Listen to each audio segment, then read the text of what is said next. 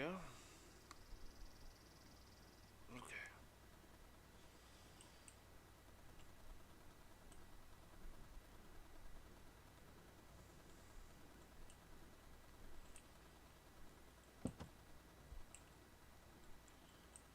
Shoo.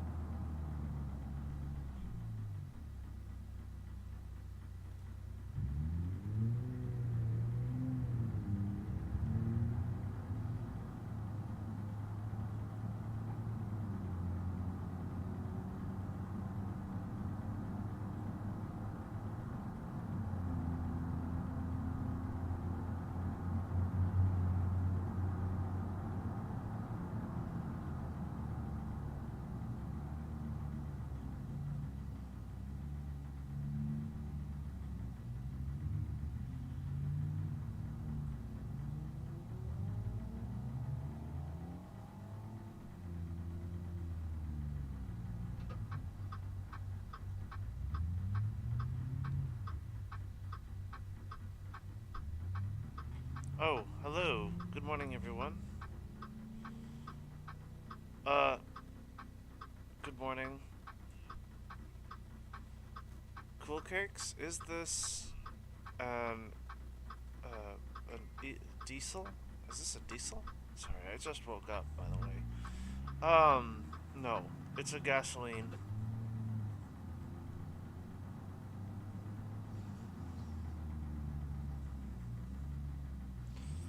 Diesels are not very common in the U.S. Um, you know, a diesel in the U.S. is actually priced higher than in Europe, so there are barely any diesels in. Well, I mean, there's diesel trucks, right? That's probably the most common thing you will find is all of our big rigs, our heavy duty vehicles are diesel, and that's pretty much it. There are no diesel cars. How about that?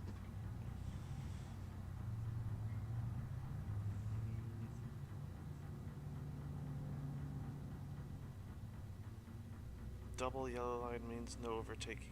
Yes, that is correct.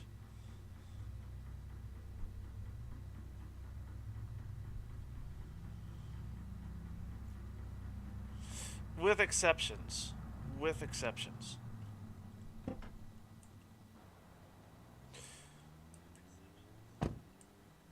In some states, you can cross over a double yellow to get into a driveway. In some states, like California, for example.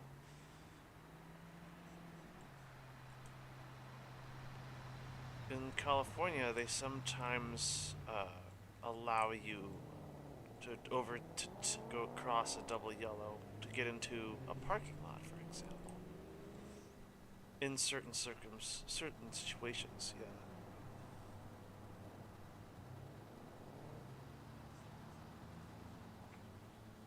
Yeah, pretty much. Pretty much. The T series is diesel only. Yeah. but there are no diesel cars. They're kind of uncommon. Don't know which car I want to start with. I kind of want to keep using the ETK because I don't want to use my left leg right now. I'm kind of sitting on my left leg right now, so I don't want to have to switch positions to drive the 240.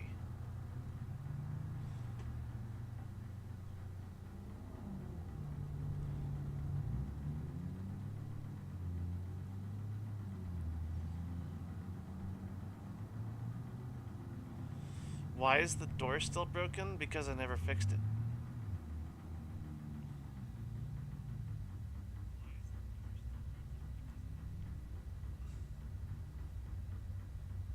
Because I'm still driving the same car that I did when I started. The the first 2 hours were really rough because the AI kept crashing into me. Um, but it's been easier going since then. Kind of easier going since then.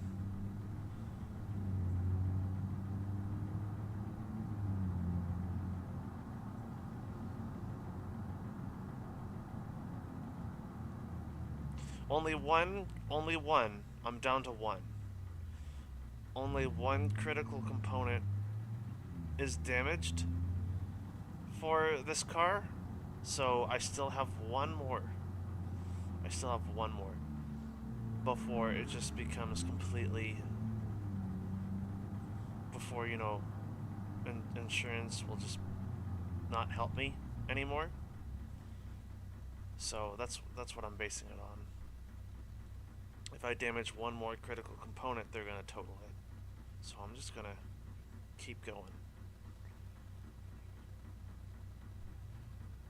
They have different broken line. Yeah, I know this.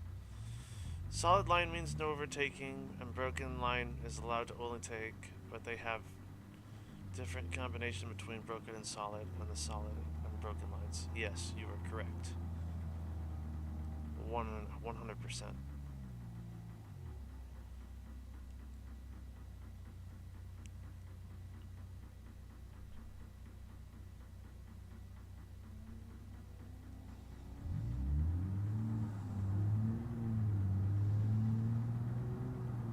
The way my town is set up, they have them set up all wrong, and people go over the double yellow anyway.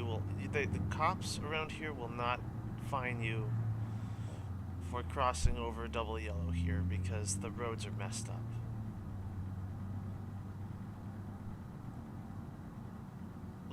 Like to enter most shops, you pretty much have to cross over a double yellow. They didn't create any split or gaps. So and why? I don't know why. I guess they just want you to drive through the town. If you come in through the north, I guess they just want you to come in through the town twice. If you want to shop at a store to the left, I guess. And you know what? Some people do. I noticed that's what the truck drivers do. Well, I actually know. I know why. It's not because of that. I know why they do that. It's because they want to get on the side closer to the shop, actually, so that they can unload their stuff. But also it saves them because they don't cross over the line. And also they probably would get the commercial vehicle for doing it too.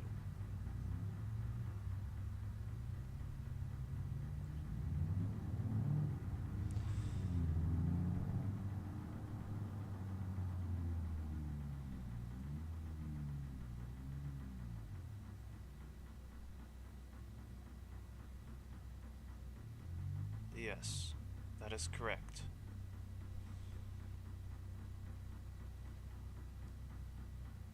In Georgia, for example, actually there are a lot of states that are exactly like this. I don't know why I'm singling out Georgia. Um,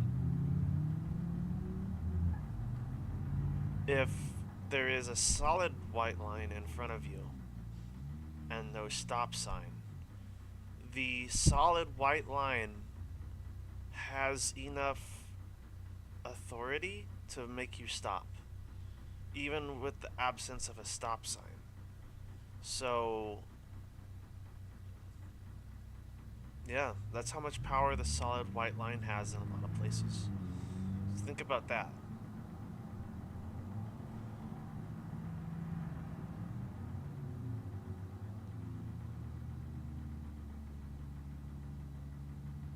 So, like this one right here, no stop sign, you still have to stop for it. The reason why this is, well, I mean, you probably don't have to stop for it. No one will get you in trouble for that because this is a private parking lot. But if you're on a public road and you see that, you have to stop.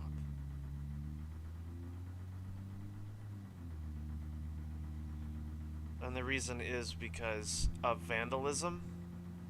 People can remove stop signs. They can disfigure stop signs. They can vandalize stop signs. You know, graffiti stop signs. You still have to obey the line when there is no stop sign. So that's the main reason why.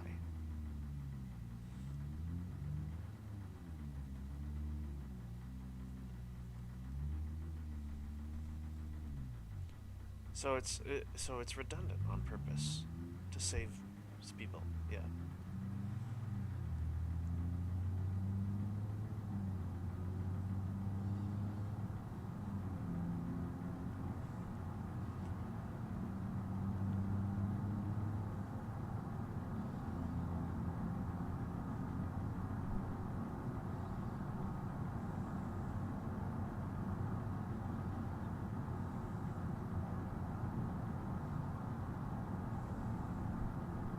Oh yeah. No. Even here in the US, a lot of people don't know that either. They don't know that you're supposed to stop for the white line even if there is no stop sign. There is one spot. There's one spot in the place that I live where people ignore that white line. There is no stop sign. They ignore it and they just go straight through every single time, and I know it. The other side gets a yield, and the oncoming lane gets a yield, and the ongoing lane gets a solid white line. So the right side drivers are supposed to stop if they're going that direction, and other people on the left side are supposed to yield.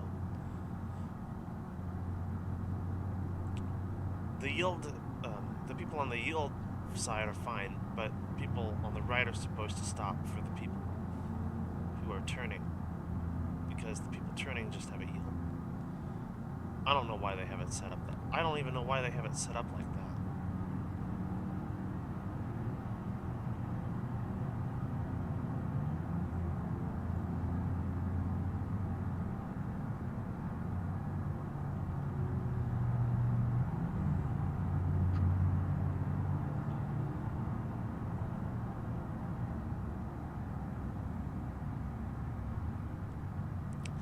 And yes, I had to tone the AI down. That was one of the things that I did. I slowed them down because they are going way too fast. They're smashing into each other. They're causing wrecks all on their own, and I had nothing to do with them. So I slowed them down because they're going too fast and crashing into each other at every intersection. So now they're really nice and well behaved for the most part. At the cost of not going as fast? That's okay. I think for the remainder of the stream, it's fine. I'll turn it up. If it gets, I'll turn it back to its default state if it gets too boring. Because we are going 30 miles per hour through the tunnel.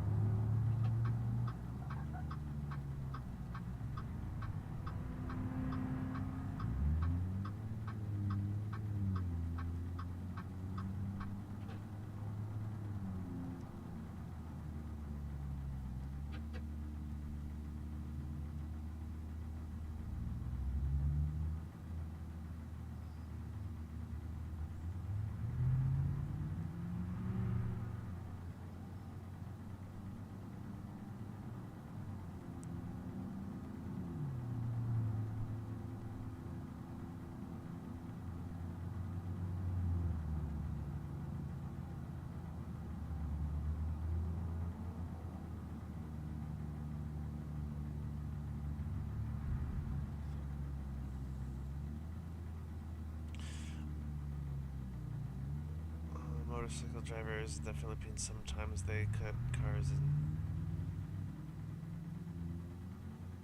Yeah.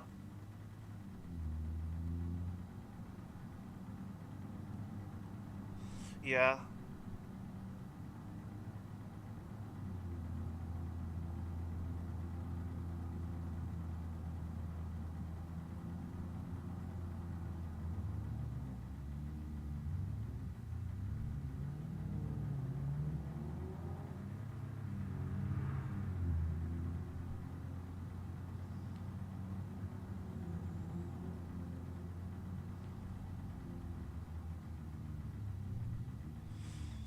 It seems in California, people just park wherever they want.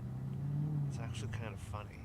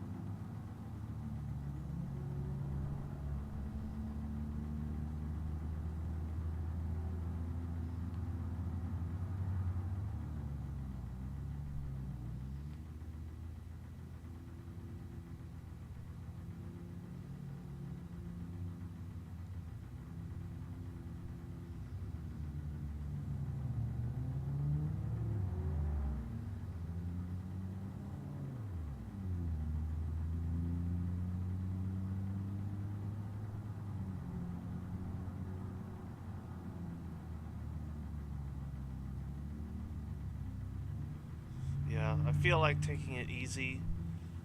Now that I'm halfway through, I think I'm gonna take the rest of it like kind of easy, because pretty much all day yesterday I was like near, near, near. So, I think I'm just gonna take the rest of it pretty easy. Also because I just woke up and I feel like not as responsive. So I definitely don't want to start out going near, near, near, because I would probably, that would probably be when I would cause an accident, right? It's when I'm kind of tired and kind of delirious a bit. Still trying to figure out my position on Earth, you know what I mean?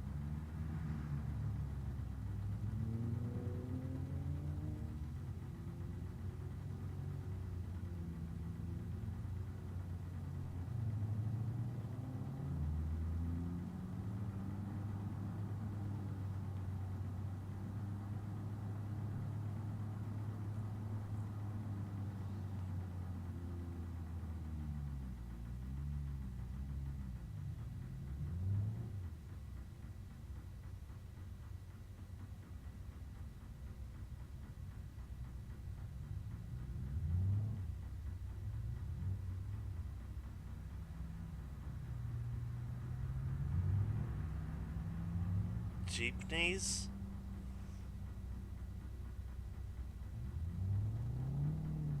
What are jeepneys?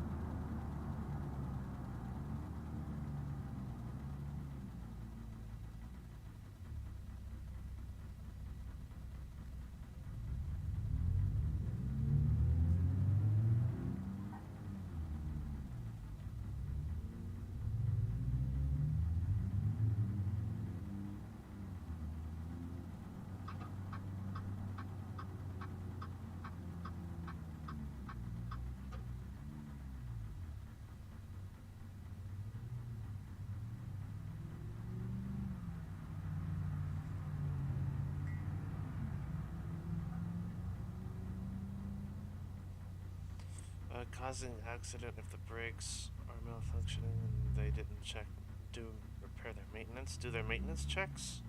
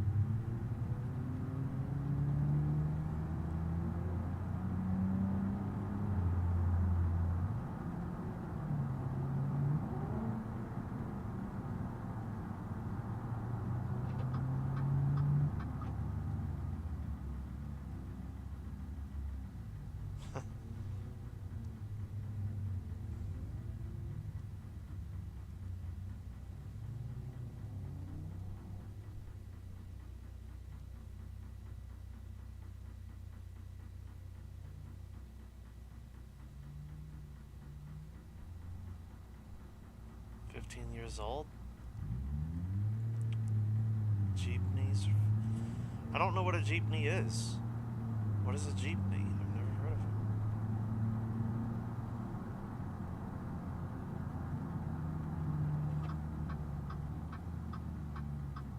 Are they really not going on? Okay. I thought both sides got the light right there.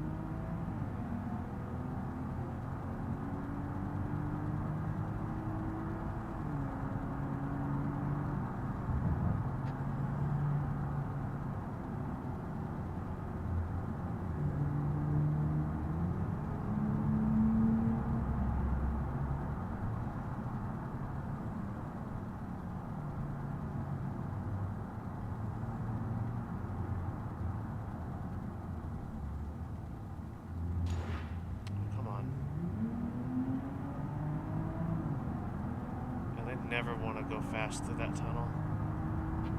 That was even when I had them at their default speed.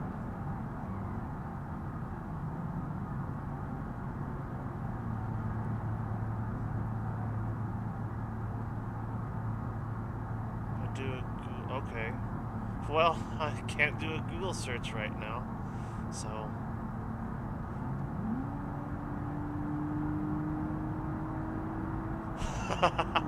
Just Google it. What are you doing? Just Google it. I really can't do a Google search right now, but that's okay.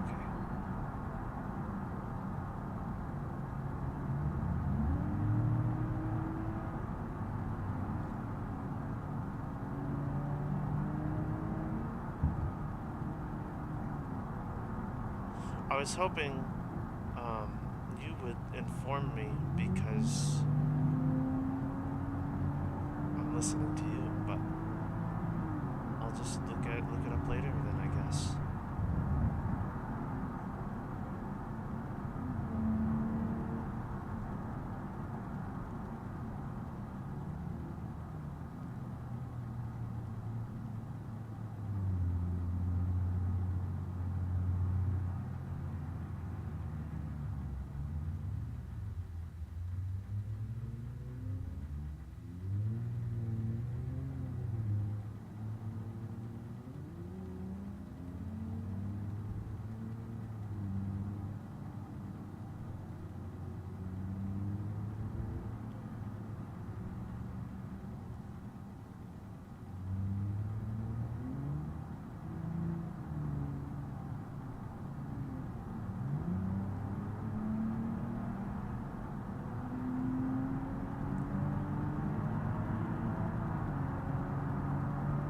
Back into it now. Oh wow. The engine oil is already hot. It did not really recover very much from last night, did it?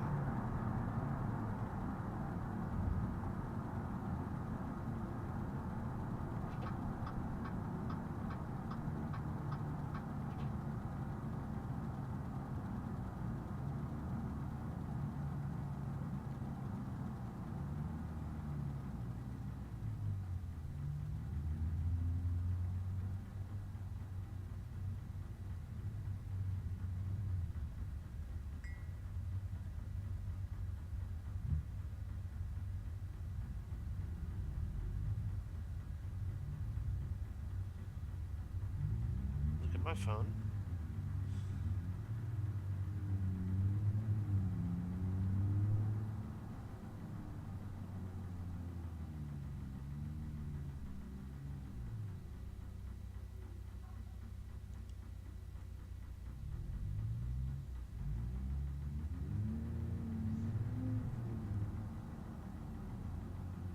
Of course, the oil could also be hotter because there's less of it. Yeah, that's right. Maybe that's why it's getting... I let the car sit all night, and it could be because there's less oil now that it's heating, like overheating too fast.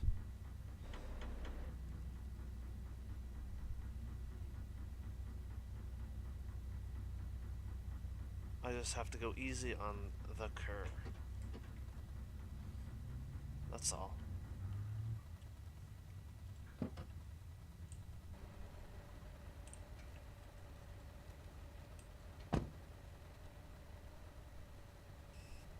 Ah, yes. Okay, that doesn't count.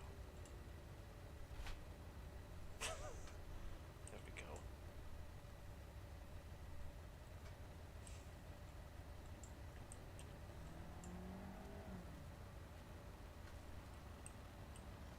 Good as new. I just zip tied it.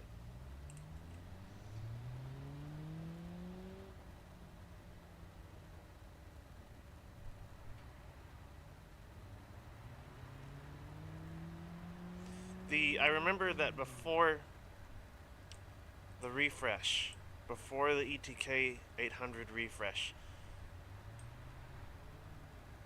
these bumpers would come off with everything.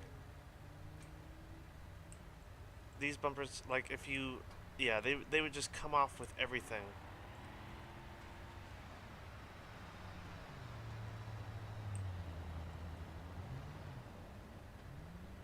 Small pothole on the road, bumper comes flying off. And it was only this car that did it. But, oh yeah, in the K series. But now their meshes are more accurate.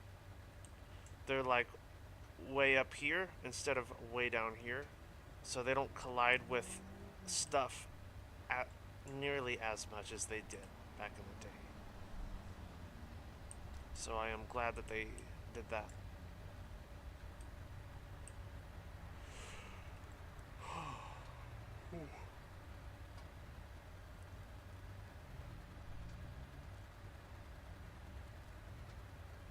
What are they? Are they a truck? Are they like what are they? Are they what type of vehicle are they? Are they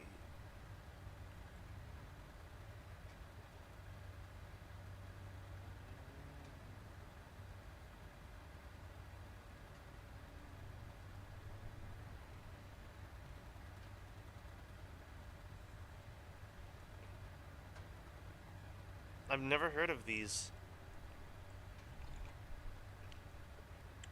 Are they like trucks?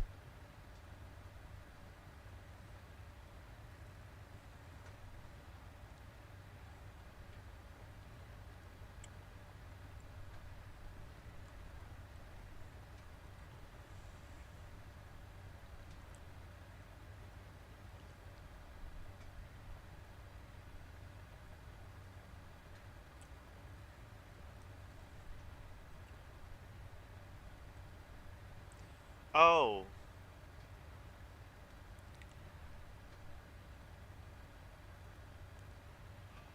it's like a car. Okay.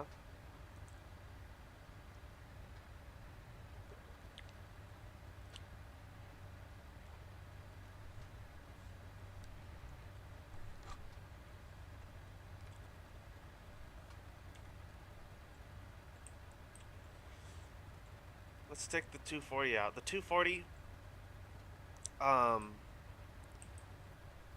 actually the 240 might actually still be in because every time I don't think there's very. This is why I need to spawn the two-post lift because I can't tell if this thing has chassis damage or not. I mean, I know it has chassis damage, but I can't tell if it has suspension damage or not because it drives just fine. You know, it drives just fine. I think actually, technically, the 240 BX is still in the challenge. Now that I'm driving it, I'd have to do some. I'd have to actually do some tests in order to see if that's true. Also, no wonder why I couldn't break anything. My pedals were turned sideways.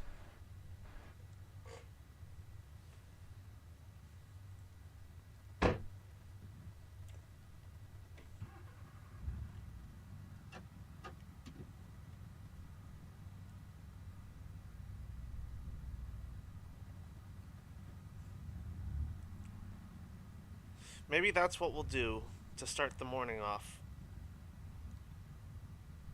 Okay. We're gonna take it to. We're gonna take our BX because they don't have inspectors at the body shop. Just for insurance purposes, we're going to take it to Velasco Auto, and they're going to give us a breakdown with an adjuster. The adjuster is going to meet us there, and we're going to inspect the vehicle together. Yeah, that's what's going on.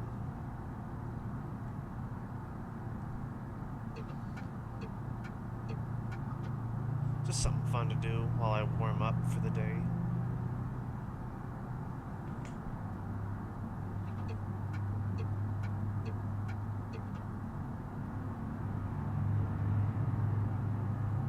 If it's not too bad, we can probably just drive this thing some. Make up for lost time.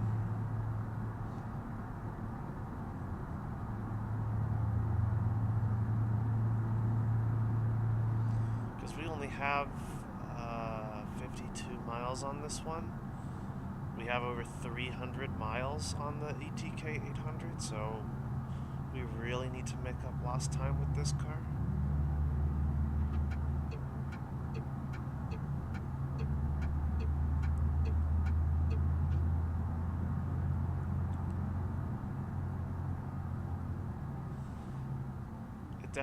It definitely drives straight. That's the thing. Definitely drives straight. So this car might actually still be in. Maybe I was really selling myself too short. And this car actually is still in the challenge. But that's why we have to take it to a shop and figure that out. Because I don't know what it looks like underneath. Watch me.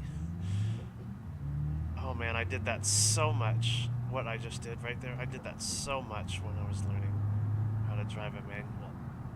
Oh gosh. I did that so much.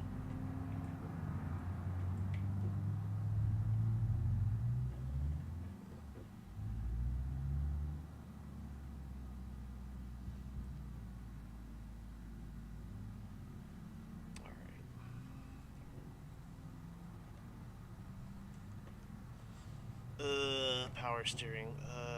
No power steering. Turning this car slow sucks.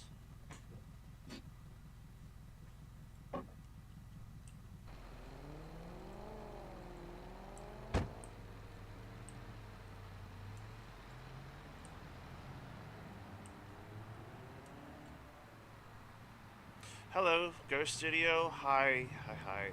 Welcome to the stream. We're already halfway through the 24-hour stream. We're a little bit more than halfway now. We're at the midway point. Right now, I'm in the process of determining whether or not the 240 SX was really damaged, or if it is just cosmetic for the most part. I know it has a missing headlight, but We're probably not going to be driving in the dark anymore today. Maybe towards the end, it'll get dark again. But I'll just drive the 800 if it's too dark. Yes, the car post. Oh, I don't have that mod installed, do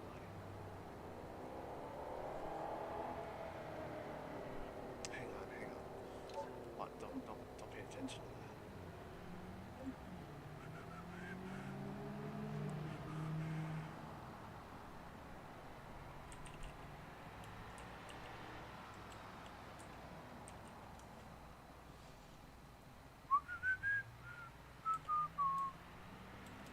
What is it called? Two post car lift.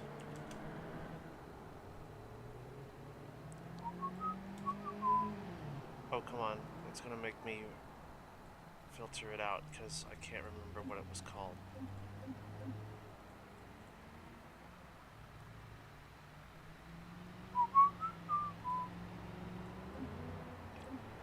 There we go. It was with a hyphen. That's why.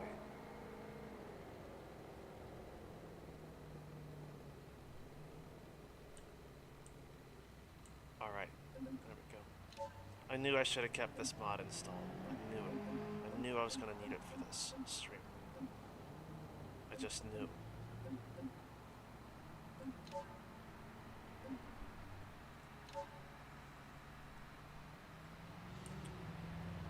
Uh-oh. I just realized something. If I try to move this, it's going to ruin the time sync too, unfortunately. So just bear with me a second, because when I go to move this thing with the editor, it is going to freeze time.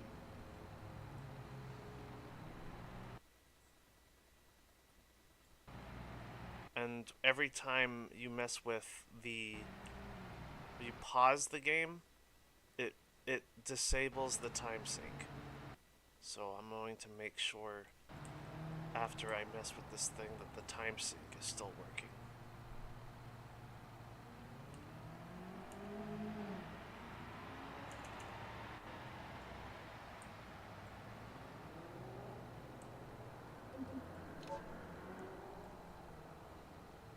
Time.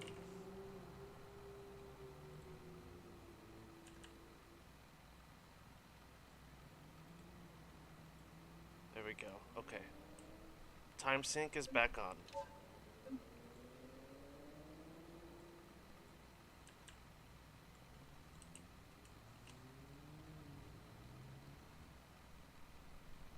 Don't know why you can't relate, because I don't know what they are. I'm not Filipino, no.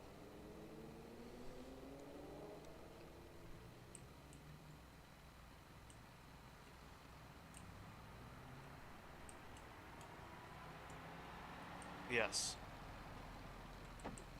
I'm not that familiar.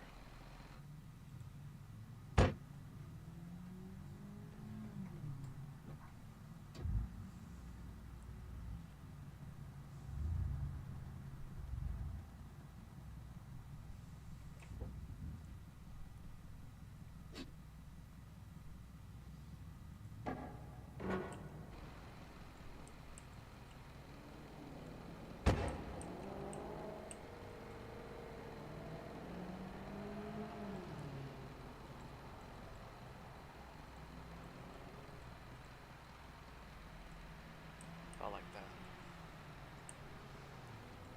I may have parked it too close to the right side.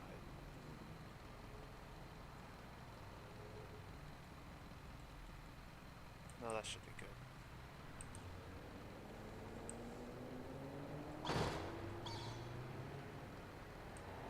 Actually.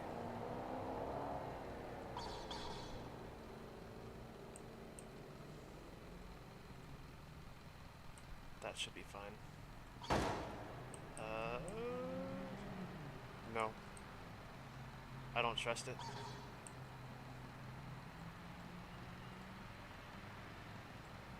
try that. There we go.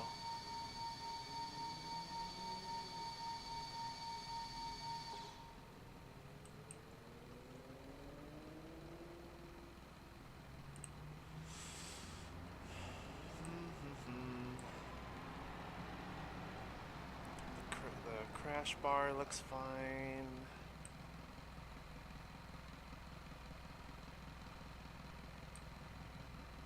Well, would you look at that? There's actually not that much damage to the chassis itself. It's mainly the top part.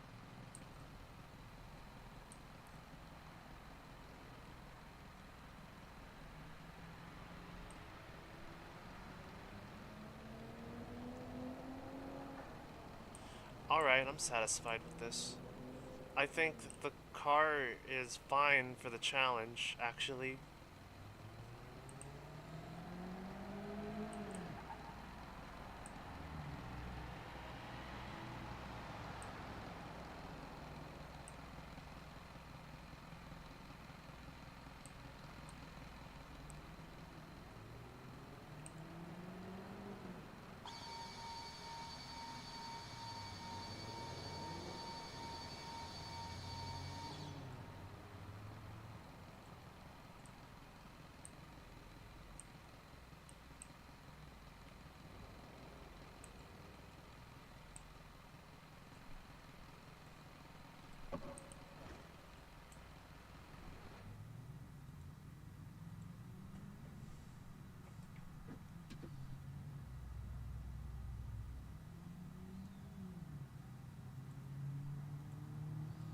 Really? You're gonna make me get out.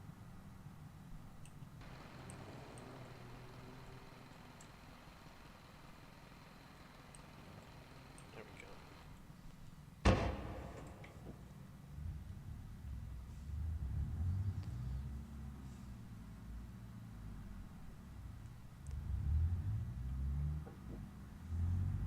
Yeah, all the subframes look fine too, so it literally was just my feelings. I could have been driving this car the whole time.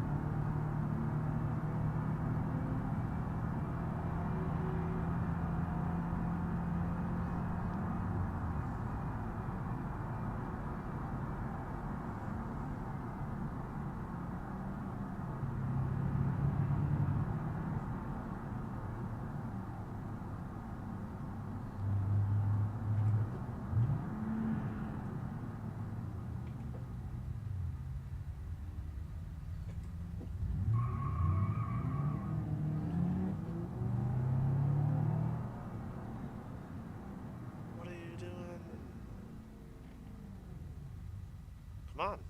Oh, okay, we're just gonna sit here then.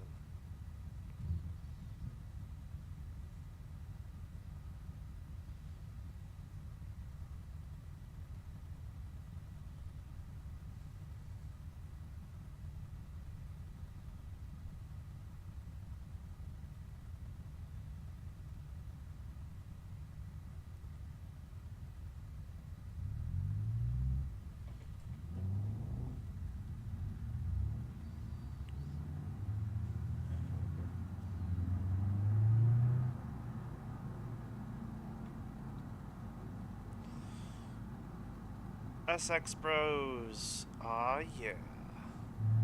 Too bad I'm overtaken.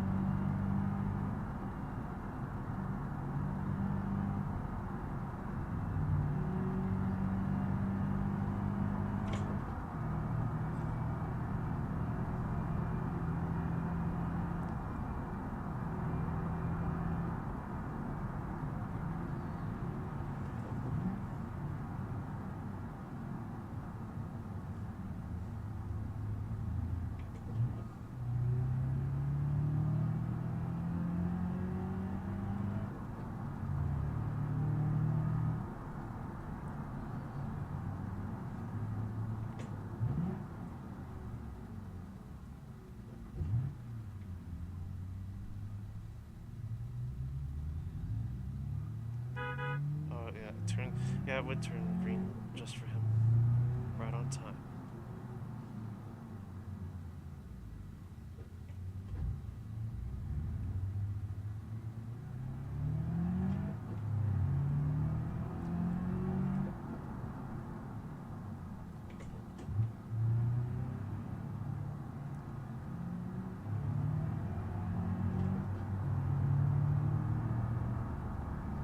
Meow.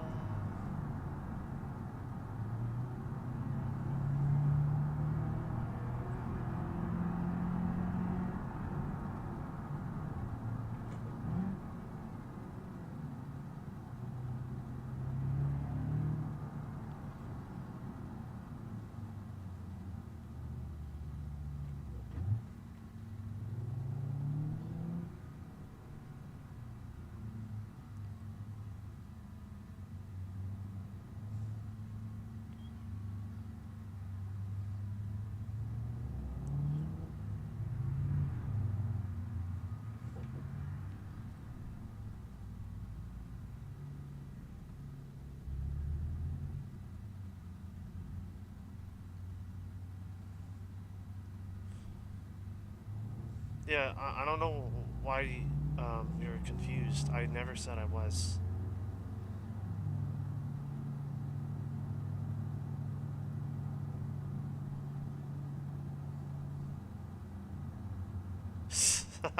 Like that's all I can say, really.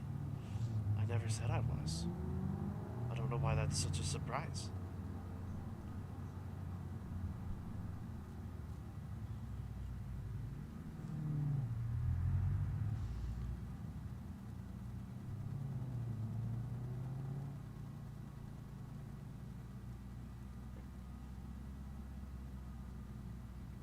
Uh-oh.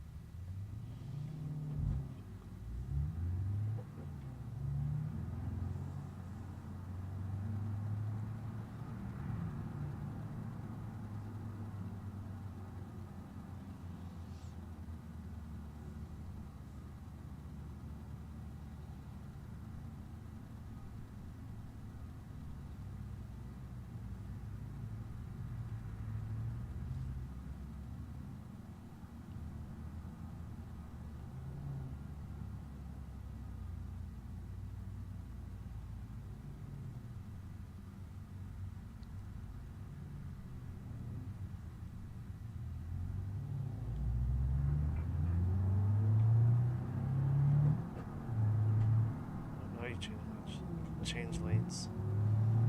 At least you gave me a signal, so I knew what you were gonna do.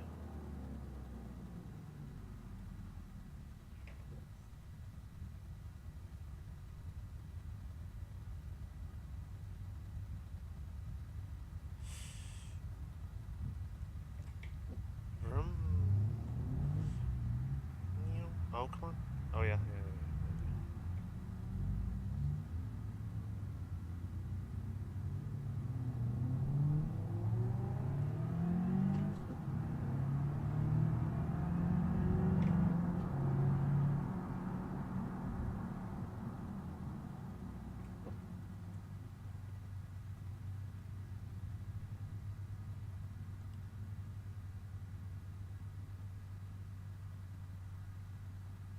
Yeah, making up for lost time. Ah, yeah.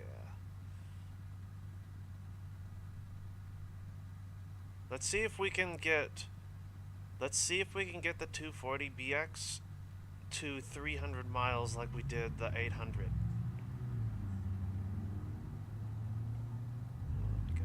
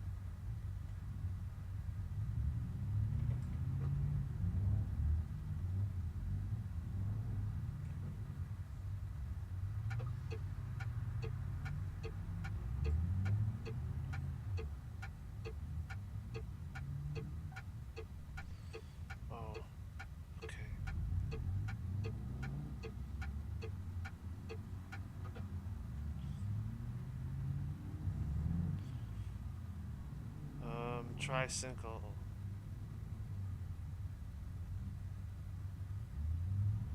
Yeah, I've never been.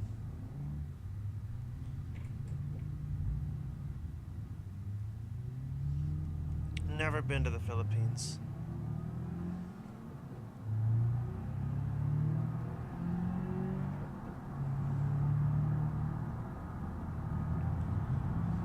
Never really traveled anywhere outside the US, really.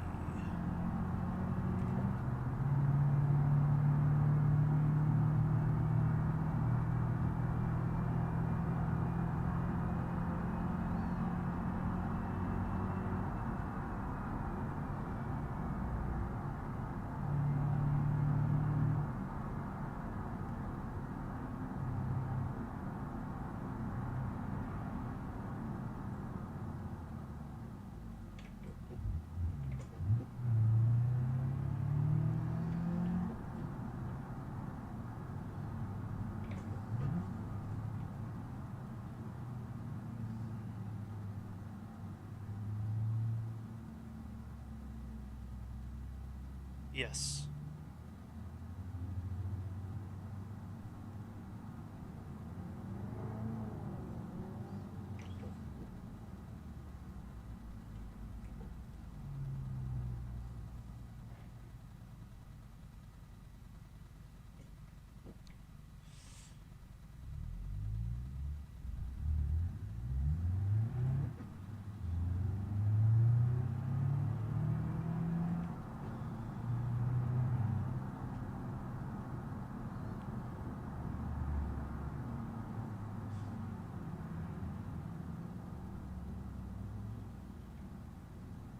I mean, I've seen trikes in movies. I just didn't know what you were referring to was a trike.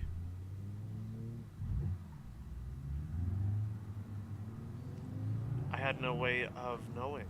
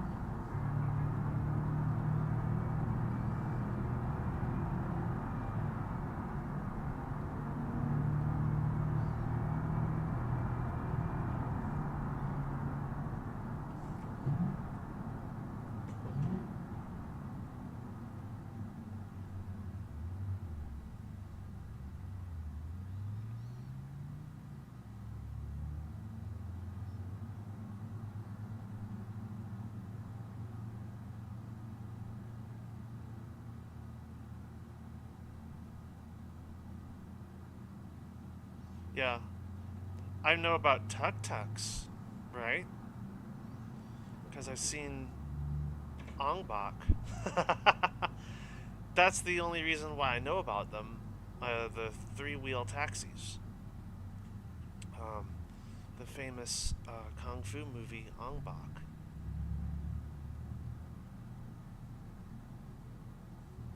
There's a famous tuk-tuk chase scene in that movie.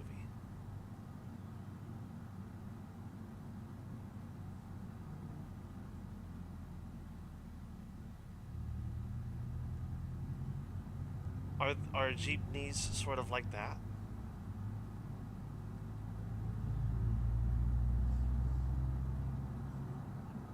All right, cool, cool. So I do roughly know what they are, and yeah, they are pretty neat. We call them rickshaws, auto rickshaws. That's what we call them.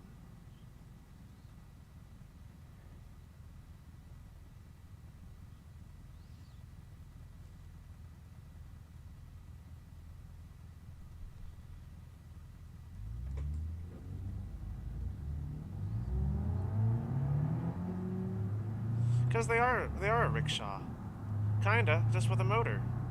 So they're auto rickshaws.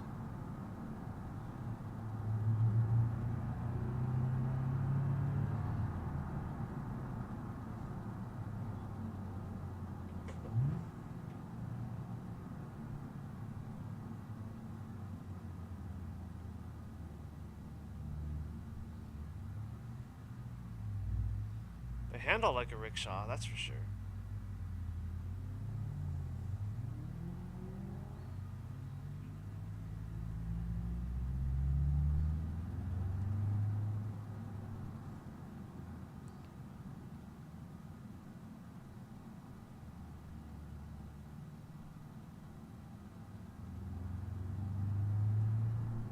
Hello.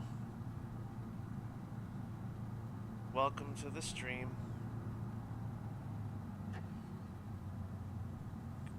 Is Cool Cakes here? I don't know if he's still here or not. He was here in the very beginning.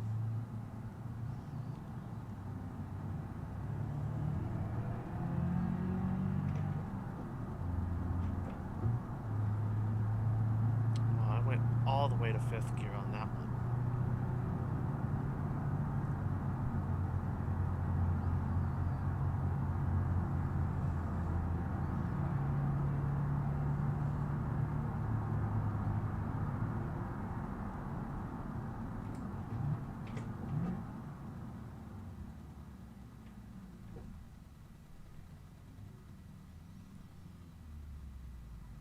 Hello, welcome back.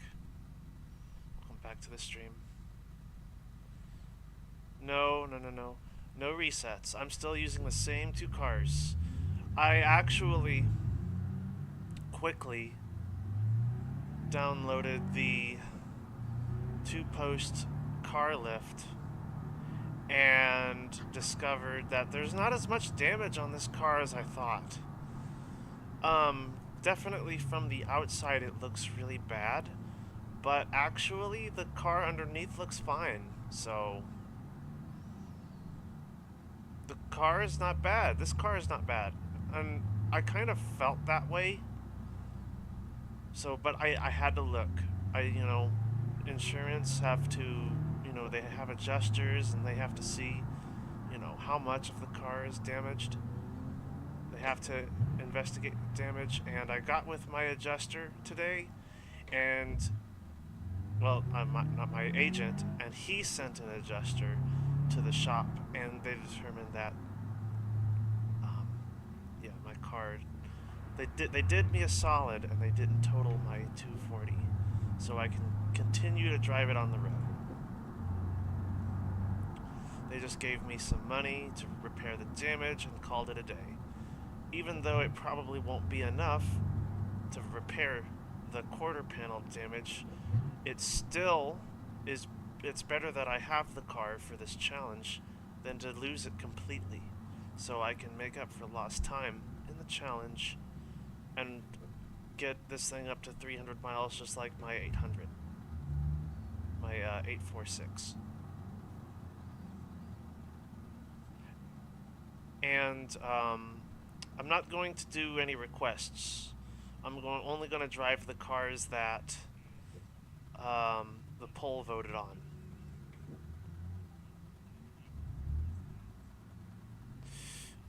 For the 800, no, not really. Well, kind of.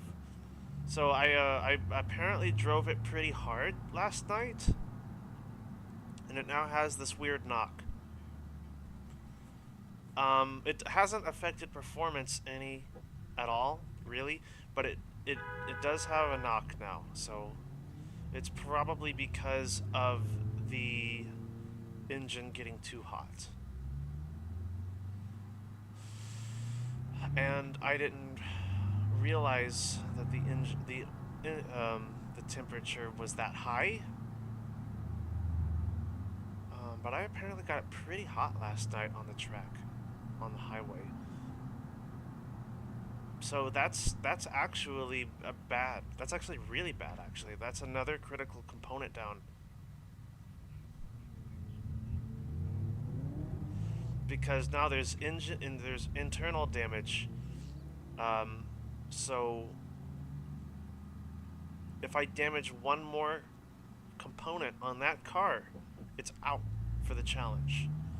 This car is not as bad as I thought it was. I thought there were a lot more things wrong with it than I thought. This car was actually fine. It's still in the challenge, 100%. Uh-oh. Accidentes.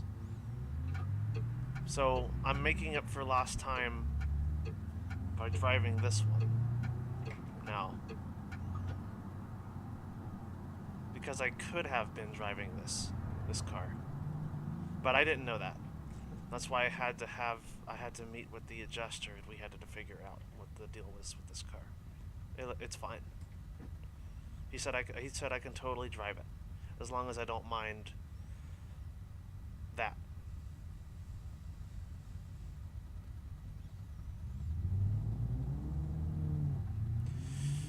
Make a face reveal? Maybe. Maybe I'll make a face reveal video.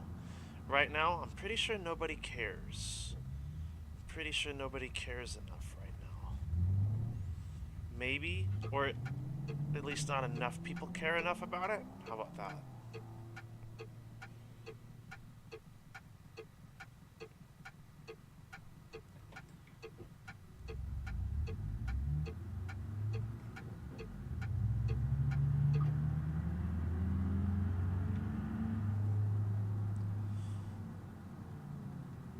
Yeah, I really don't need to.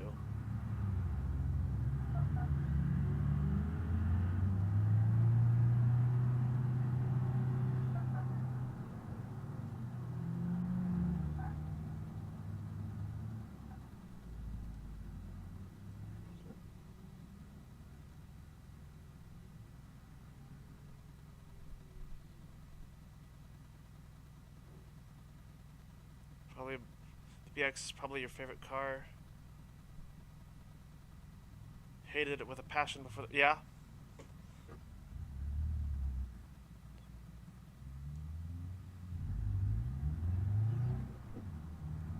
That's because it was boring. Like, before the remaster, it was boring. It was just another. It was a Pessima with. It was. I mean, it was essentially a coupe Pessima, right? It. It had okay-ish handling. It was just boring.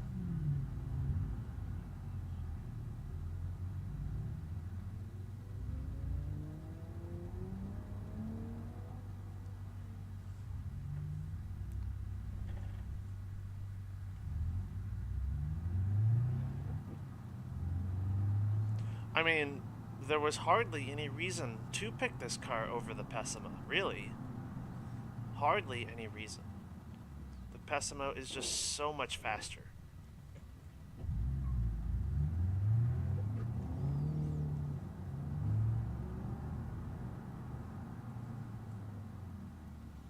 I see people still getting collisions on this stretch of road.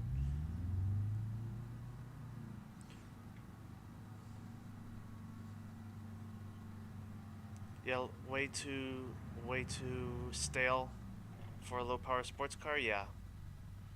Yeah, and to me that was okay for what it was. For what it was fine because it meant that it wasn't exactly like the car that everybody thought it was, and it might actually fit in the universe a bit and might make it more common.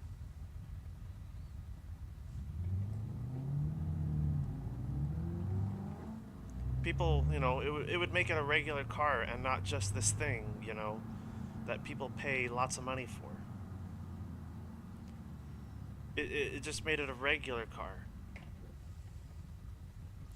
So in a weird way, I mean, I like it better. I like it better now, the driving feel wise.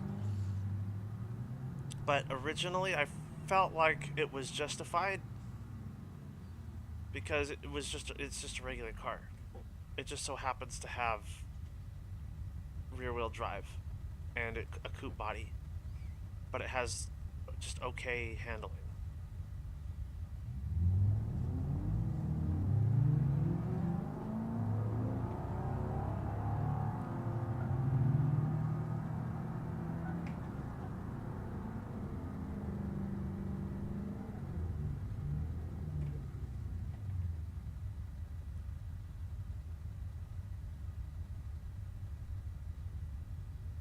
United States. Uh, taxi? Do we even still have? Do we even still have taxi cabs in the U.S.? I don't even know. No, I know we do. It's just it's mainly Uber and Lyft, you know. it the like Uber and Lyft has pretty much taken over individual, you know, carpooling.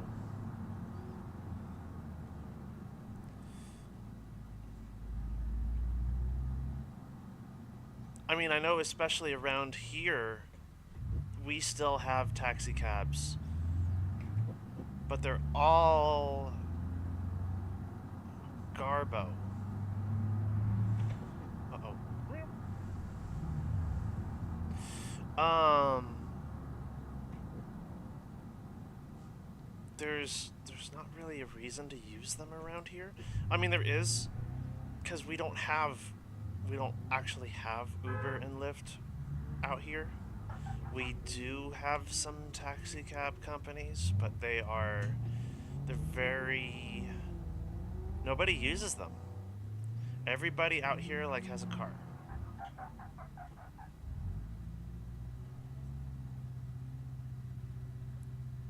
Dang, this hill.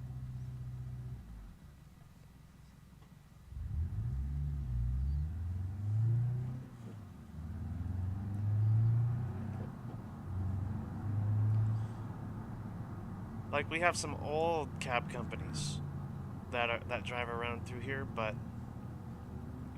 not that many.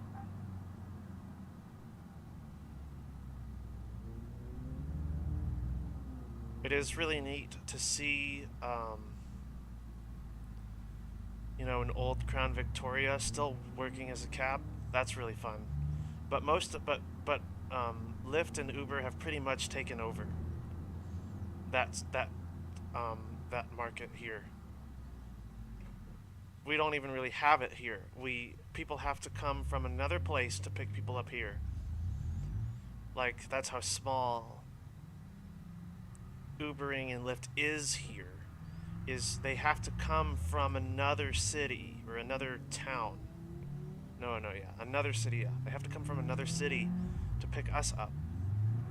And it's just like, yeah, it's gonna cost this much, and I'm like, wow. So I'm gonna have to pay like $80 US for a round trip. Wow. Yeah, no, not doing that. You absolutely need a car out here if you want to go places outside of the city. Yeah.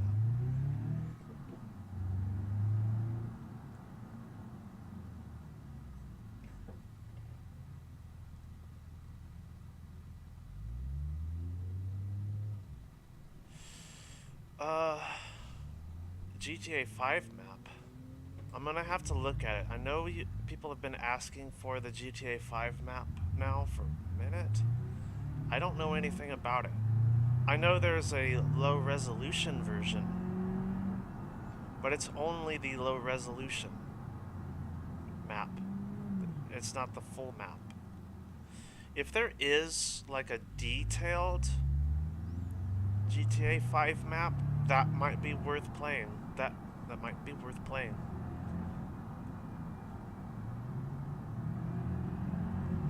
Maybe as an event or a special occasion.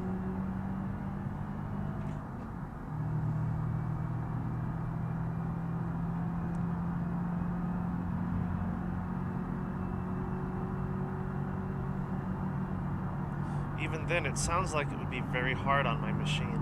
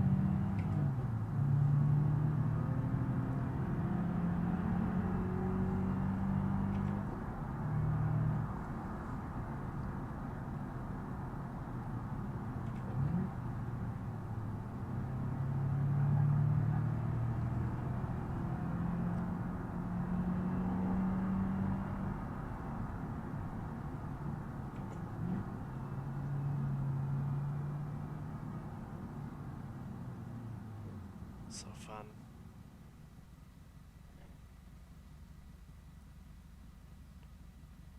Two GTA 5 maps.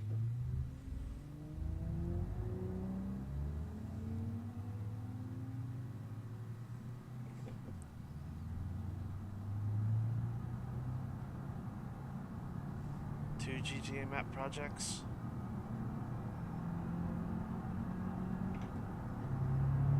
Yeah.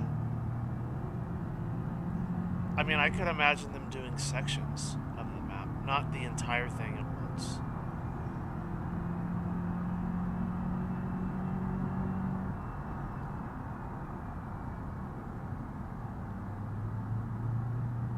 I mean, the reason I have done some map testing, like at one point I wanted to do Fairhaven.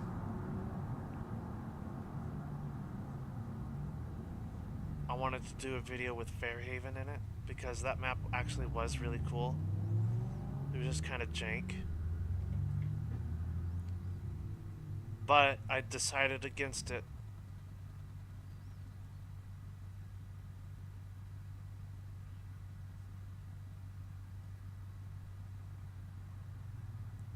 I really wanted to download and drive on some maps purely for nostalgia.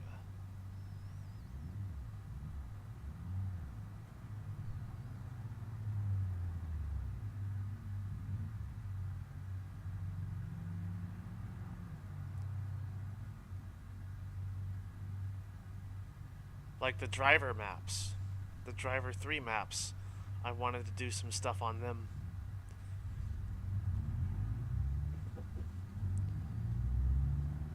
Those maps are so big. Like they are actually, that's one thing from my childhood that I did not remember, was just exactly how big those maps were. Oh my gosh. These maps are huge. Huge. Like, I didn't even know they were that big.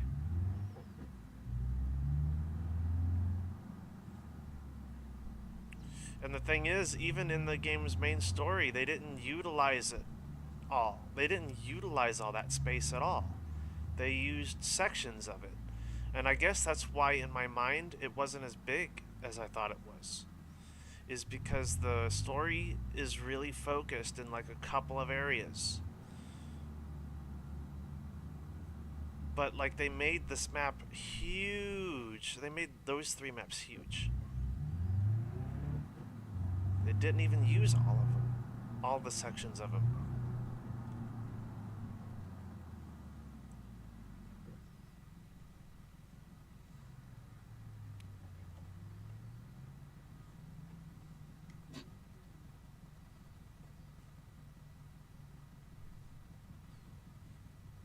There's not even one good port of the GTA 5 maps.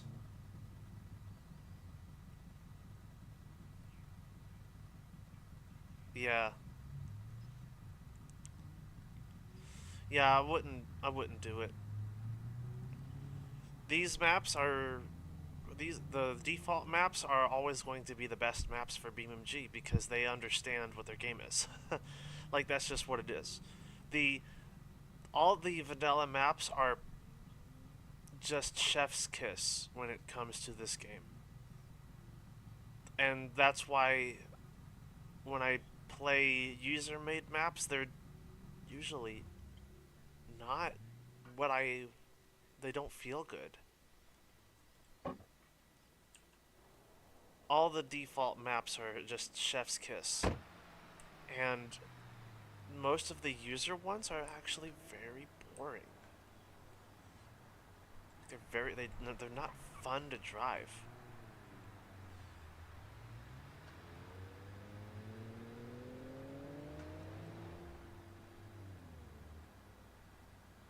They just don't have the fidelity and the feel that most of the vanilla maps do.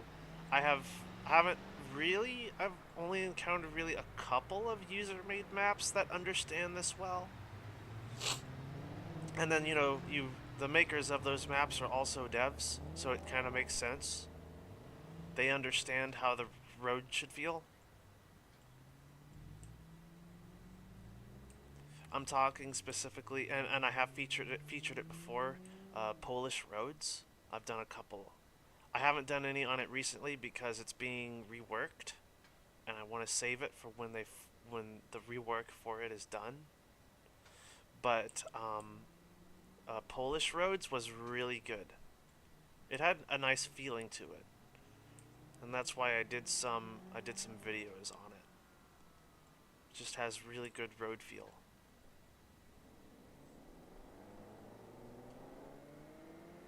Like, and that's my main problem with like doing the driver maps.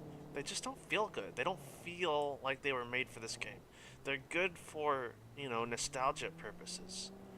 Fairhaven, and that's something that I realized when I was playing them. Fairhaven, um, the driver maps, all of the map ports from other games, they don't feel the same. They just don't feel the same. The roads are often very flat, you know, they don't twist, they don't curve very well. They're usually sometimes very rough because of the hardware that they were that those games were originally from. The roads handle really rough, and it just doesn't translate really well to the default roads in this game. So, as far as map ports go, I usually don't like most of them because they were built for other games. It's just that simple. They they they in their respective games they feel great, right? Paradise City feels great in Burnout. GTA, the GTA map feels great in GTA. It just doesn't feel good in BeamNG. And I that's what I realized when I was doing the Driver 3 maps. Is wow, this map looks great, but it just doesn't feel right. It feels it feels very dirty and rough in places. It just doesn't work in this game. The road feel of the default maps is just chef's kiss, you know.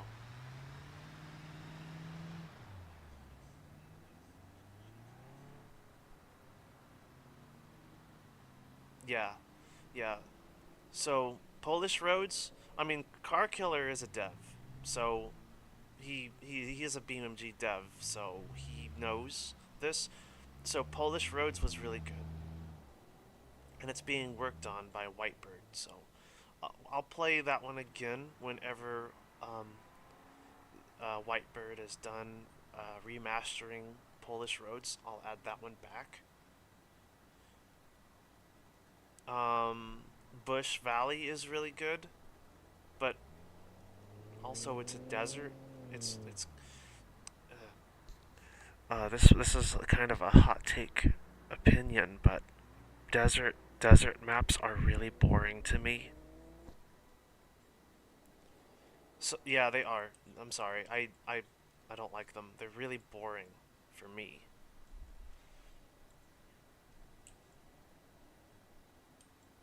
But I guess that's kind of the point.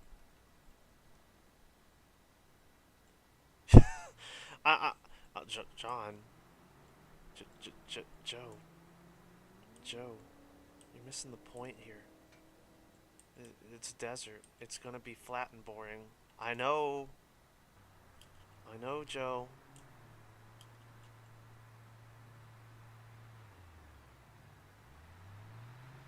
All right. Let me talk to you. So I choose yes to those Philippine jeepney going to be phased out. Then they will be replaced by a hybrid jeepney.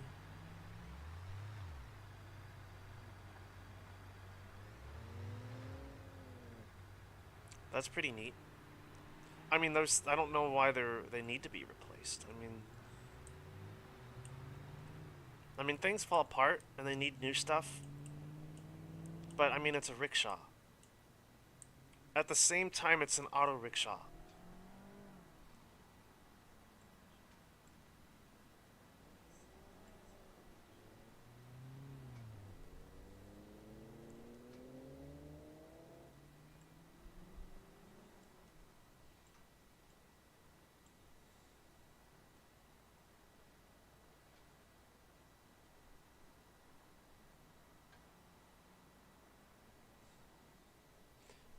hybrid.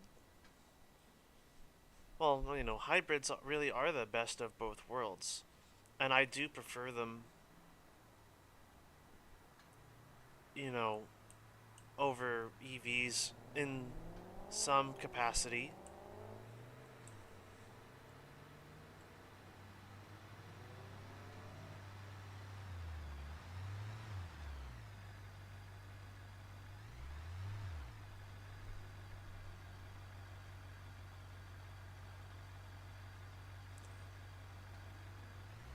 No. Did I try the GTA 5 map? No. In short, no. I didn't try the map out. I didn't even know there was a map port of GTA 5.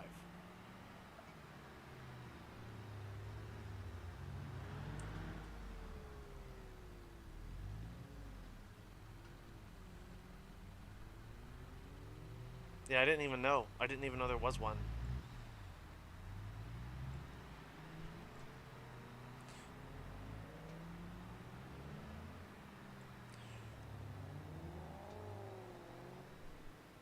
Let's see what time we got.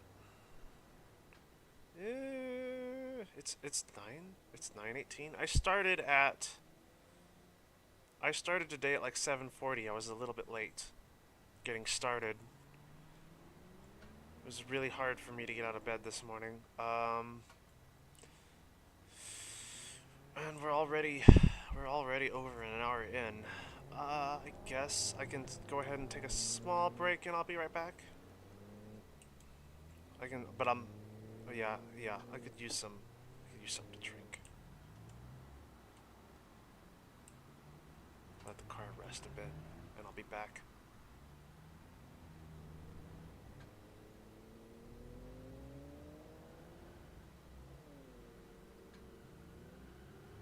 Just a short little break.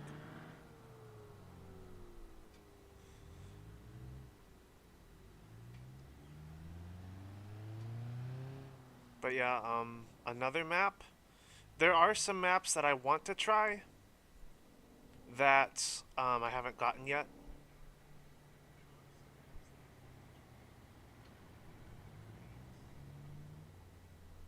Such as Axel Valley and um, Cardew, Cardew Point.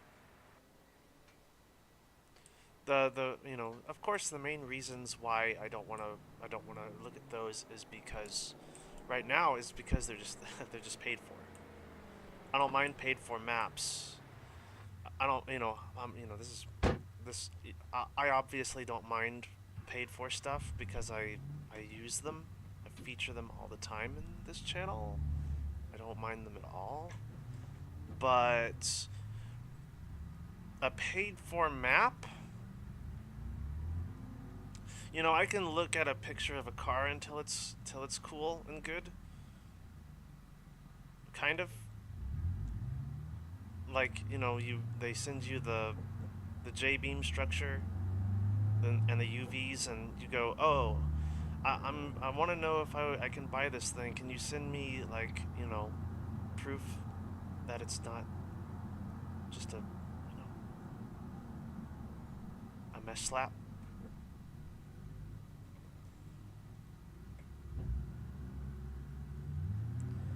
But with a map, it's different because even a lot of the paid for maps still use default assets.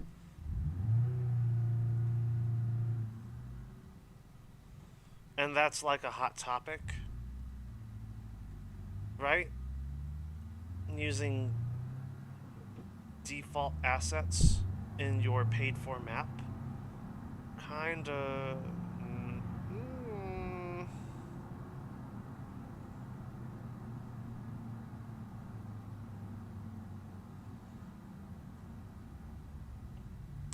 That's I mean, it's okay with a free map, but I kind of want more than that. Just a retextured default gas station. Yeah, no, I mean, I'm okay with that on Polish roads, but also you don't have to pay for Polish roads. You know what I mean? I have different expectations for a paid map, just like I do a paid mod. Like, my expectation for a paid mod is that the car is completely standalone. And most of them are. Most of them are.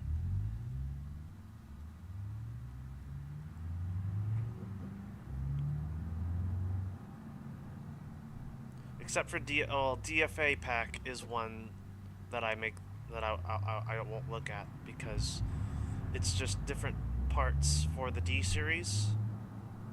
It, you know, that one for me is a miss because I'm not going to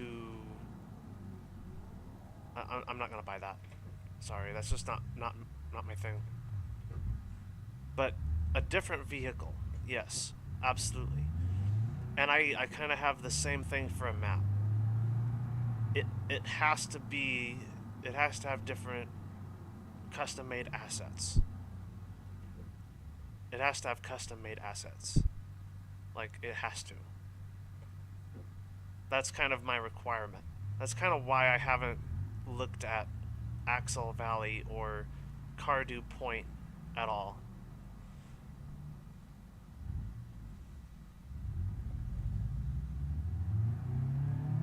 Even though, although to Daddle Zeet's advantage, he did use he did use default assets in his map, but he expanded on them, so it makes sense. So it's sort of justifiable because he was the one who made it so that you have all these buildings with enterable interiors and a vehicle elevator. So that one seems really neat. I haven't looked at Axle Valley really that much. Also, this person is trying to pass me on the left, and he's gonna have to cross the line to do that.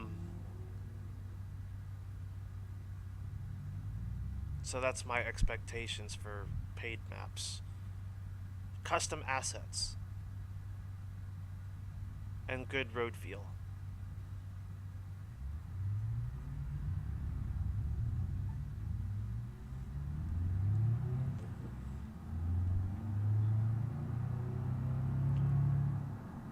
I mean, Lucas B, for example.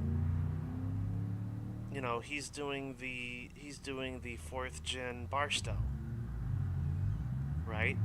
He could have he could have used the Grand Marshal V8 and called it a day because and that would make sense for the car because the new Edge Mustang uses the modular V8 that their trucks and their Crown Victoria use, just with modifications to them.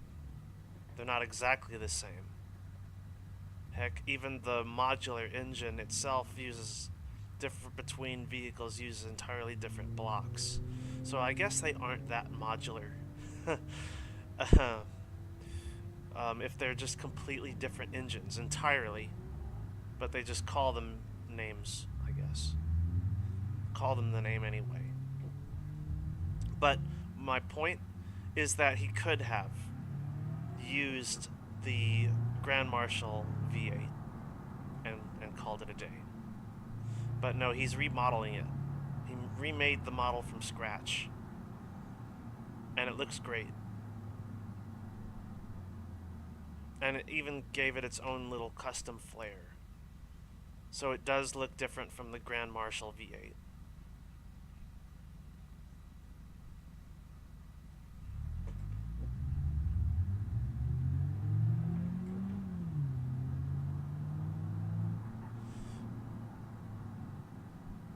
Yeah, oh yeah. I've had so many problems with the AI vehicles. The first 2 hours, it was basically crash.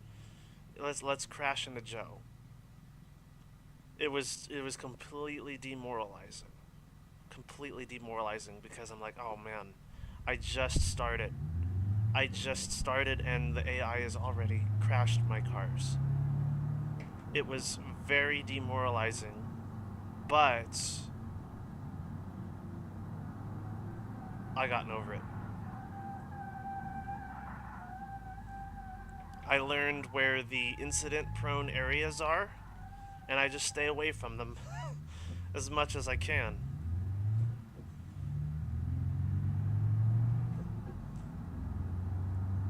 And I'm a little bit more considerate about the AI traffic right now. Just a little bit more considerate, and I've been fine ever since.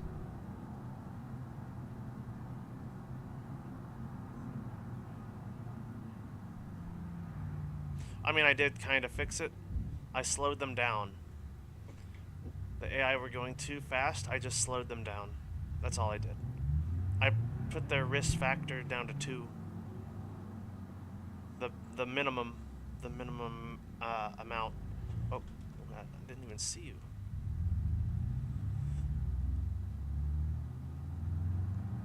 Yeah, put the risk factor down to 2. So they're slowing down and not going as fast through intersections. Because that's what kept happening.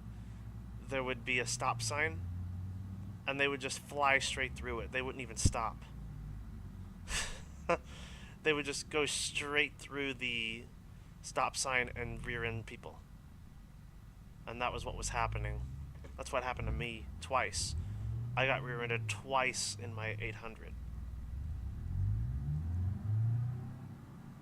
I haven't reset it though. I haven't reset it. It has a bad bumper, but it's there.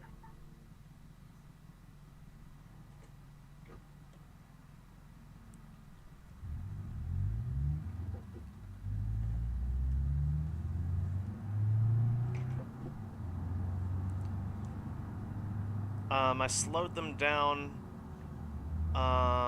when I had the traffic controller up.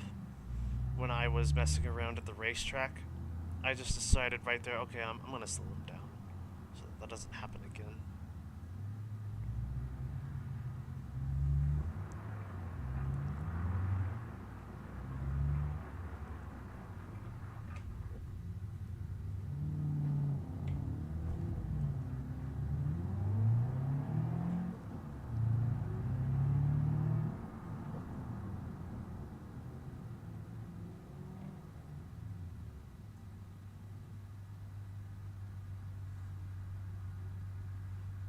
Like them for the reason they aren't repetitive. Yeah, exactly. I too like the desert maps that we do have because they aren't repetitive.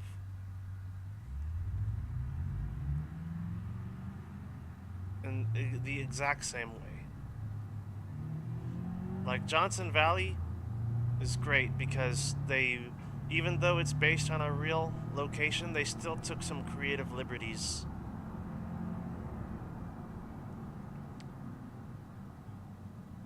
And added added sand dunes, which aren't there.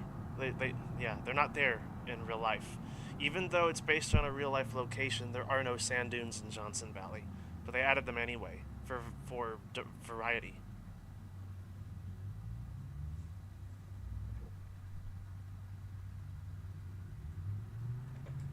And I'm pretty sure there's not a salt flat there either. Don't quote me on that one. I'm pretty sure there is also no salt flat out there.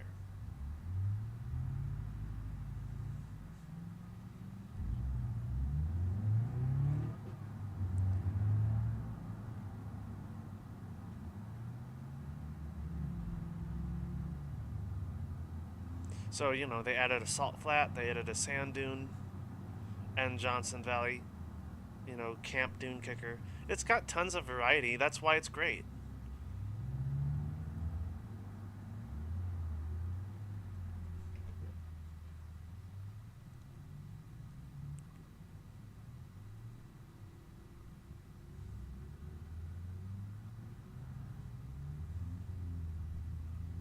We wish the roads were less hardcore and more suitable for SUV. Well, that's kind of the point. That's kind of the point. It's an off-road map. It's a purely off-road map.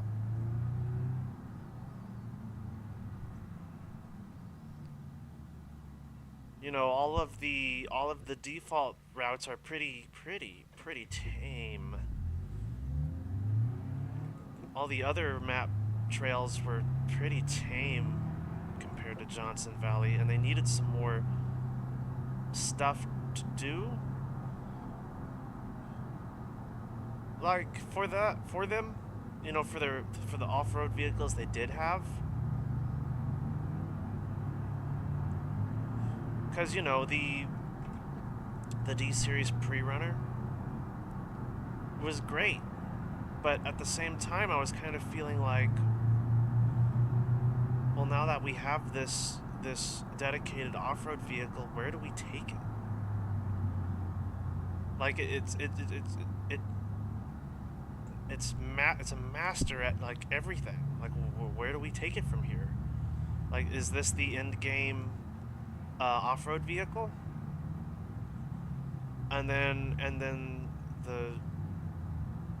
the Johnson Valley update comes out, and I'm like, oh, and we get all these new off-road vehicles, and I'm guessing this is the end game here.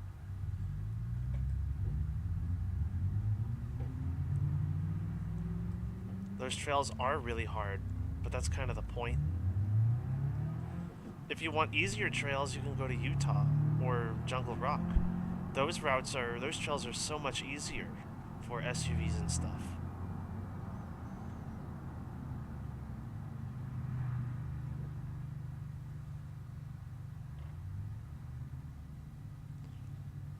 I mean, the real life location. I mean, that's where they have the King of Hammers competition. That is the off-road enthusiast's paradise.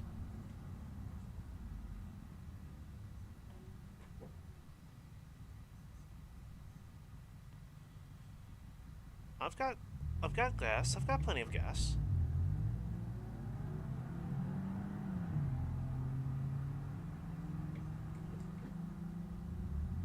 I've only got less than half. It's fine.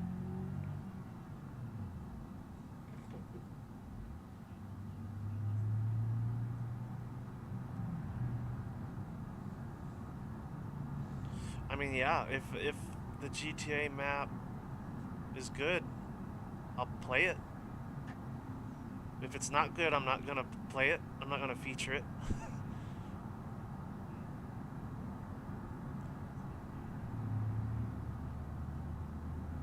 Yeah, it does save gas.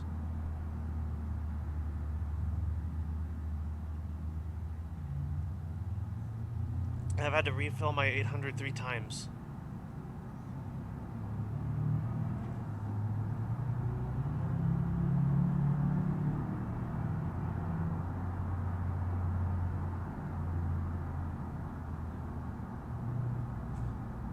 I will say this car is much better on gasoline. Very much so than the 800, but the 800 I was also driving it like I stole it most of the time. I got down to 6 miles per gallon as the lowest, and I'm like, yeah, that's how much gas this baby gets. 6.6 miles per gallon, baby. Ah, yeah. That's awful, by the way. But it was all because of my driving habits.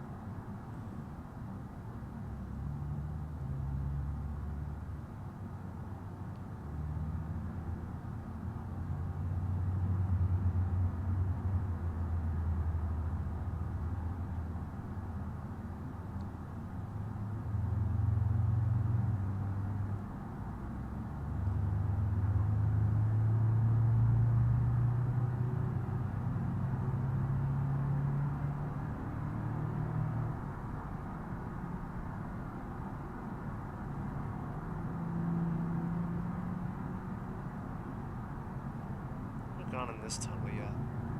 Actually, this entire stream, I haven't gone in this tunnel yet.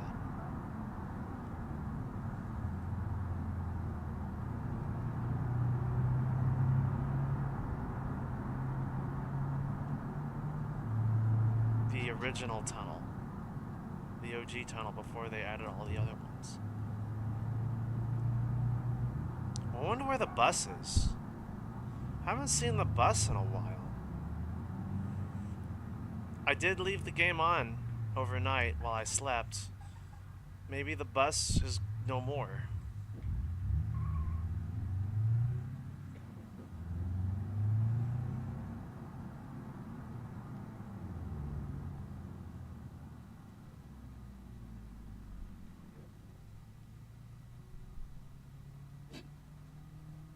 Maybe the bus is no more. Will I drive another vehicle?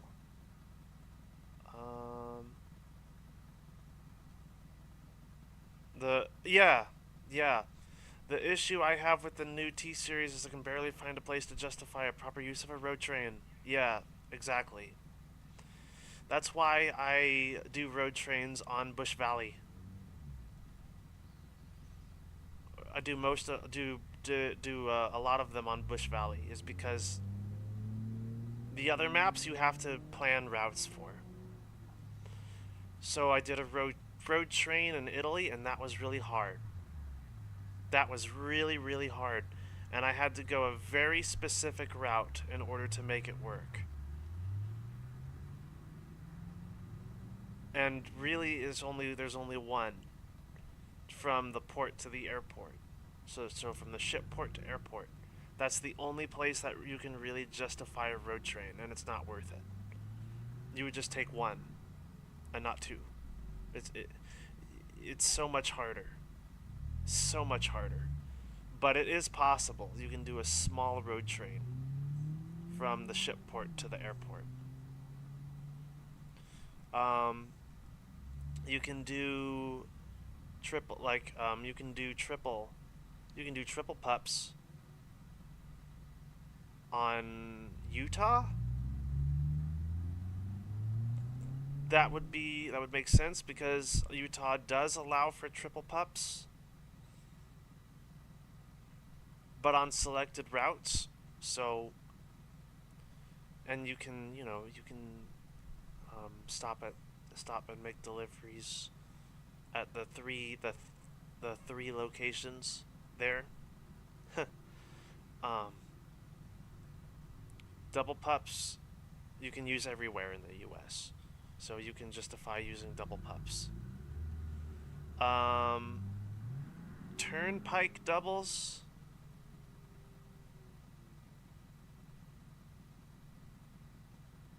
I had trouble finding a map for those. You could maybe make the argument that you could do turnpike doubles on Utah.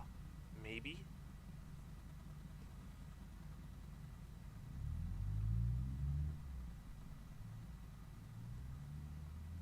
But, a massive road train, I haven't had any luck.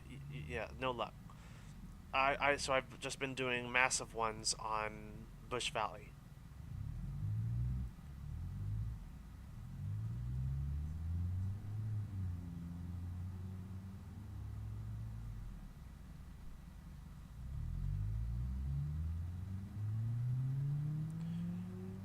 A road train in Jungle Rock might be possible.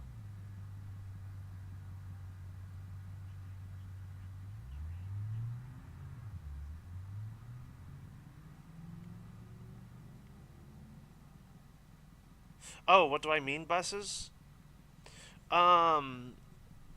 Okay, so there's a bus on the map. It should be going around the map. The reason why is because the bus is my primary means of going between locations if I don't have a car. So,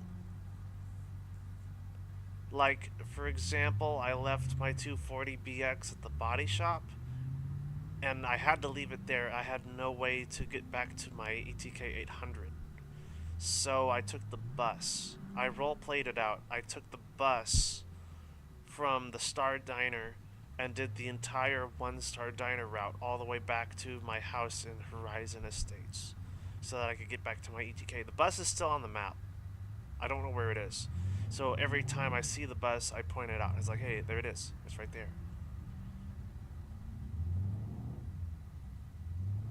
You mean a train? Do I have to play it in Beam? I mean, if you want train stuff, I'll just play a Derail Valley.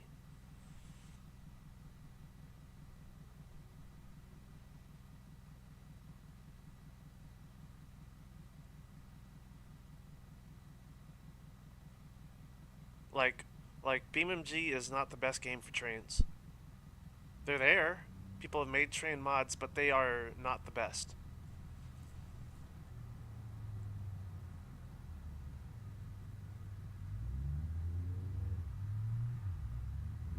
They're not the best handling trains or the most, Derail Valley has that. That's their thing. They have really good feeling trains.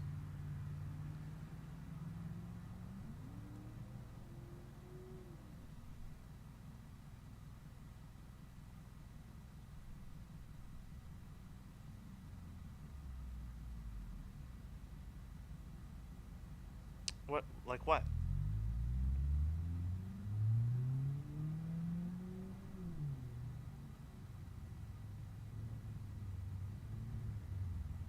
Well, I mean the way they have to do rails in BeamNG is not accurate, like at all. Like they're just a bunch of square slabs.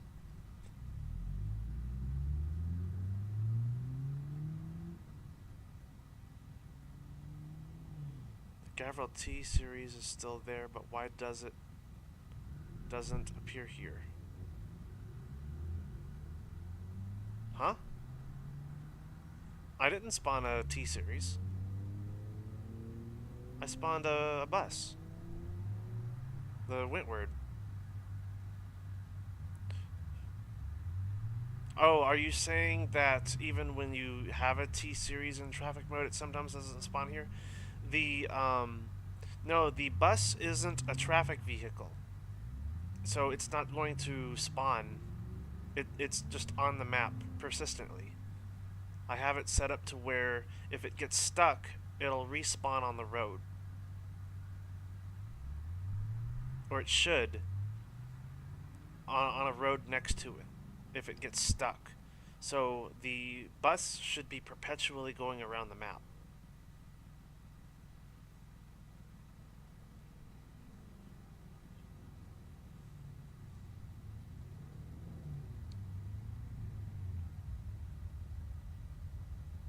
As a matter of fact, I am going to see where it is, actually.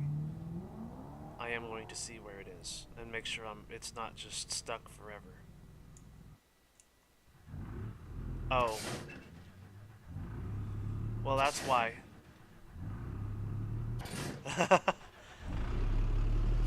That's why I haven't seen it. It somehow got on the dirt track.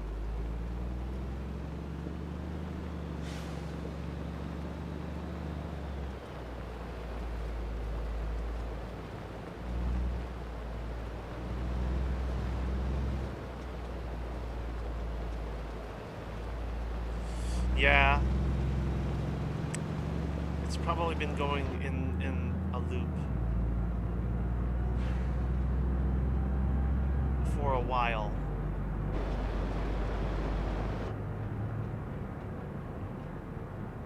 Yeah, that's not accurate. The odometer on the Wentworth doesn't work.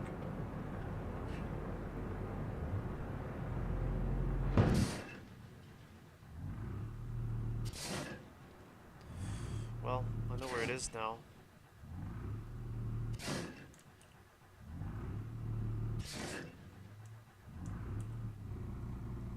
Well, let me help it out. Let me get it out of here.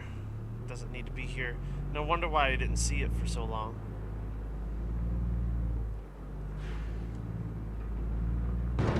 Oops.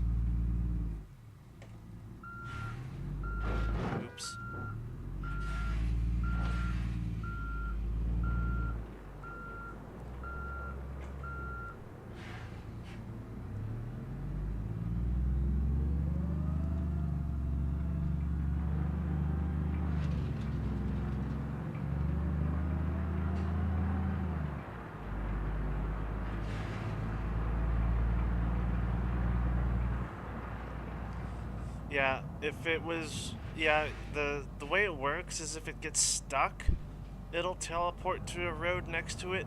But I guess the Wentworth was getting stuck in the dirt track and just respawning on the dirt track and not an actual road. So I'm actually kind of glad I checked in on it, to make sure it was fine.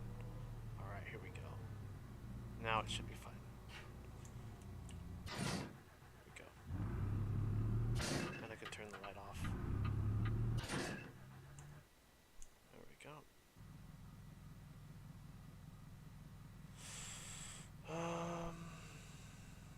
Check your distance. If you drive it.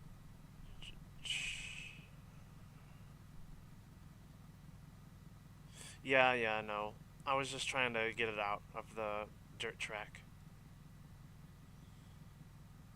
Wasn't driving it seriously.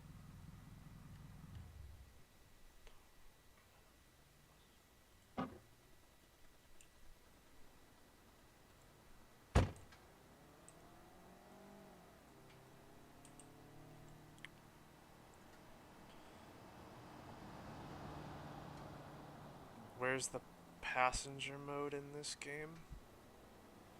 Is there a passenger mode? Kind of. Kind of. So, for example, in the Wentworth, you can enter the interior, right? You can walk in the interior of the Wentworth. It's kind of hard to do in walking mode right now, but you have to kind of set it up, because the Wentworth, you can create a trick, sort of like how these cars are stopping and starting at the line right here. You can create a trigger that happens when the bus hits a bus stop, and it will do all of its functions. You can create that. It's not in by default, and I'm too lazy to do it myself.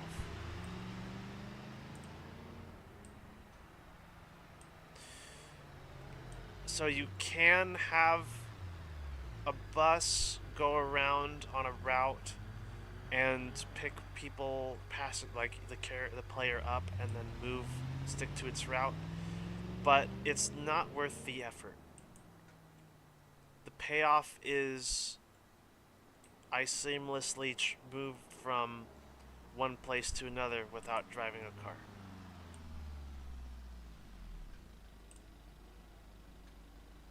Like, that is the payoff.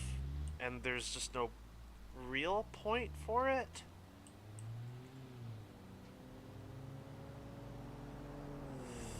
There is a passenger camera also. You can also sort of say, well, like, just for example, this is a passenger camera. It's called the passenger cameras mode, so I guess this would be where the player would be when being transported by the bus, if they can't enter it using walking mode.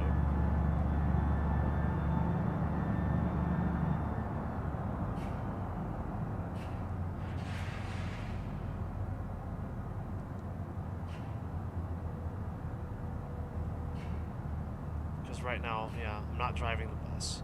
I'm just kind of sitting in it. And if it's stopped, I can press F and exit it. And just this update, they made it so that when you exit the bus, you actually exit out the door side. Just this update, they fixed that. So you no longer exit from the left side, you exit from the right. Right by these doors. So that's really nice. Just this update, they made it so that you exit through this door.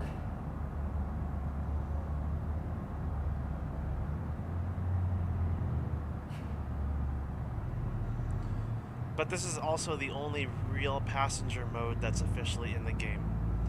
In BeamNG, they've added passenger seats for the Beamlings, from what I understand. They added passenger seats.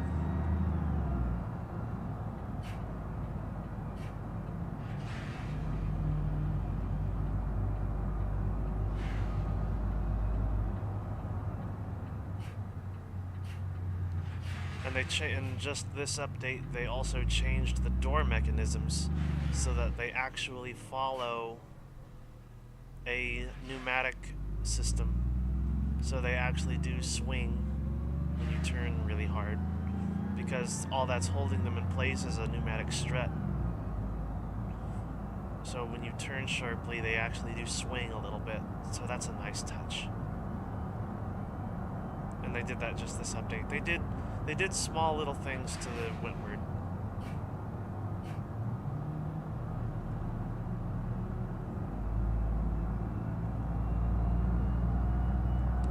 I'm actually going to take a break.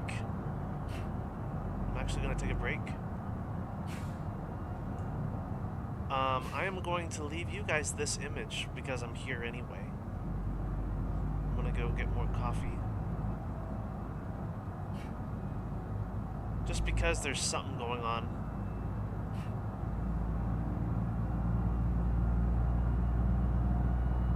This is also a nice place to show up when I take breaks, because there's still something going on. You know, whenever I leave to take my breaks, there's usually nothing happening. You're watching the cars go by. So this is a good perspective to have when I take breaks, because there's still something going on.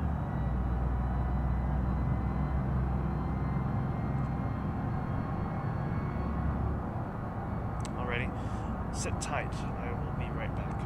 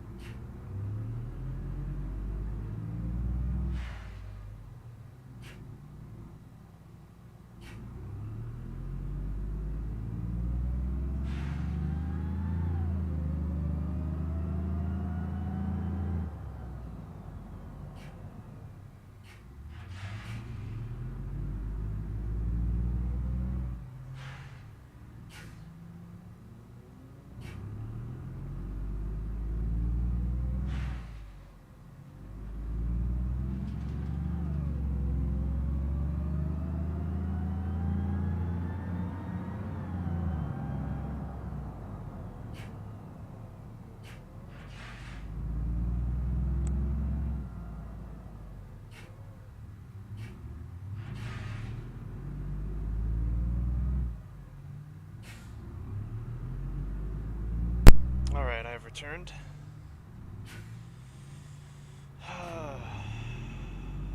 Let's see. Joe, because the Willys Jeep from World War II was left behind, they gave them to Filipinos to resemble a jeepney here in the Philippines in the 50s.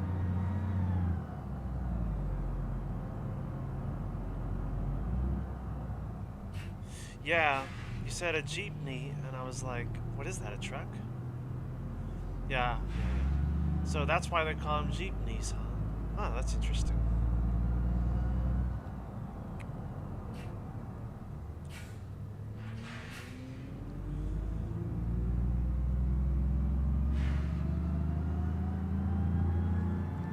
Yeah, I'm back. Back with food. I mean, I'm just here. I'm not back in the game. I'm gonna be enjoying something.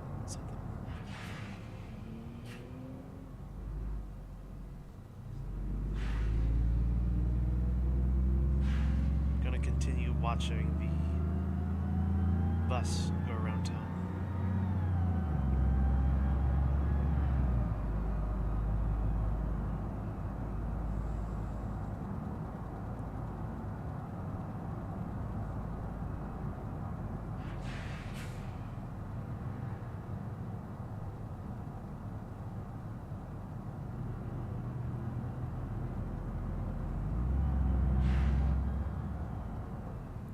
So let's see. Man, this challenge is gonna be over before I know it. I'm gonna do some math real quick though.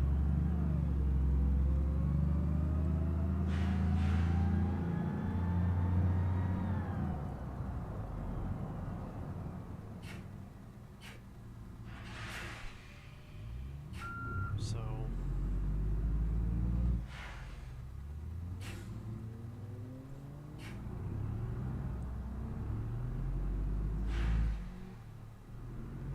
yeah, I'll be done at 7 p.m.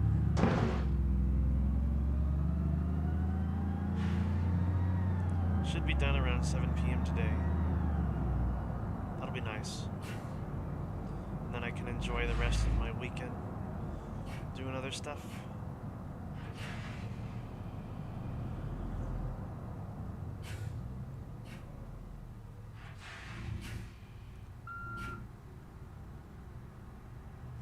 You know, unless the internet goes out for some reason. Man, yesterday was so good. So if you, because none of y'all were here to see it, I actually tuned into Whiskey Dingo's stream after, something to go to sleep to. Last night was so funny. It was so funny. And after that, we rated Jaw's stream, and that had me rolling in laughter.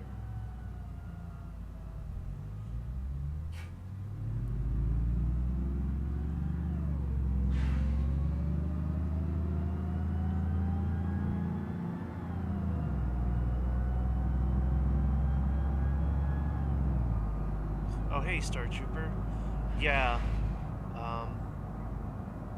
Not really. I'm having a good time doing it.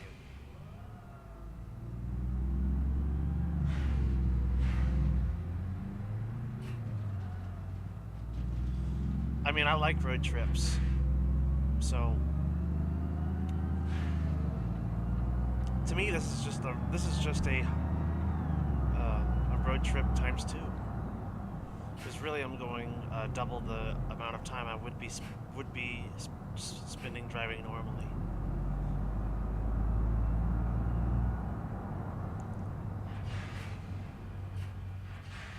I'm not driving right now because I'm taking a break, but I have the camera on the bus.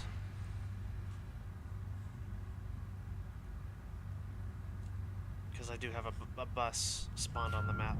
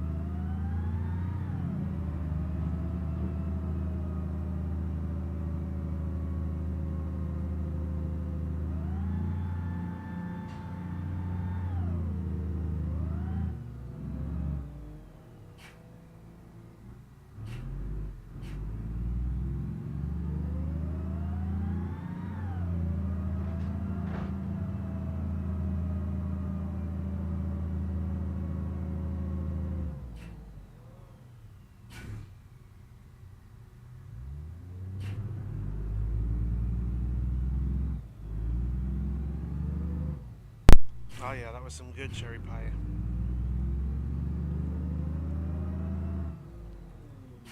Alright.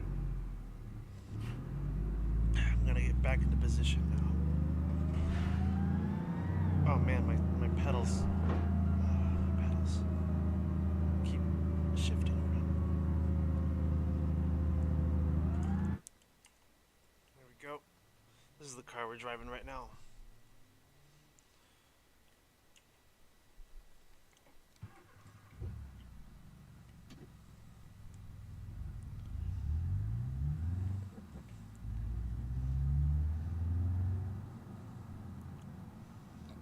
Making up for lost time in the 240 BX.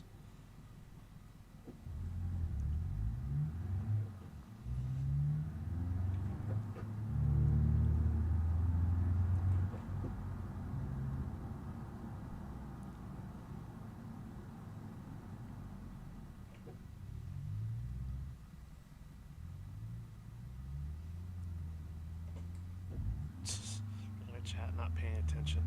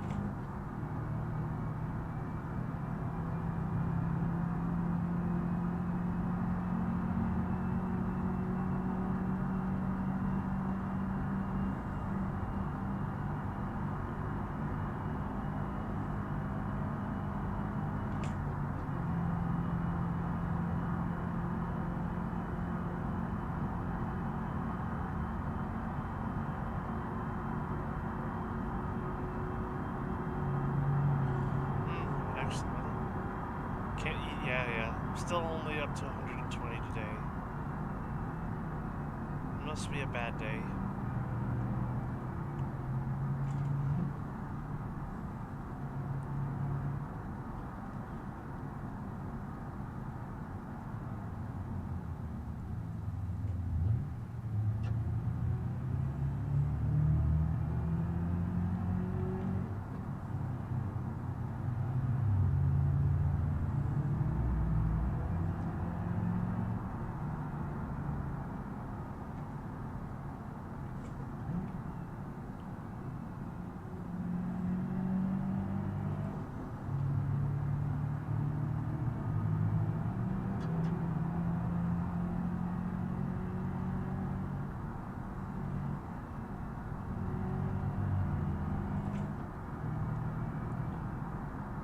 Today is not going to be as cloudy as yesterday, so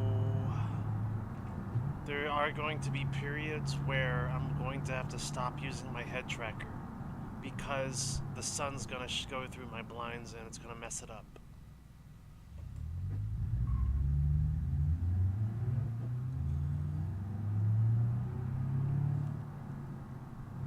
Really need to get curtains. Been saying it for years. I need to get curtains and I never do.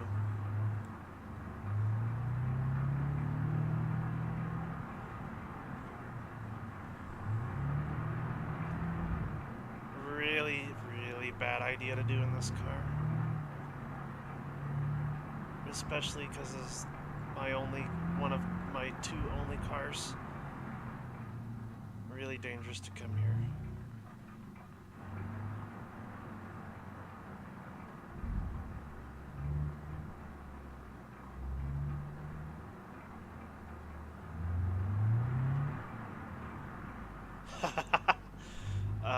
Yeah. Maybe towards the end, I will bring my cars here and just mess them up. Maybe towards the end I'll throw them off into the quarry. I'll throw them into the quarry as the send-off. Maybe I could do a final pull. Do a last-minute five like 5 minute hour poll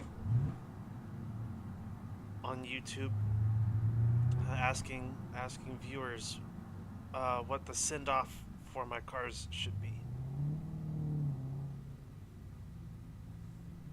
this year.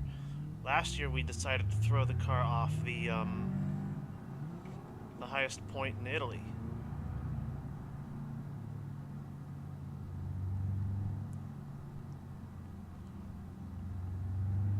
It was anticlimactic. It got stuck in a tree.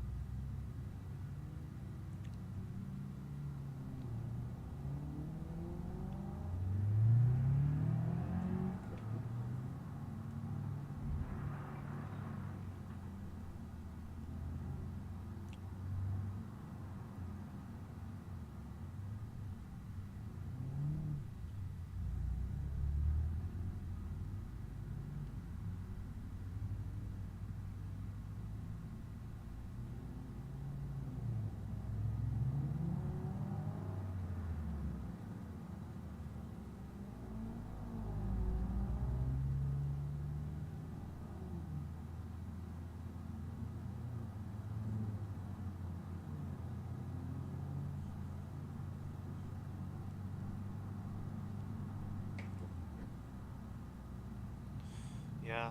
Another another inspiration for doing this stream is it's actually something I miss from my old job. And I've said this many, many times actually. I've told people, a lot of people this. It's true for me. But the thing that I miss the most at my old job was my long commute to and from work. I actually miss my commuting.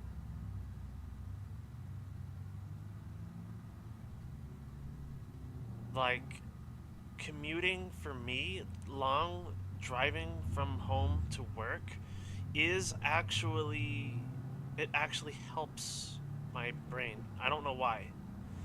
It, it, it refocuses my attention from work life to home life. And it just gives me time to move away from thinking about work and move to thinking about home.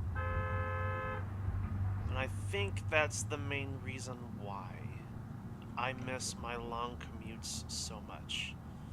Because now I live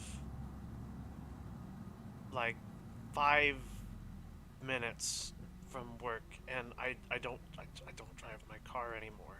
I don't drive my cars anymore. I just walk. And I miss out on my commute, my long commute from home to work. I miss out on that. Even though my job, ironically, is a driving job. Like, I do a lot of traveling, but still not going too far. Oh, goodness. Not going too far away from home. It's a daily route.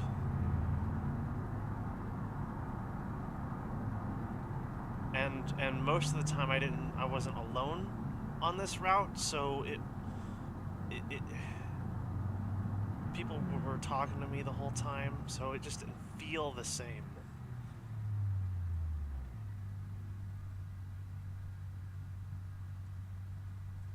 It just didn't feel the same.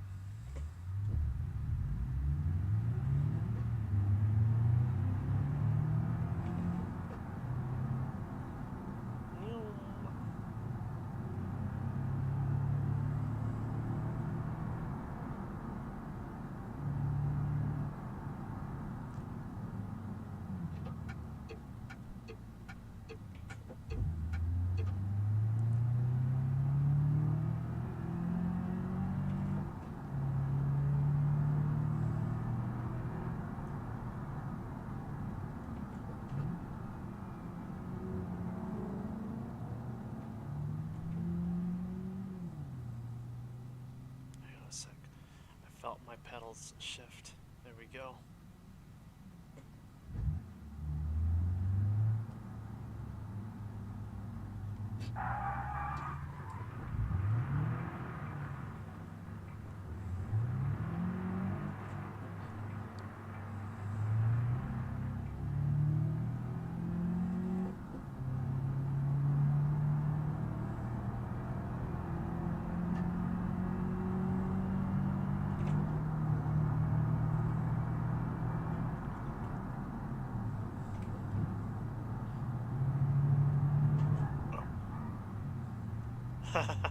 Oh no, don't smash. Oh, come on. Ooh, that was a close one. That'll wake you up.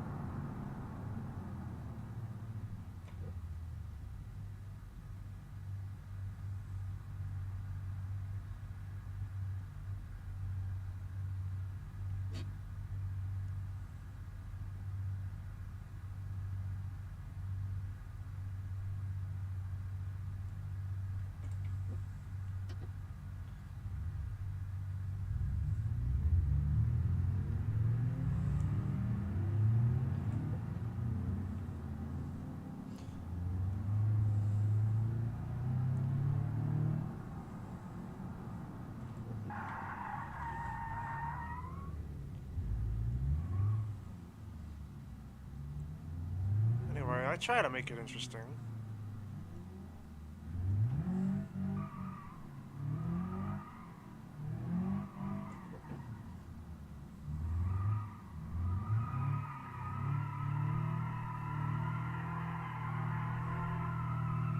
One wheel squeal around the industrial park.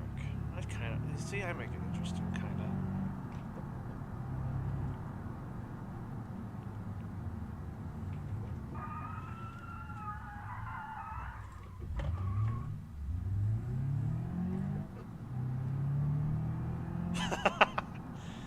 I try to make it interesting. I mean, I don't think I can make it more interesting than that.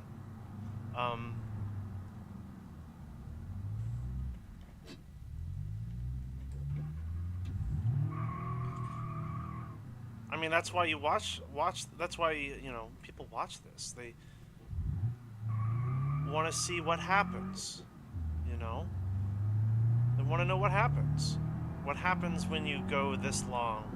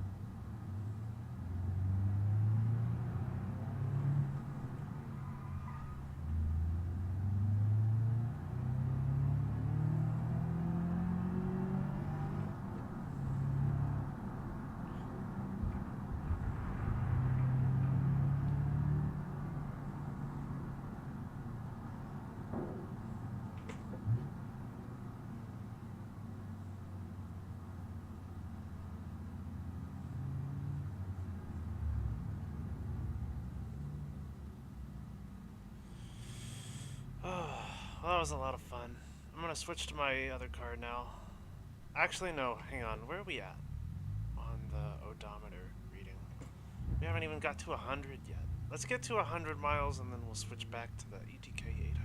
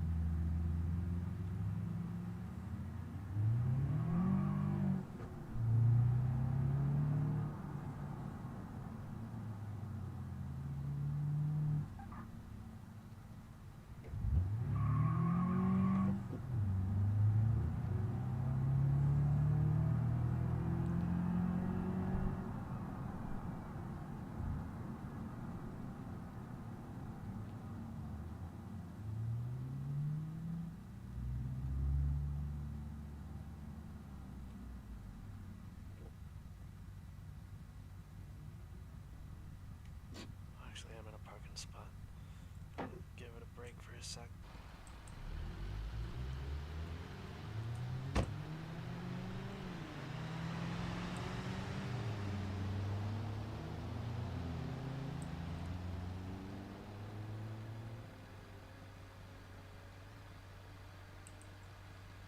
Or unless they're gonna be silly about it.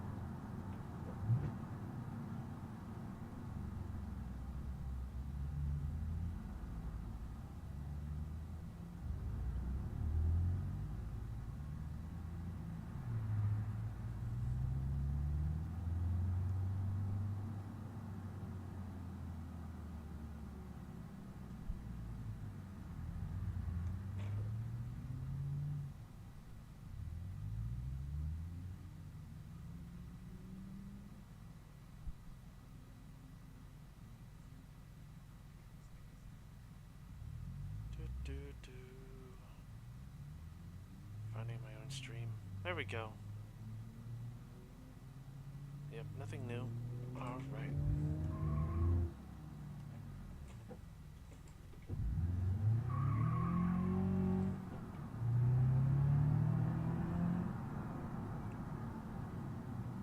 Oh, I'm still in passenger mode. There we go.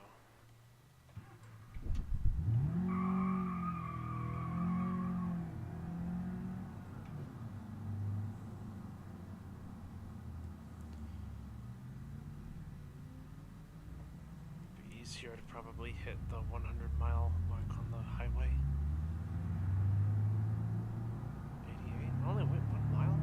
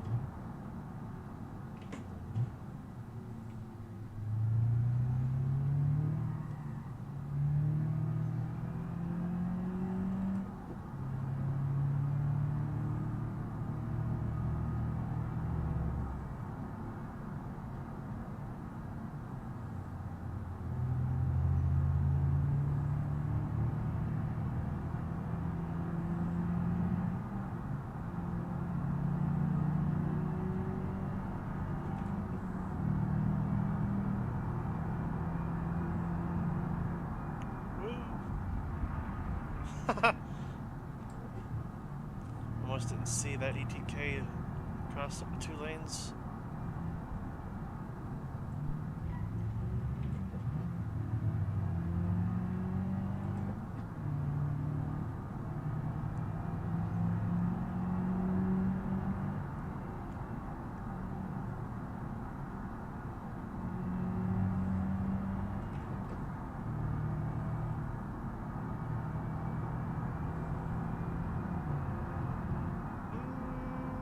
Running it.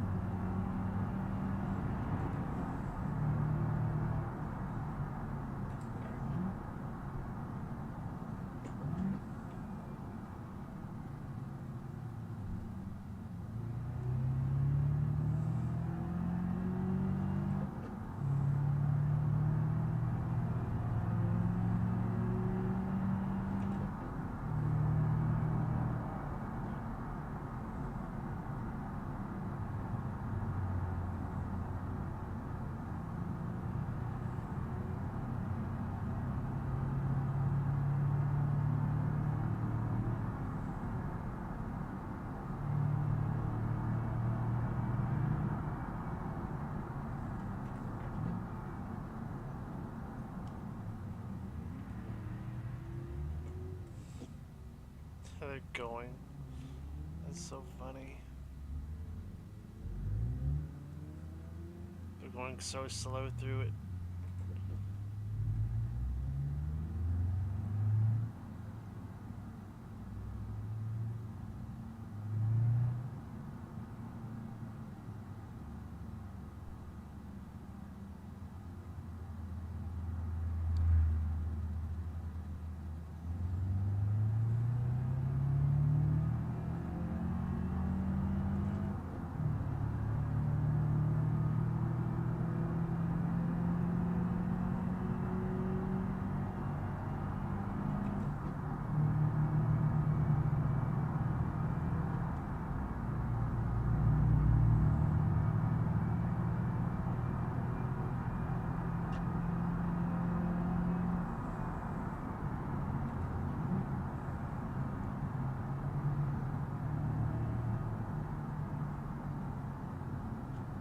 Probably should stop and get gasoline for this thing.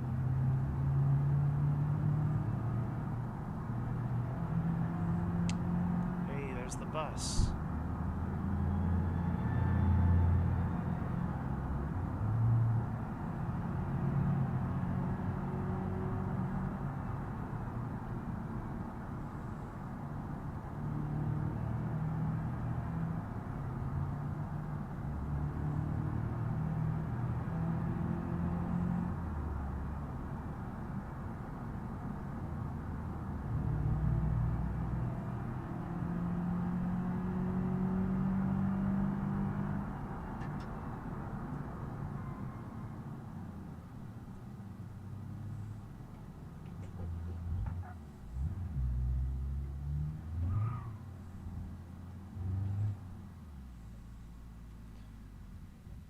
Which side is the gas cap? Oh, it doesn't say. It doesn't say which side the gas cap is on.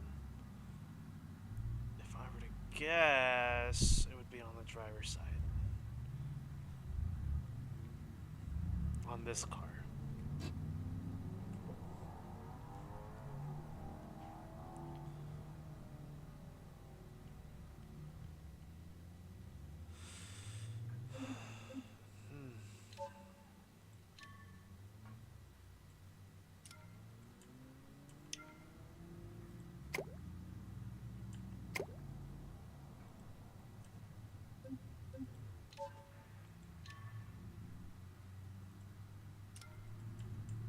Alright.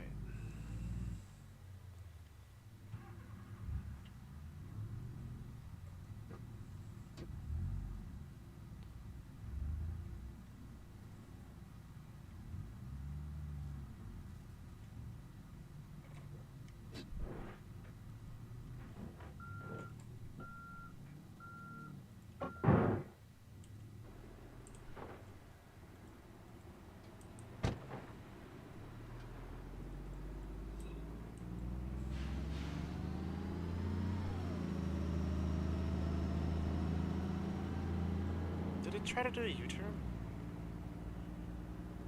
Oh.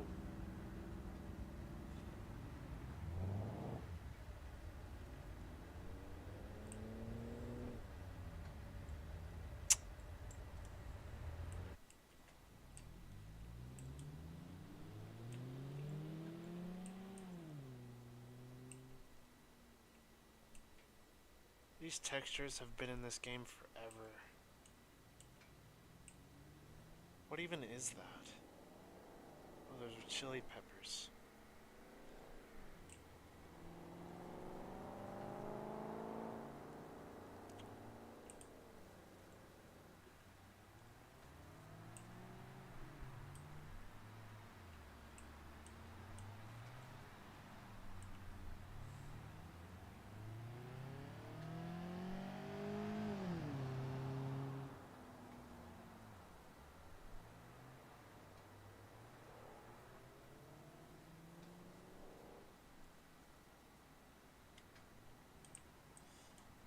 Food. Look at this tasty food right here. This is what they have.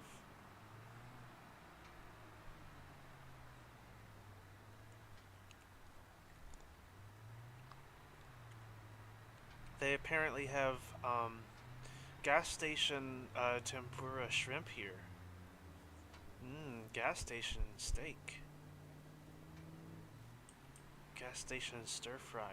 And whatever that is on the top left. It looks like a baked potato slathered in gravy.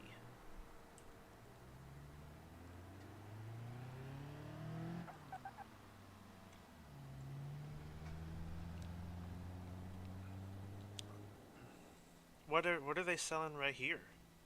What's $12.49? What is in this? These textures have been in this game forever. Which is funny because these look like wall textures on these boards. I wonder why they're using a wall texture to make these signs. This is I mean there are a lot of weird textures in this game, but Why are they using a wall texture like this?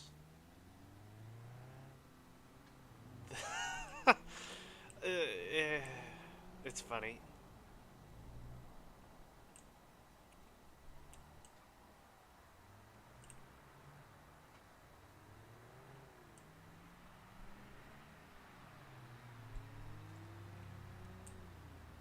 We can sneak around the back. I didn't know there was a back to this one. Oh, neat. Neato. I actually didn't know this was back here.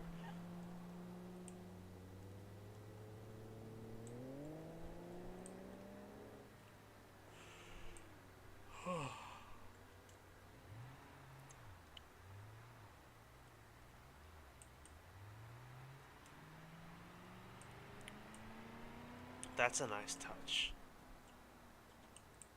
This right here is a nice touch.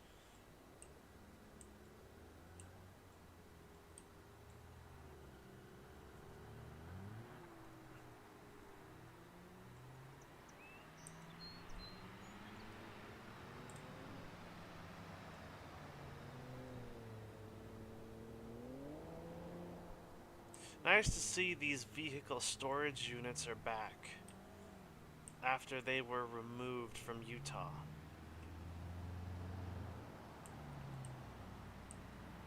These storage units, they look like the ones that were, they look like a scaled down version of the storage units that were on Utah before it was remastered.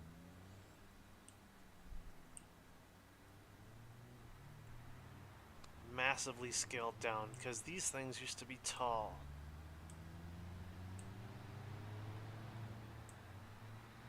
I mean, even these look pretty big for storage units. To me. But I guess they can make them all different types of ways. The ones in Utah were massive.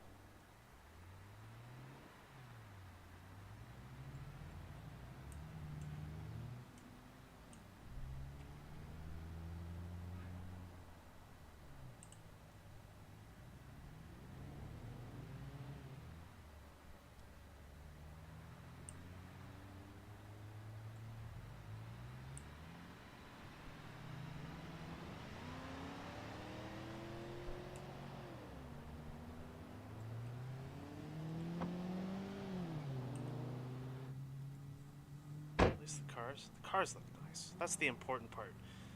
Don't know why I'm analyzing the buildings as much. The cars are the point of the game.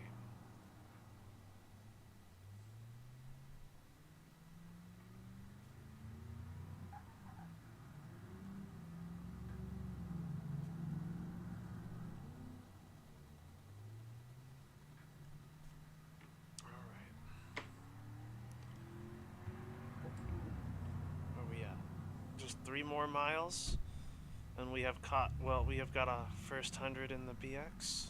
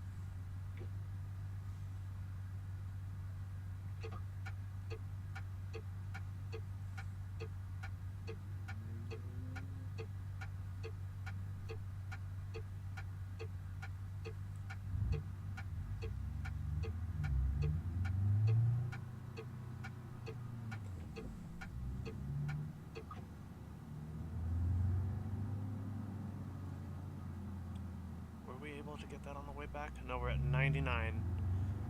So let's just drive around the block for a little bit.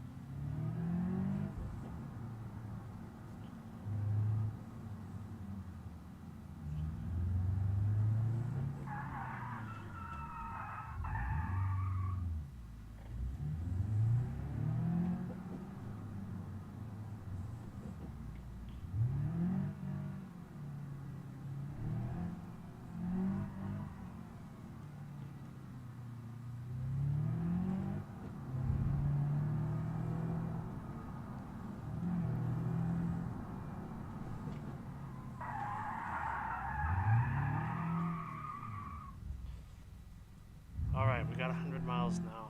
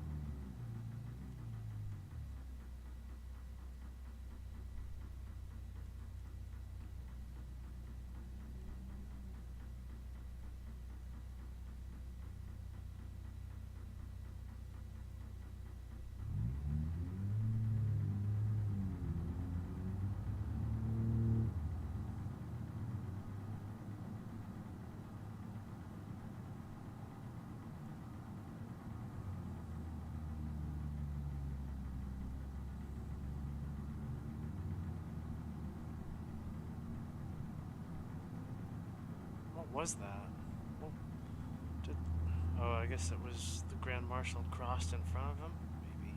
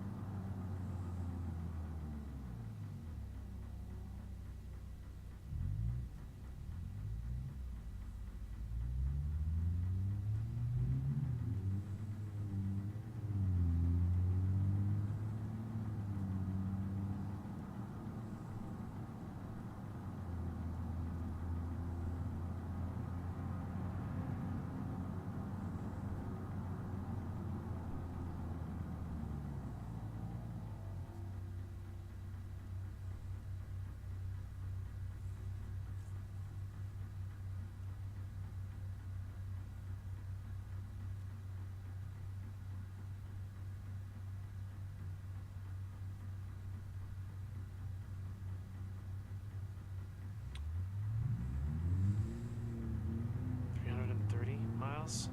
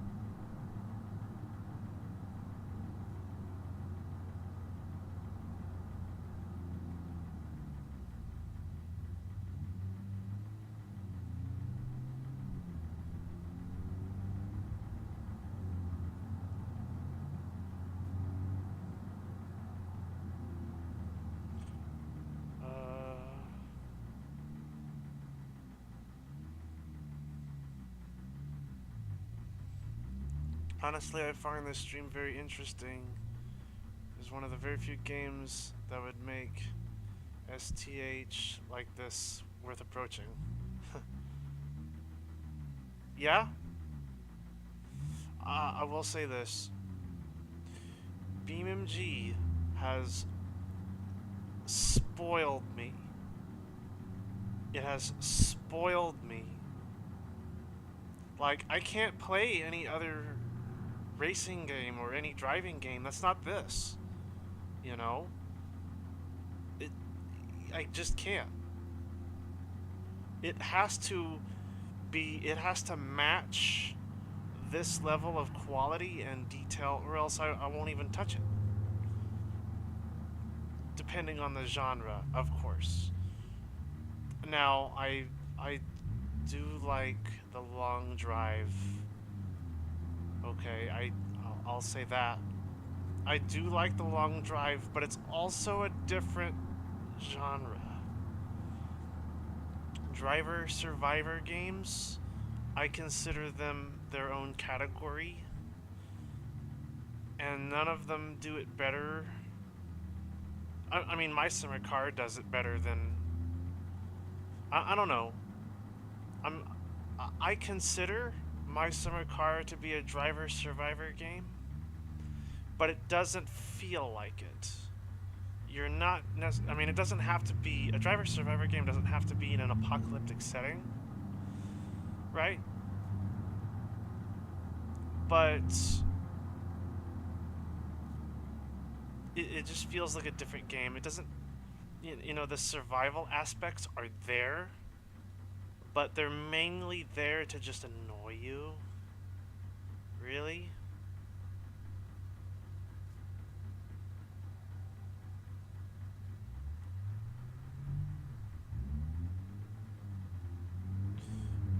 I love the long drive because it's it's a road trip. That's really it. It's a road trip. My Summer Car is not really. It has a story and a plot, kind of. Um, but it's not really. You're going somewhere.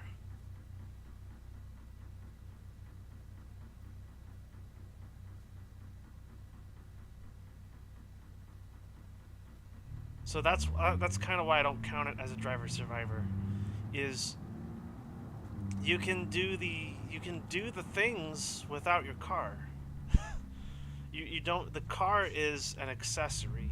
You don't have to necessarily use that one car for everything.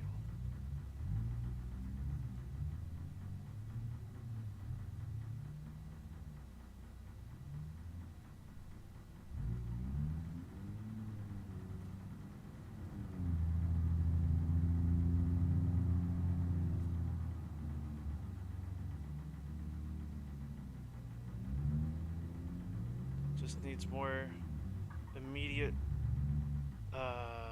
direct force feedback and tire temps. I mean, they added support. Didn't they add support for direct feedback this update? Like literally this update, or at least support for it? Direct drive wheels?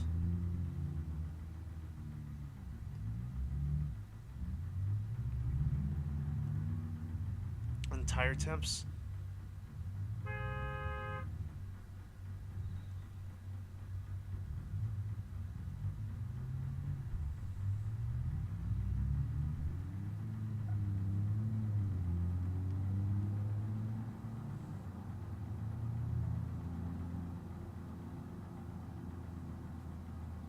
They're gonna do a lot with tires. I know that. I know they're planning a lot with tires.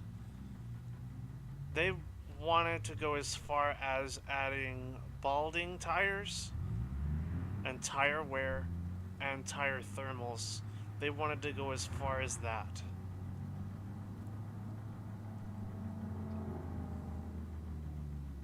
Which is crazy.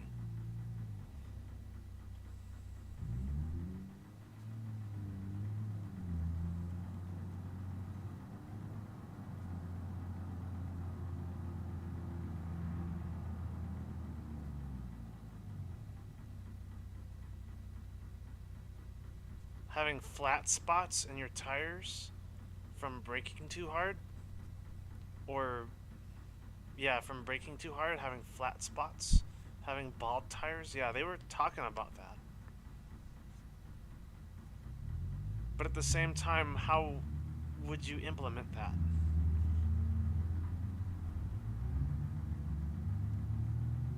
You would need to be able to seamlessly add, and in order for that to work, you would need to be able to seamlessly add and remove components.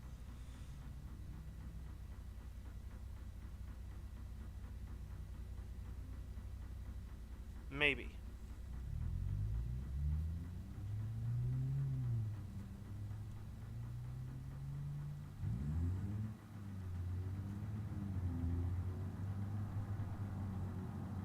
Or you could like take the tire off, just take the whole wheel off and like, I don't know, put it in a regenerator or something and then slap the wheel back on. in a free roam sense, it would be really bad.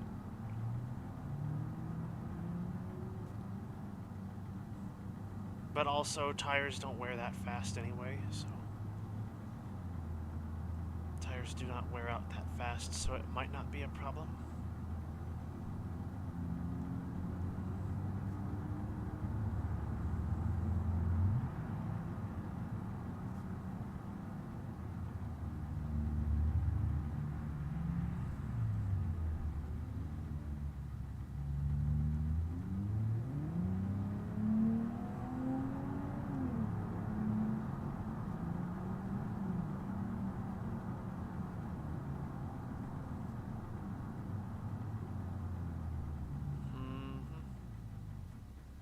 Noisy in terms of unwanted...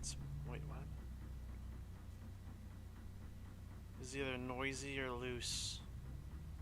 Noisy in terms of unwanted spikes. You just have to... You just have to mess with it. Okay, mine... Okay, I'm not using... I use the default graphics, right? When I'm doing normal recordings. I might bump up the mirror reflection detail resolution because I need them in order to drive. But my steering wheel settings I did mess around with until they felt right. Mine doesn't feel, but I'm also not using. I also know the difference between a Fanatec and like a Logitech. So I'm speaking from, you know, the perspective that I have a Logitech with FFB.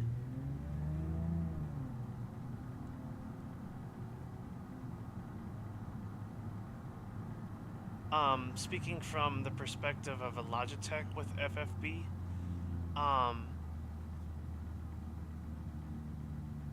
like, in the beginning it was that way.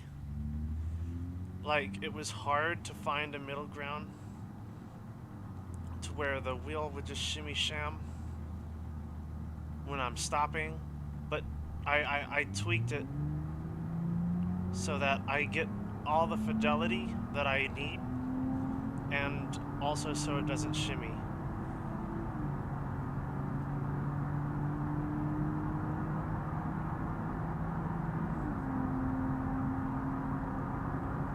I had to mess around with that until I got it just right.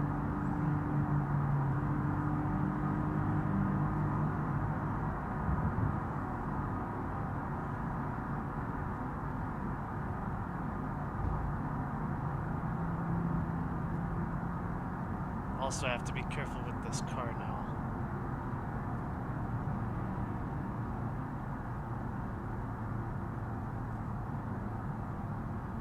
It's starting to overheat really quickly.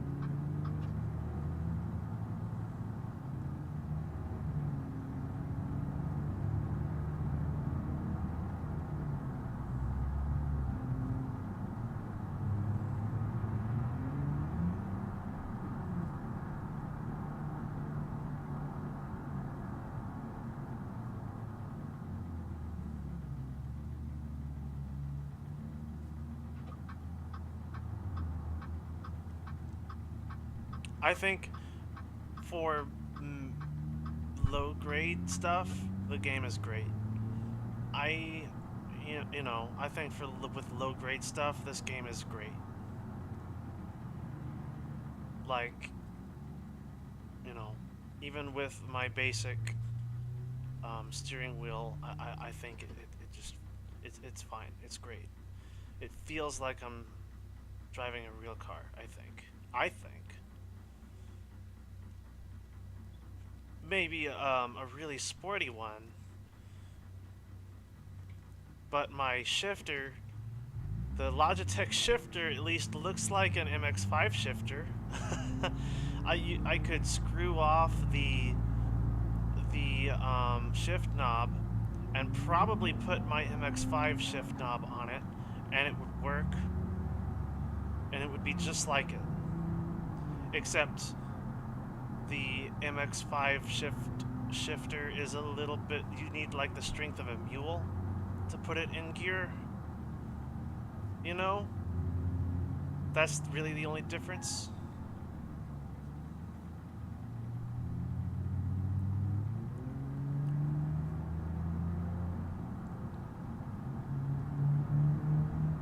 But at least you know you're in gear. That's people like that.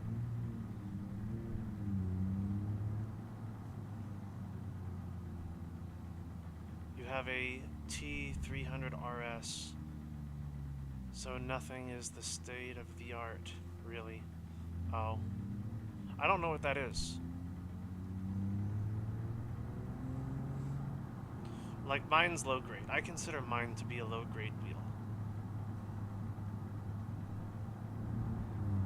Like, because Fanatec's and Logitech's are different.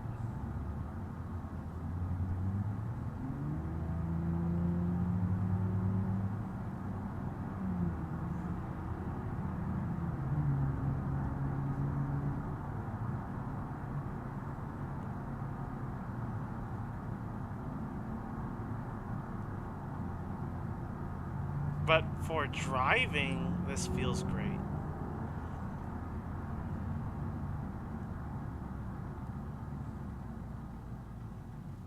Probably the only thing you miss out on is the G-force. You don't know just exactly how hard you're turning. Of course, that would be really hard to simulate without a full, sim.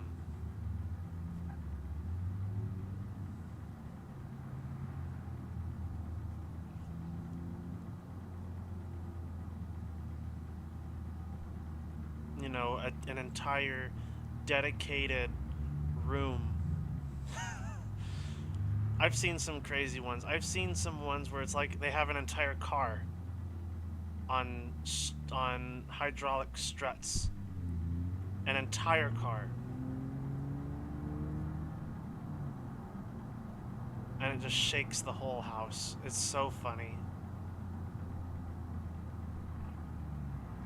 Maybe that's what I should do. Maybe I should get a junkyard MX-5, bring it piece by piece into my house, and rig it up to a bunch of struts, like the interior bucket. I don't even know how I'd fit the interior bucket in here. Just, I don't know, through the window. Take the interior bucket and hook it up to a whole bunch of struts.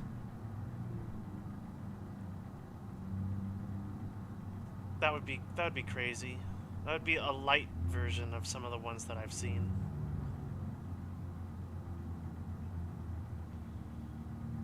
Thrustmaster. Oh, Thrustmaster, okay. Yeah, so yours is like above mine.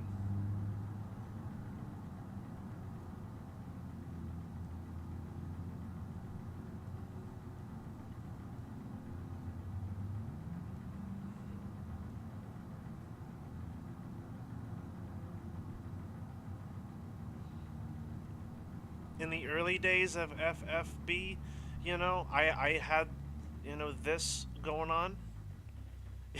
Even then, I had this going on when I was coming to complete stop. It doesn't do that. So, it does. I just know that they improve it, They went an update or two after the FFB update, and then this was fine.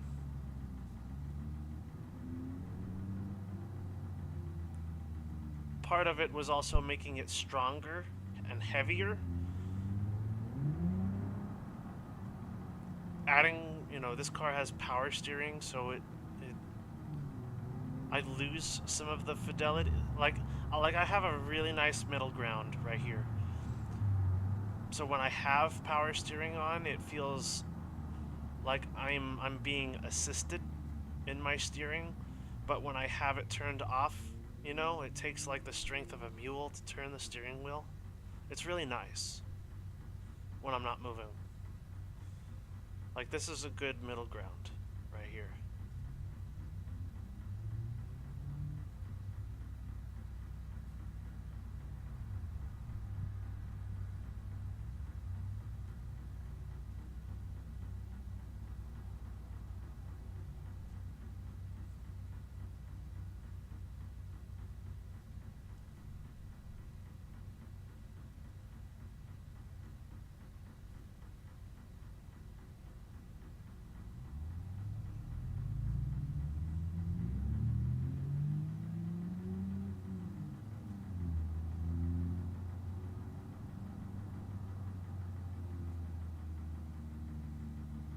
It's almost 11:16. It's almost time for me to take another break. I'm going to go back on the normal break schedule.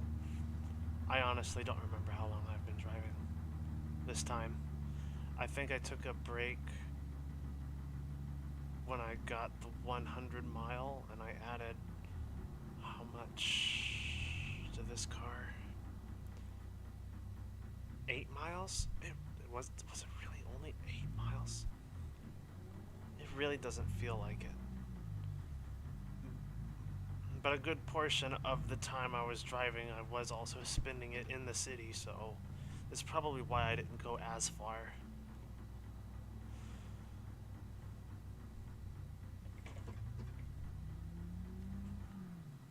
As I felt like I did.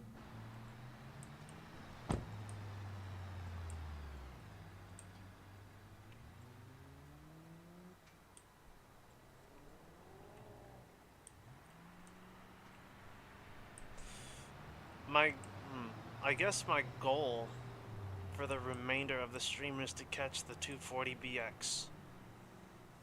You may have not have been here for this, but I actually put the 240 on a lifter and looked underneath it, and actually there is no damage to the suspension at all that I can tell. So actually the 240BX is still in the comp. It is still in the challenge aspect of the stream. It is still in technically, because the only major component of the vehicle that's damaged is the chassis. There is no suspension damage that I can tell. I drive it down the road, it feels fine, really.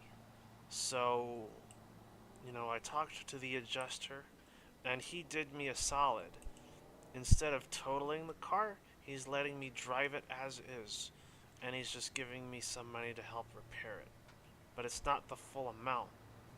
So, but he did me a solid by not totaling my 240. So I can still drive it around, you see. And it be perfectly legal. So it's a wrecked 240, but not a total 240.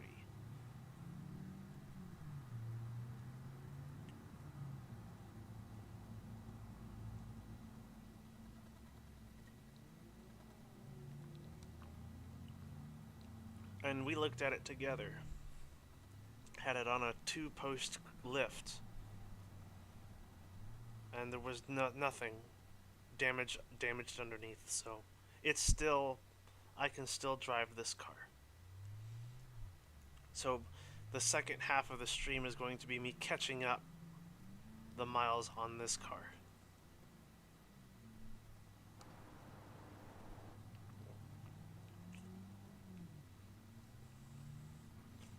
I've already got 100, so it won't be long for me to catch up.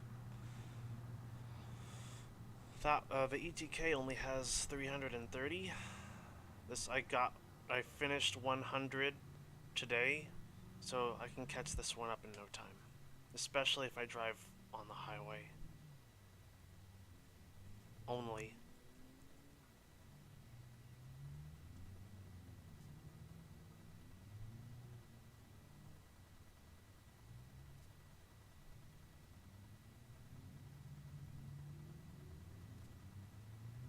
That's the role play anyway.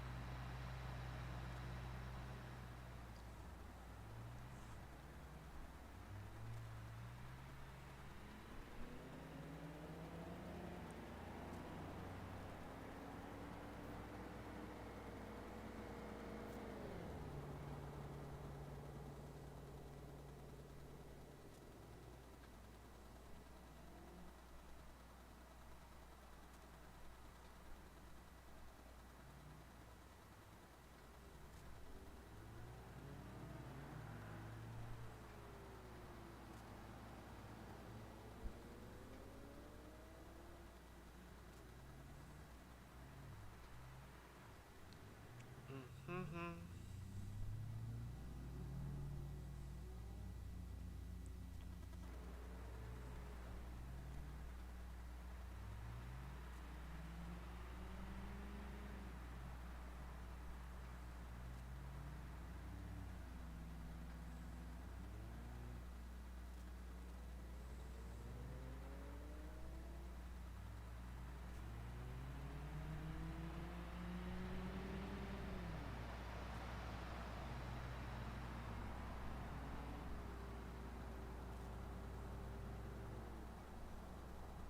Oh, hang on. Hang on a tick.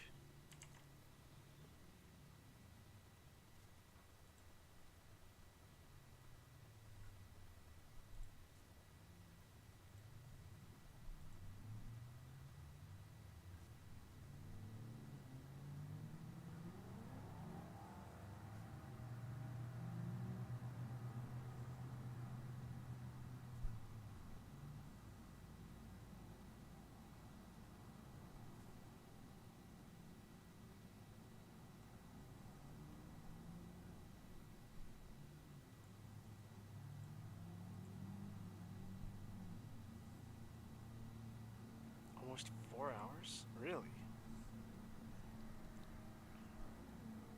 4 of the 10? To 6? 6 hours left? Makes sense.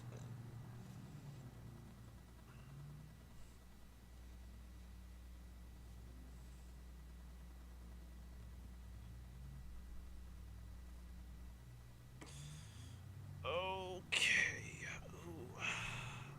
Ooh. Oh, man. Almost time for another break. I'm gonna leave you all with this image. I'm gonna leave you all with this image. And I'll be back. There's where the bus is. Alright. Sit tight. I'll be right back.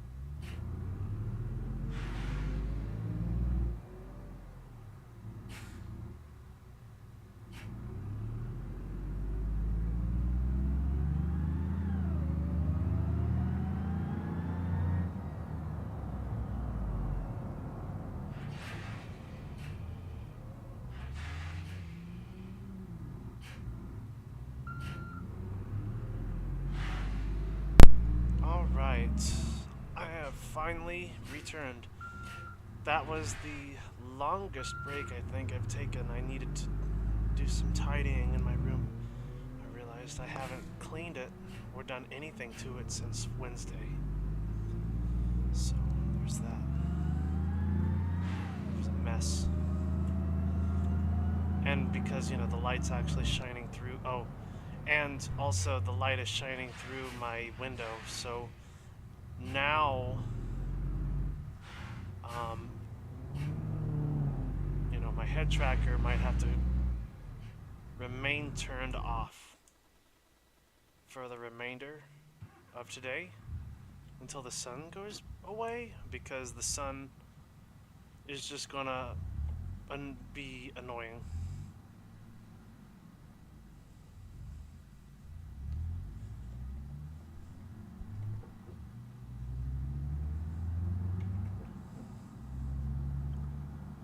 It's not as cloudy as it was yesterday, so the sun is actually shining through my window right now. I need to get curtains because it means I can't record around this time.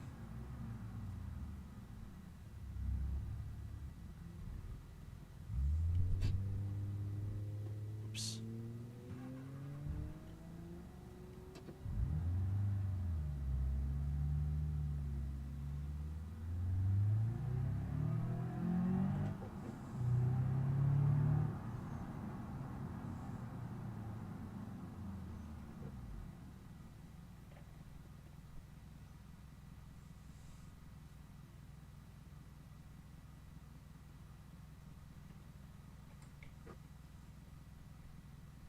It's kind of annoying. I have to reload chat every now and then to make sure people are talking, to make sure people are still not talking.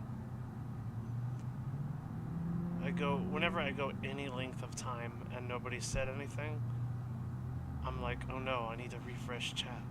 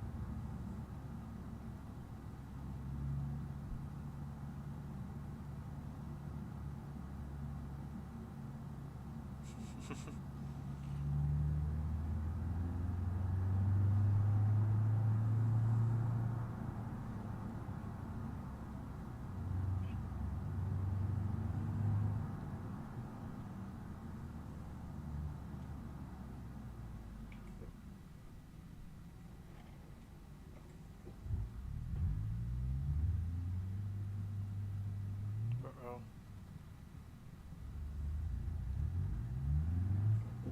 Stutter. Haven't seen a stutter in a while. Wonder if the bus got into some trouble.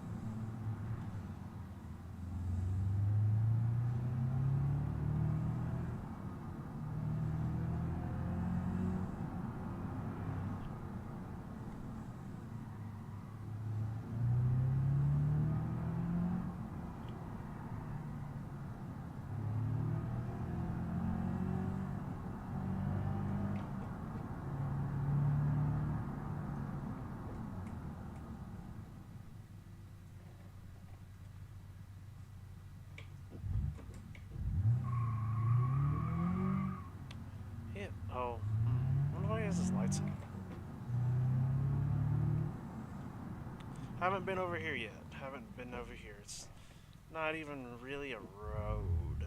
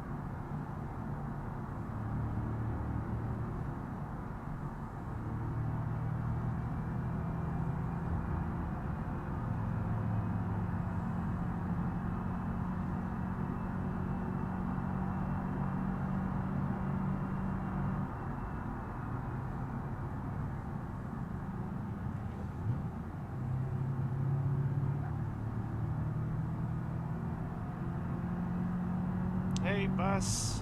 There's the bus.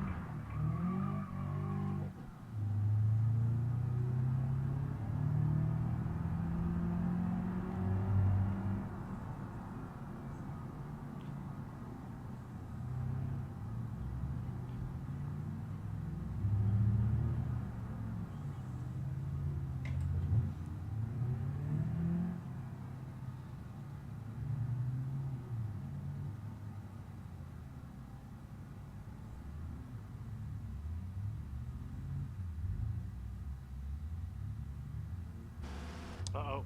There it was. No, that was the first one. That's what happens, by the way, when my head tracker detects something other than the 3 little white strips on my head.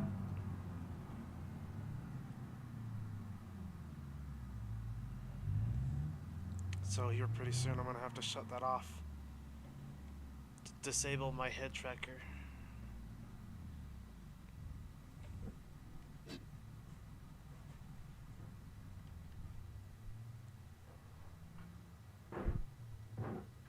Traffic, let's drive off the cliff right here.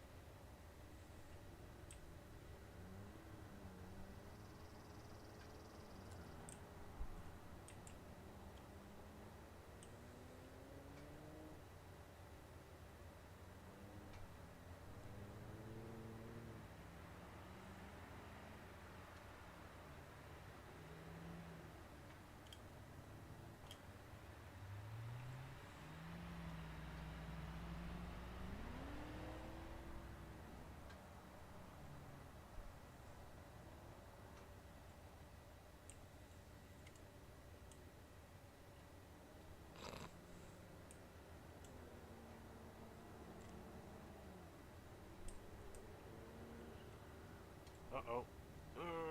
Alright, yeah. Going on. I'm gonna go ahead and disable the head tracker for now.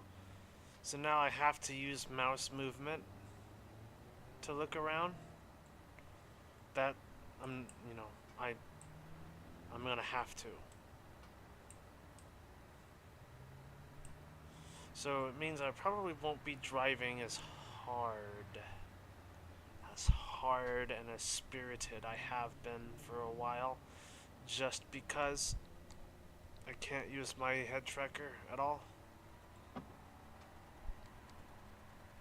Kind of lame, but it's whatever. Meow, meow.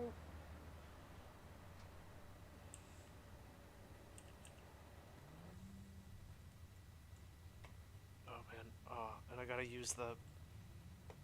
Yeah, there we go.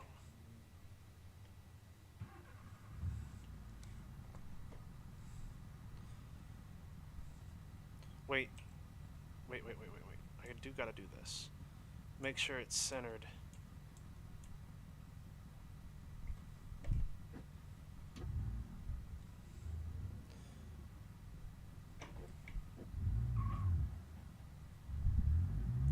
Not being able to look around is gonna really be lame.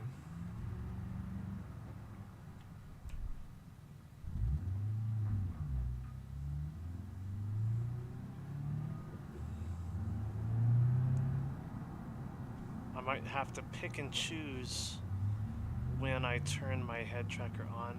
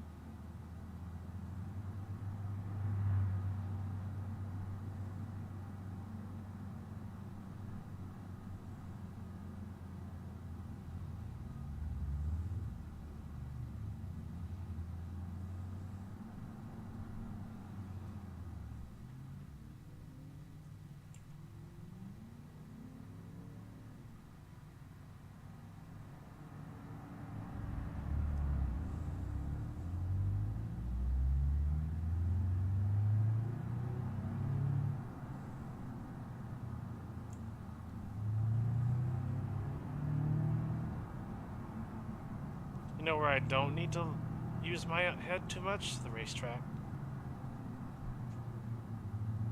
I don't need to use my head too much there.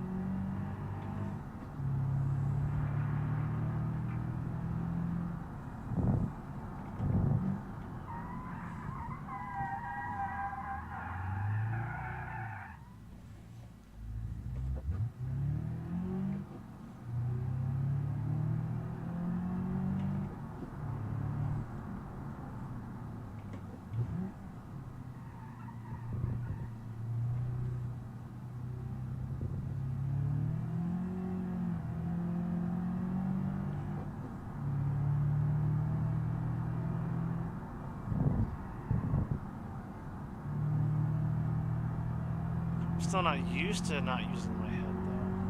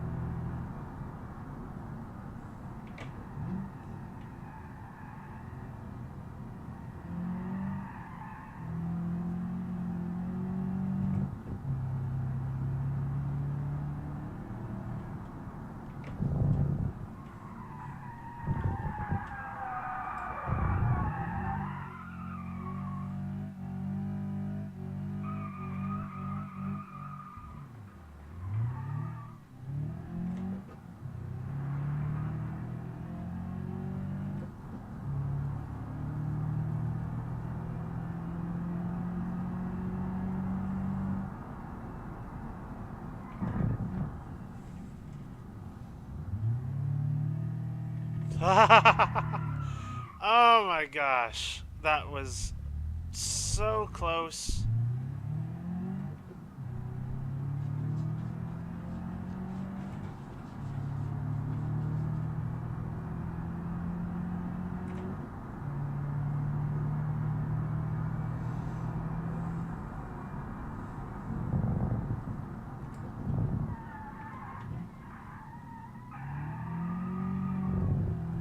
this thing way too hard.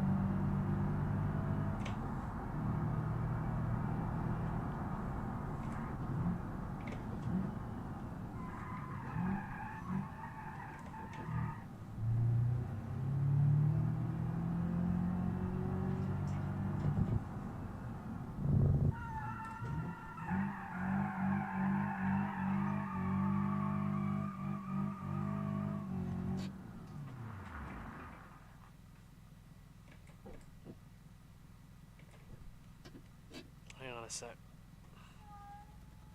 My cat is disturbed. I need to figure out what's wrong with him. Meow. Give me just a sec.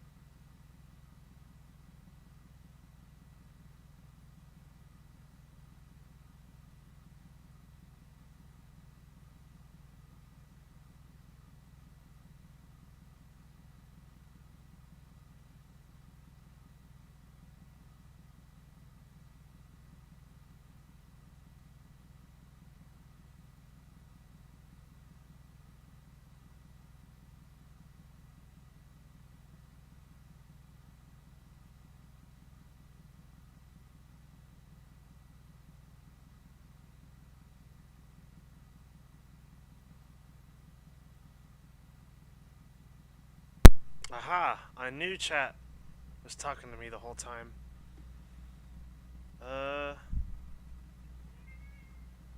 Hey, what's up? You just bought a Crown Vic? Very nice. My cat? Meow.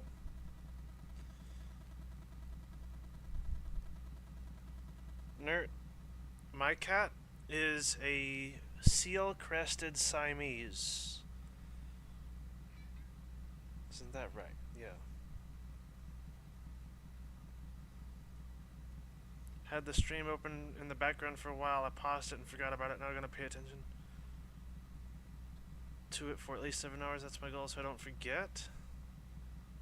So what's been happening? Anything new? Um.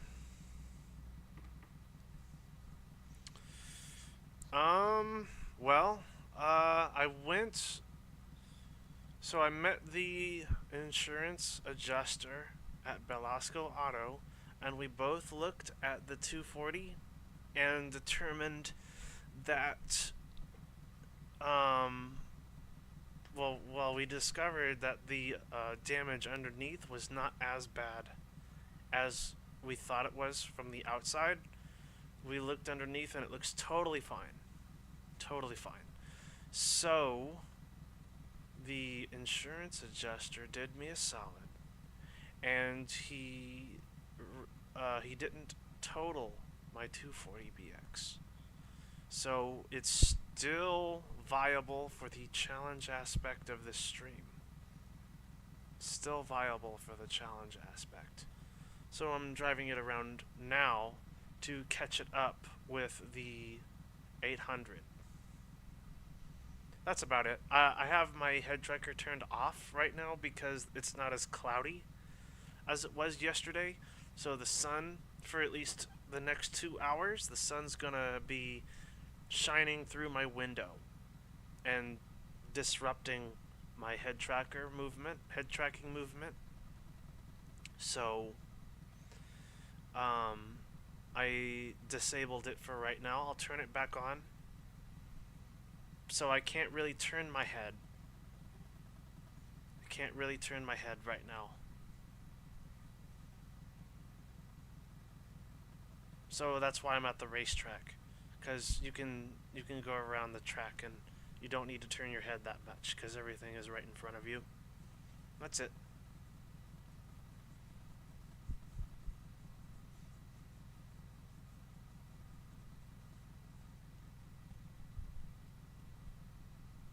That's all that happened. Haven't refreshed chat in a while, so I missed all the messages I got. Doesn't YouTube doesn't timestamp these, so I don't know how long ago. But yeah, I took care of what was disturbing my cat.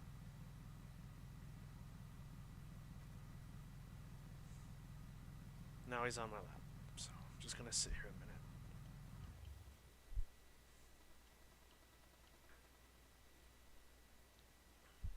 Just gonna sit here a minute. Let's see where we're at. It's about time to take a break anyway. It's 12:23, so just take my break, holding the cat for a minute. What's the mileage on the BX? It's 117. The 846 has 338, I think. 338 miles. This BX has 117.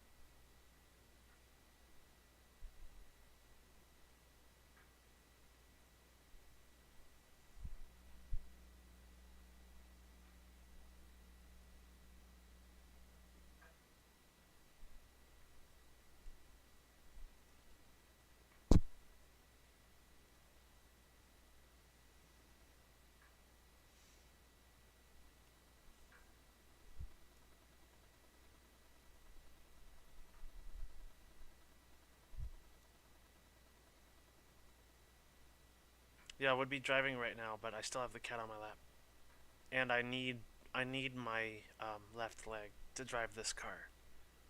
If I was in my 846, I could just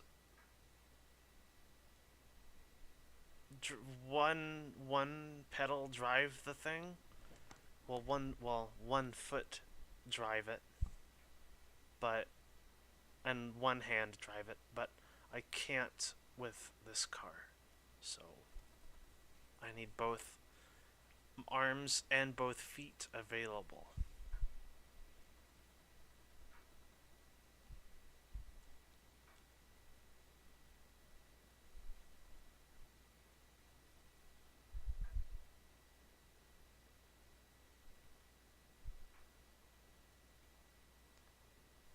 So I suppose what I could do also is, can I do some drifting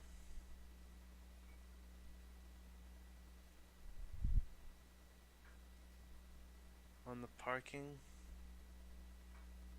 lot behind pit boxes? Not in any of the cars I'm driving, because um both this car and my 846 have open diff.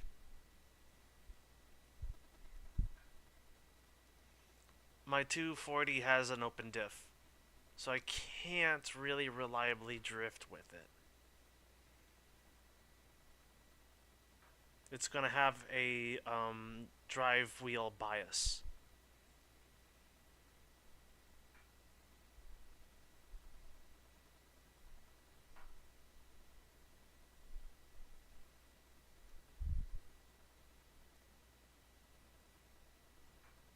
Yeah, because it's just a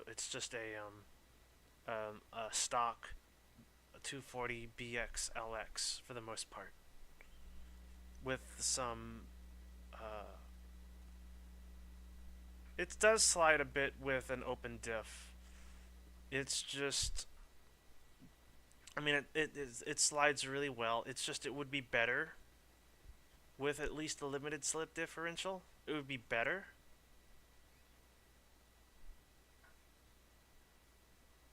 And even then, the rest of the car is bone stock. And um, drifting a bone stock car is actually really hard, because it's all in the suspension. That was the thing that I had to learn eventually, is that I was using all the default configs. You have to you have to ignore the default stuff, because they're all tuned a certain way. It's all in the suspension. Like, that's the thing that really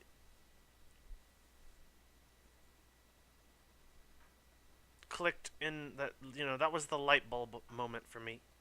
Why I was never really good at it is that I didn't tune it for me. I didn't really make it doable for me. I just was using default configs. It's all in the suspension. That's the secret. It's all in the suspension. If you can, I mean, there were some configs that I was better at than others, and the reason why is because I preferred that one. You know what I mean?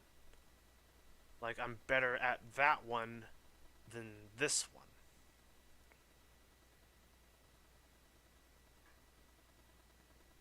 And it's all just because that's how they were configured. Like, I could make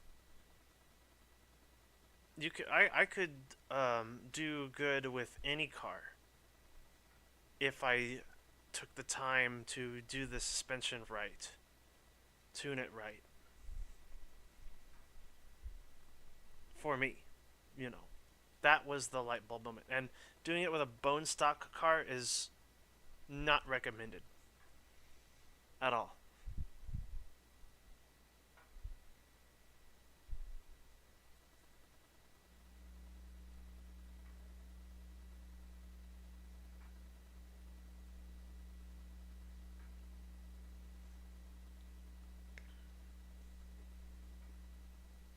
I mean, I have with this car. It's just not optimal. Sure, like what? Like what?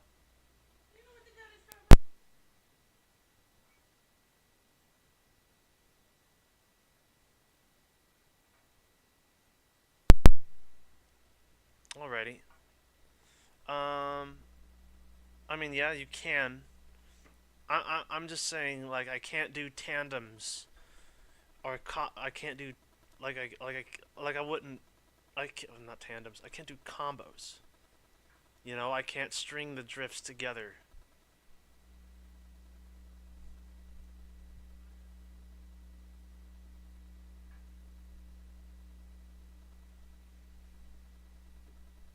And I can't do it, as good.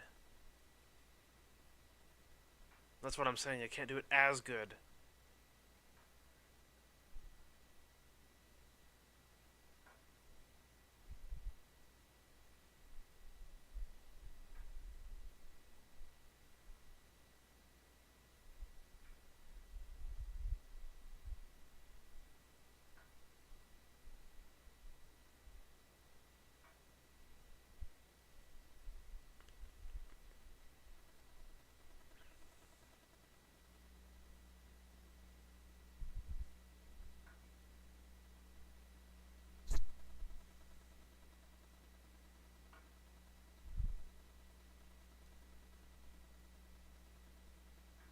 Also, I think the 846 is better at drifting, but from factory than a 240.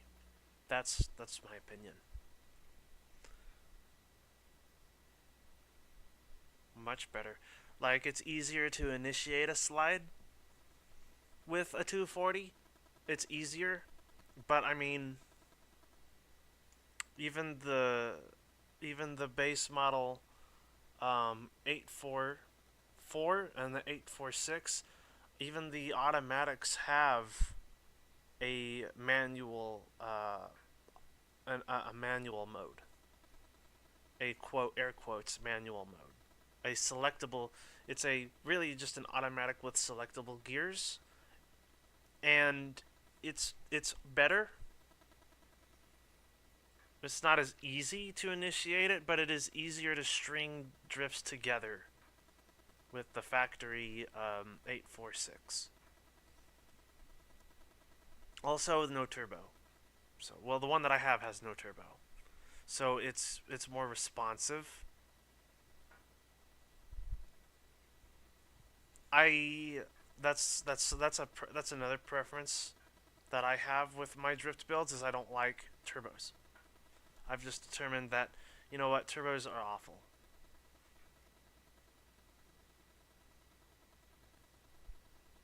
If you have to turbocharge a car to make it slide, it's not worth it for me.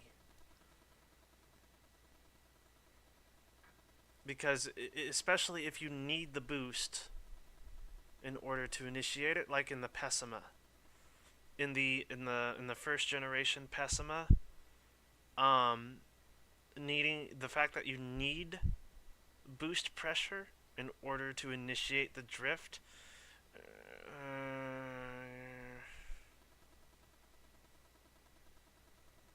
Yeah, no. Especially when you're in second gear.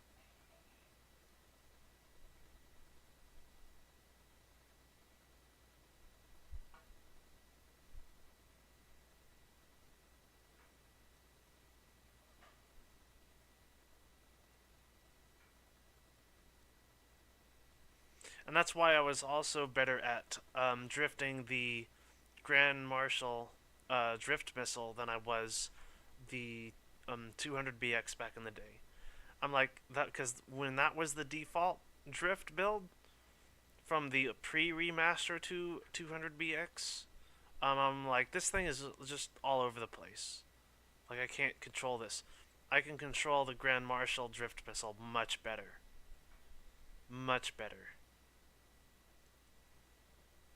But I mean, the the after the remaster, when they gave it a dedicated um, tube front end and drift front suspension and the Grand Marshall's V8, suddenly it's just drifting easy mode.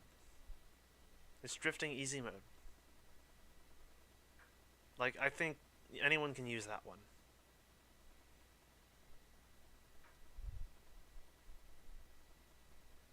The Junkana is also drift easy mode. That the Junkana was actually a surprisingly good drift car. Very surprised about that one.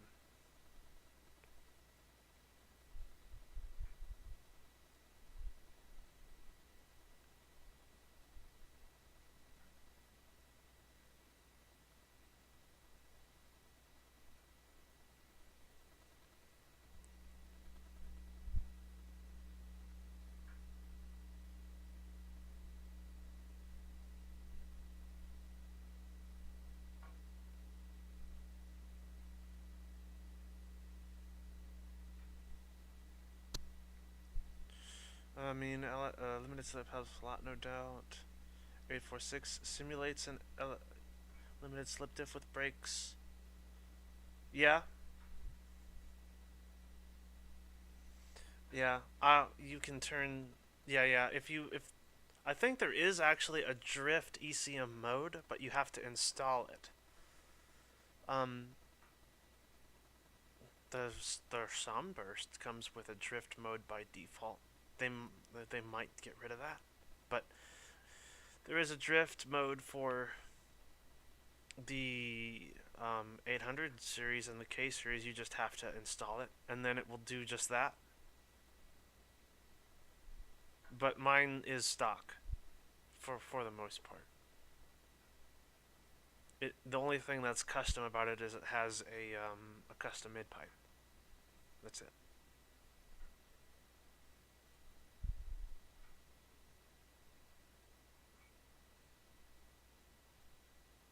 All it needs really. All I thought it needed really. Then open diff, rear brakes. Yeah, yes they do. Unless you turn it off, which I think you get better results when you turn the stability control off.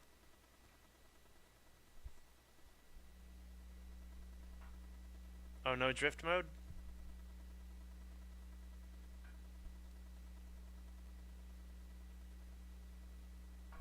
I could have swore there was a drift mode. Maybe they removed it. I know the Sunburst has a drift mode still. And that's on, like, all of their models.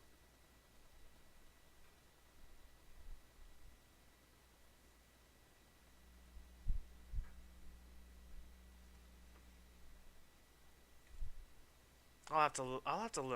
I'll have to look.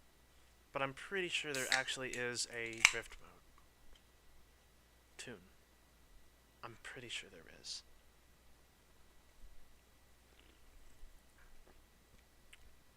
Or at least there used to be.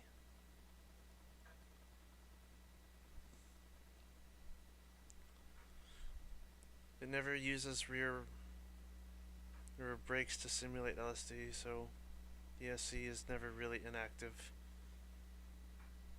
Well, that's actually accurate. That's actually accurate.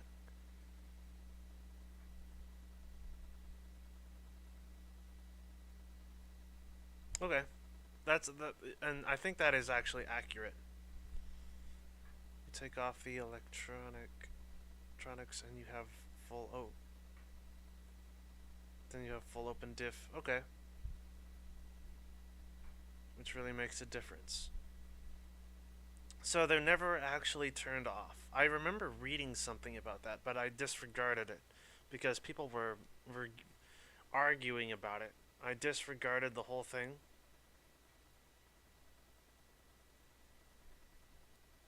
about how, it's never. I mean, it should be. Yeah, but I mean that I don't know. It's pretty real. You can never fully turn off those things.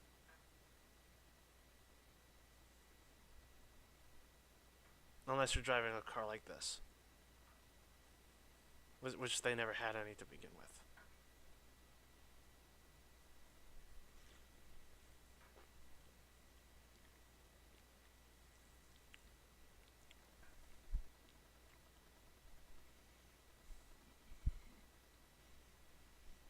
Now, what I wish. No, no, no. They do still have it. I was about to say they do still have it. They still have mechanical limited slip diffs for the ETK 800, which is really nice. So now you can choose between the two.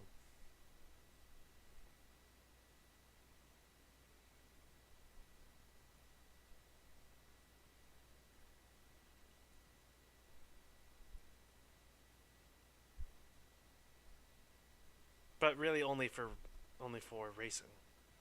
They're really only useful for racing. I'm pretty sure the ETKs still have mechanical limited slips as an option.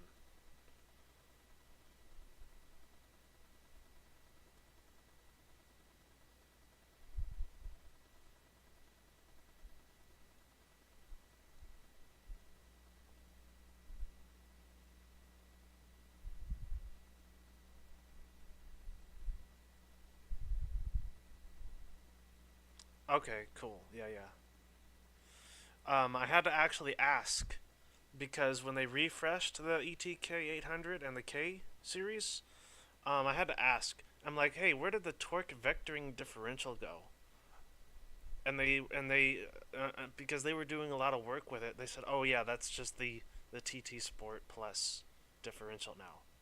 I'm like, oh okay, well that's cool that it's still here. I thought they removed it, but really they just adapted it. So the TT Sport uh, differential is the torque vectoring one, and it's really nice.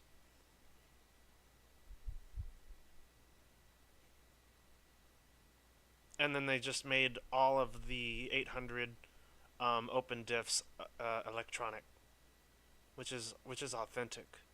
But they used to have only mechanical ones.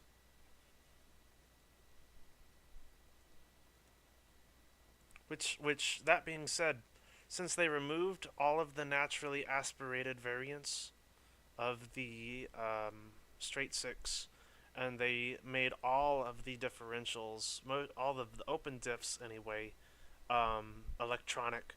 I was thinking, maybe that would have been a justification for a previous generation 800. That way you could have more emphasis on the naturally aspirated stuff and the mechanical parts. That would really show the difference between the two. Someone did make a mod like that, but it had too many dependencies. And I thought it was perfect. A lot of people didn't like it because they thought it was redundant.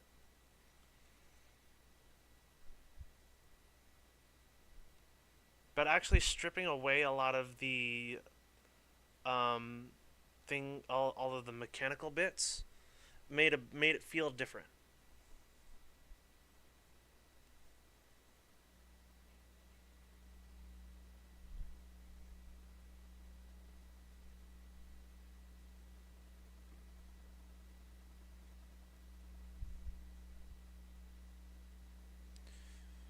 I mean, they could just remaster the I series. Yeah, that's true. That's true. They could do that. There's no need to have a 2000s 2010s intermediate when all you really need to do is just redo the I series. You're right. There's only a 10-year difference between those two cars really anyway. Oh man, that's hard to think about, isn't it? It's kind of hard to think about. There's only really a 10-year difference between those two cars. That's wild.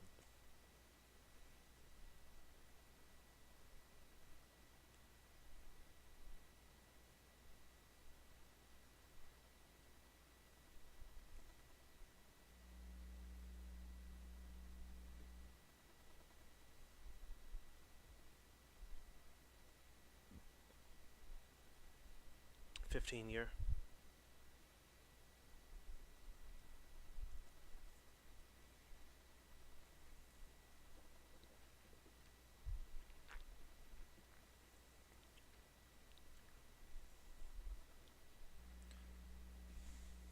20. The 800, the started in 2013, and the last generation I series, or the last facelift for the I series, lasted until 90. I can actually look it up. I think it was 93, 94.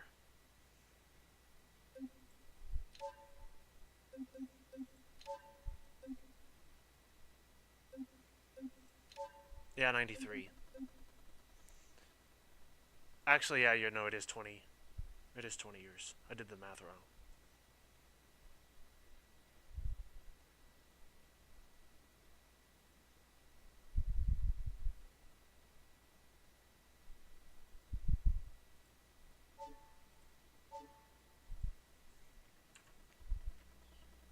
Yeah, it's exactly 20 years.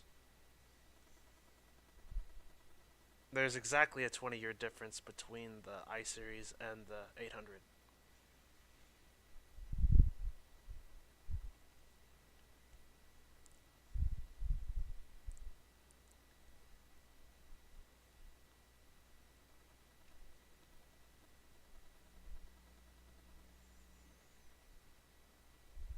I don't know. I thought the I series went a little bit further into the 90s than 93.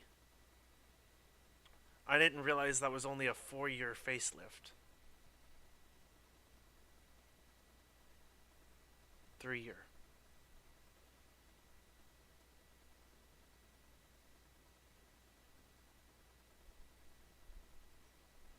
It's confusing because some variants don't come until later.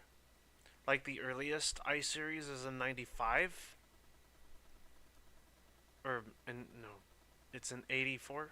The earliest ETK I series is 84, and then there are some that begin in 89, and then there are some that begin in 90 or in 87. Yeah, it's 87. So they have some intermediates. That was when they were really playing with ranges and stuff. They stopped doing that because it is kind of confusing. They the Bastion did have that kind of going for it, where to more better reflect how the Charger facelifts worked, but they did away with it and just said, yeah, no, it's all 2016. The entry sport model was a year earlier, and that would have made sense. That would have made sense. That only the sport variant would have the new design. Kind of like the Charger had that weird intermediate between the FD and the previous Charger. But I like that one. I like that intermediate one. You don't really see those. You don't really see the intermediate Chargers. I want one because I also love and I like the bullnose look of the old Charger. And with the new tail lights, I think, and the new lines, I think it looked great. But they redid the front end for the last gen Charger. But I did like the bullnose. So the intermediate was really nice looking to me.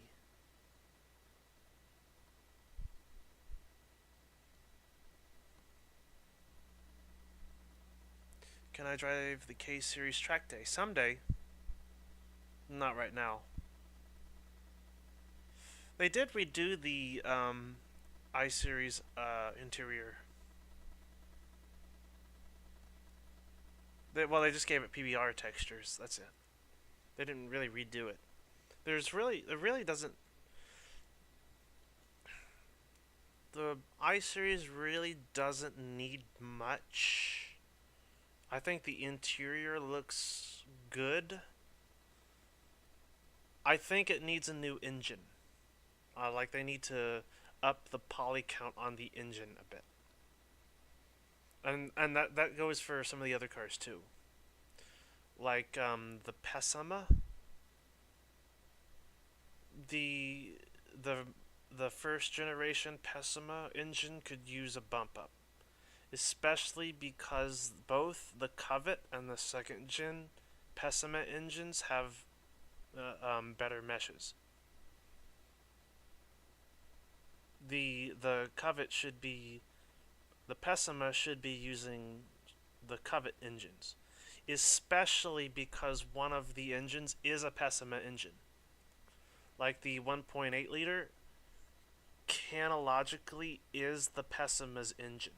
It should be in that should be the model used in the Pessima, but it's not. And it would be really easy. Same thing with the Burnside. The engine model for the Burnside is old, and it should be the same as the Blue Buck and the Barstow's engine. Like I couldn't wait. Like I was like, that's kind of why I didn't want to drive the Burnside for a while, is because I want them to update the engine model for the Burnside before I drive it again because it looks awful. I mean, it's the old one.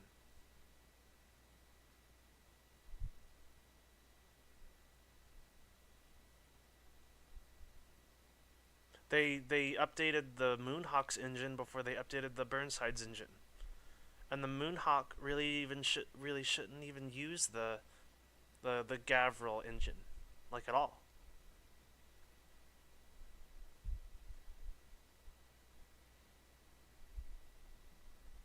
So I was surprised they redid.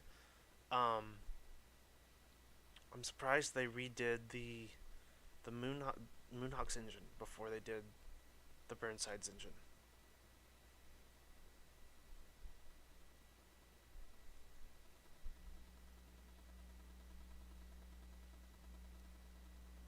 Yes, yes, the Burnside is a unique experience.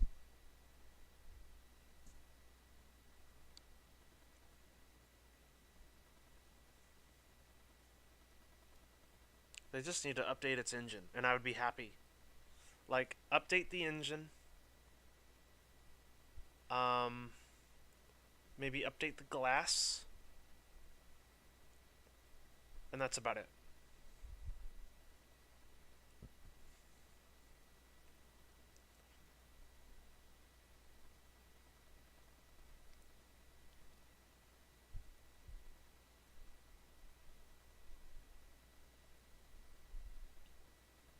Maybe give it an official old paint.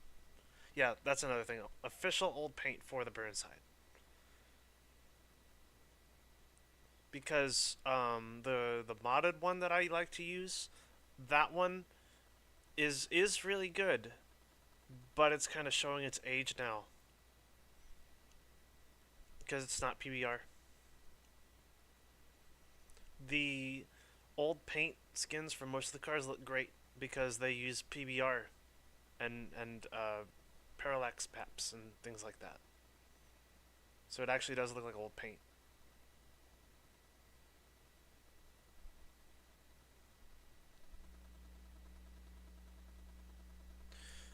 What is the first car in BeamNG? Uh, well, the car. Well, the first vehicle in BeamNG was the D series, but the first car was the Grand Marshal.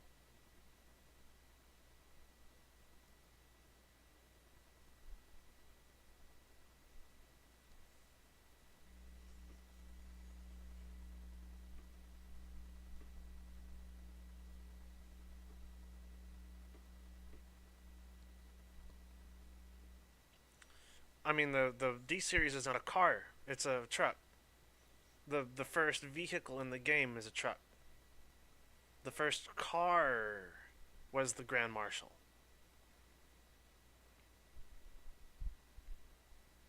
and then the Covet.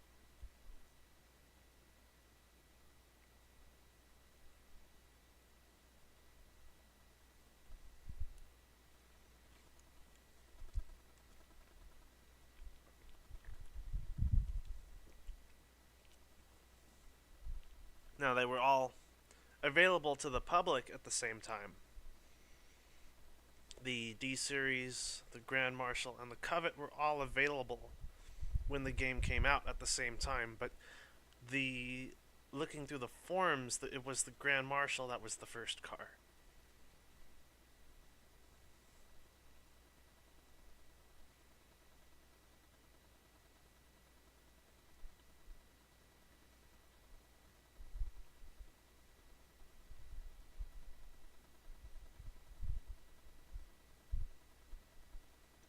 And eventually, they would share engines because they had different engines when they started out.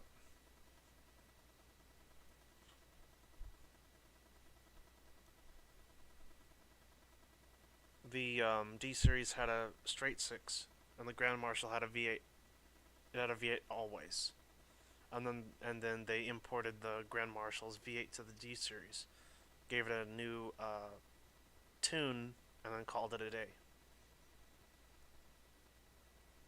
Because the truck engine V8, from what I understand, the tune is different for it.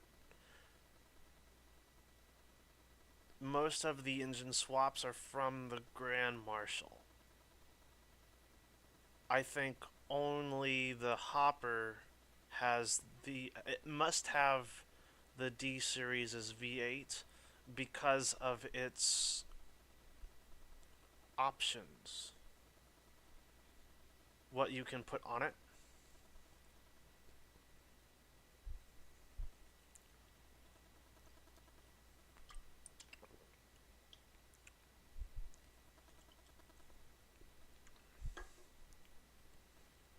Because for some reason you can also put old intakes on the Roamer.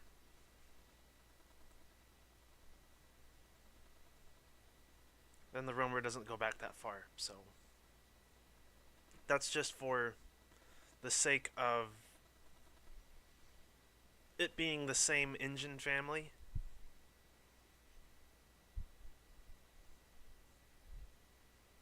Same reason why you can use put a carburetor on a Lansdale.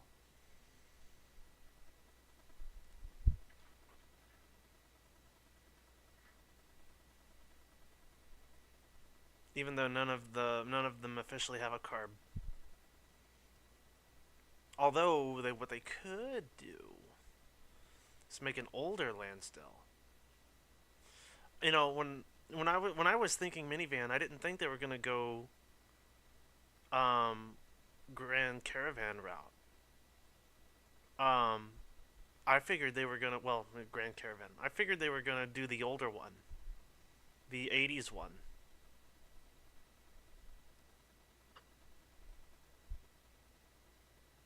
With the one door, one open sliding door.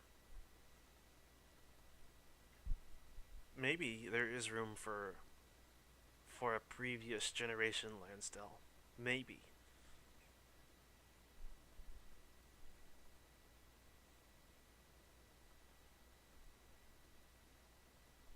Because the engine options for the Legrand and the engine options for the '80s vans, they match up.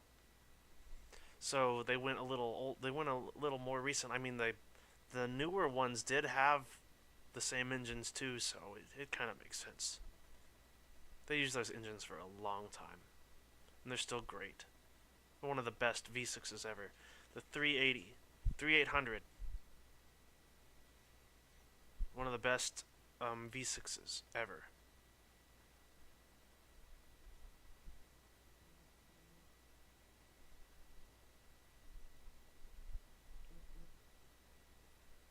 Alright, well, the cat's off in my lap. I'm gonna get back to driving. Cat's actually been off my lap for a while, but I just love talking. Car's cooled off so I can get back.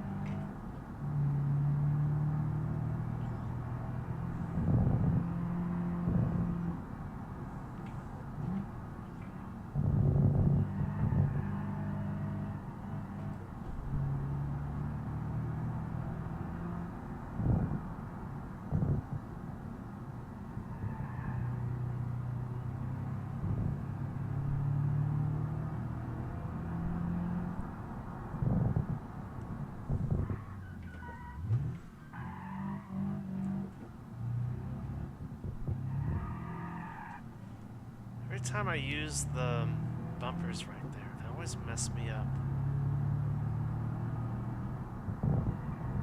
I'm half tempted to not use them at all right there. At least in this car.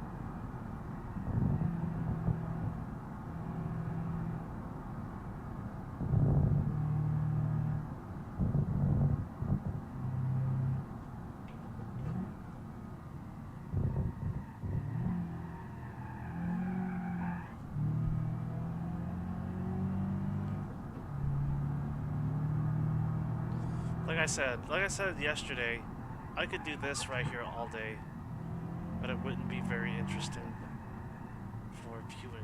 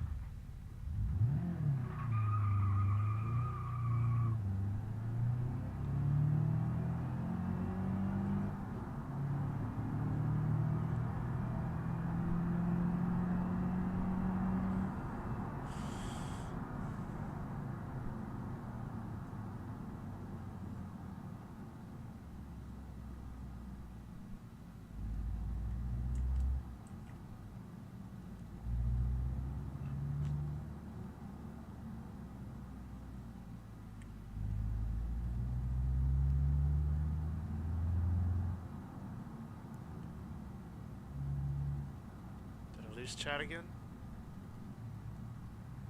Yeah, I did.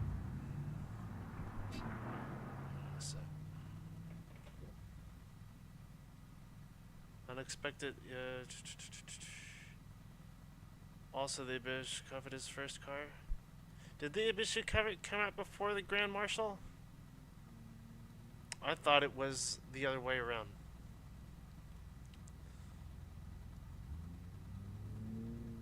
Nice live. I'm from Brazil. Sometime I'll be back to drive some BeamNG, my favorite game. And I saw it has rain. Do you know if it's part of the game or if it's a mod still? Yes and no. About rain. Yes and no. If you're still here. Rain is rain has been in the game for a while. Rain has actually been in the game since like early development. The problem is implementing it. It's just an effect right now. It doesn't really do anything. It doesn't affect road surfaces or anything. It's just an effect, which in the context of driving, rain is so important. They didn't want rain to just be an effect.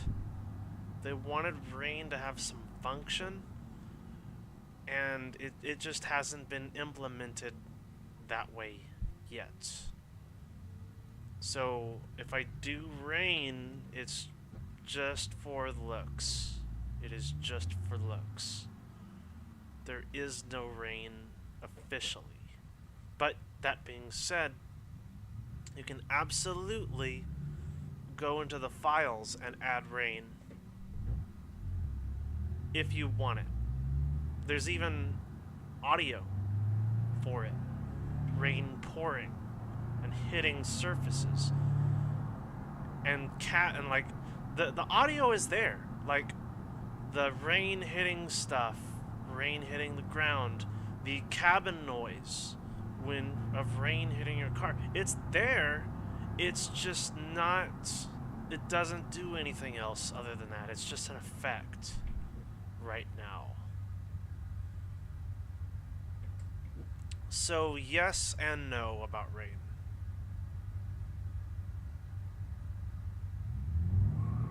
It's just like multiplayer. Multiplayer, like base, like rudimentary multiplayer for this game has actually been here. It just was never implemented because it doesn't work right. I mean, a lot of the kinks have been worked out, I guess, by the BeamNG team. Like a lot of the kinks have, but it's still not perfect. They had to do some workarounds in order for it to work too. And you know, and with players, you could really only have so many, with their requirements, you know, only have so many things going on based on their requirements. Pretty soon and you know, that'll be a day for me where they have to bump up their recommended requirements, because if they bump it up, it means, you know, I'll have to get a new computer because my computer runs this game just fine. You know, it's chugging at times, like it's kind of chugging right now even, but it's tolerable to a certain degree.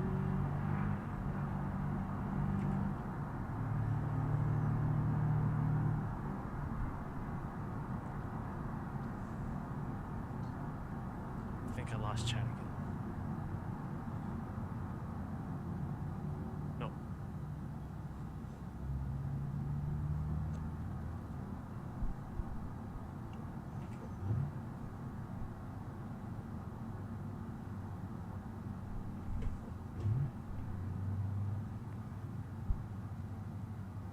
Also, bear in mind I'm streaming, so it's a little choppy right now because also I'm streaming. So being able to run my head tracker and and BeamNG and streaming OBS on OBS, yeah, that's a lot. That's a lot for this PC.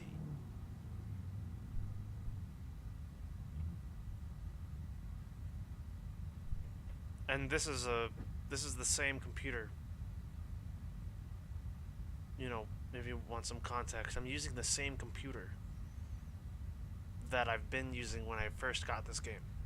So same computer. So it's gotten way better, way better.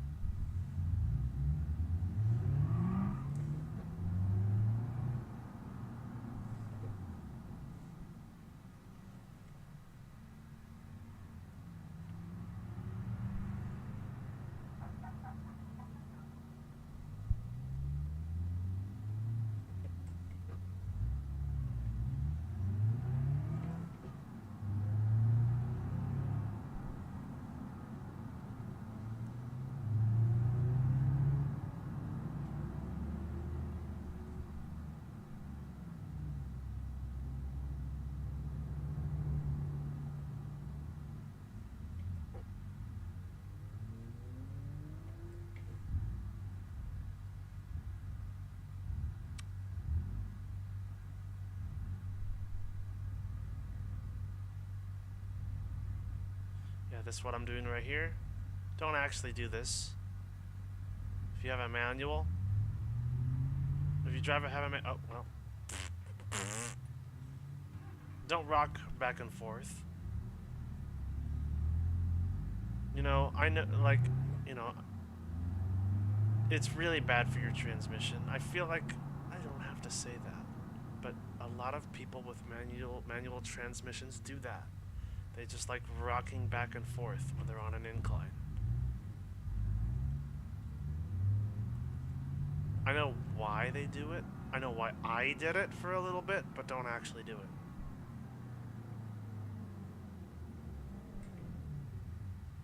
Just get better. Get better at driving a manual. That's it.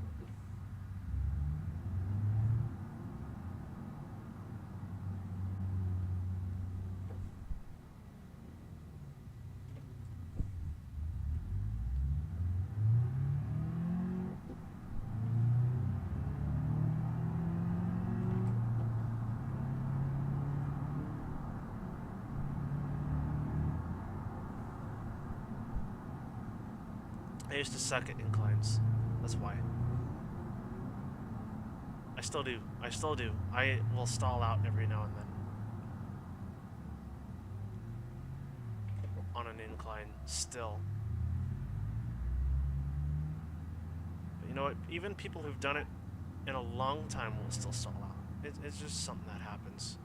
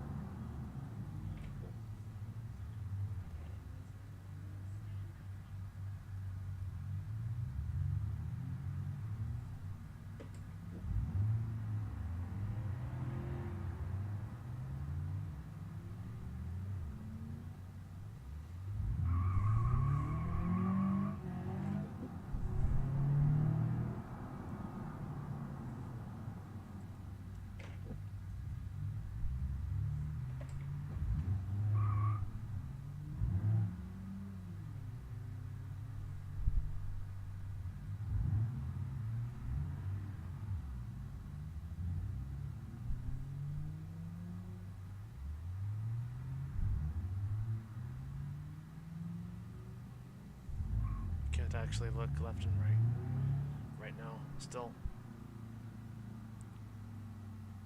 Hang on, I need to refresh the stream. Because I'm pretty sure I can't read chat anymore.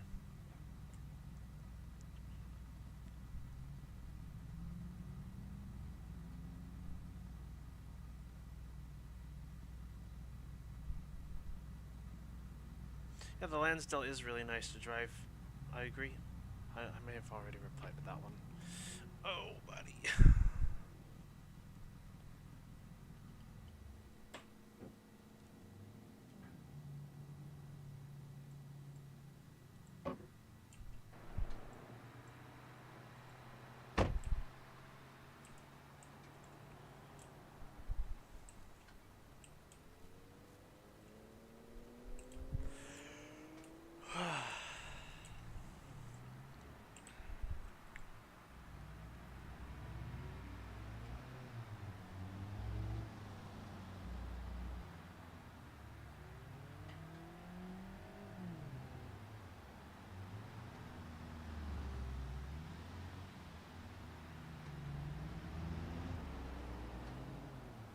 Checking stuff, checking stuff.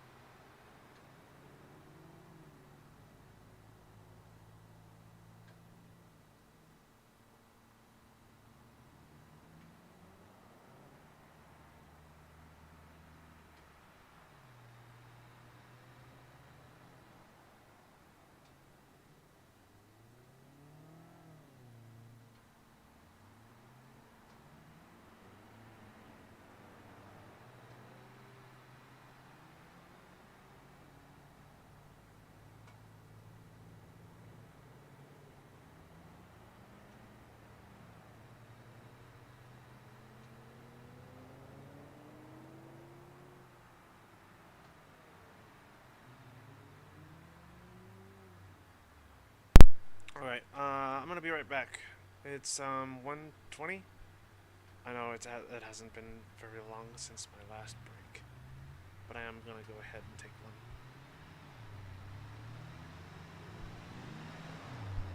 So sit tight. I'll be right back. I'm gonna leave you with the bus to entertain you while I'm gone.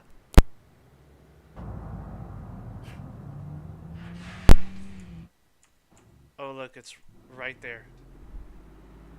Bus is right there. Hey, it's right there. I didn't even know.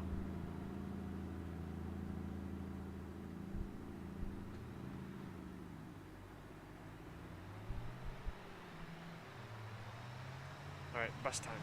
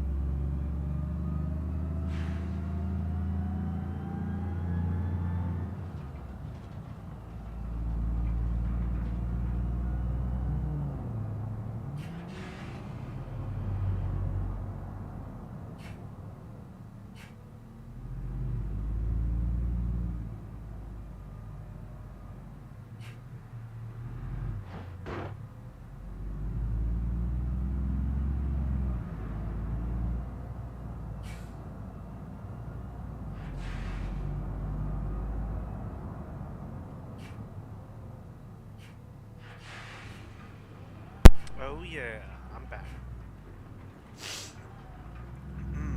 Goodness.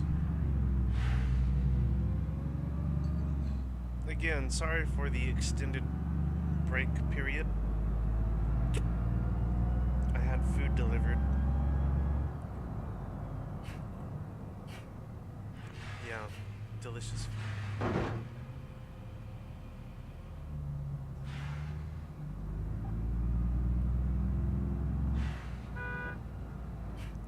Meep. Yeah, for people just tuning in. For people just tuning in, this is not the whole stream.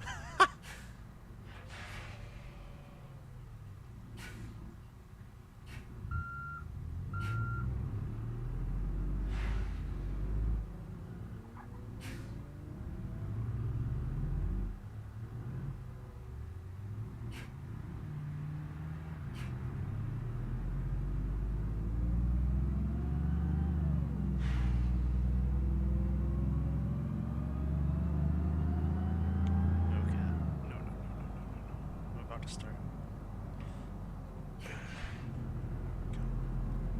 Alright. Guess I don't need to put my hat on because I'm going to be... The sun is still blaring through my blinds right now, so I guess I don't need to put my head tracker hat on.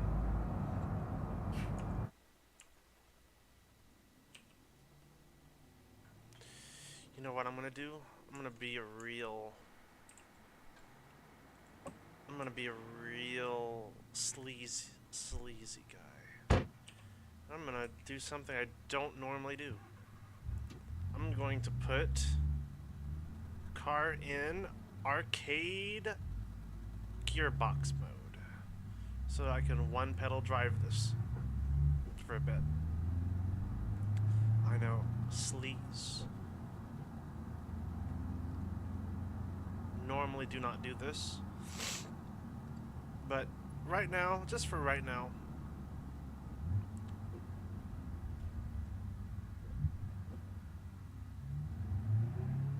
driving with arcade gearbox.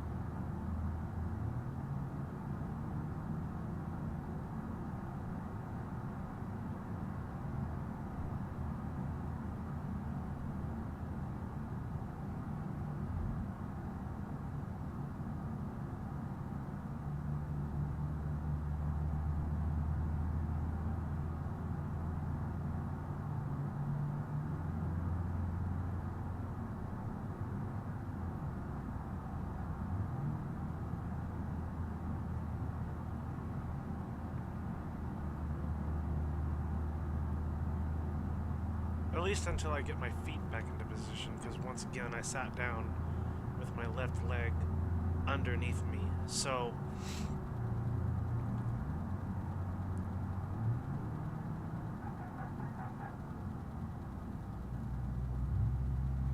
when I get my leg out from underneath me, then I'll go back to normal gearbox mode.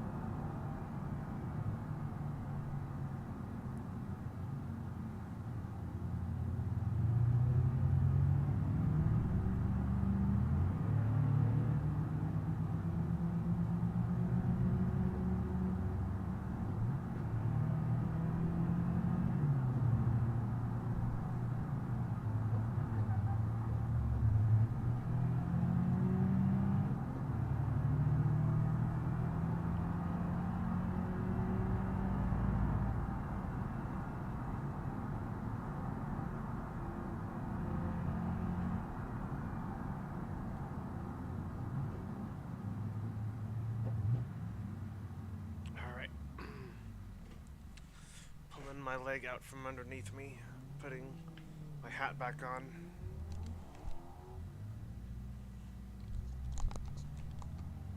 Let's see how bad it is, actually.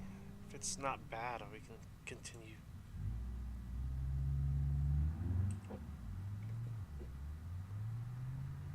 It's actually not bad right now. I can use my head tracker right now. It is almost 2. It kind of makes sense. Usually it's like 2 hours. At a certain time of the day, 2 hours after that point, I can go back to using the headset to turn my head, so that's good.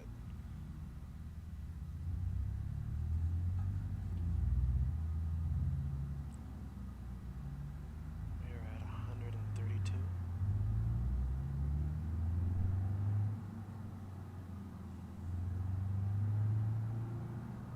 Picked the wrong road for this, probably.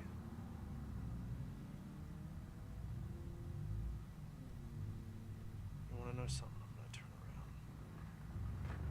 Picked the wrong road to try to extend, put miles on. People are just going way too slow through here.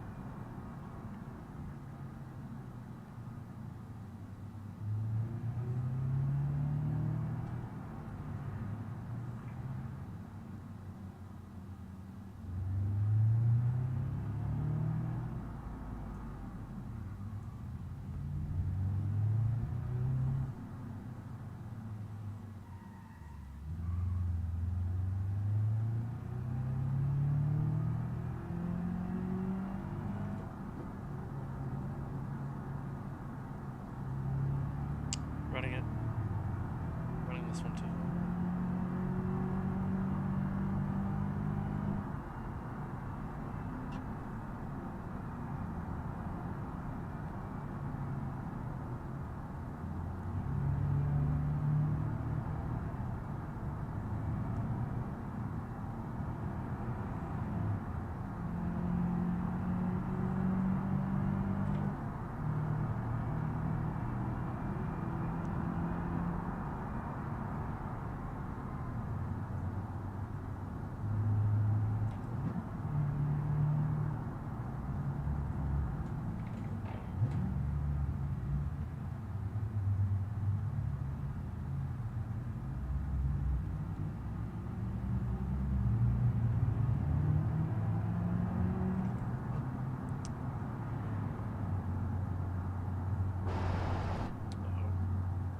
Oh, still pretty bad. That's okay.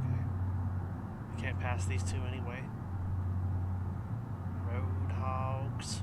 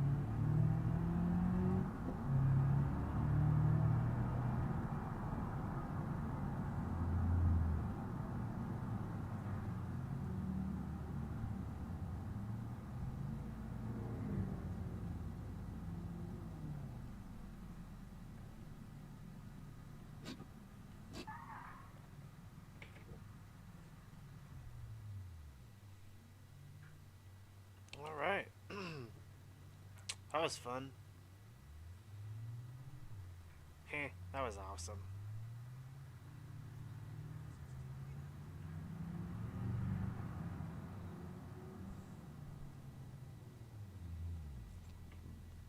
Goodness.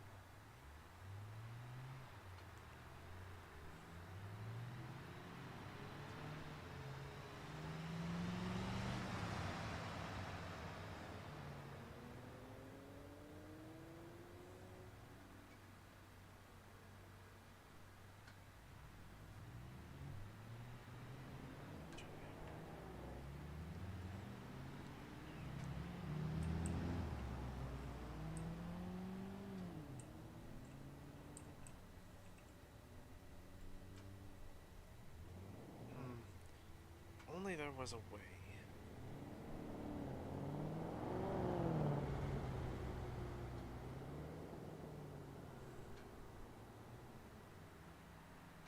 Only there was a way I could re-chat without having to refresh every now and then.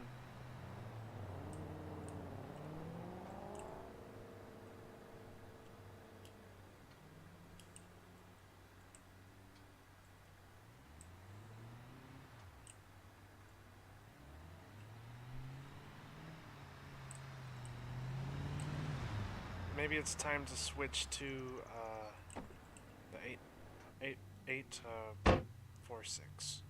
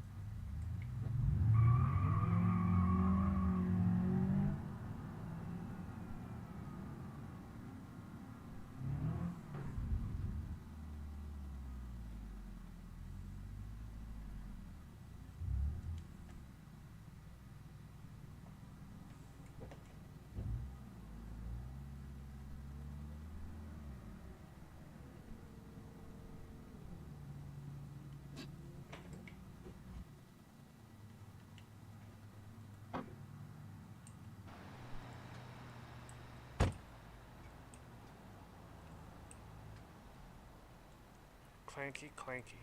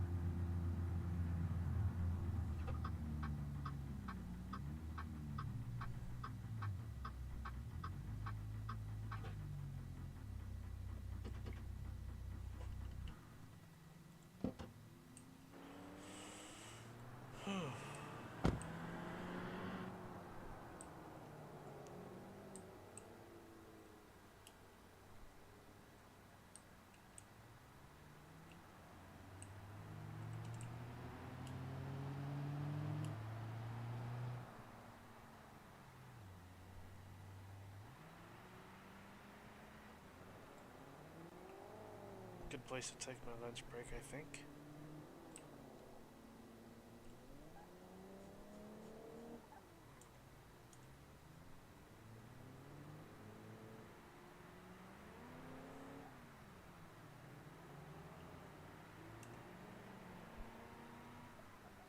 Take a little lunch break.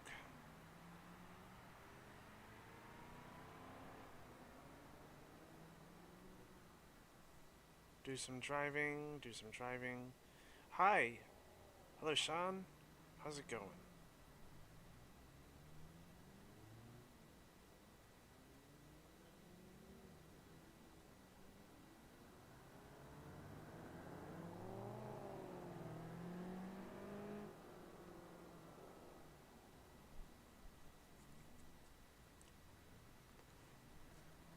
Hope everything's going alright for you, Sean.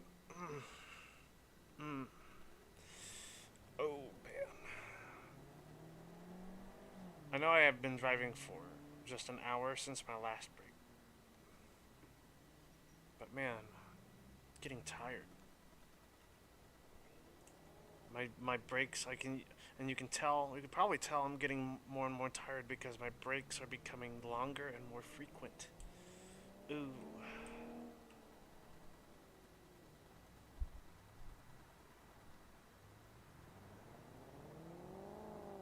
Look at them. Smeet.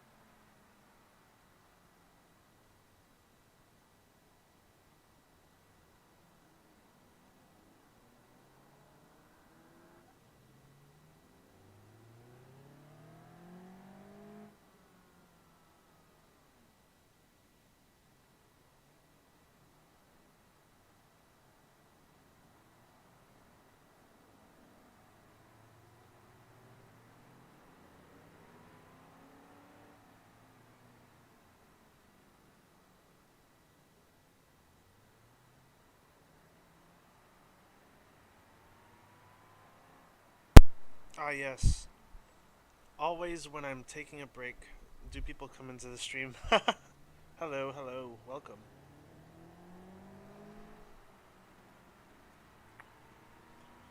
Ooh, just enjoying some delicious food. The rest of my delicious food. After about an hour driving.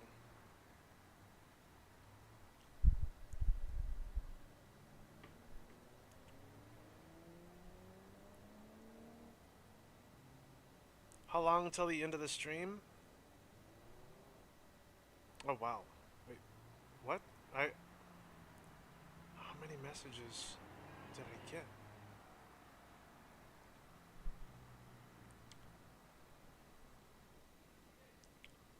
Some of these are old messages. Oh, wait, no, I'm caught up. How long till the end of the stream? Um, let's see, I gotta do some math. Give me a sec.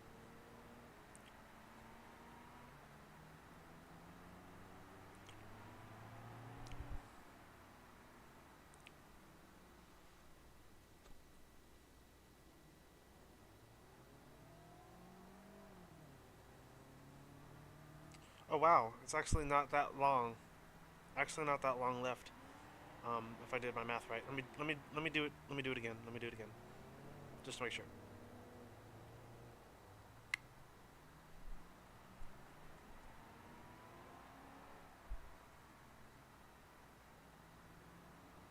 So 4 hours. If I did the math right, 4 hours is how long I have left on the stream. 2, 5, 6. Shit, no. 5. It's 5. 5 hours. 5 hours. A little bit less than 5. So 4.5. 4.5 hours, yeah. That's correct. That's more accurate. Because I started. No. It's 5. It's 5. Because I started at 7:22 a.m. yesterday, and I took an 8-hour, actually 7-hour nap, apparently, and I woke up and started again at approximately the same time. I was a little bit late, actually, so about 20 minutes late. So I should be finished at 7 p.m. my time. And this actually marks my record, you know, because last year I did the stream, I failed the challenge. I had to respawn my car. I couldn't drive it. I damaged it so bad. This year, I think I'm going to make it because I went a little easier on myself. I gave myself 2 cars, and I have both of them. So they're damaged. They're a little bit scuffed, but they are absolutely 100% drivable. Well, the the ETK 800 is a little bit worse for the wear. I've also driven it more than. That's a Lansdale. Where's my car? Here we go. I've driven this one a little bit longer. Oh, a little bit. Much longer than I have my PX. And I mean, this is pretty much all that's wrong with it. I got I got most of this damage like within the first 2 hours, and it was very demoralizing because I didn't realize how silly the AI was going to be, especially in the city. They just absolutely love speeding through intersections and stuff. I had to slow them down. I eventually slowed them down because they were causing accidents all on their own, and I don't know why. They were just going too fast.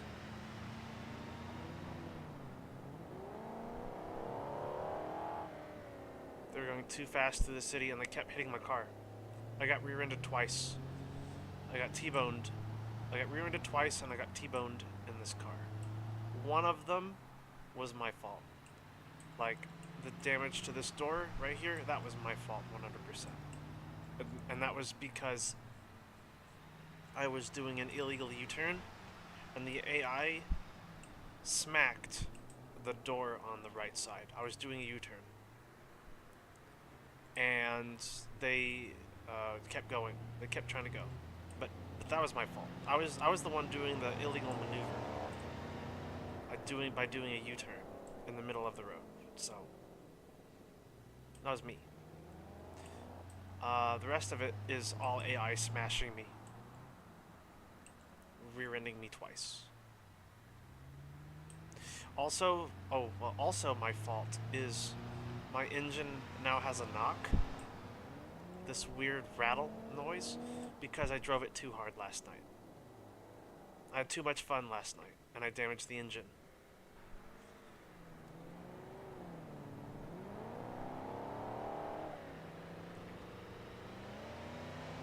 Yep, too much fun. I had too much fun.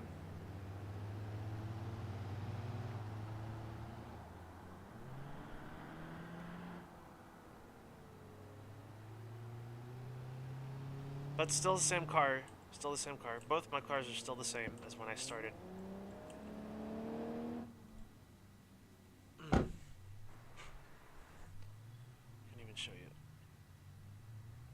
Yeah. 339 miles on this one, and about 150 on the BX.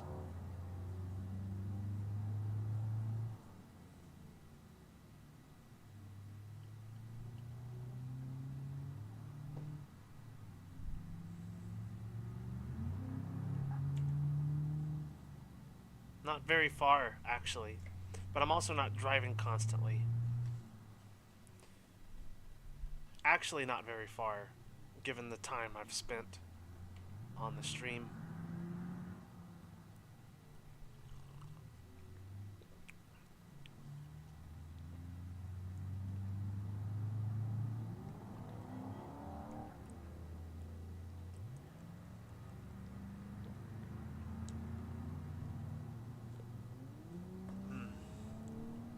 Man, this drink is like liquid dessert.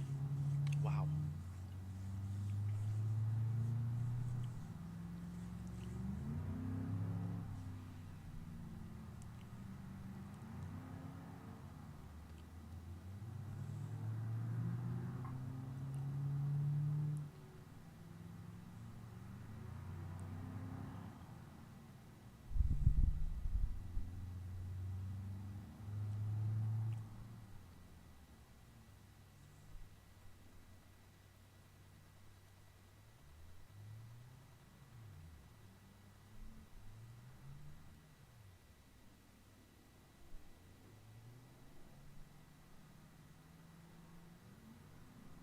Yeah, just kind of resting right now. I'm just kind of resting right now.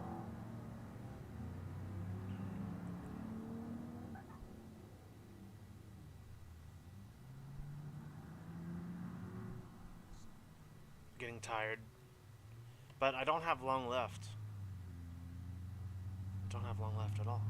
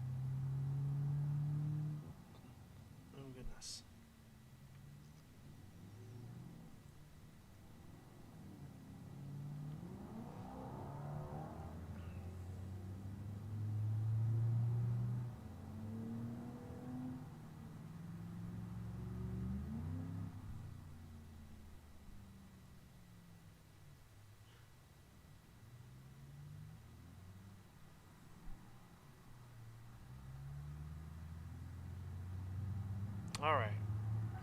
Alright. I'm gonna finish my liquid dessert and get back on the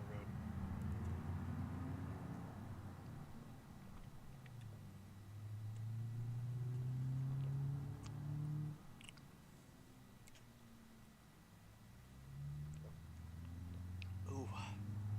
It's so sweet.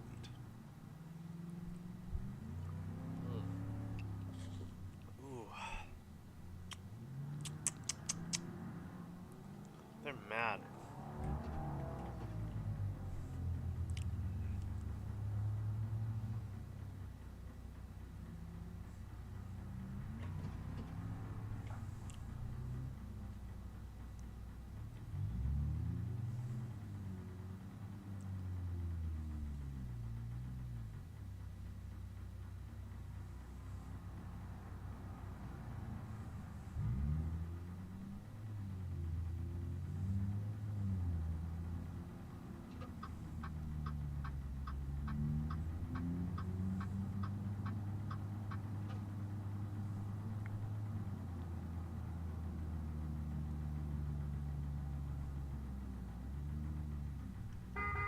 Come on.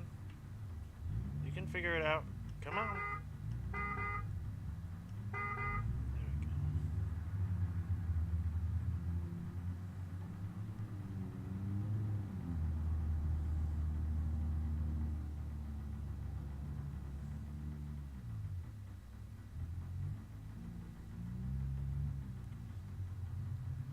But man, I had a good time yesterday.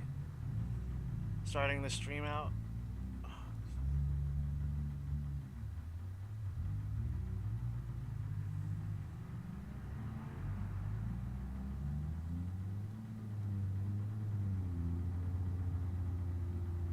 It felt good yesterday. Now it's just like, man, I just wanna get it over with. Feeling kind of tired.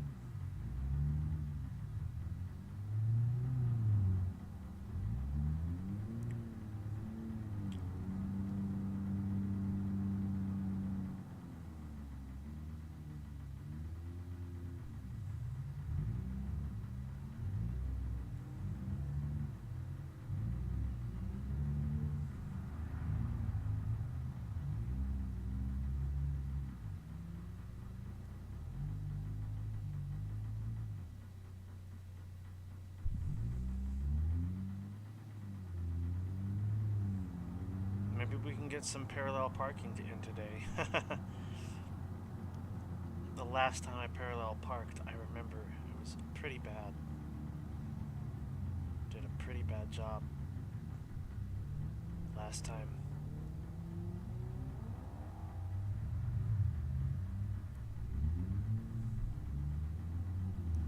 There's not even any. Oh, down here. Maybe?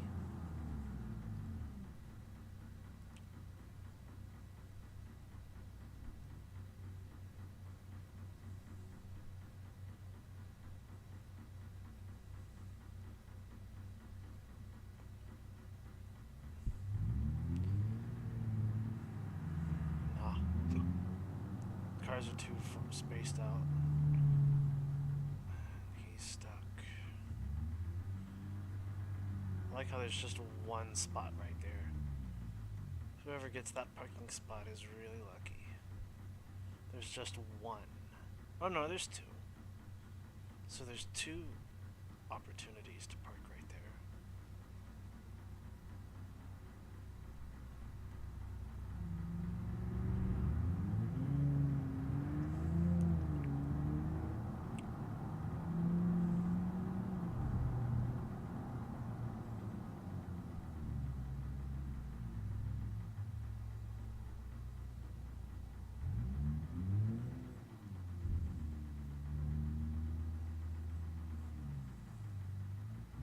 I wonder if they're ever going to make simplified versions of the old cars. Because I noticed that a lot of the simplified versions that we have right now are all of the modern stuff. they said that the VVOSs were temporarily removed due to technical limitations. And so those couldn't be simplified, but I wonder why.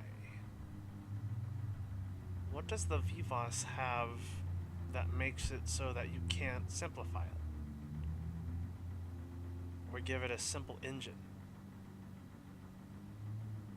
Or no engine? I wonder what... I mean, I don't know. Maybe it's because they needed to redo the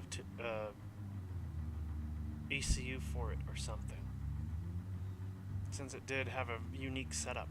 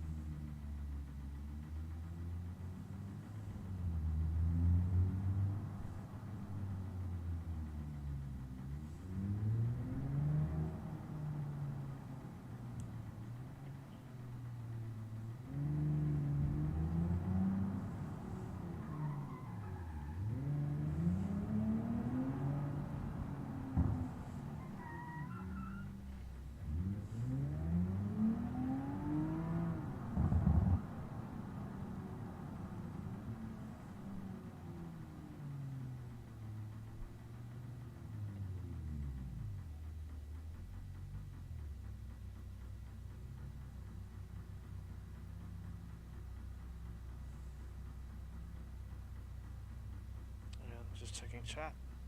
Reading chat.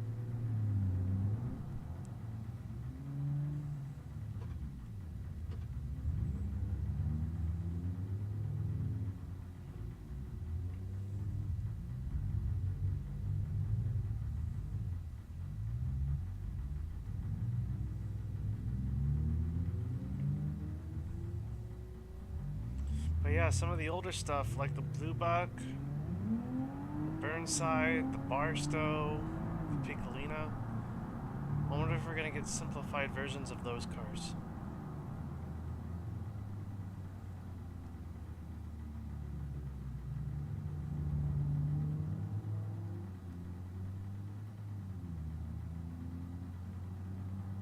It might not be worth it because they have very low some of those cars have very low population, and they would have a very low chance of appearing in traffic anyway.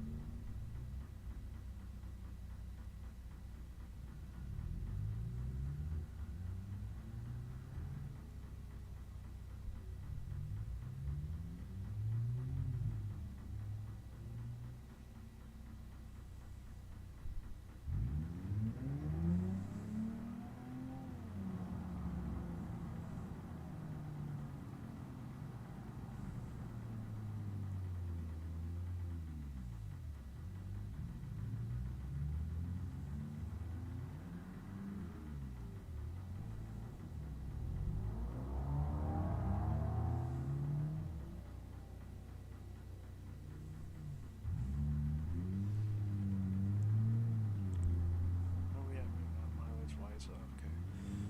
341.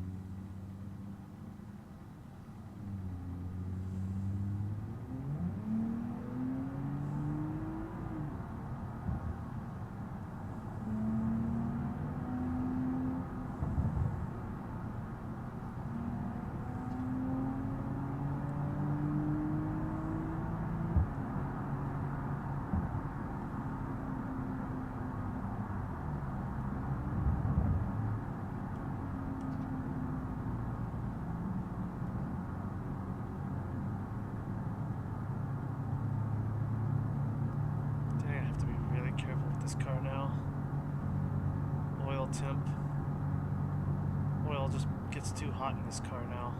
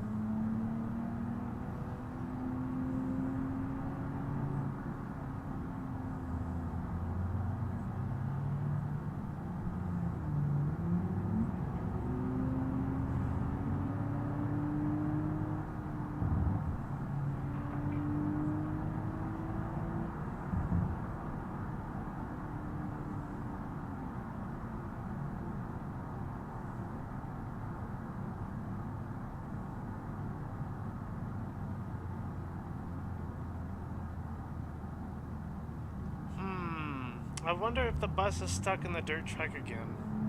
I haven't seen it recently.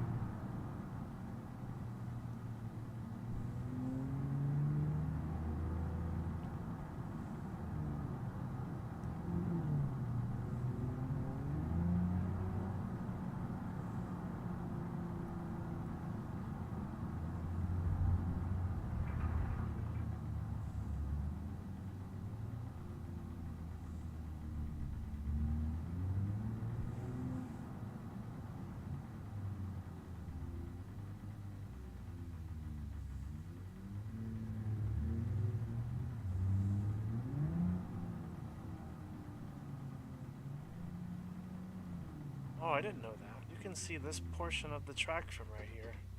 How about that? I didn't know that.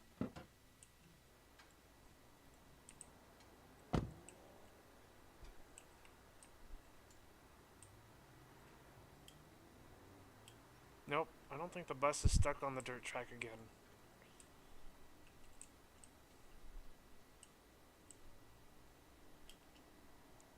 Where is the bus?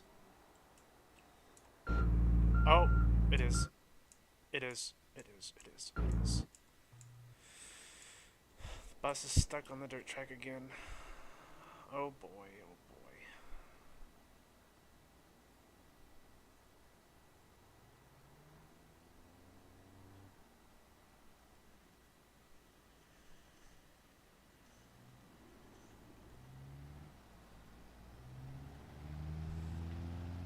Let's get it unstuck.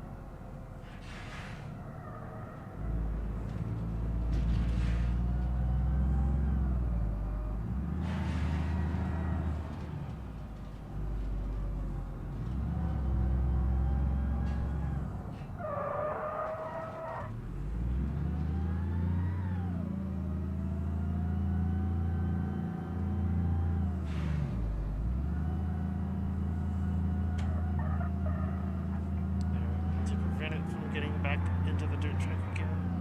We'll take it. It's sort of out here.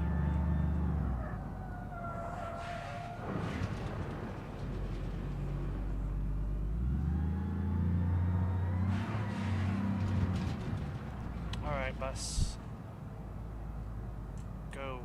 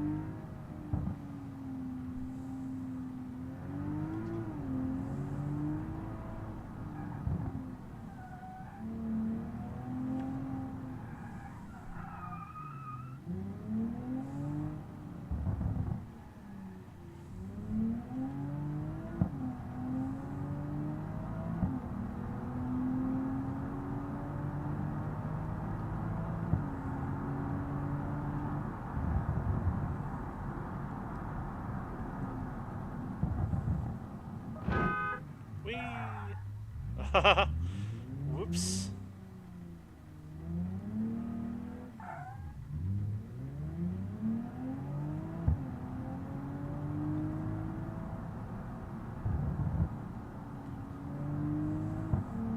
I forgot to despawn the traffic on the racetrack. That might be it for the 800.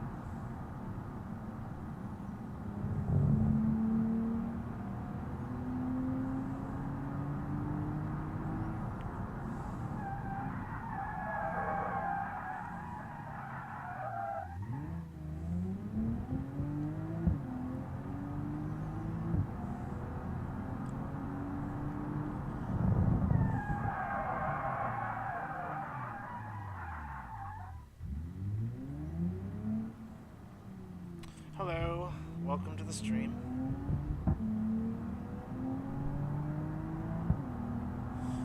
Craft, build, explore. Welcome, welcome. How are you going? How are you doing?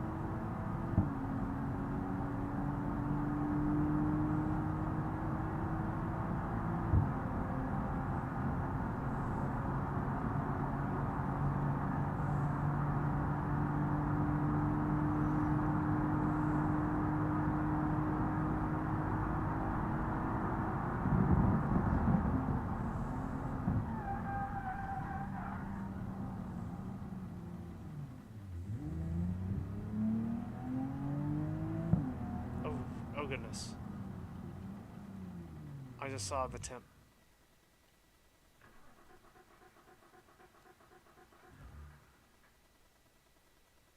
Uh-oh. Uh-oh. Uh-oh. Uh-oh. Uh-oh.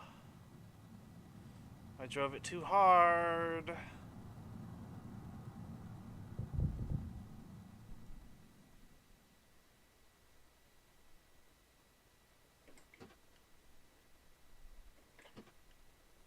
Uh-oh. Well, that's it. That's it for this car. It's done. It's done. It's had enough.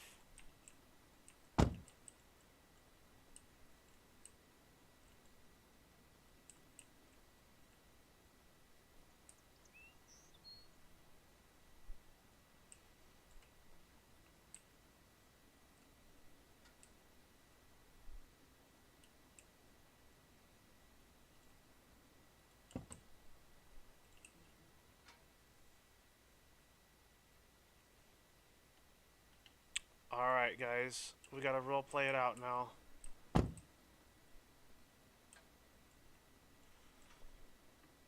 We gotta role play this out now.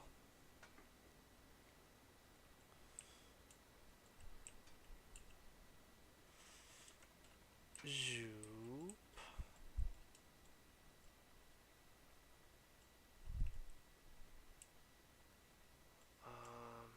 Here.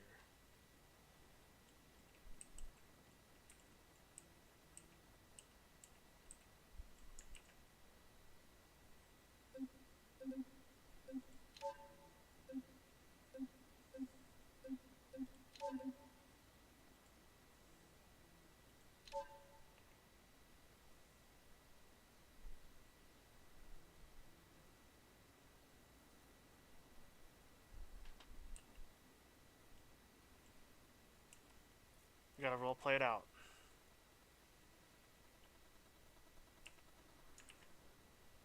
Hang on just a sec, just for preferences.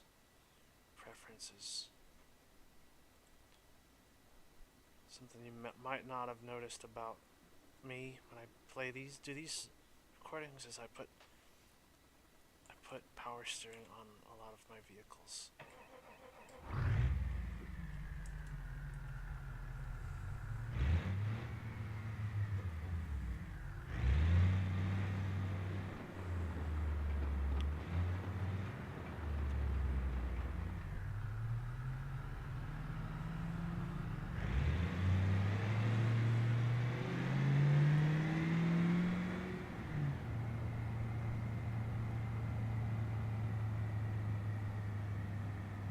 Uh-oh. Gotta role play this out. Can't leave the 800 out here.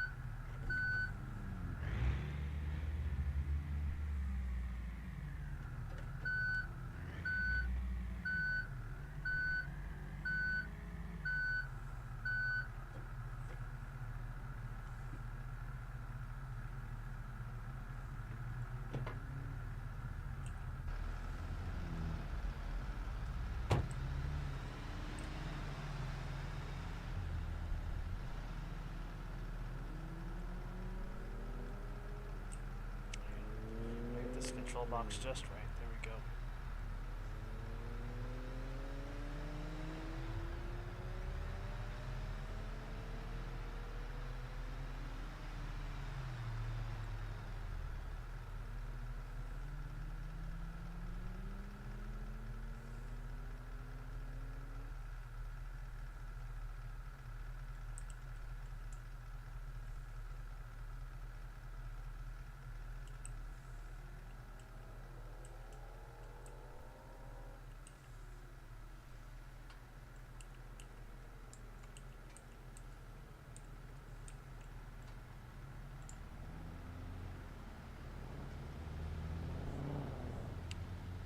Just gonna have to hook it up to that.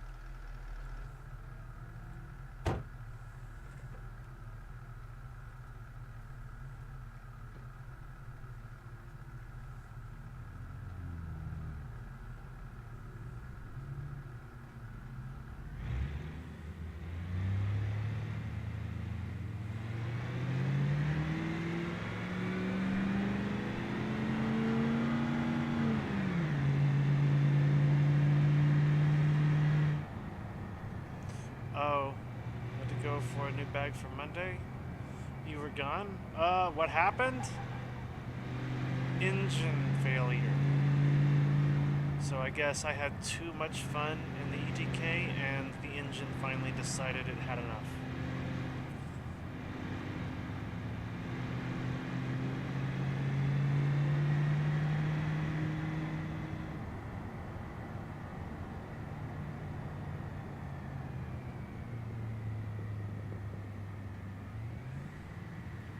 And the engine locked.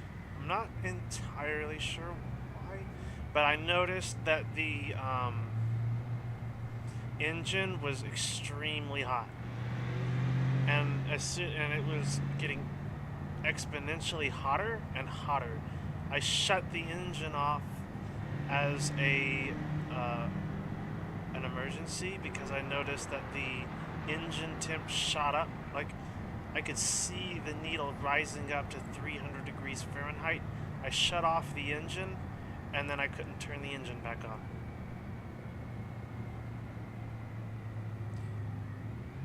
It could be because the engine is too hot, but I'm taking it to, well, I couldn't just leave it on the racetrack. And I'm not sure if it was just overheating.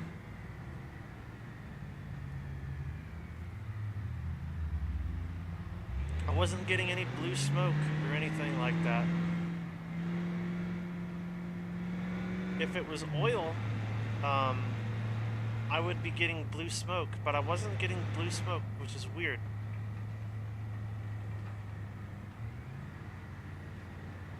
I didn't get any smoke. All I saw was the engine was overheating. And I shut the engine off.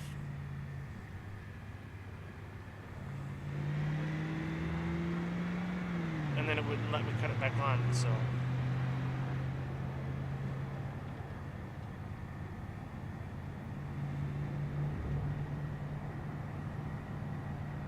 I got the check engine light, so...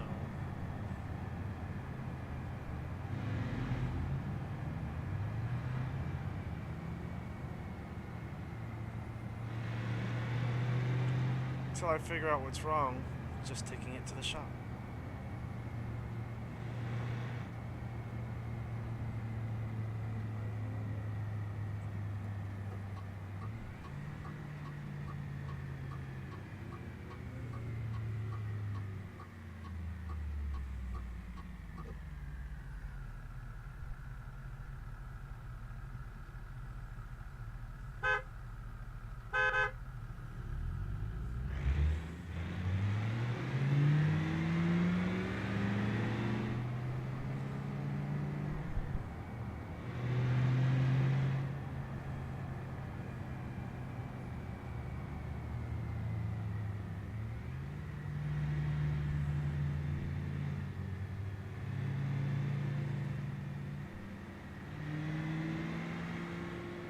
Yeah, I'm thinking it's something in the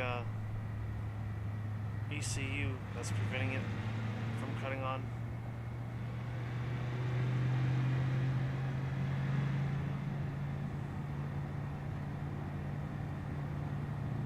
Usually, modern cars won't let you leave the driveway if there's something wrong with them.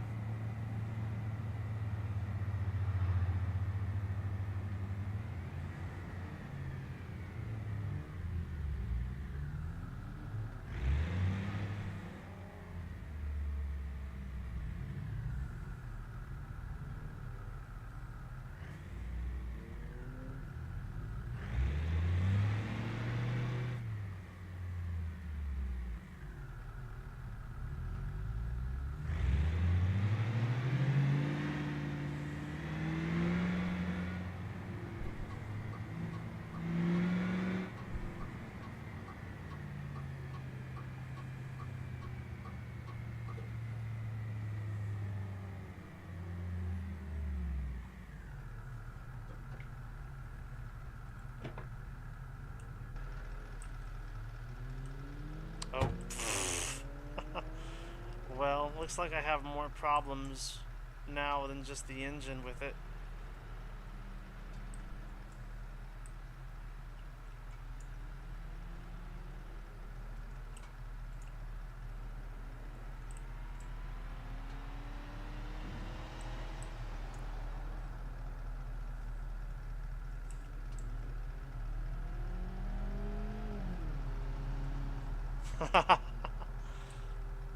Oops.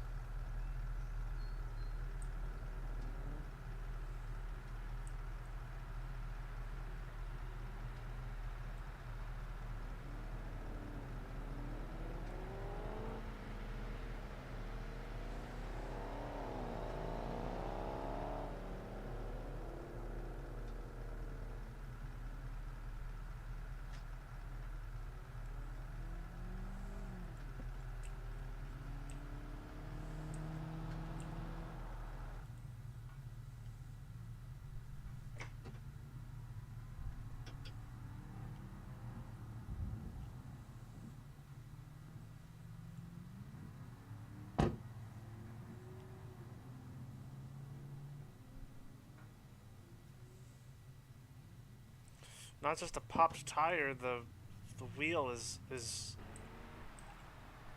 wheel is gone too. I'm just gonna have to push it. Push it into the garage. Yeah.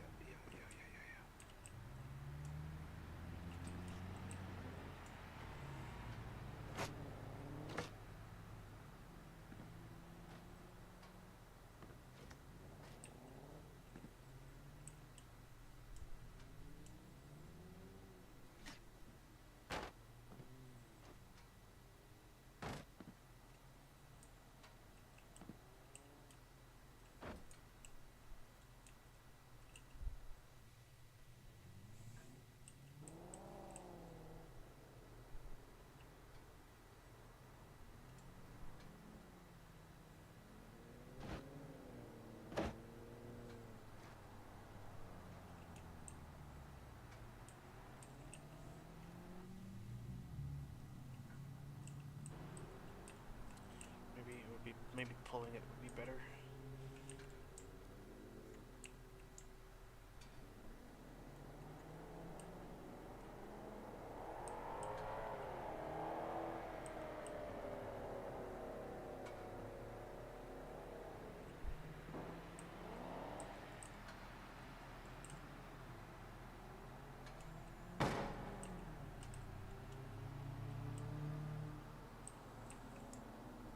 This way.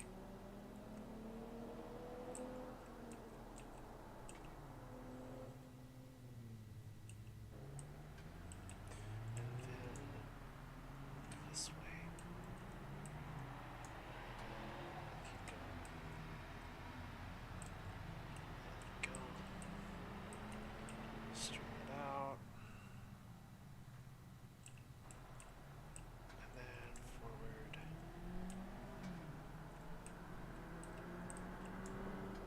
Nope, nope, go.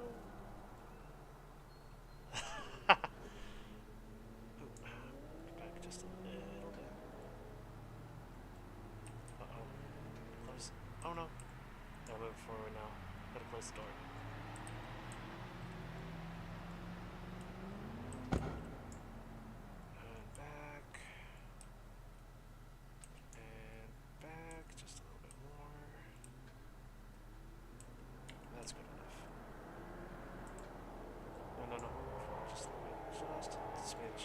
Right there. That should be good. Load it up on the thing. On the post.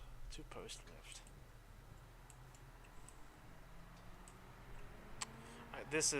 I'm just doing this for fun. I kind of already know what's wrong with it.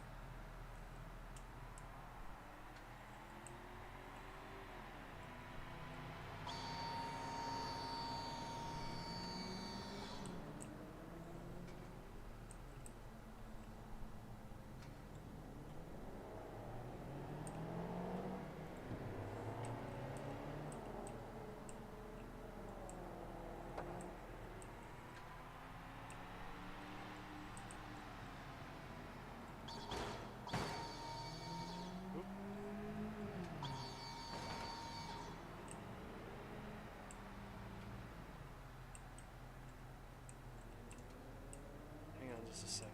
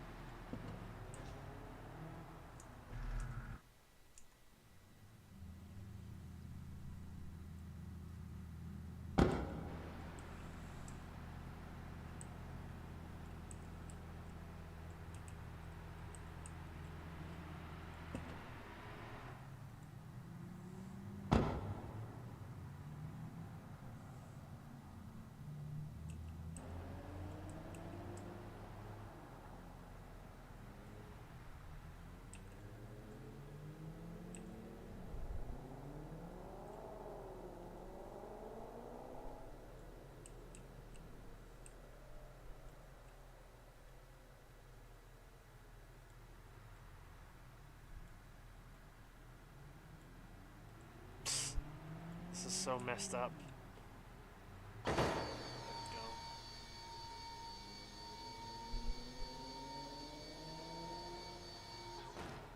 Uh-oh.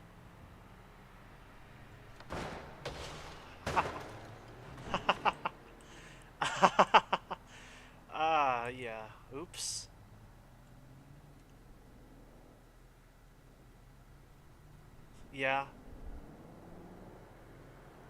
No, it was ruined anyway.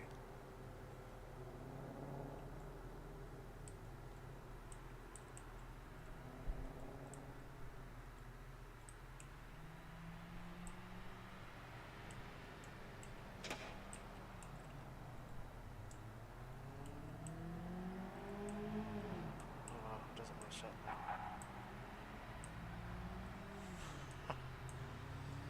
Welp.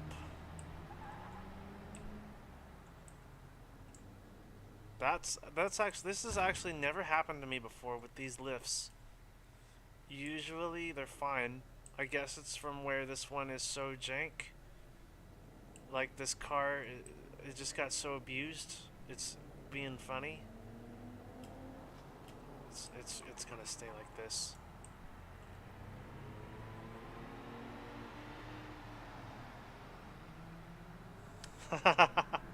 It's just gonna stay like this now. I mean, um, there were there were the engine. It can't move. It can't move. The car is no more.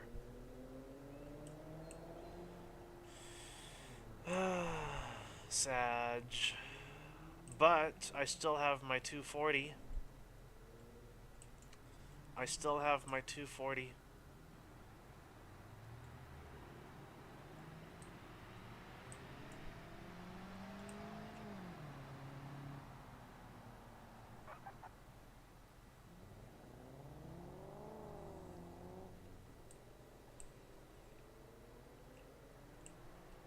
I still have the 240 though, so that's nice.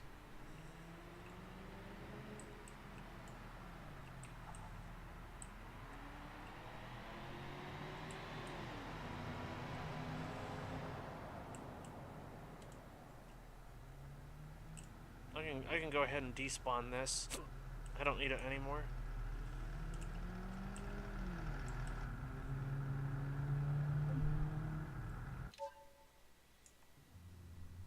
However, I need to roleplay going back to my 240. So I gotta find the nearest bus stop and I gotta wait.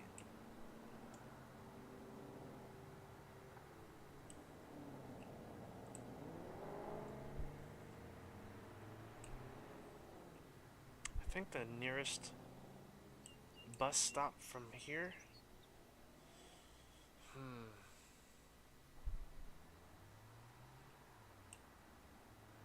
I think I'm gonna try to go back to the racetrack because it's the one that I would pick realistically, because I do not want to climb a mountain to get to a bus stop. I don't want to cross the highway to get to a bus stop, so, well, I'm gonna have to cross the highway anyway. No, there's a bridge.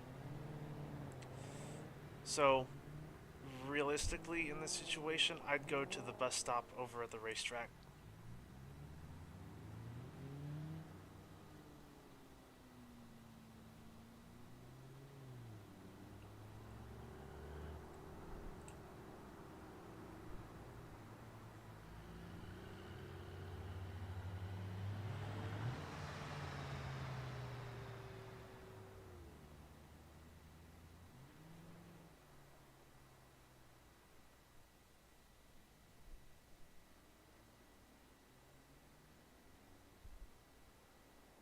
You know, that's one thing this game needs.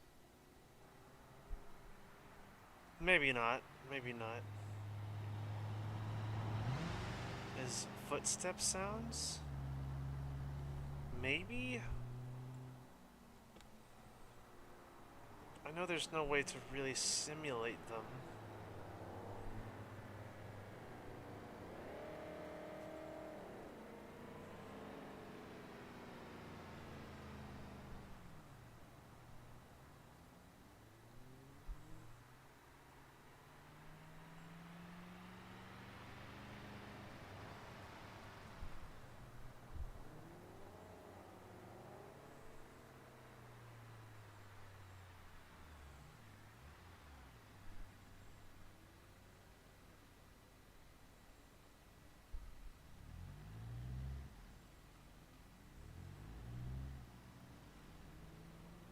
See, that wasn't so bad. I just had to go over here.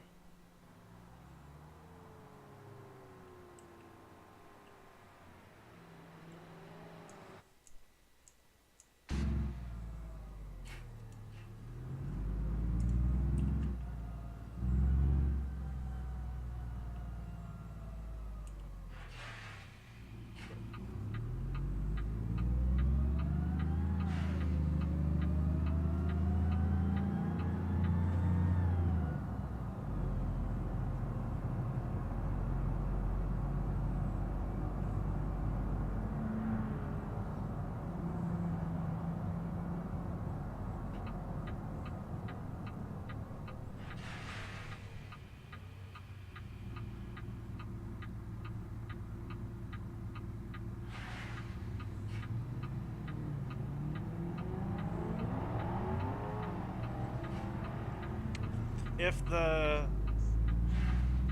Yeah, I placed them very wrong.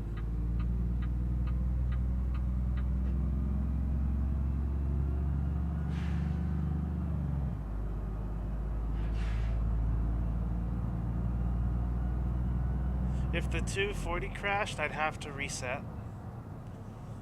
And then that would be it.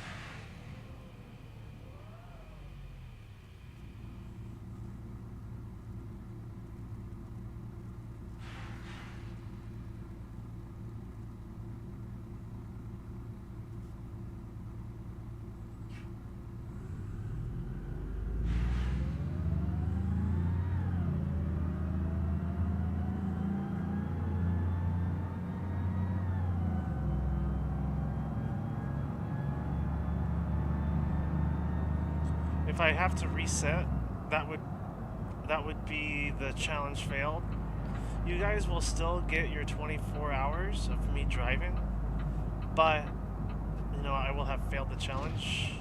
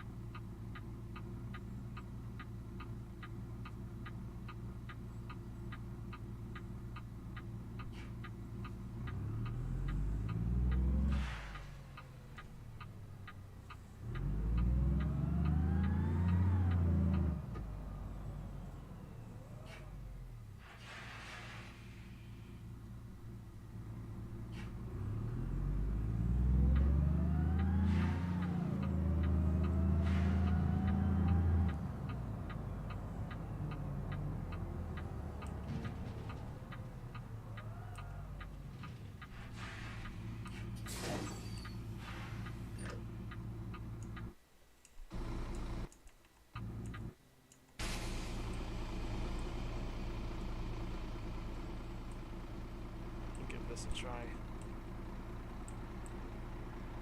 There we go. Hey, it still works. Awesome.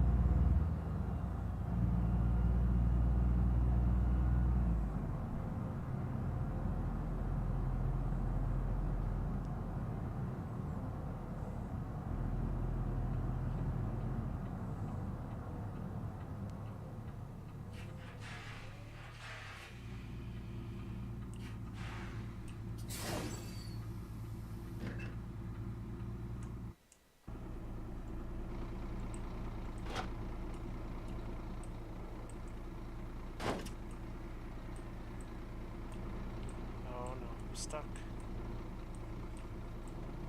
Oh, come on now. There we go.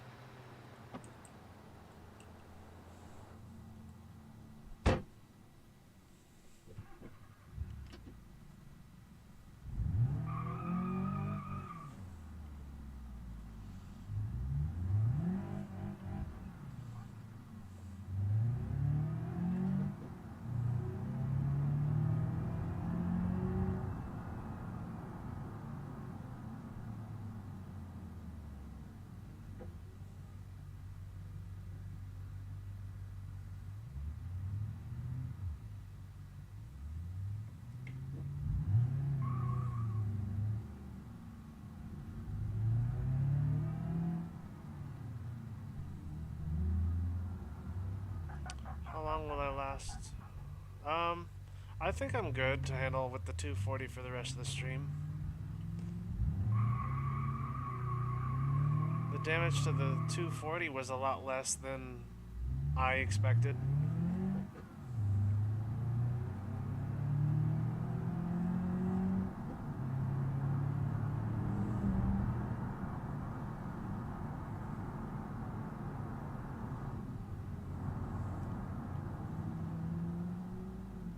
Ooh, get him. Ooh, get him.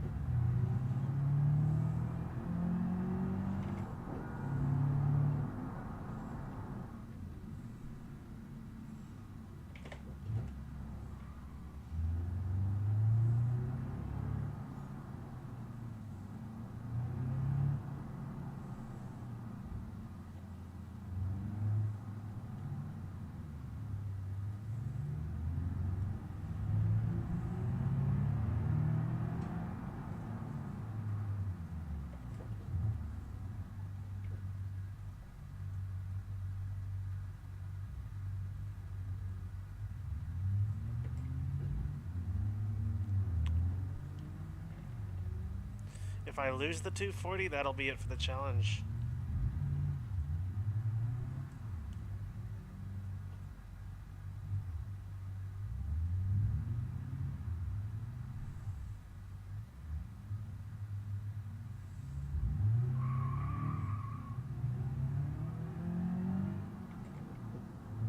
Matter of fact, why don't I take a break? Why don't I take a break?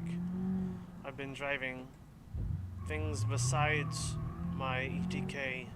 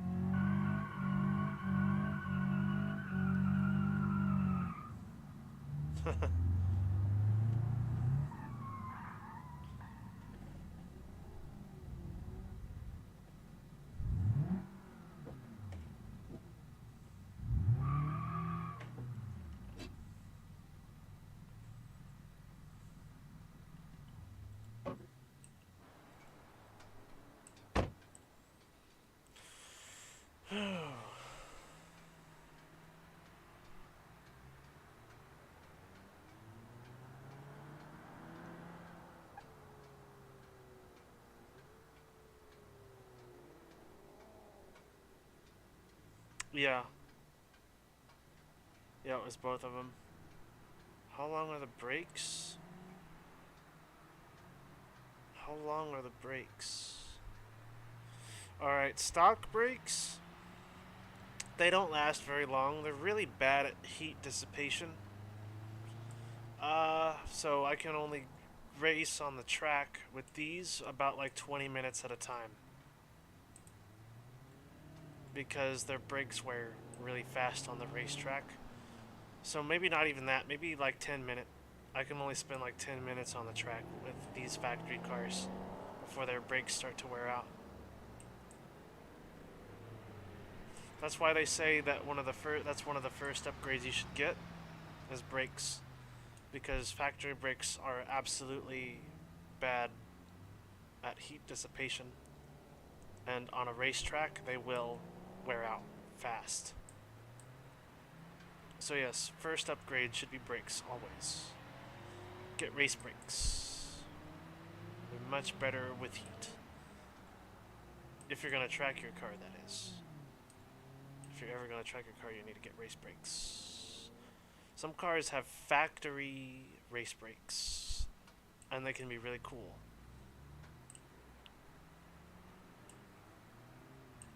Really good if that's what you're gonna do with it.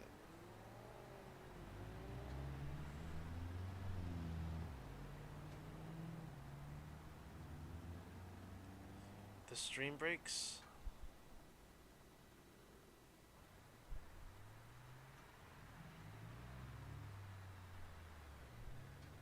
Huh? Uh-oh, is the stream broken?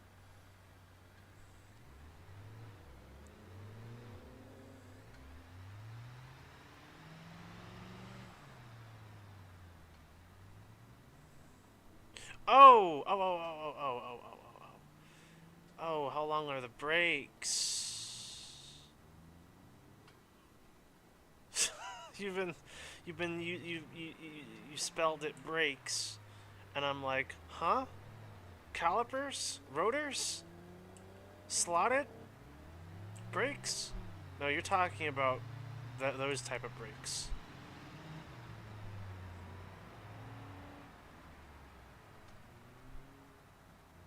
They're supposed to be 30 minutes, but I've been doing them really short, because really all I've been doing during them is drinking water, drinking coffee, drinking Blaster energy. That's it. That's all I've really been doing during these breaks. I'll take a long one every now and then to eat, but they're supposed to be like 30-minute long breaks, but I've been making them short.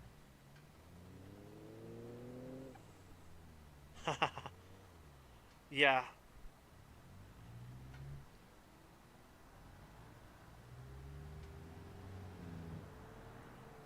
yeah, calipers, rotors, discs, pads, brake pads. One time I was doing a friend of mine's brakes on his Ford Fusion, and he didn't know, okay, he didn't know that you had to replace brakes on cars. By the time I got to them, I was like, friendo, you're not breaking, you don't, there is no pads to replace. You're braking on calipers. That's, they were so bad on his Fusion. He didn't have any pads left because he didn't know that you had to replace brakes. Um, yeah, he didn't have any pads left. They were just calipers by the time I got to them, and so on, especially the ones on the front, there was nothing to replace. It was actually adding pads because the pads were gone.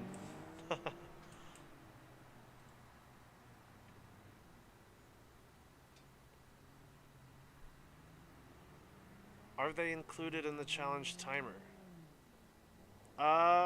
Yes. The brakes are included.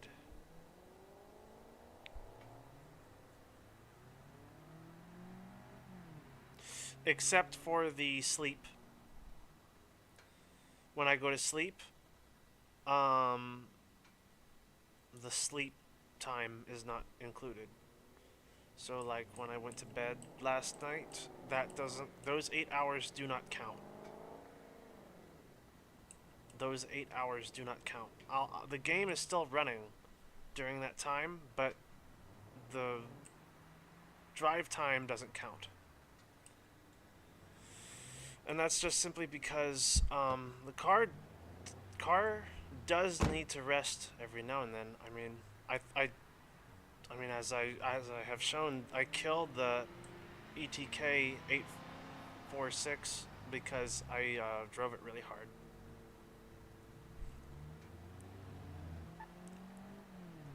Cars running for lengths of period do need rest. They can't run forever.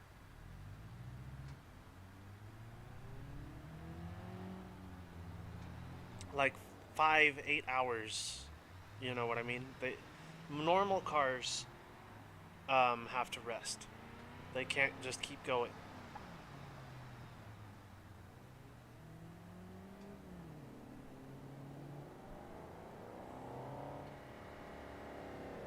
Well, that's why he was telling me. See, his pads were gone. Yeah.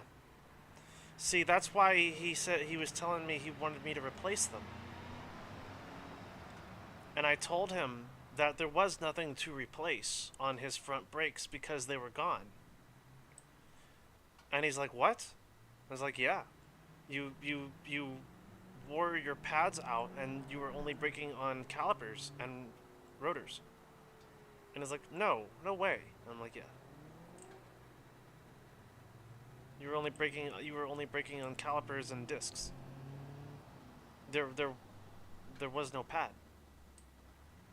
You wore it down to the metal." That's why he had me replace them. But it turns out they were gone. It's just because he didn't know he had to replace them. I mean, how would you know? You know, if you were just given a car.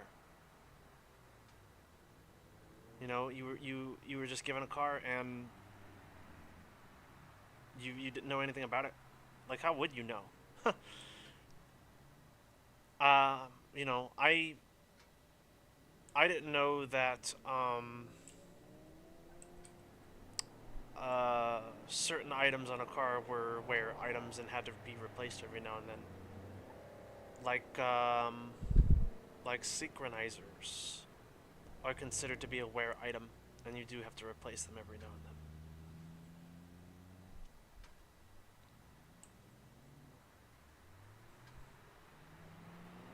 I didn't know that.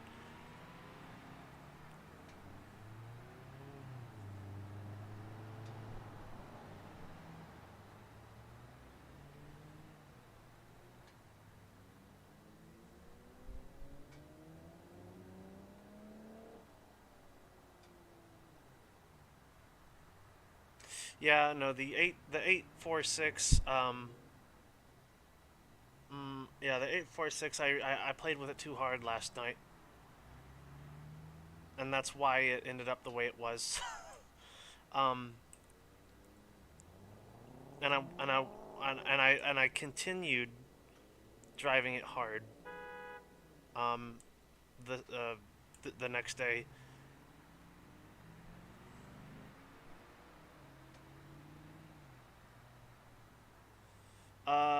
Synchronizers.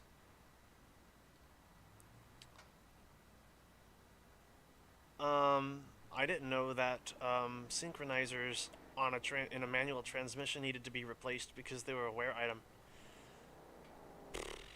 I mean, I didn't know. I didn't know that. I haven't always had a manual car either, so that was why.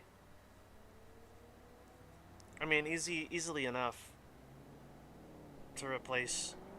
You can replace everything on a manual transmission, just about. And the cool thing is, companies will sell you each individual piece of it. But if you have a car with a CVT, well, chances are you're not gonna. There are people who do specify in CVTs and can replace every part in them, but when it comes to acquiring parts for CVTs, the dealerships, the car manufacturers, they do not sell the individual pieces for them. So you have to, so that they want you to buy the whole thing, and they are very complex, and they have you might just need like one thing, but no, they want you to buy the whole thing. So your best bet is the junkyard. You need to have someone who knows how to work on a CVT first off, who specializes in that, and you can only source from junkyards because manufacturers will not sell you the individual pieces for them. Unlike a automatic or a manual, they will sell you the individual pieces for those transmission types, but for CVTs they don't.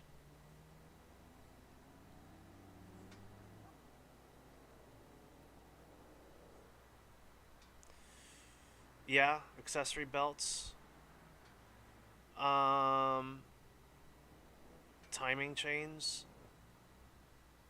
Now, some manufacturers will say that the timing chains for their engines will last a lifetime. That is wrong. So if you ever hear that, that's wrong. Especially on Nissan engines, even though they have chains instead of belts, they still need replacing.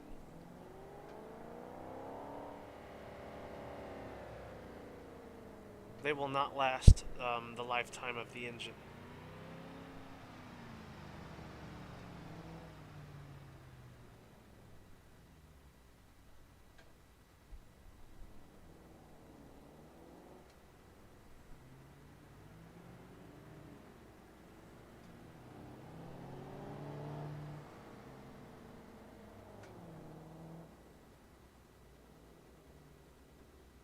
Well, not Nissan CVT. Nissan CVT is awful. Their CVTs are worse than their automatics.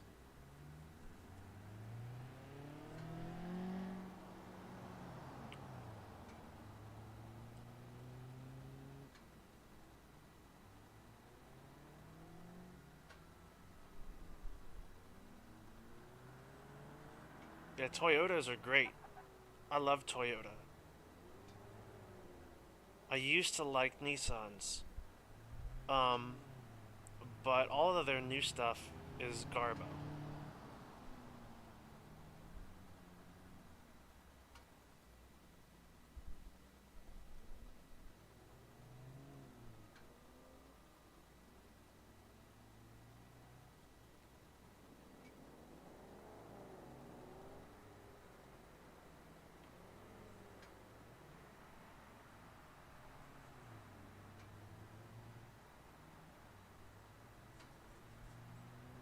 Alright, I'm gonna go get some liquids. I will be right back. Sit tight.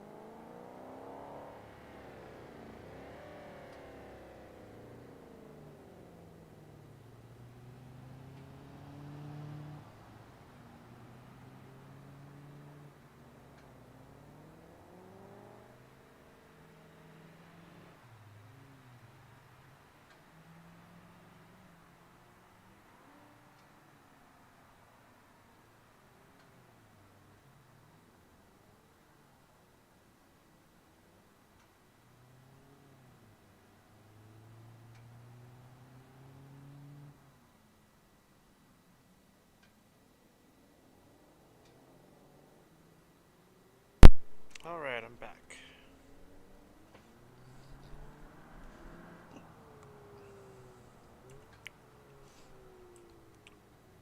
Well, they they handle really nicely. Um, I kind of like how smooth they are. Like, performance-wise, the CVTs are getting better, but reliability-wise, they're getting worse.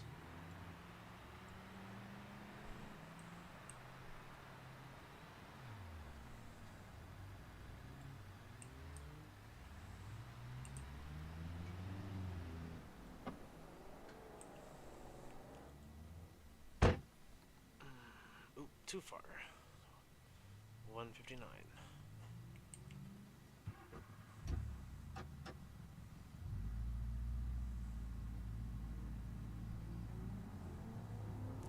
And once again, I'm gonna do something that I don't normally do. Gonna put it in arcade gearbox so that I can just drive it with one foot. I know, I'm being really lazy right now.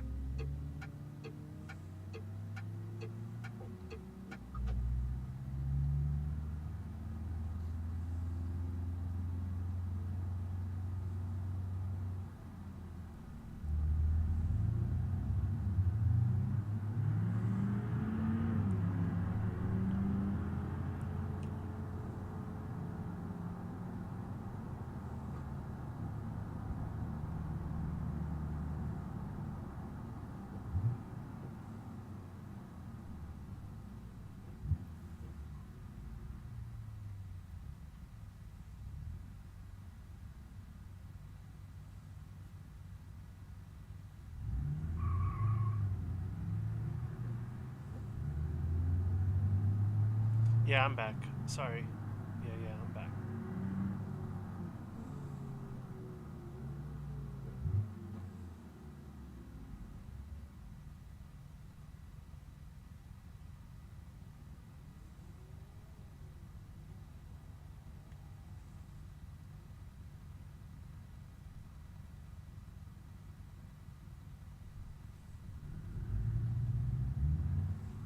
Nope.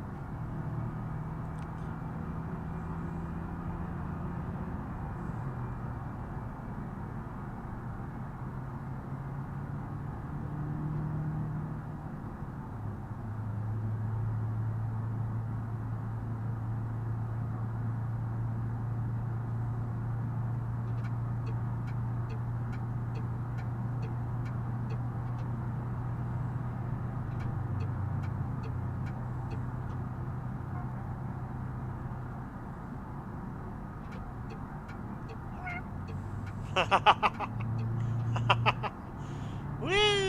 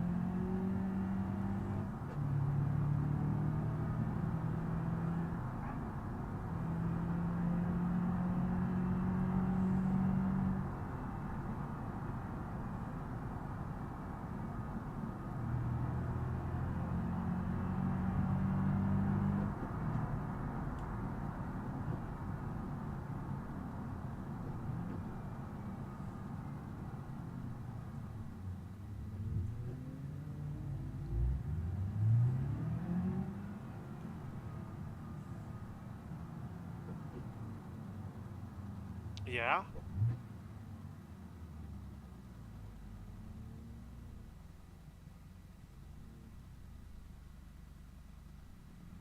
Yeah.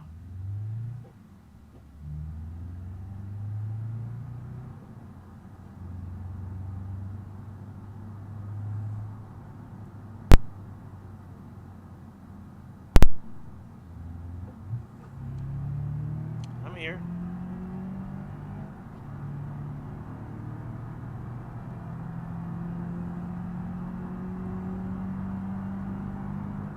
Yeah, I've been having a lot of fun driving the 240, going crazy.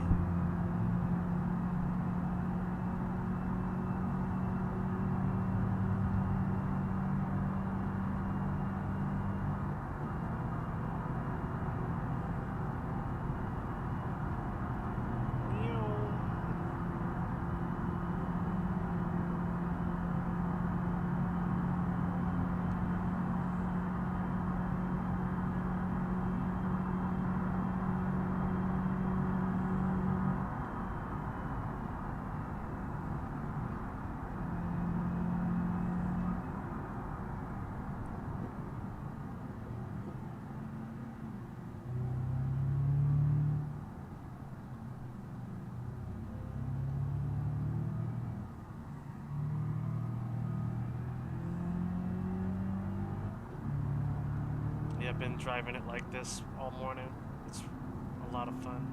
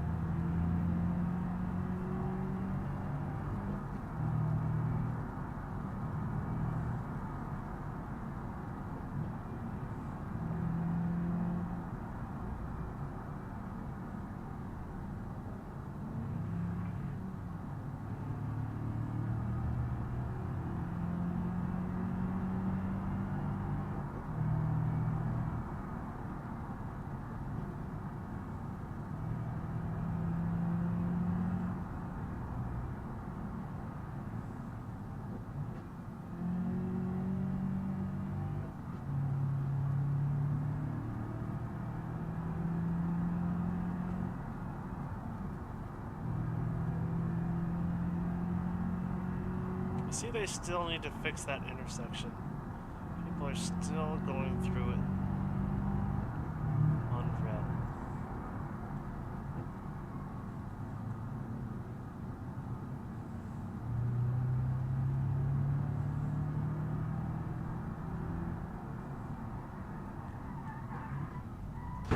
Whoopsie.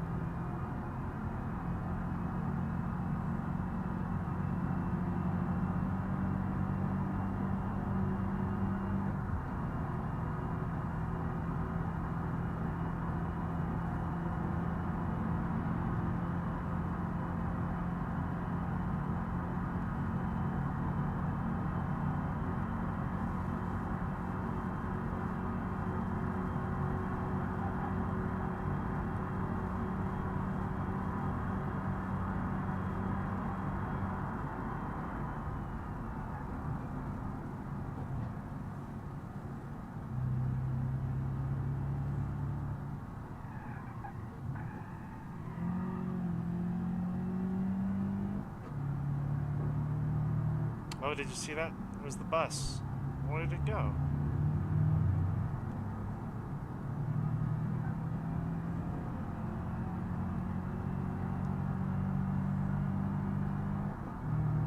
There it is.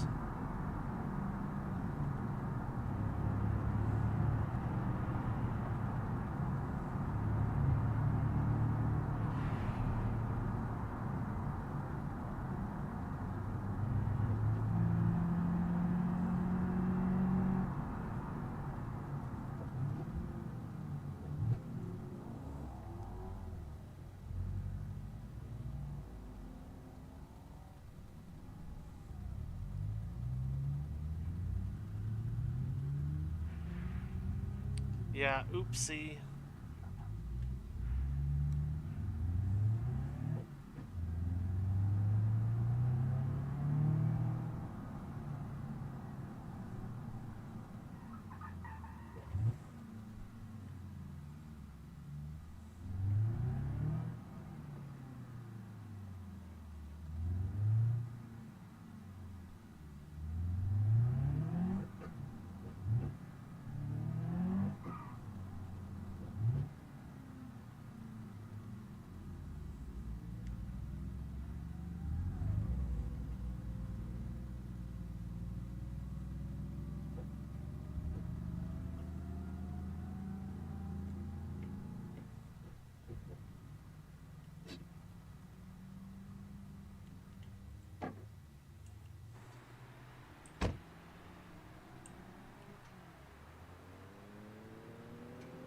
Oopsie.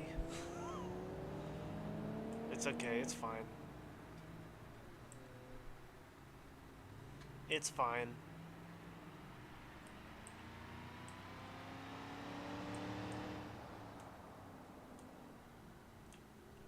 It kind of matches the rest of the damage. Only thing is I need to make sure that this bumper does not clip with the wheel. Otherwise, that might be a problem.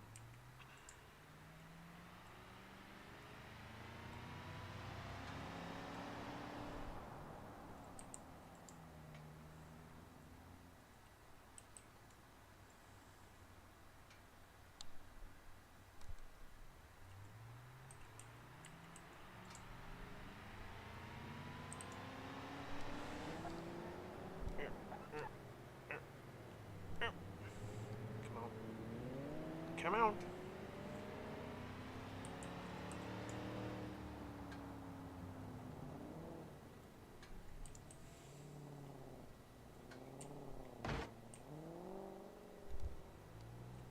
Come on.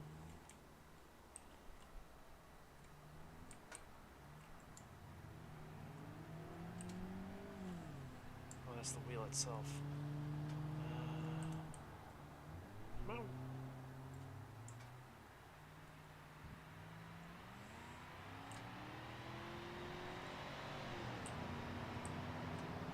Wow, I'm pulling the car so hard, I pulled it up on the curb somehow. Even though what I'm trying to do is trying to make sure the bumper doesn't collide with the wheel.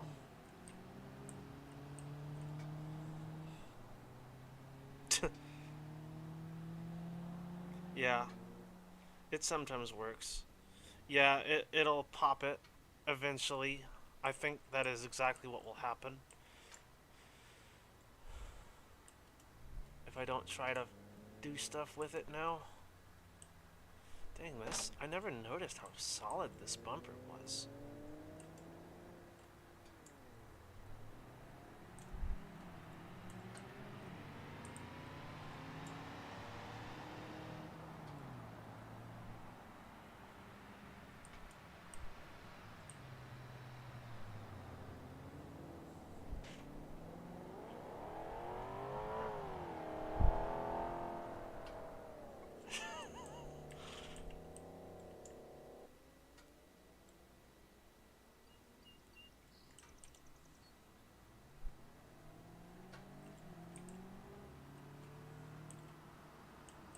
It's probably fine now.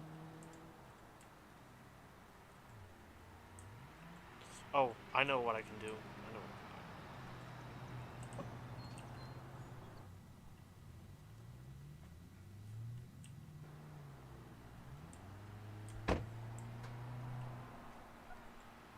There we go.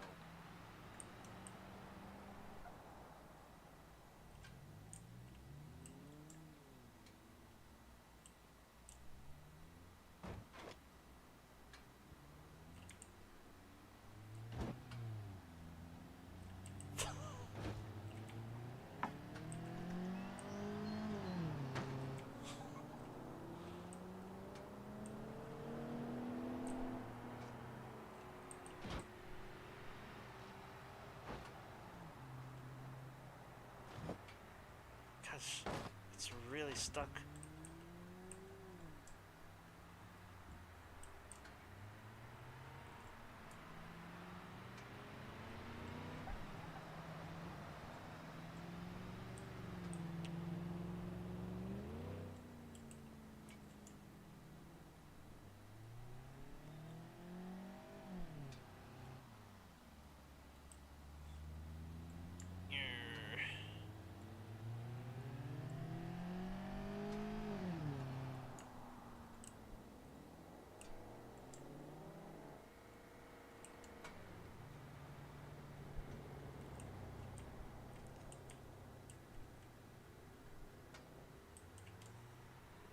What happens if I do this now?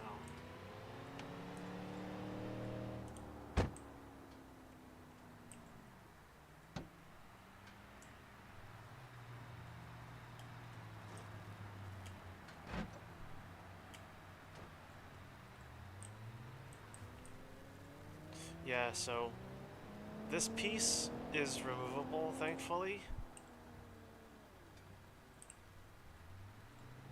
I mean, the one in real life, this assembly right here is removable, so you can totally fix that.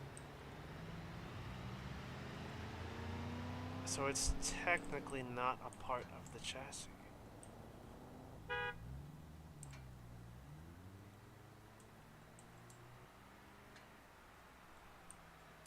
Oh, come on now.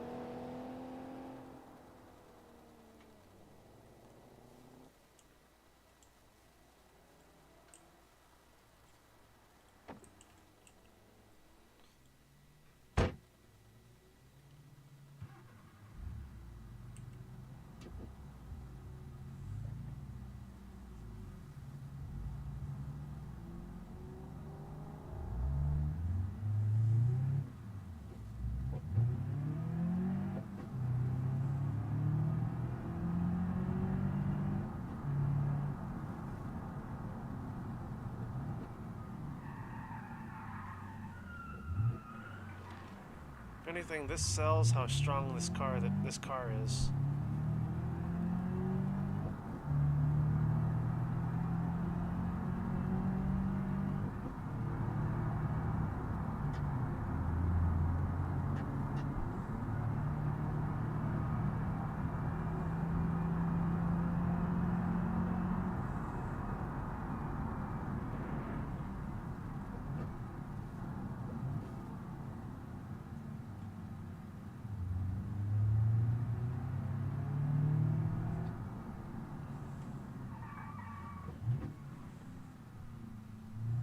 Alright, maybe I should take it easy a little bit. This is my last car.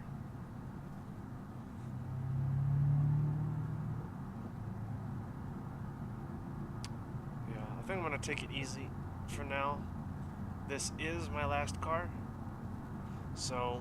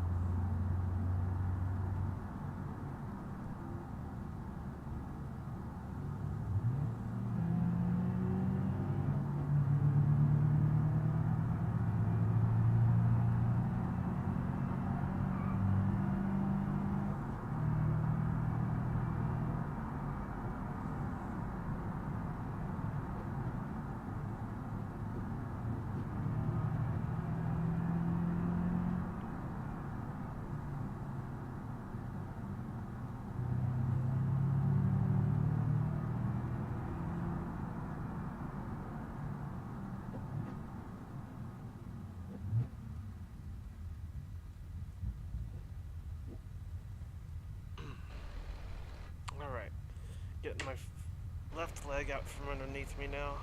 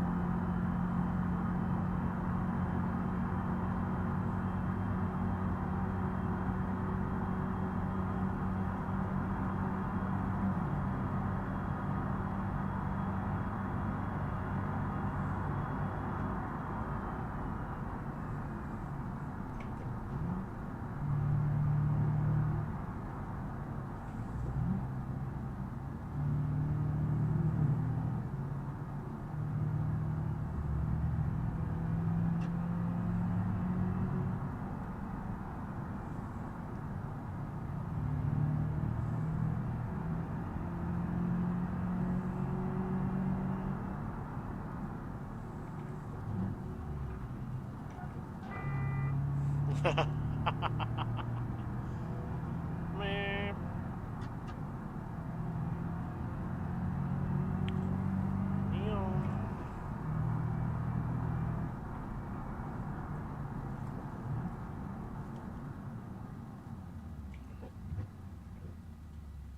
Ooh, I just pushed my pedals away.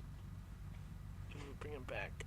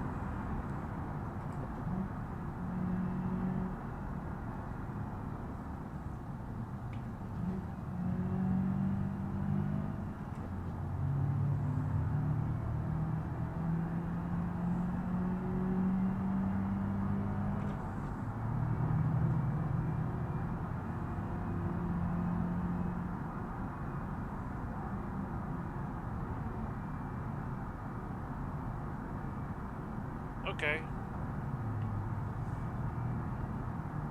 Yeah.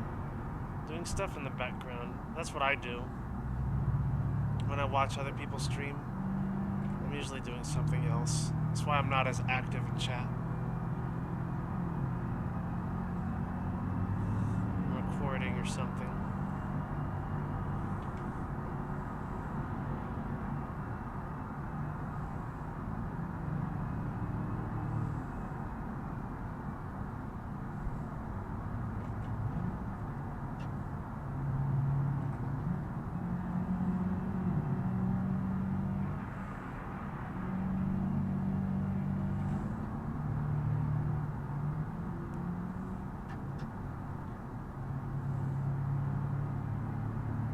I didn't know there was a stop right there.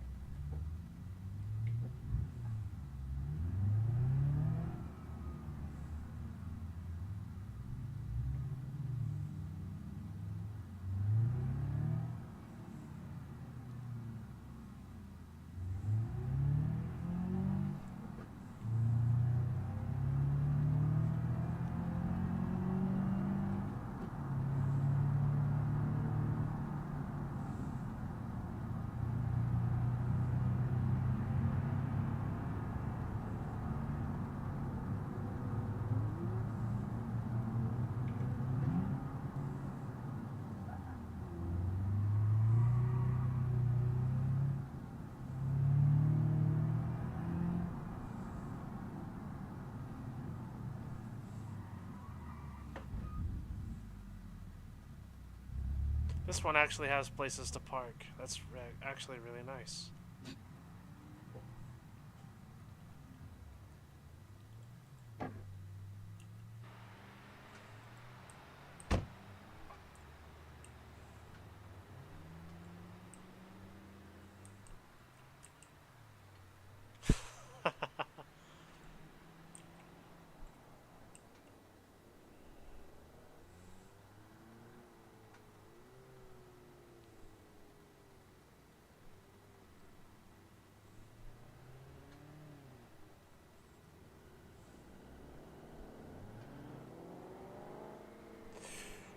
Oh, it's 4:28. Oh man, it's already time for another break. That's crazy.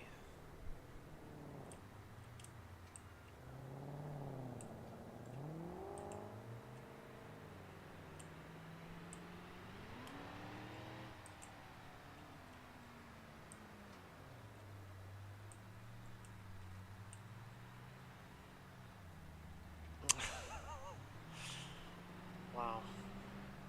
That is one messed up car. It's hard to believe it's still as drivable as it is. But I guess it just vouches for how strong this platform is.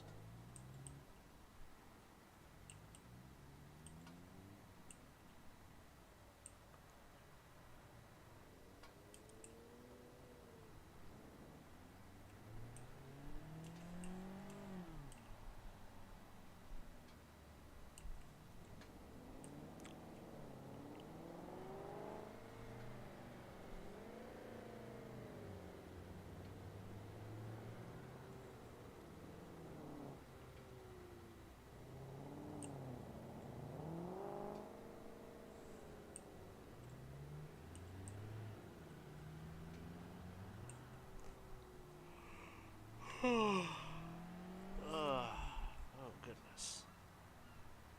We should do a delivery in this car. We haven't done a delivery in this car. We did it in the ETK. I think when I get back from break, we'll do a delivery.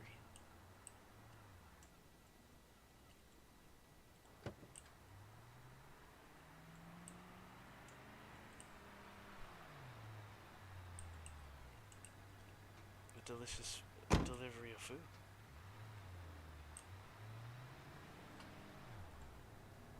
Hang on. We can actually... whoosh, get it from Star Diner this time. Alright.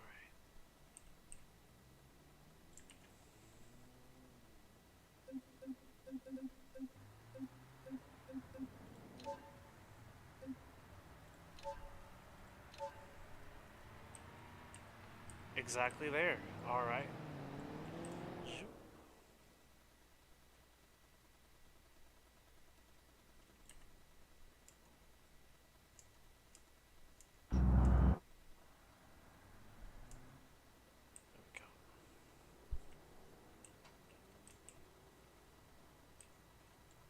So I'm going to take my break, and I'm going to leave you guys with the bus, and I will be right back.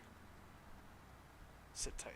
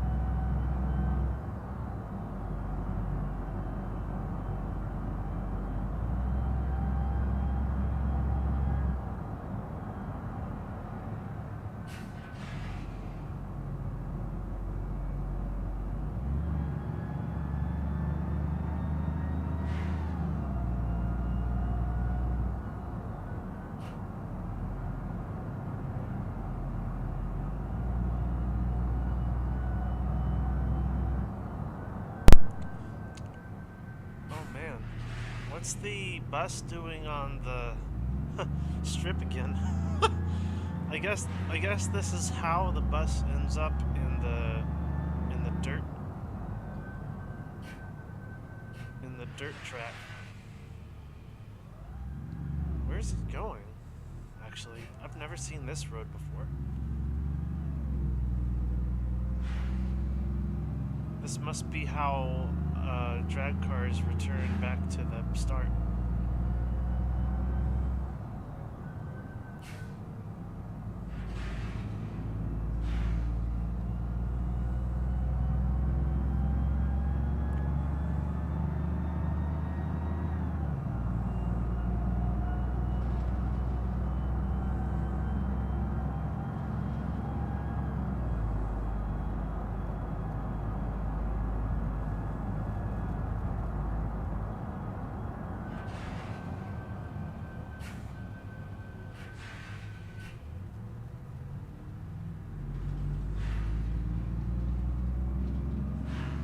Bus has been braking awfully hard.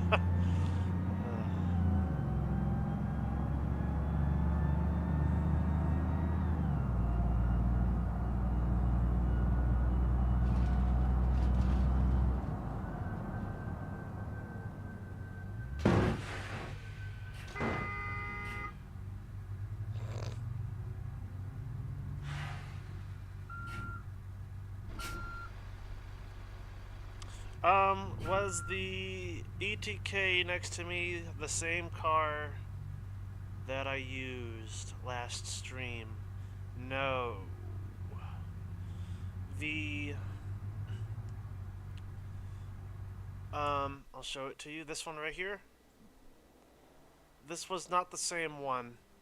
Um, the one I used last stream was an 844. Excuse me, an 854. It was an 854. Um, and this is an 846.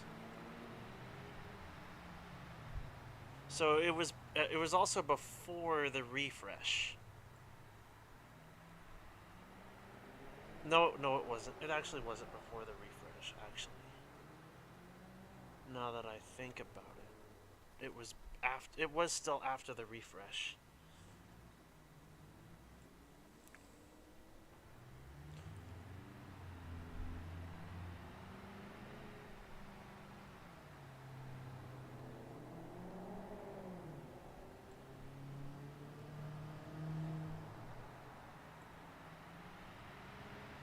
Brakes and hydraulics? Yeah, maybe.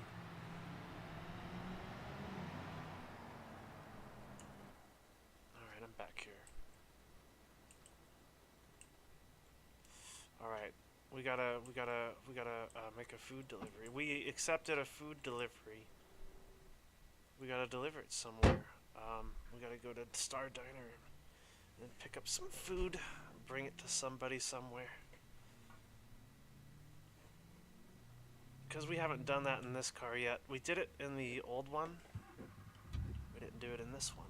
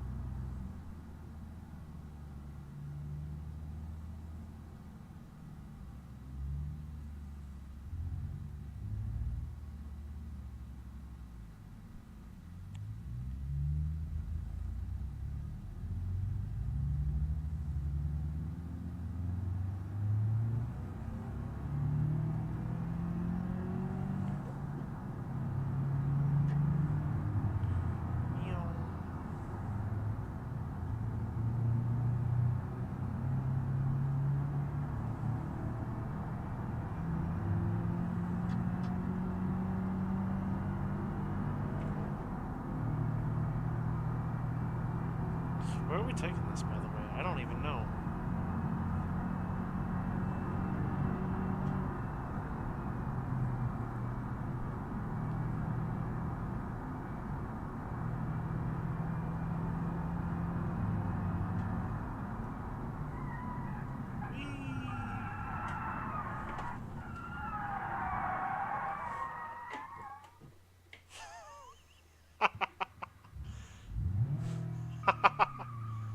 Whee!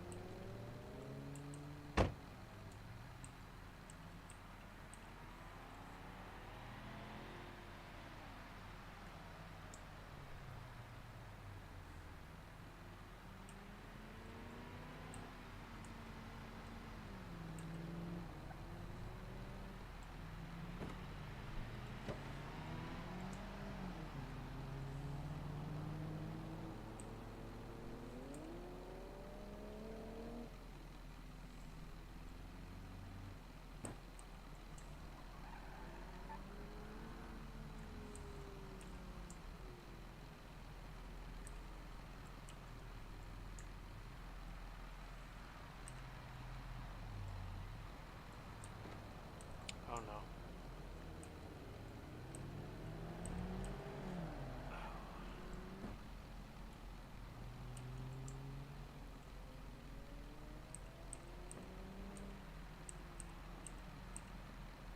It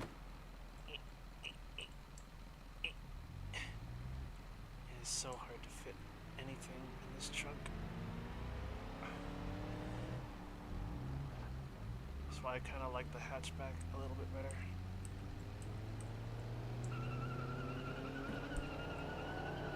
Here we go.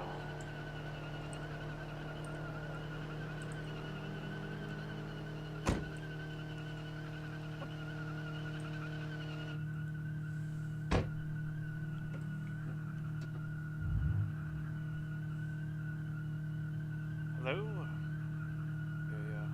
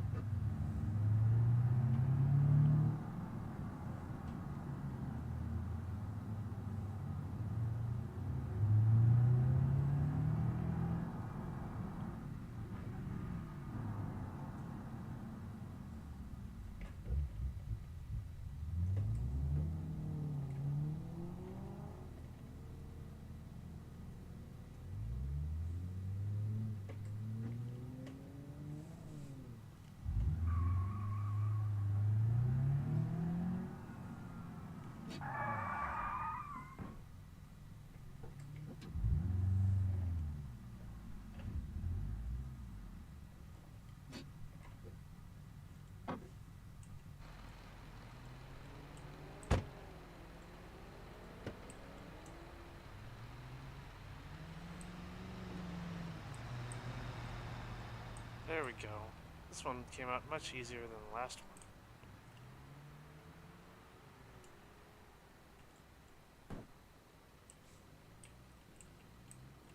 one. Easy peasy.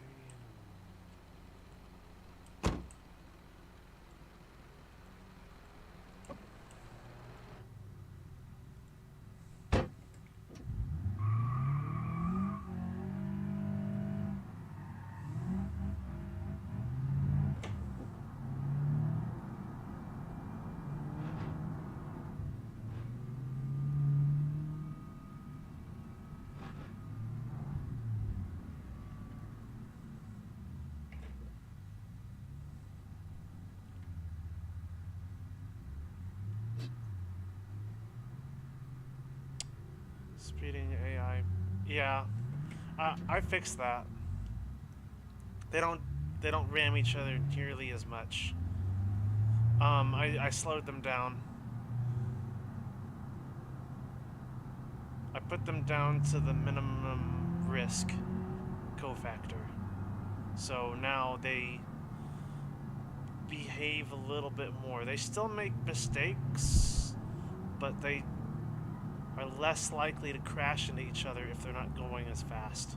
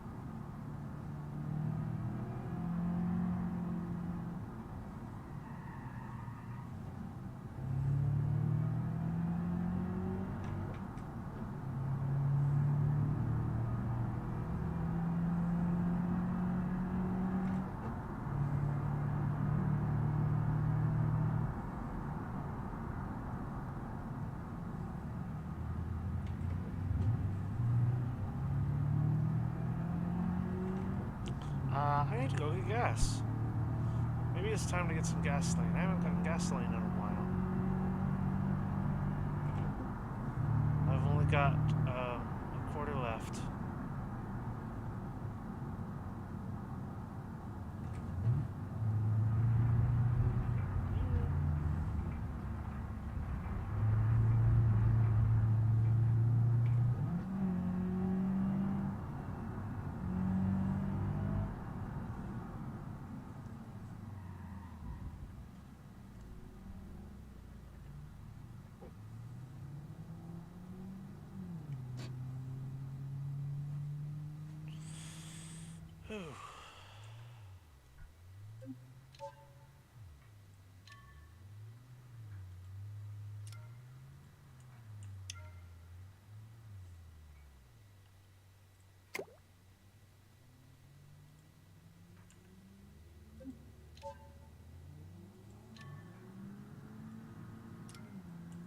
Alright.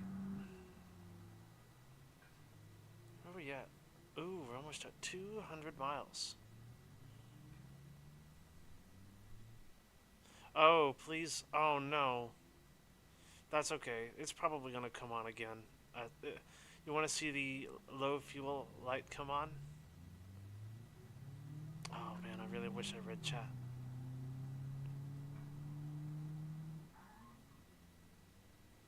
Alright, next time.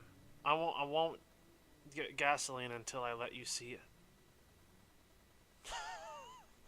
That's okay. Well, I just won't. I'll let you see the fuel light come on.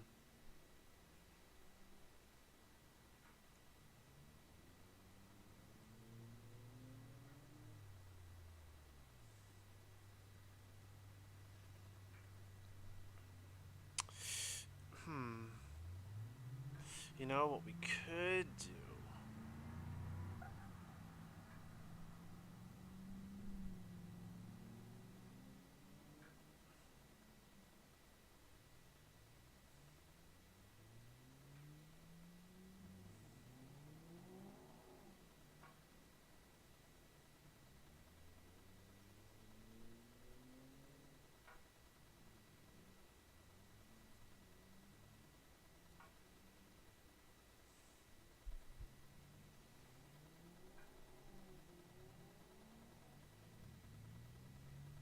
What we what we could do is we could set up the ETK to run out of gas. Oh no, we can't even turn it on. No, that won't work. We can't even turn it on. We are here though. We can see if we can turn it on now.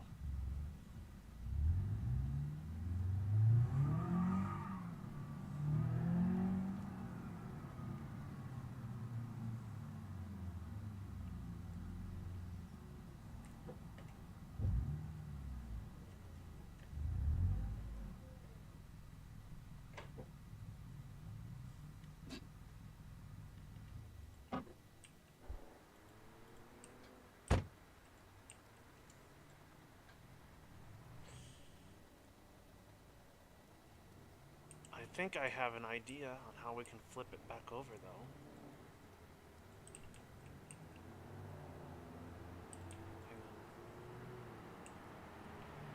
Maybe.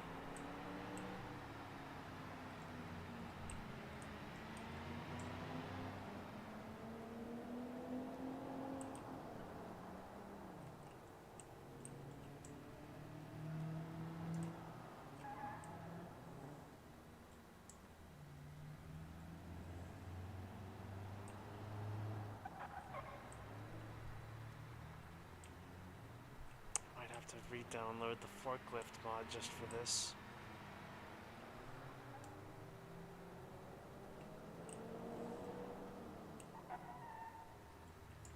Am I gonna have to re-download the forklift mod just to move this ETK off out of here? That might be how I have to do it.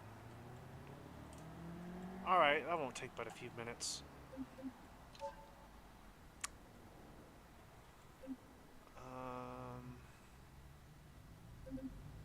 Sure. While I'm at it, trackpad user. Bam.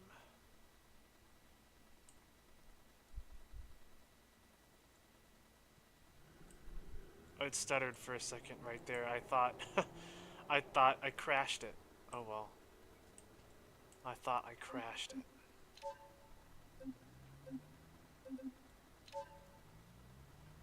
Yeah, that'll take a few minutes. Let's see if we can turn it on.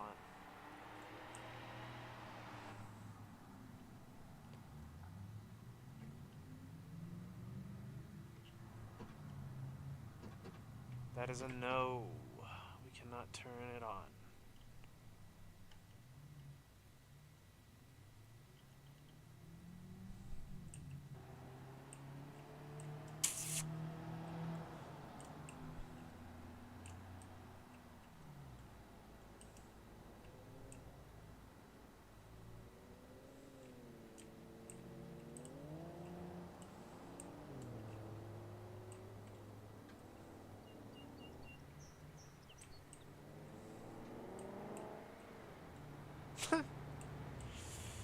Every time I look back at this thing, I'm like, wow.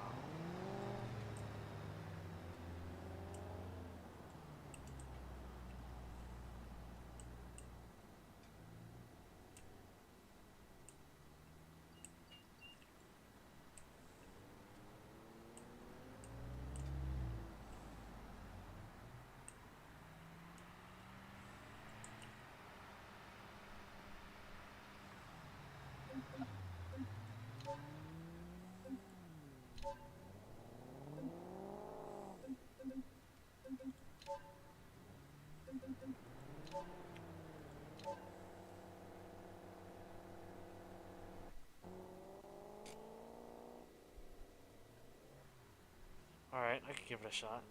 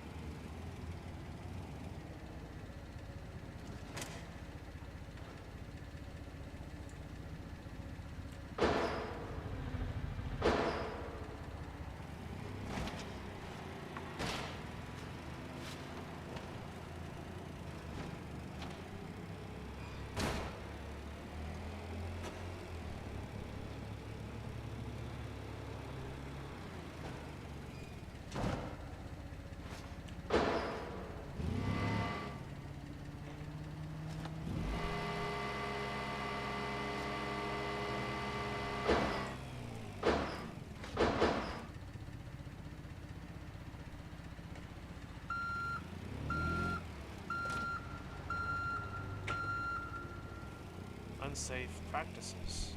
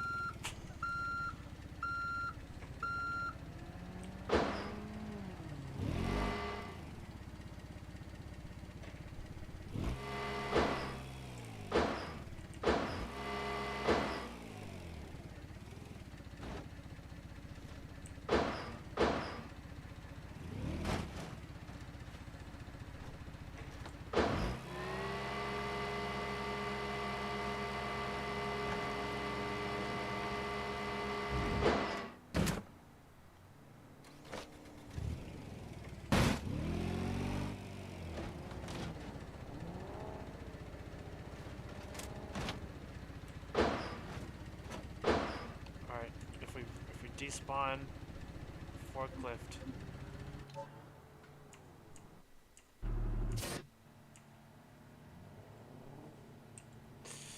Almost. Almost. I bet we can nudge it up right now.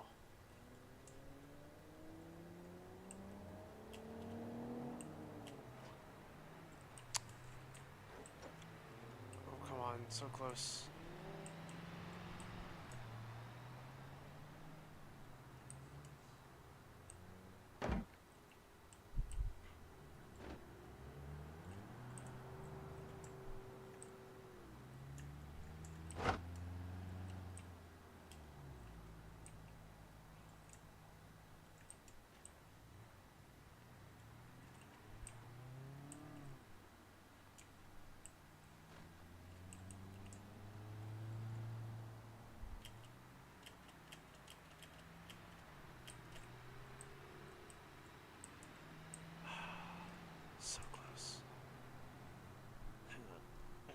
my phone up. It's about to die. If I don't plug it up. There we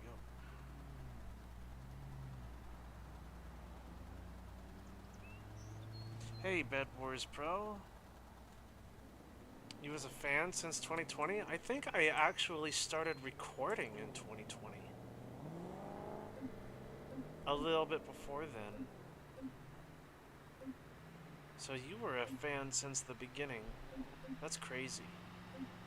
Thank you so much. I'm glad you like it.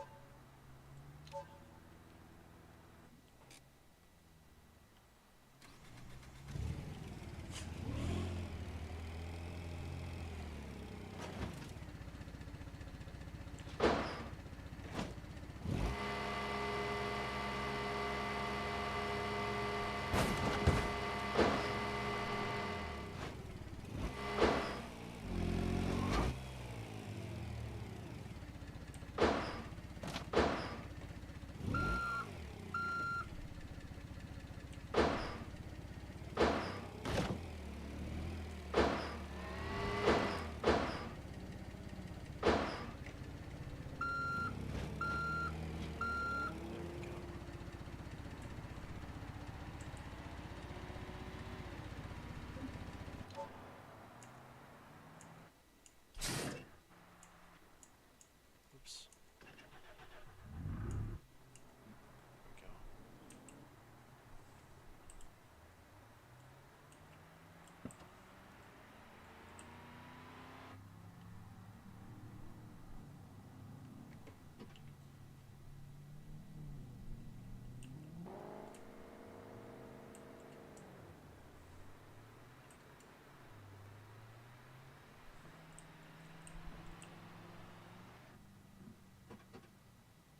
Yeah, will not cut on no matter what I do.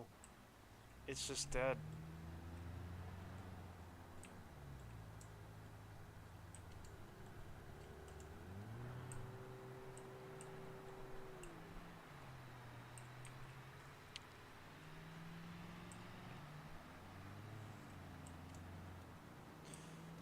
Send it to the junkyard.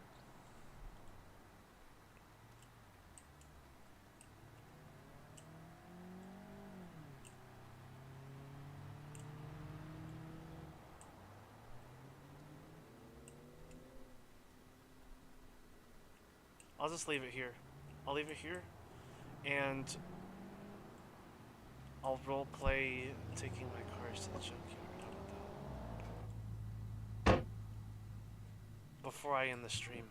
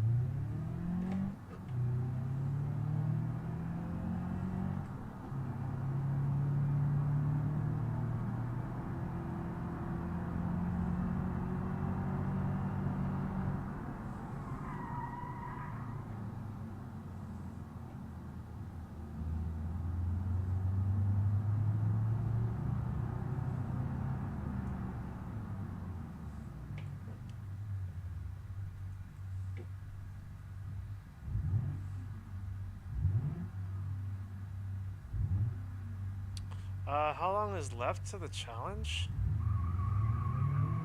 Give me just a sec.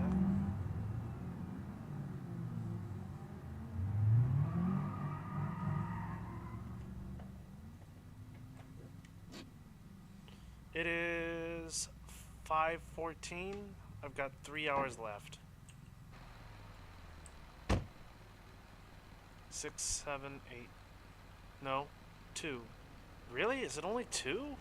No way. 6, 7. Yeah, it ends at 7. I only have 2 hours left.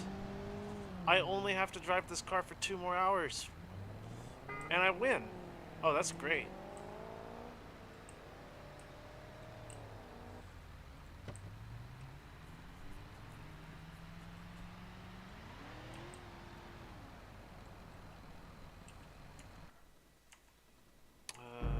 Oh my gosh, the bus is stuck on the dirt road again.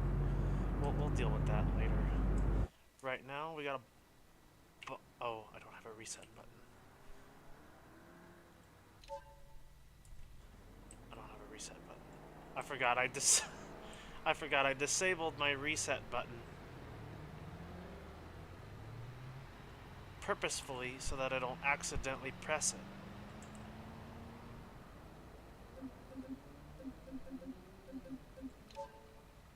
So there's 0 way that I can reset the car.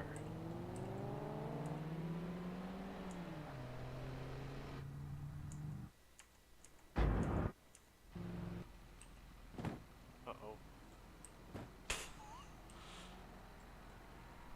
But that also means there is 0 ways to reset the boxes.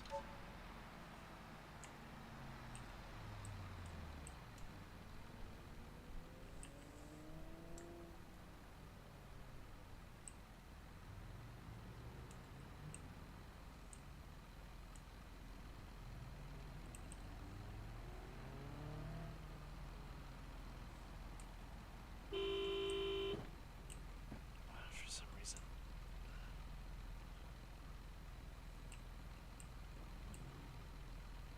Get in there.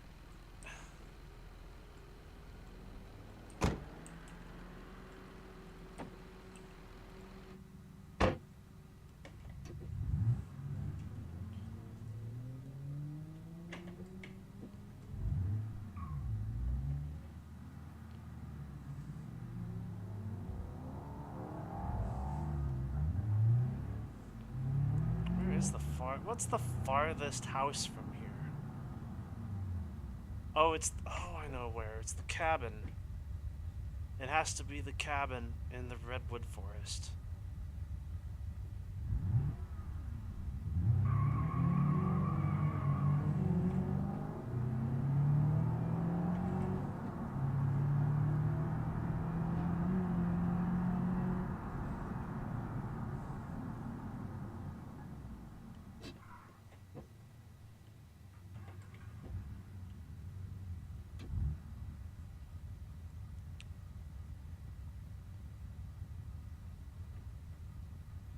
Yeah, it ends at 7. So 5, 6, 7. So the rest, so, you know, it ends at 7. Specifically 7:22. So a little bit after 7.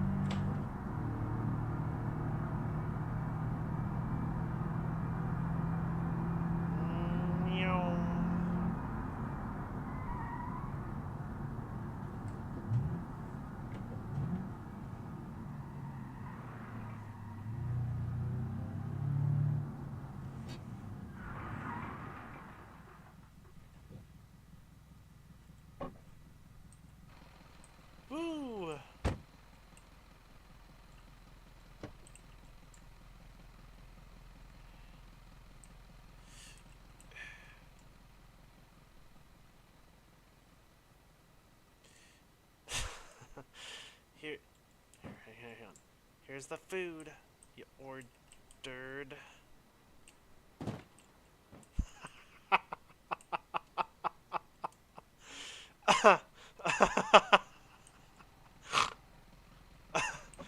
Oh.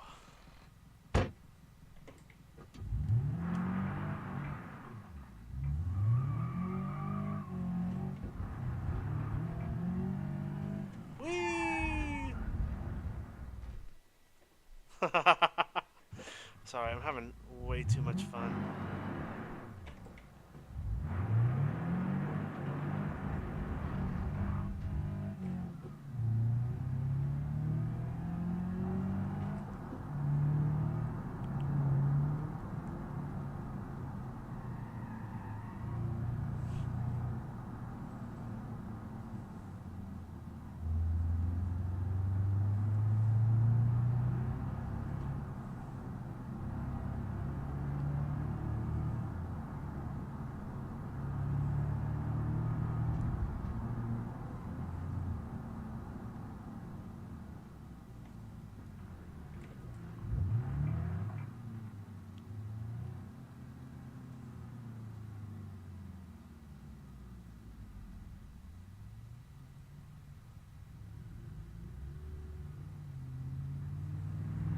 Hang on, I'm reading chat.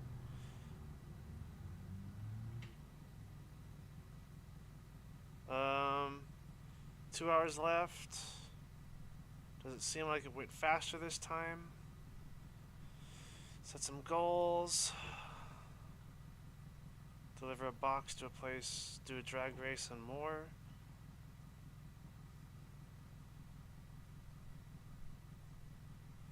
Yeah, I could definitely add more layers. Definitely add more layers to this. Um,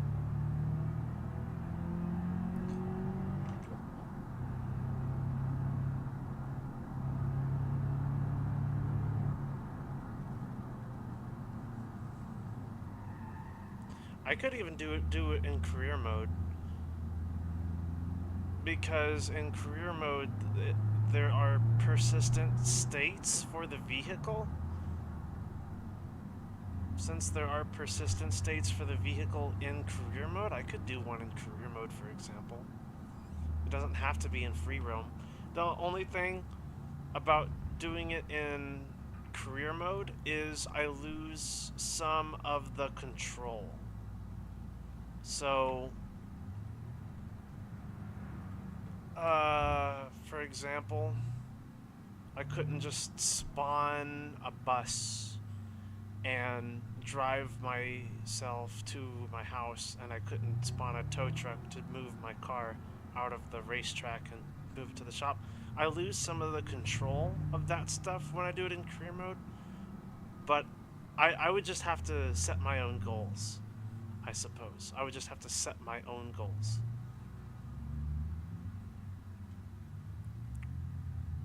I'm already kind of thinking about stuff I can do next time I do one of these.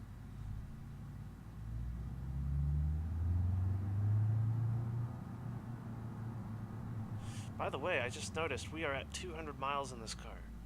We're getting close to the mileage we had on the ETK.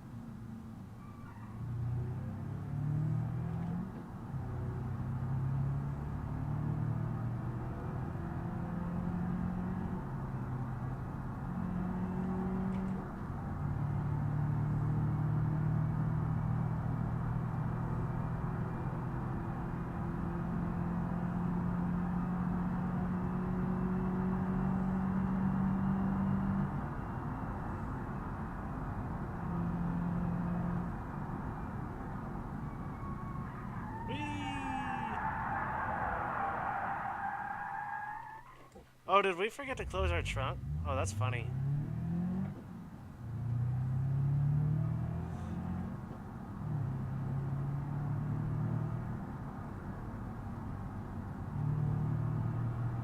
I forgot to close the trunk.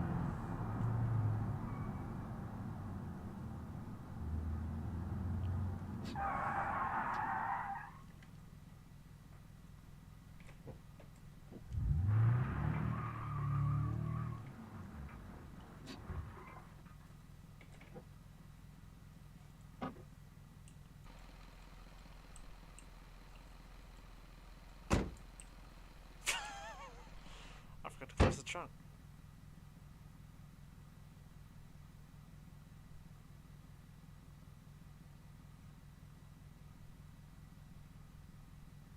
Yeah, that way I could do. Oh yeah, I already have tons of ideas on what I can do next time.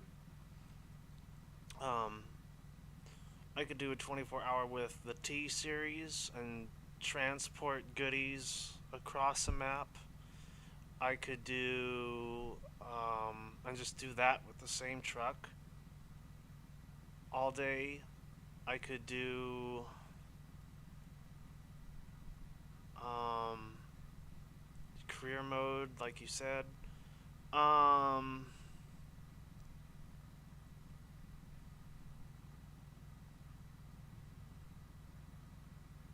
what else? I could add mods because I typically don't. I typically don't add mods to the poll, but I could add mod stuff.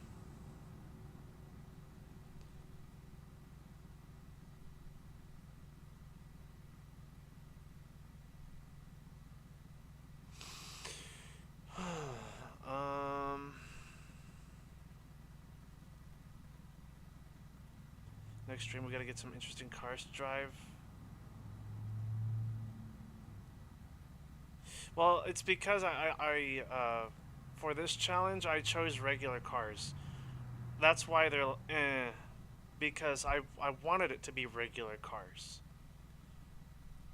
Um, you know, cars with more than 10,000 units. So a regular car. So that's why the cars I have selected are meh. But that was the intent. So the Scintilla and the Bolide and the Miramar and the Burnside wouldn't have been selected, just because those cars have fewer than 10,000 units total across their various trims.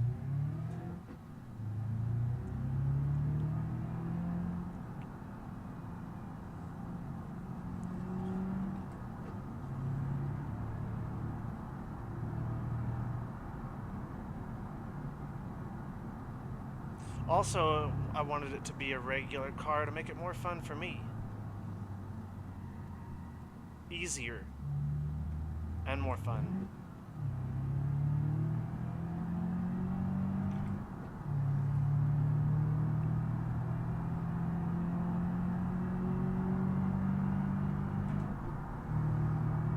Because, you know, I'm more likely to pancake myself with a Bolide.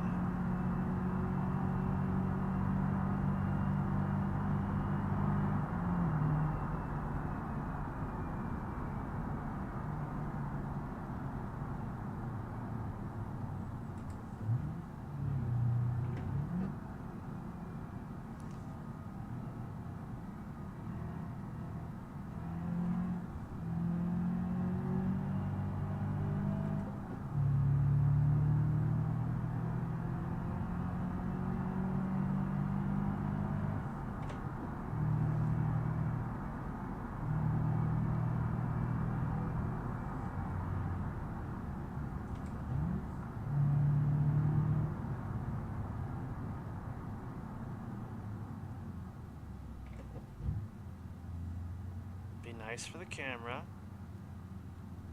Alright, go, go, go.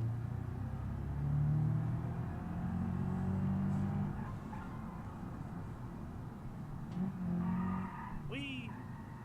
Oh, come on. That was no wee.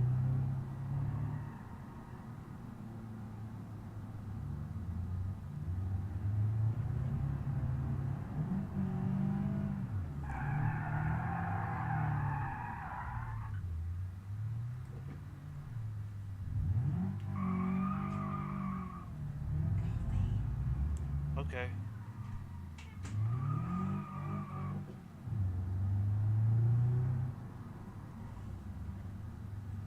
Let's try that again.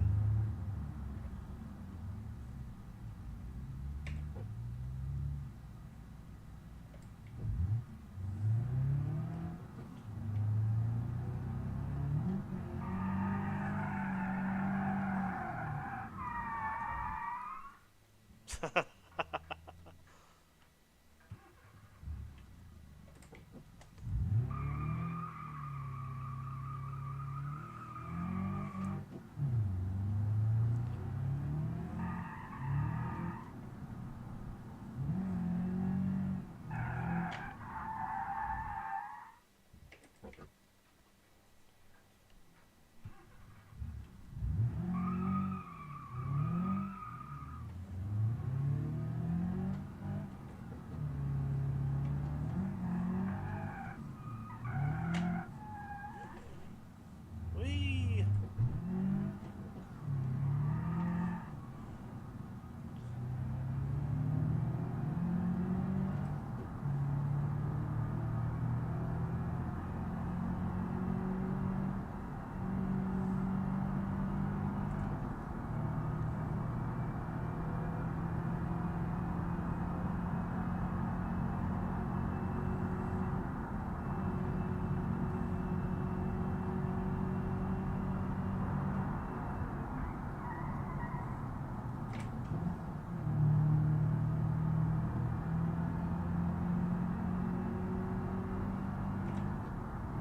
Imagine how this would go if I had a Scintilla.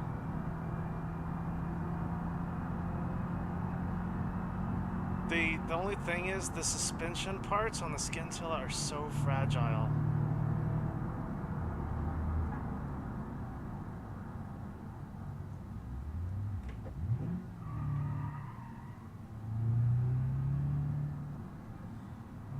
Like this car, it's beat up, but it is so fun to thrash around.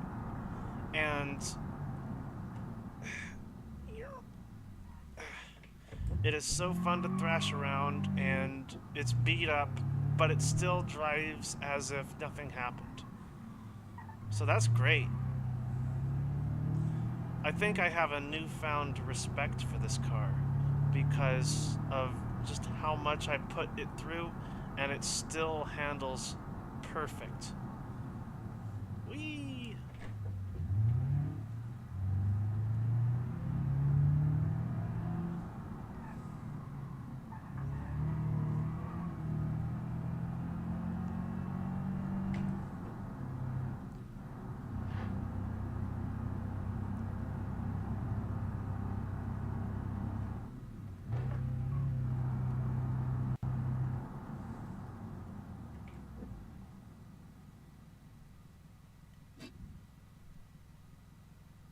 Mint.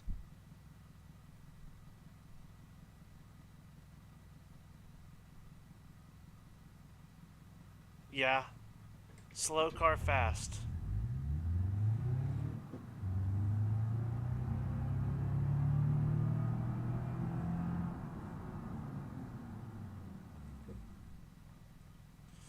It's fun to drive fast car fast and slow car fast. It's just fun to drive fast. Nobody wants to go slow.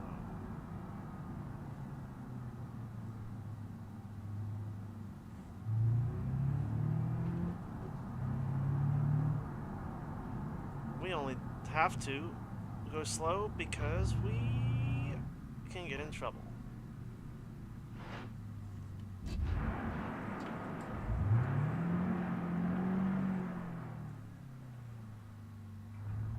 And also, we might crash our cars if we go fast all the time.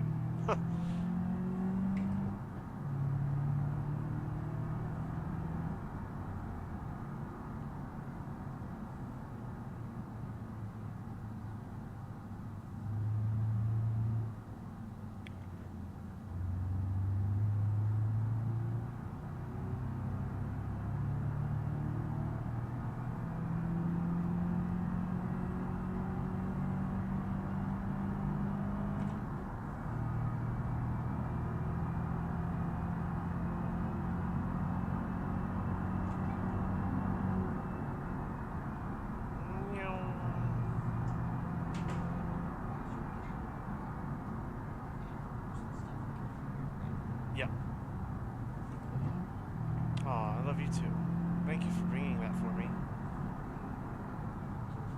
Yes, please. Yeah. Yeah, that sounds great. Thank you.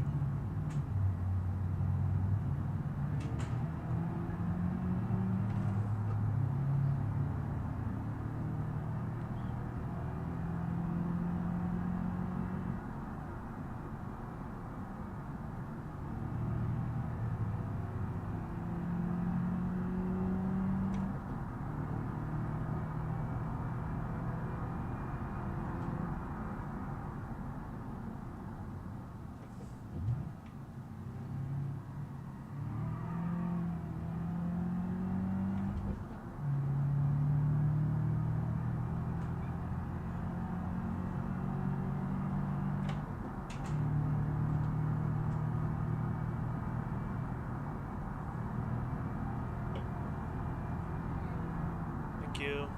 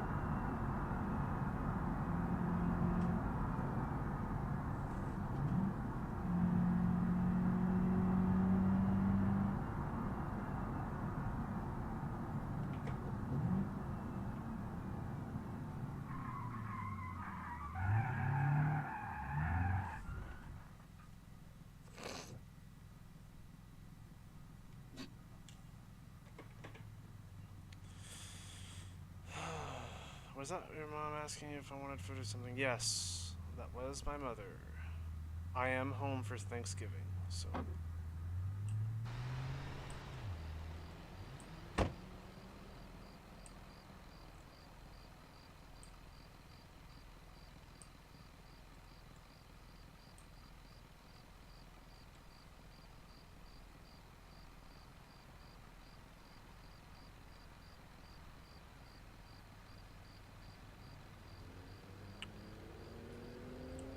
I got a.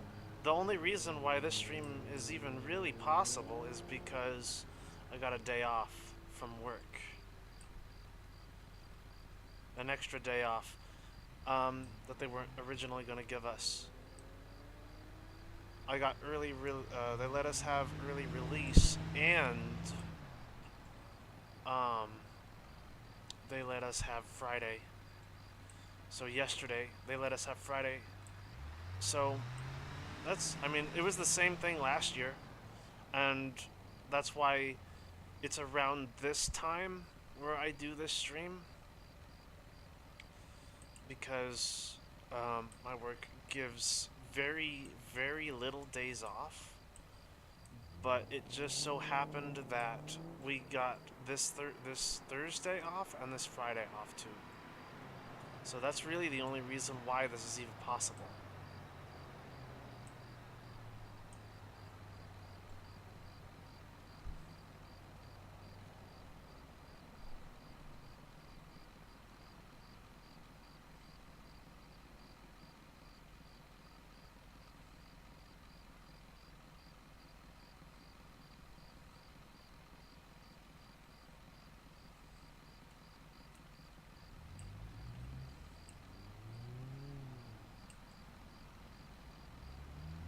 Yeah, she was just telling me that I left my coffee.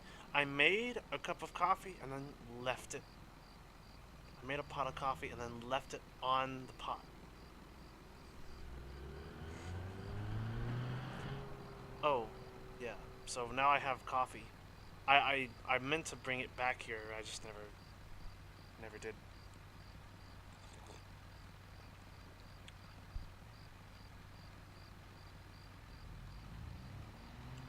All right, let me let the car rest a little bit.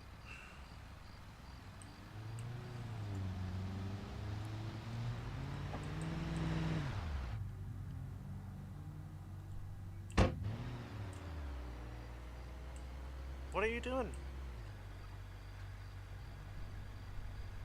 What are you doing? Alright, maybe I should park somewhere else. Hang on just a sec. I'm gonna find somewhere else to park.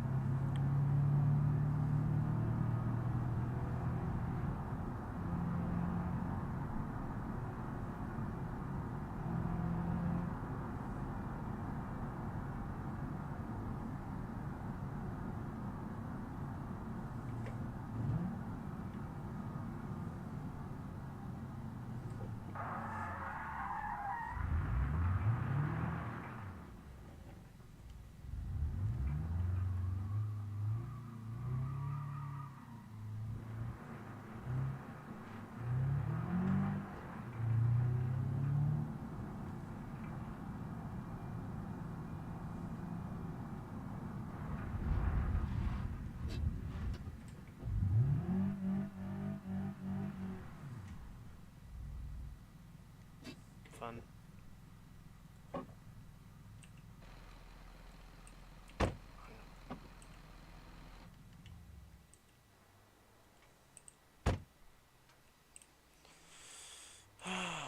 Okay. Oh, and while we're out here, let's get the bus unstuck.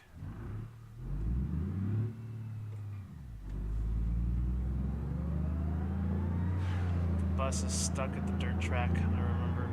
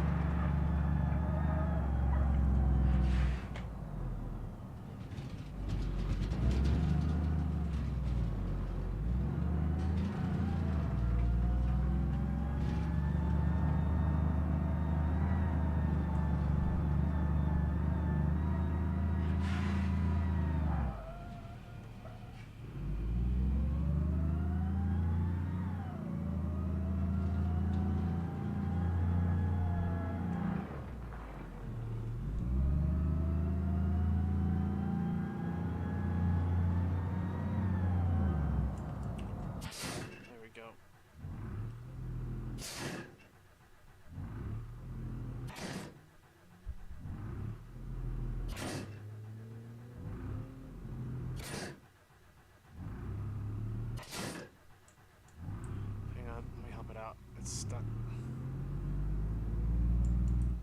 There we go. Alright. What time we got now? 5:44? Yeah, the bus... So the bus is in a special state right now where it will respawn when it's stuck. So like if it crashes and it gets stuck, it will respawn. This makes it useful for turning loose on the city.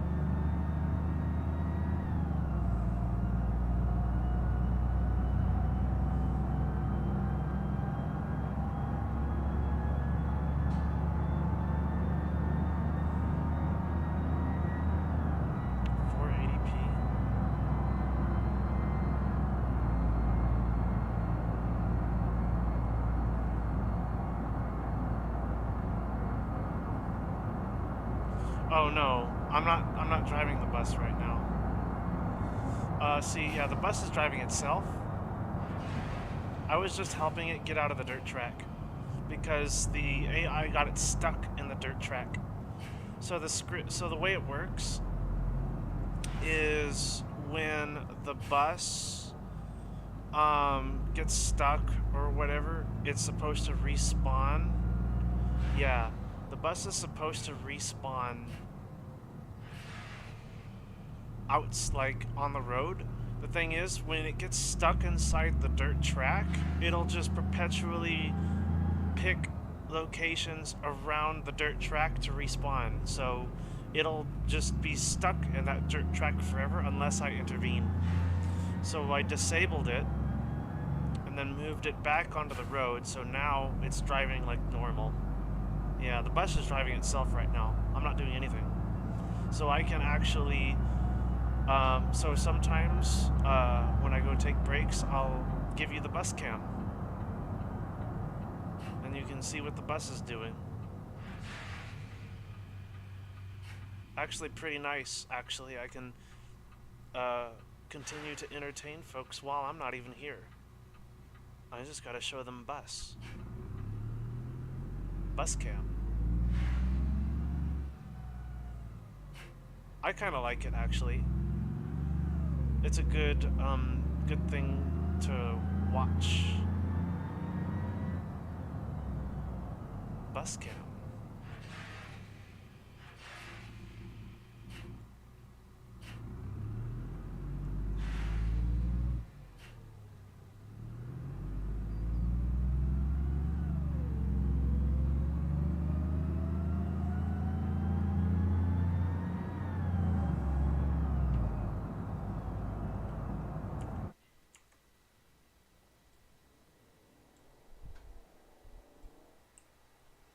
But this is a nice picture. So I'm actually going to leave you guys with this image while I go take a miniature break. A mini break. Because it's not quite time for a break yet. I was supposed to take one at 5:22. I don't know if I did or not. So yesterday, in case you missed it, what I did was I watched the sunset twice. Now you're going, Joe, how can you do that? The world's flat in BeamNG. Well, technically, if you go from, if you have something blocking your view and then you drive to the beach, well, then I guess you can say that you saw the sunset twice. So I have Spearleaf Island blocking part of my view. So when the sun goes down past the horizon on Spearleaf Island, I'll race to the other side and watch the sunset go down on Spearleaf. It's that easy. It's fun. So that way I can see the sunset twice. Technically. But Joe, what if you don't live on the coast and can't? Well, I guess too bad. If you don't live on the coast, then you really can't see the sunset, can you? Not really. There's always something in the way.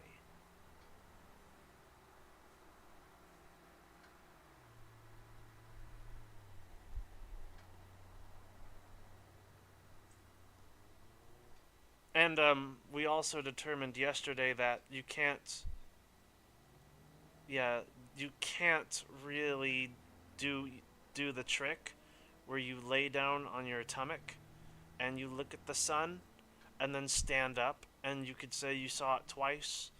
That only works if there's a curvature of the earth, right? There is no curvature at a beam, so you can't use that tactic to see the sunset twice because it's flat. The world is flat in BeamNG.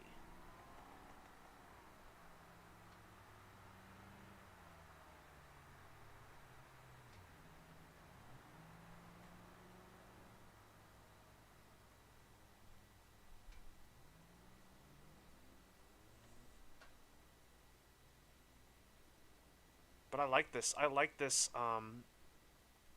this scene right here. This is a good scene. You get to see the harbor in the distance and the Bay Bridge and Spearleaf Island. This is a good scene right here. You get to see the refinery.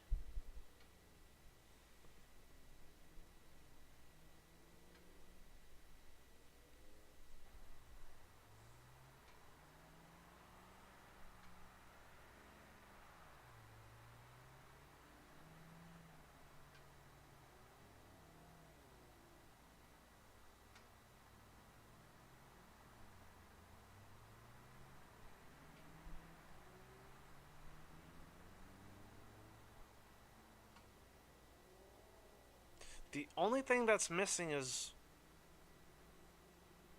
beach noises. There is not a lot of environment sounds on West Coast, I noticed. There's a lot of environment sounds on East Coast and Jungle Rock and Utah. There's not really very many environment sounds here.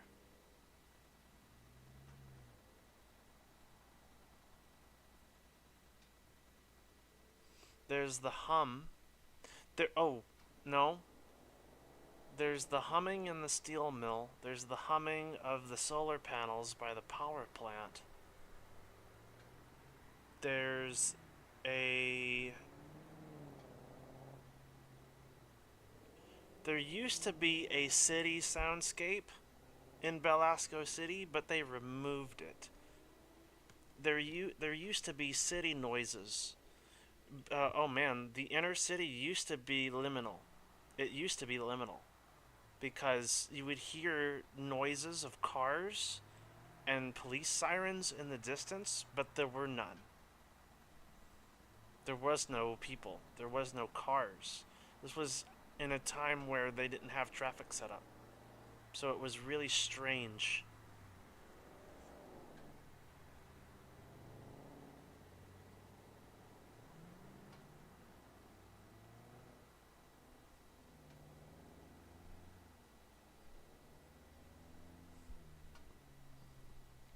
I guess they're letting the cars be their own soundtrack.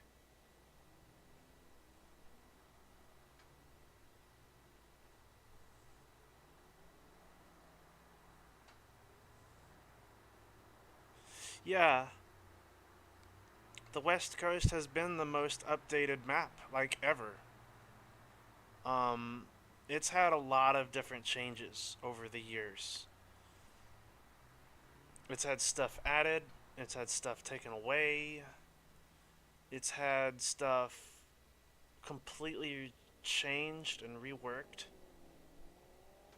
West Coast has definitely seen the most amount of changes of all the maps. It kind of makes sense because it's the main focus of career mode.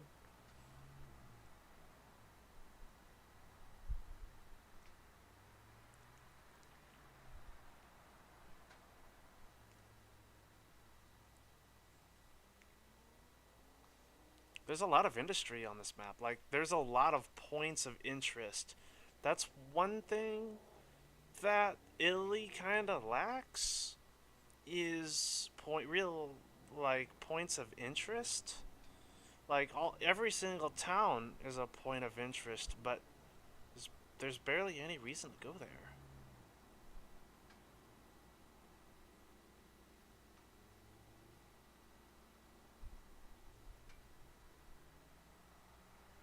Actually, East Coast is even worse because there's only one town. Well, one city. Like Italy at least has multiple cities in it. East Coast just has one.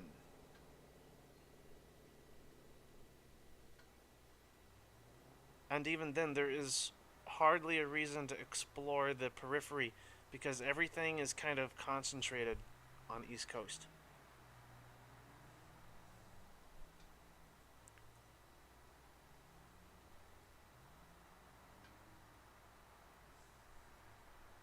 Of course, the gameplay magic happens when you're carrying lots of stuff. Like you can't cross certain bridges.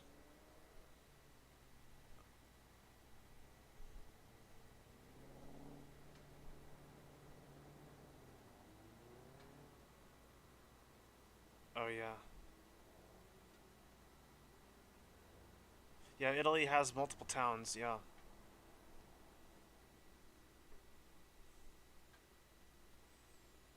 Alright, let me see something actually. Alright, so technically for us the sun has set. We can't really see it anymore. Those are just rays. So watch this. We're about to race over there.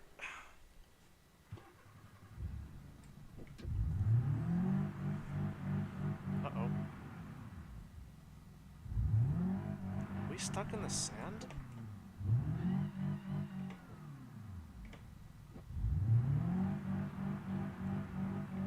There we go. We actually got stuck in the sand.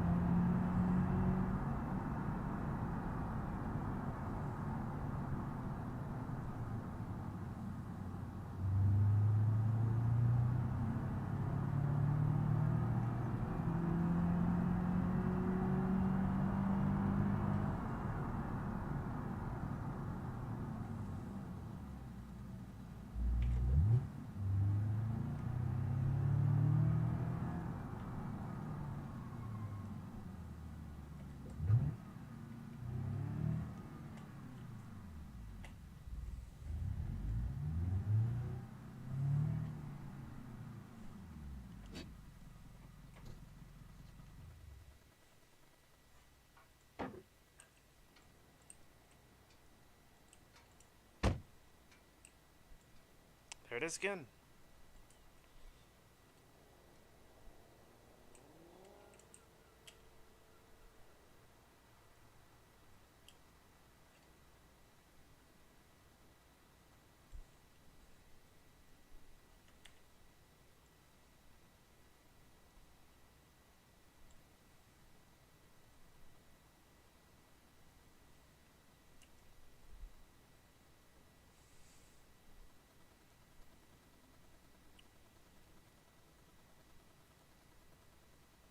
Uh, that's what make it the best map. It's also the biggest. Yeah.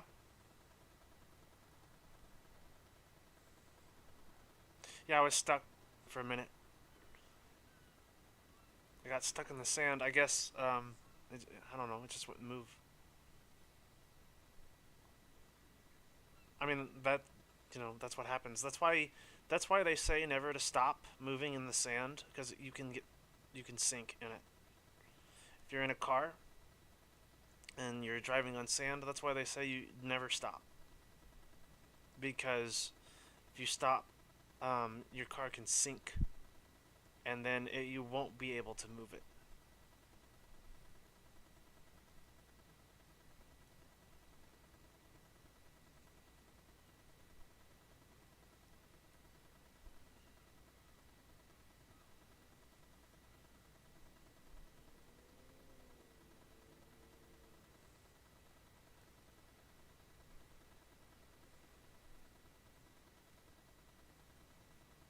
What works when I cheat it?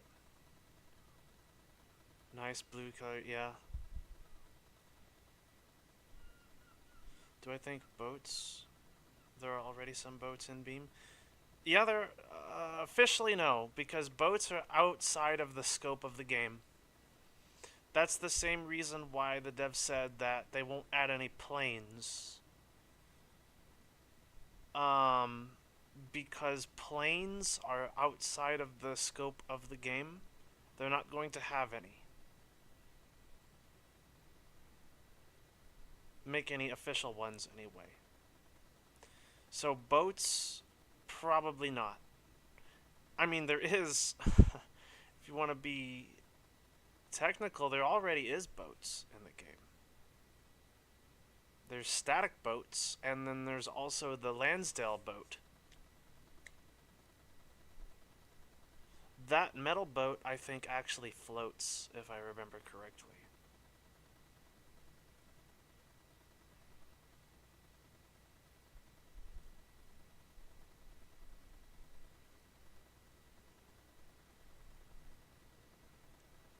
Yeah.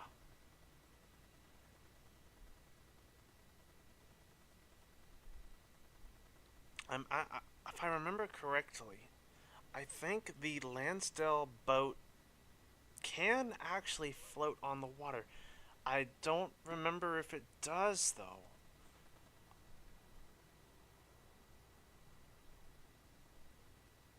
Man, it would be cool if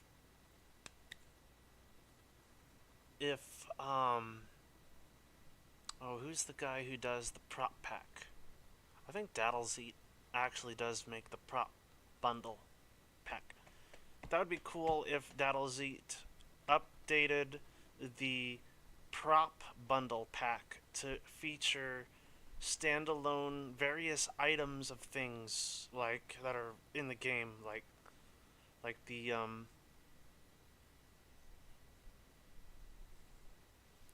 metal boat, um, the oil cans, the gas can, and the toolbox. Though all of those things, it would be nice to have those be standalone. Um,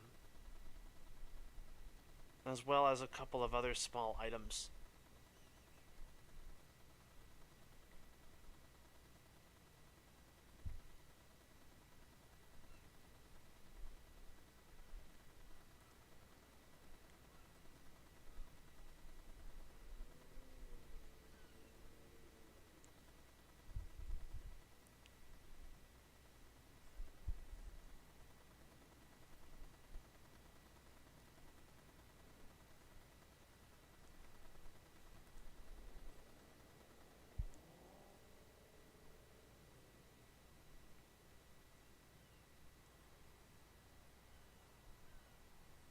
Ah, yes, the metal boat can float.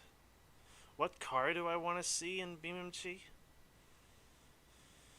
Uh, I mean,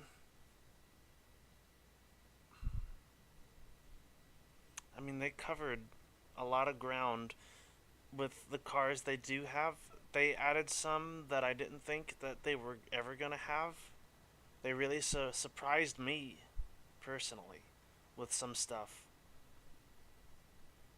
They covered a wide range of cars and things. And there are some mods that fill the gaps in between. Like Lucas B's 90s K series fills the gap between um, in the compact segment for a compact another a roadster. There we go. Yeah, there we go. A roadster.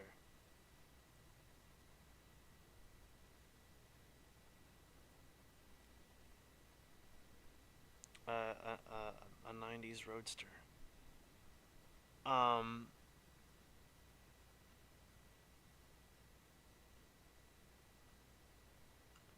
well, we know we're gonna get a pre-war car now, so that's gonna be very nice when that gets here.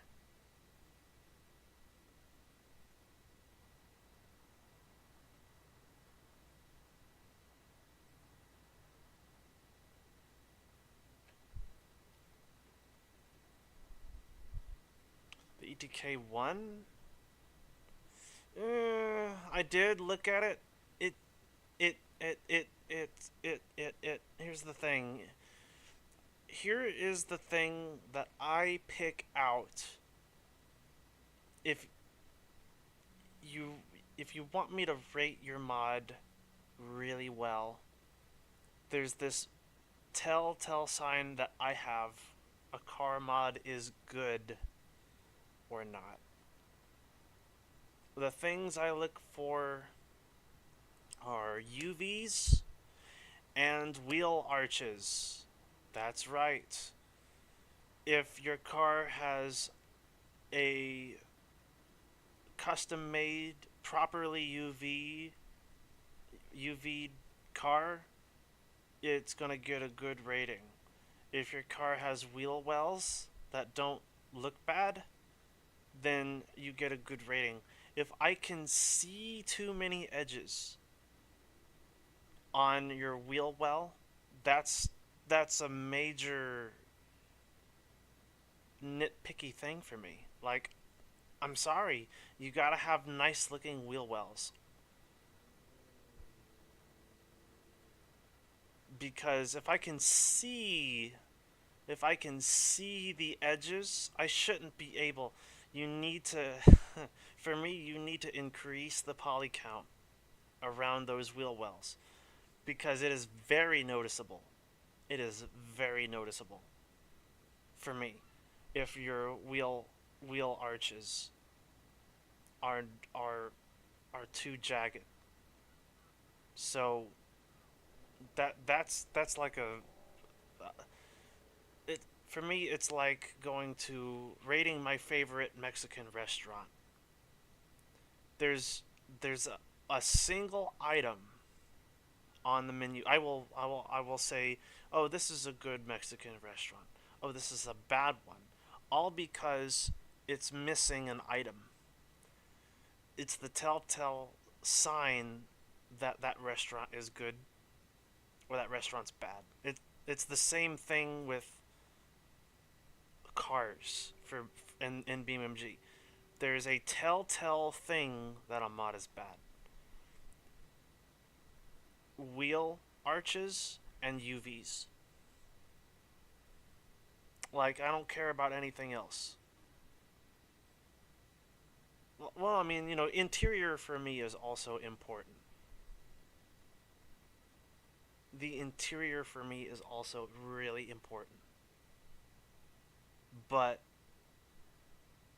UVs, proper UVs, and wheel arches. I will nitpick those.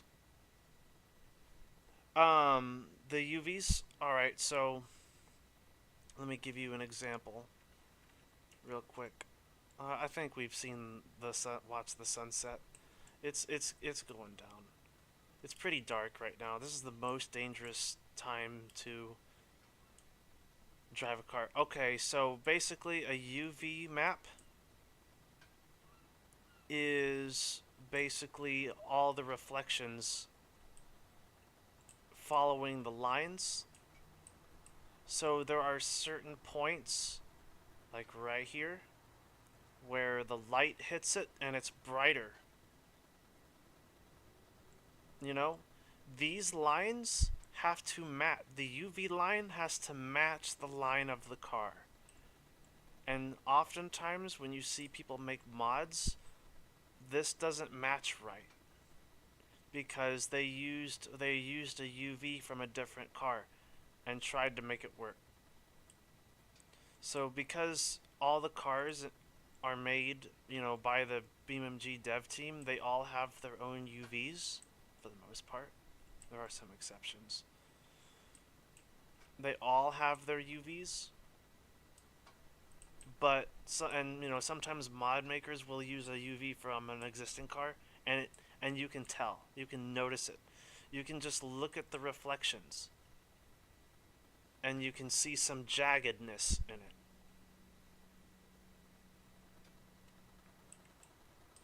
And that irritates me.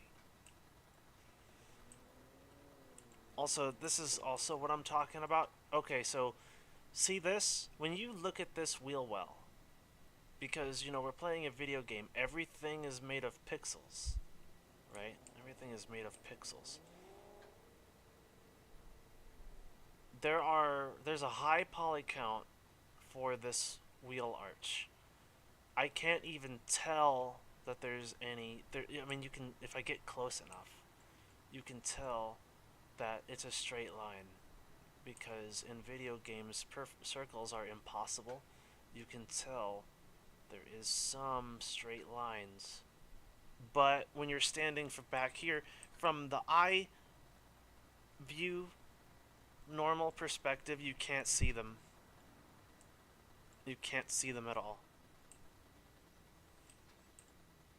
And these are perfect, by the way. I wouldn't have these any other way. These are perfect. But a lot of mods,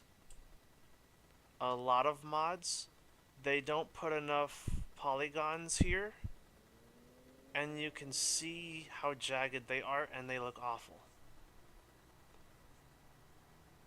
So that's something that I will nitpick on. Like, poly count. Stanzo SZ, when he was making the Mondello, when the Mondello first came out, I absolutely hated it as a paid mod. I was actually very upset that it was a paid mod, because there wasn't enough polygons around the headlights. I'm just like, you know what, this would be a great mod if there were just, this would be just a great mod if there were just more polygons around the headlights. And he did. Eventually he did. He redid the Mondello mesh to have more polygons around the headlights. So the headlights looked really nice. And the wheel arches had more polygons. So they looked really nice. And then all of a sudden it's all over my channel now. I was like, yes. Yes, this is a good car mod now. Like, this is a good car mod. The Civetta Mondello. Good mod. It wasn't always that way though. The first iteration of it was not good for me, because didn't have enough polygons around the headlights and the wheel arches.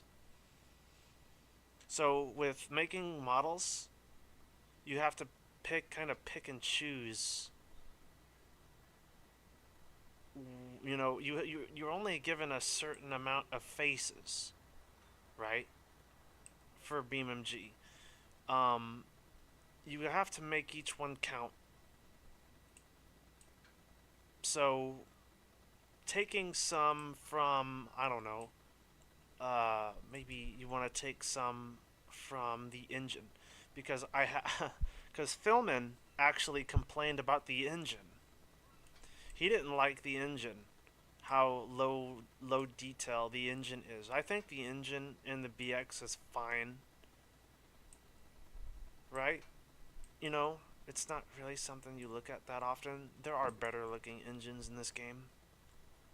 There are better looking engines.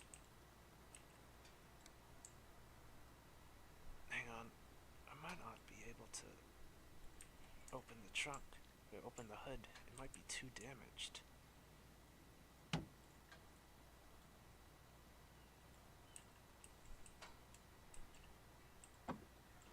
Oops.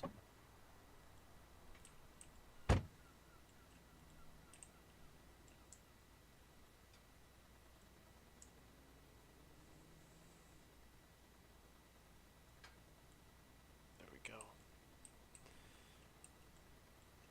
Philman didn't like this engine bay. I thought it was fine.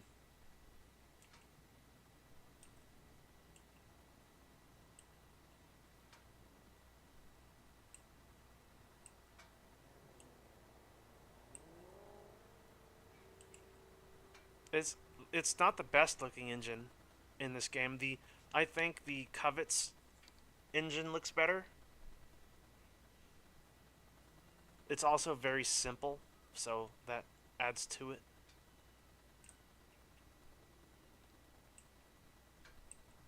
Philman goes into detail on why this model is weird, why this engine model is weird.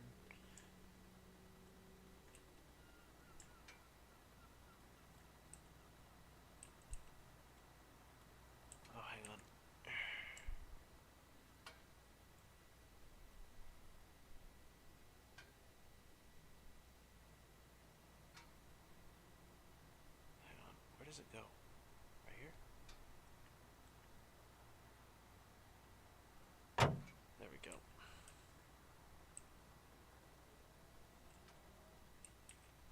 Let me rechat. What about the ETK 500? 500? What's the 500?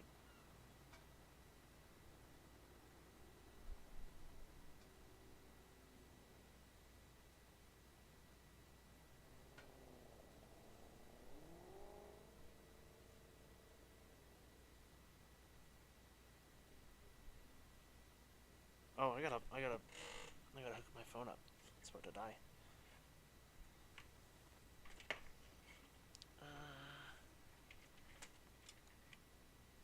Ooh.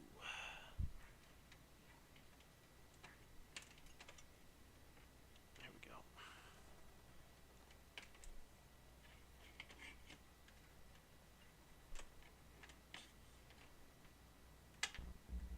There we go. ETK 500. What about that? What is that? I never heard of the ETK 500. There's the ETK 900 and the 800. The 900 isn't released yet. People have been asking me to take a look at that mod. I don't have access to that mod. Nobody does. It's not finished.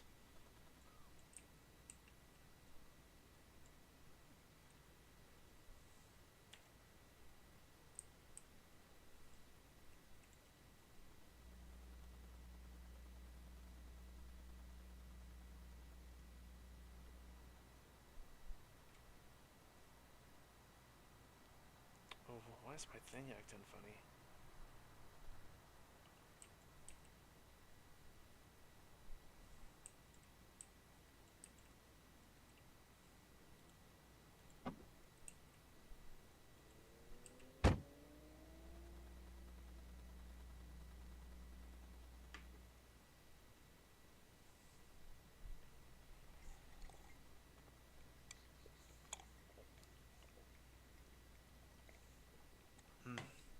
Oop.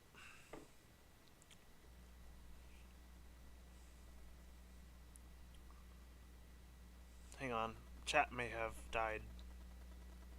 There we go. There we go. That's what happened. Yeah, you remember his engine video? Engine missing a lot of wiring that you would generally have in real cars. Fine in general. It's a mod that's coming out in a few months, I think. Oh, that's the 900. Oh gosh, the ETK 900 has been in development for a very long time. A very long time. That mod was announced before the refresh even for the 800. It's been in development for a very long time.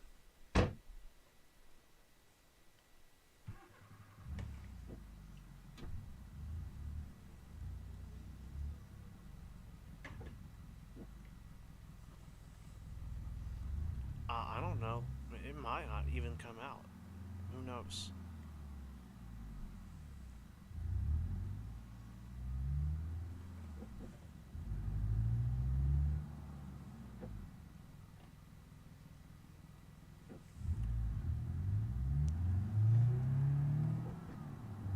I wouldn't think any major mod is going to come out this year.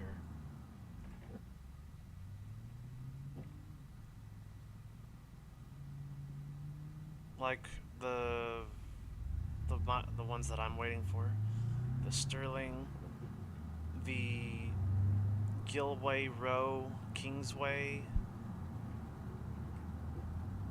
I don't think any of those are going to be released this year. I'll be surprised.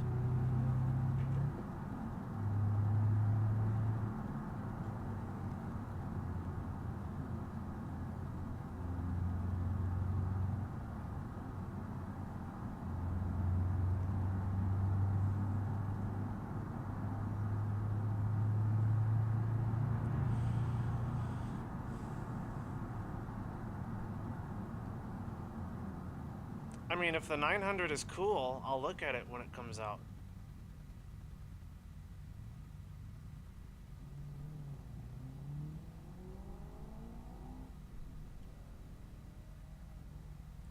What mods am I most anticipated for? Oh gosh. Lucas B's Gen 4 Barstow.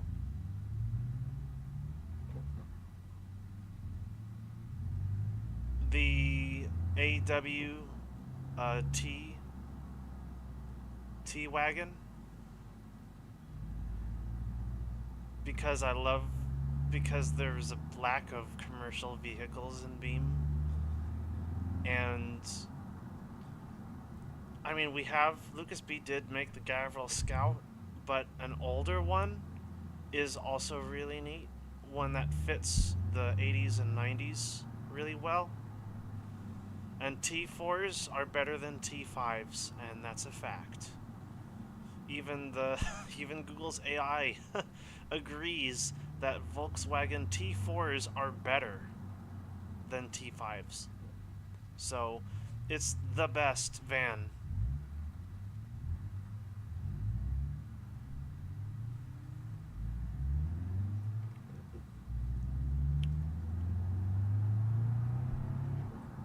So the T-Wagon, the 4th generation Barstow, the Kingsway,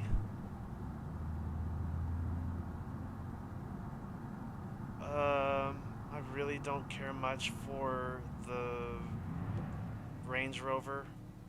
I'm sorry, I'm not a big SUV fan. So the Range Rover, 70s Range Rover, is a miss for me. I'll still look at it when it comes out, but it is not my favorite. However, Theo's brother is working on the Procyon. What is the name of it? The Procyon sedan. That looks really cool. I can't wait for that one. I think it's the Avior. I think that's what it's called, the Procyon Avior. It's basically a Lexus 300. I can't wait for that one. Because we have those in the States too, and they're awesome. They have them in Europe, but in Europe they're a bit heavy, on the heavier side of things, which I think is kind of funny. Because they call those boats in Europe. But also the LS 300 is Europe's equivalent to a Crown Vic. It's really neat though.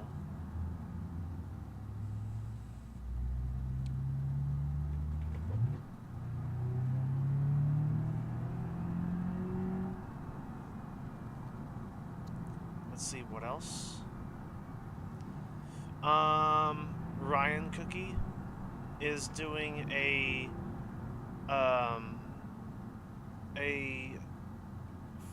new generation of Moonhawk. So the model that LJ74 made for the 80s Moonhawk, he's redoing with his permission.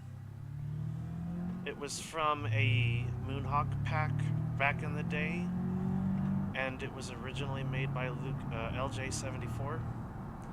And Ryan Cookie got permission to get that model and expand it, and make it its own standalone mod.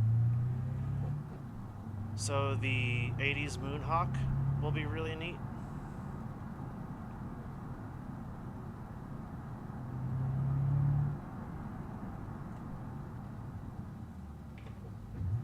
I know some people are excited for that because they think it's a Capri. A Caprice?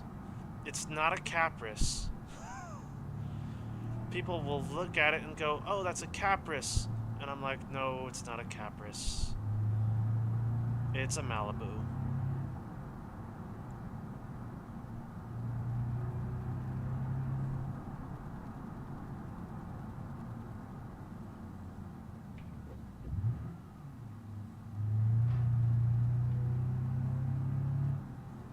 Although they're close. They're close. According to the catalog, I forget which catalog. There was I had a booklet when I was in Detroit. I found in a flea market a booklet for B bodies and A bodies, and I read all about them. And the Malibu body from the 70s for the sedan version got morphed into the new full size for the 80s. Like, the full size from the 60s and the 70s is so much bigger than the modern full size. So much bigger. But they scaled it down. They scaled it down. So actually the Moonhawk sedan and its wheelbase is the basis for the modern full size, but the car itself is not a full size, it's a mid-size. But how they were bigger back then. The full size cars back then were bigger. So in a way they're right. They're almost correct. The Moonhawk sedan is almost a Caprice. At least it matches the dimensions, but it's just the wrong generation.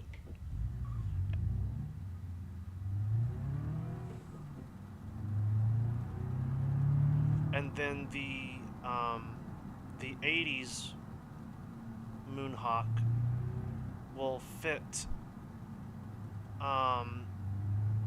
in the mid-size category appropriately.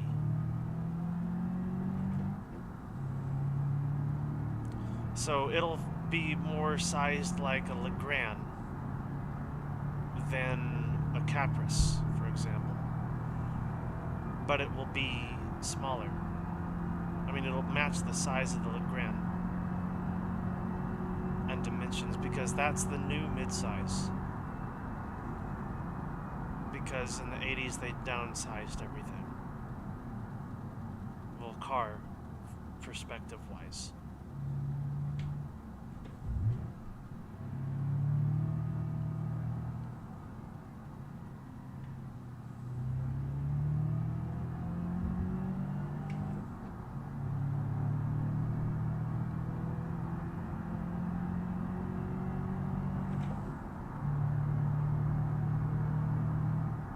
And that's why the Bastion and the Grand Marshal have the same wheelbase.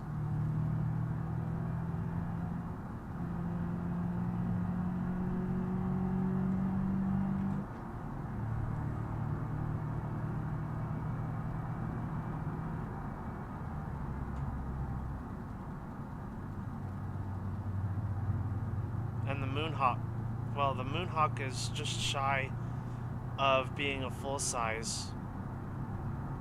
But I explained why. It's just if the Moonhawk sedan was canon, the sedan would be a full size car.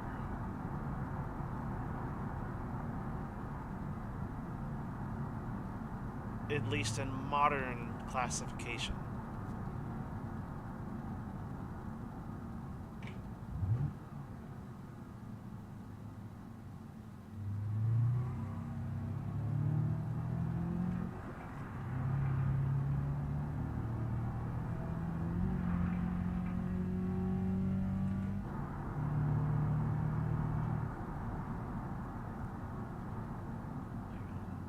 Chat.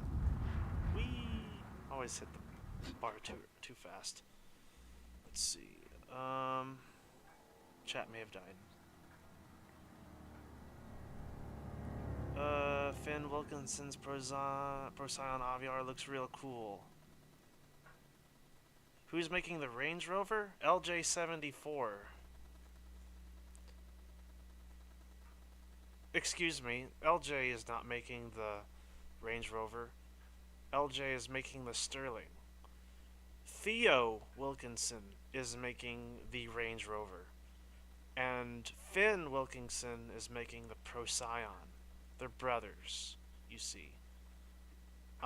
Finn Wilkinson and Theo Wilkinson, they collab, obviously. They worked together to make the Hirochi CCF and the Procyon Vela. They're two separate mods, but they go together perfectly. Like you need the Procyon Vela mod to get the retractable roof for the CCF, but they have it so that when you have that mod installed, it opens up the Hirochi stuff. Yeah, but you can't have the Procyon Vela by itself. That's I normally don't like mods with dependencies, but I was willing to make an exception for that one. I was willing to make an exception for that one. Because you do need one. You do need at least one. You need the CCF to get the Vela, but you can't get the Vela standalone because they use parts from each other. But I was willing to make an exception for that. I should do the Vela again. I only did it once. I think I only did one video of it. But I've done the retractable roof a couple of times. But I only did the Vela once.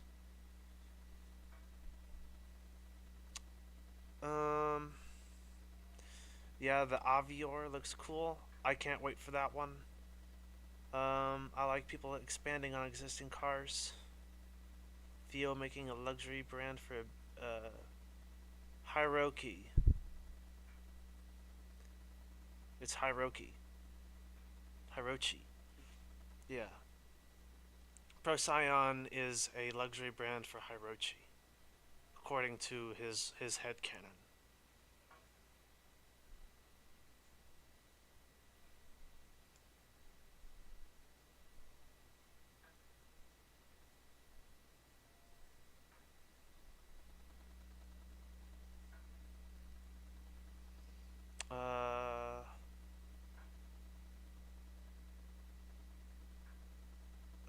I guess in Beam the timelines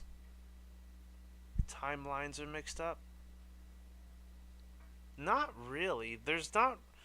Okay, so I think here's and I think the devs have said this. Actually, actually, BeamNG world is our world, but it's not an alternate. And I think this is made more apparent by the fact that Johnson Valley exists. Um, I think I can't remember what was said specifically, but our world and Beam's world is the same, but the locations. It's kind of like got the GTA thing going on. Technically, the maps, the locations we visit in GTA are running parallel with our world too, but they're their own thing. And the same thing is going on with BeamNG's universe, where our world is running parallel with Beam universe and Beam history. So, while it's not apparent, Ford, Chevy, and Chrysler all exist in the same world as the Beam universe. They're just running parallel with each other. They're the same universe. But it's not apparent. I think that's what they said. So all the history of our world is the same. What's different is the cars that we see and the brands that we see. It's not an alternate dimension. I'm pretty sure that's what they are saying officially. So the timelines aren't mixed up.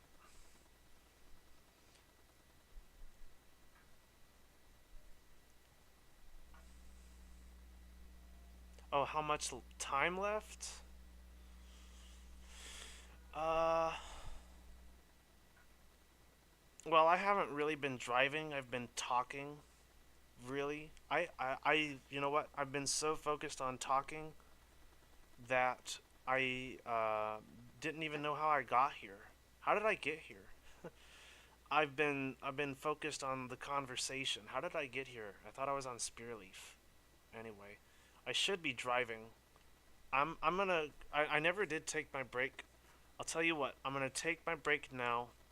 I'm gonna come back, and I'm just gonna keep driving until 7, and then I'll call it. 7:22. Call it. Because really, I should be driving. But I'm gonna take a break. I'm gonna give you bus cam, and I will be right back. Sit tight.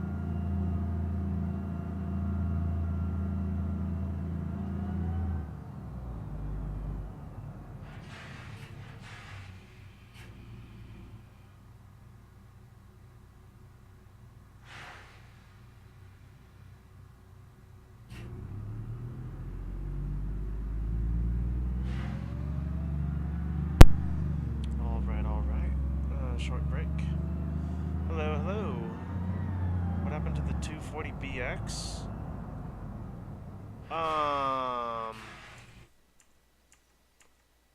Nothing. Nothing at all. It's just right here.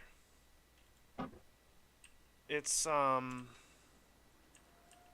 button.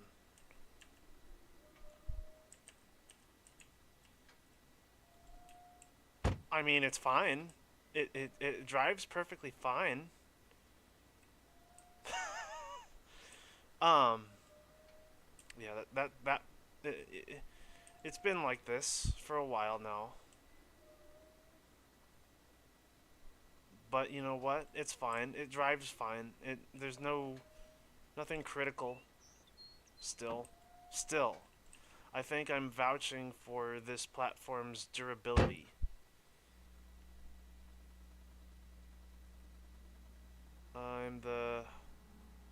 I changed your nickname. Okay. Well, hello. Welcome back.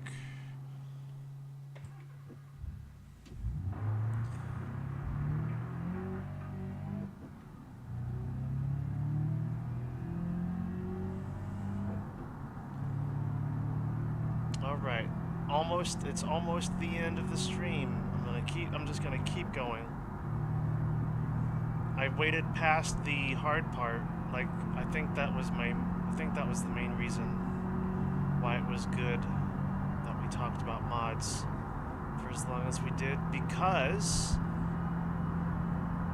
the moonlight is out and I can actually see some distance in front of me. So that was actually a good thing.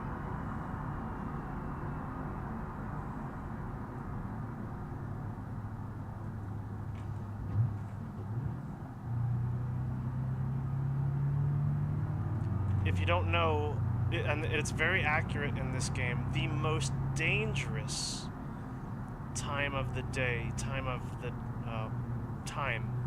I should say, to drive is right at sunset and right at sunrise, because that is the darkest point of the night, is right after sunset and right before sunrise.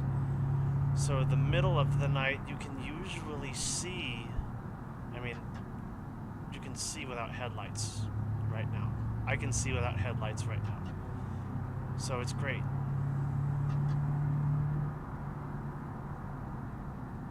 Because we have a clear sky. Clear night.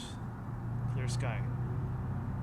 And a full moon, so you can see in front of you.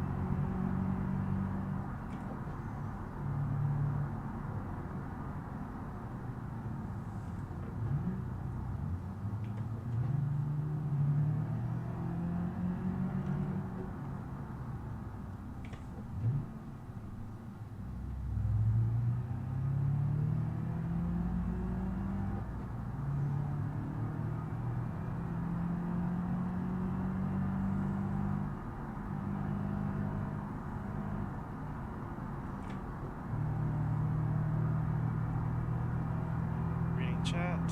Hang on, can I see? Yeah, the moon out. Can only see. I can't read. When comments are too long, I can't read them and drive.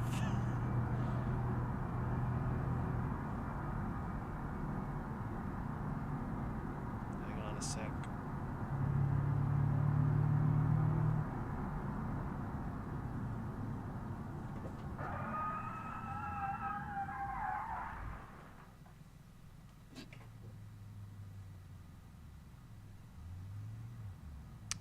Uh, yeah, with the moon out, you can see a little better than sunset. BeamNG needs to get right. Oh no, no, it's not. It's not you. It's how I have to read chat because I don't have a dual monitor set up or anything. Don't have anything fancy. I really should get a monitor. I mean, heck, even the tag office uses double monitors now. Shoot. Like, the DMV employees have dual monitors now. Maybe I should get one.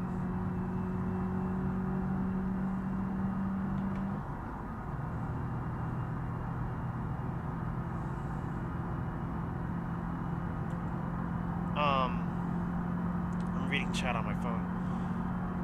What are some things that BeamNG devs need to get right?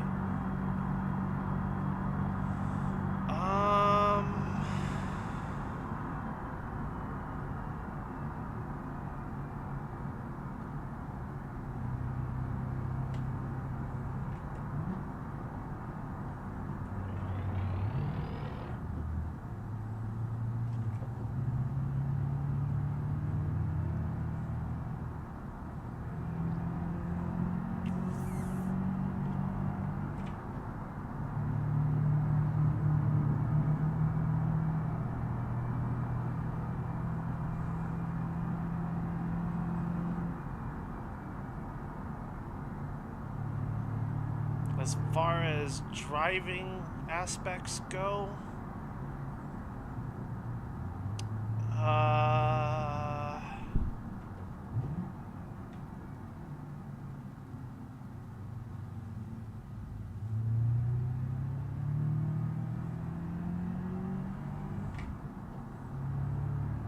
mean, the core of the game is really good.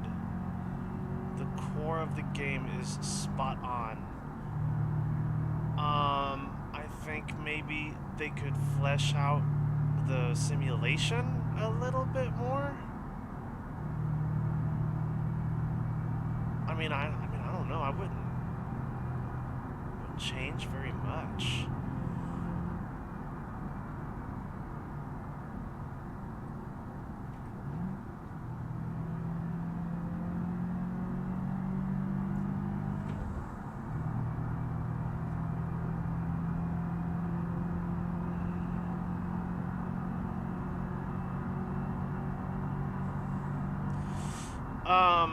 I know. I think I said this yesterday.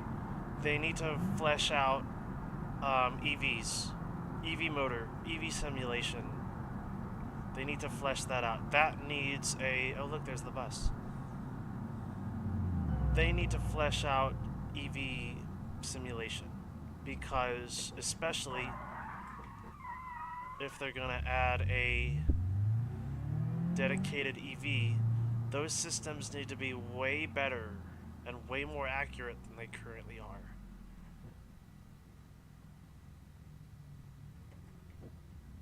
Like, for example,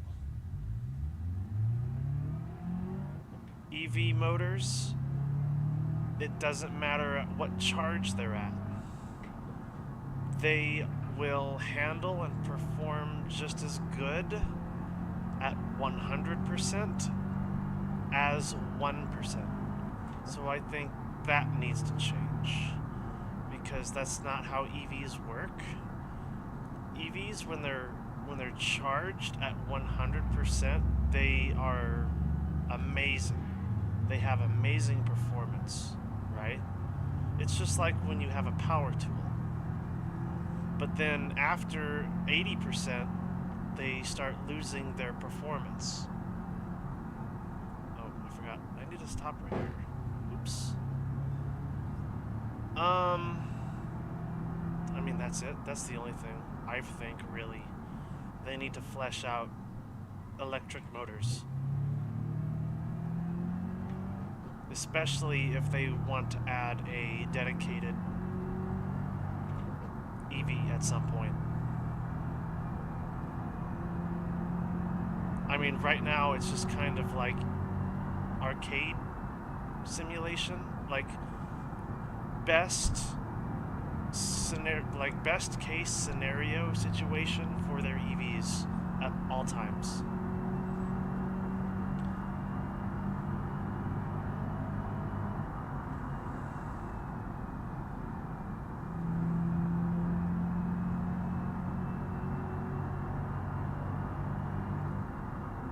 Also, EVs still work underwater.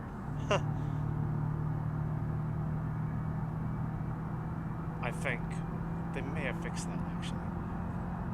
I think EVs will still work underwater.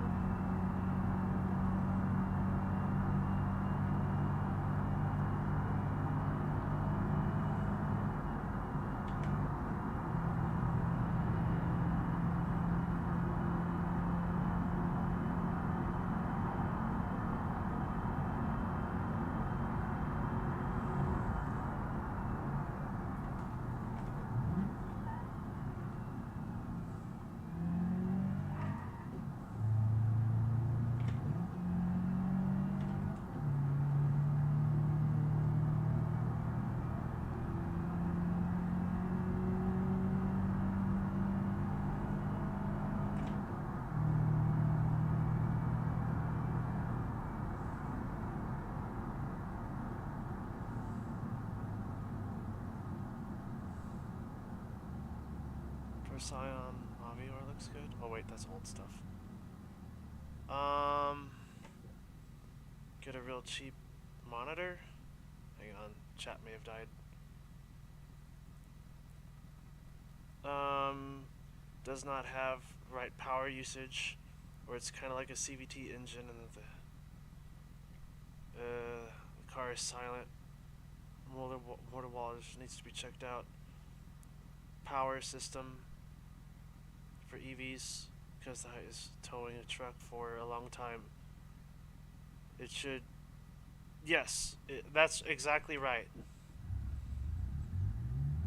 The ESBR towing large amount of things is currently way too powerful.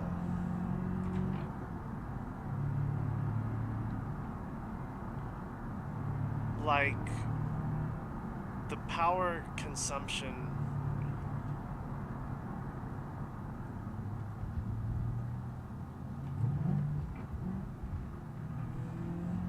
I mean, they got the ice simulation down so that, you know, you consume more gas when you tow stuff.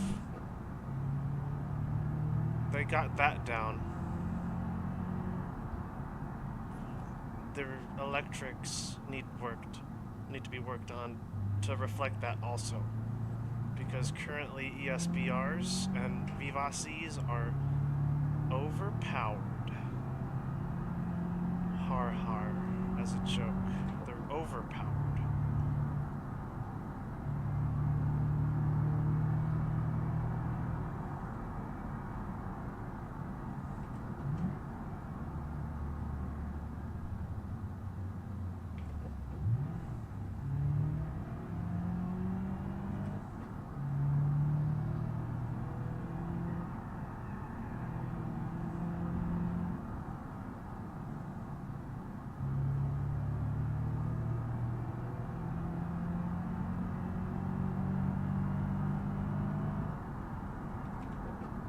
Yeah.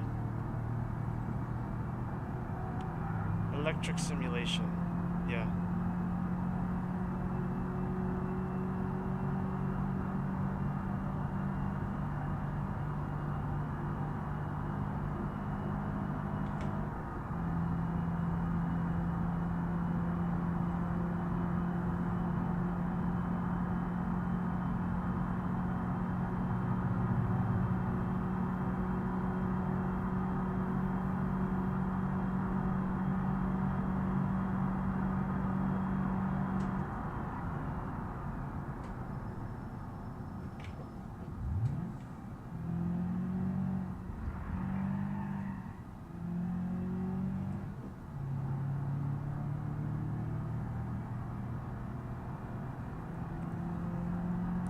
You know, I love this car. This car can do this all day. It can do this right here all day. And it does not phase it one bit.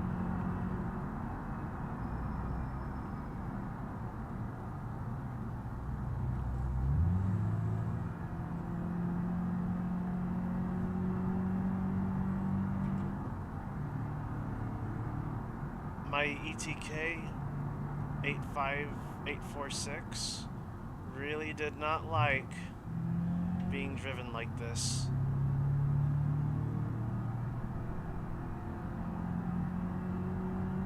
It's not like I was doing anything too extreme, right? I was just racing near, and it eventually was tired. It got tired and didn't want to do it anymore.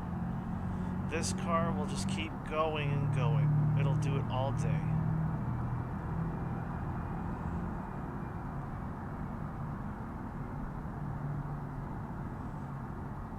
I would say if you're gonna, you would need an intercooler, an oil cooler for the 800 by itself, because that was a naturally aspirated one too. So it wasn't like it was getting like worked that hard.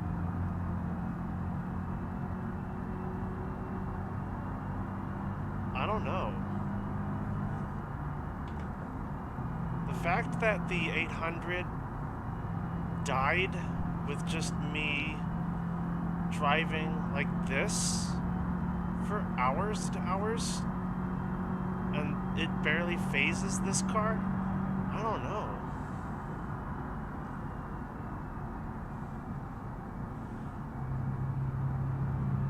I mean, it's still strong. Like, that's the thing. This car is still strong.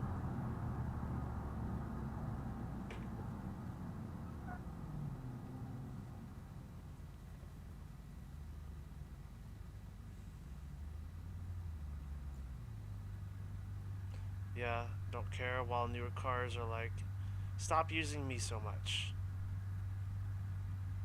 And just lays down. Yeah, exactly.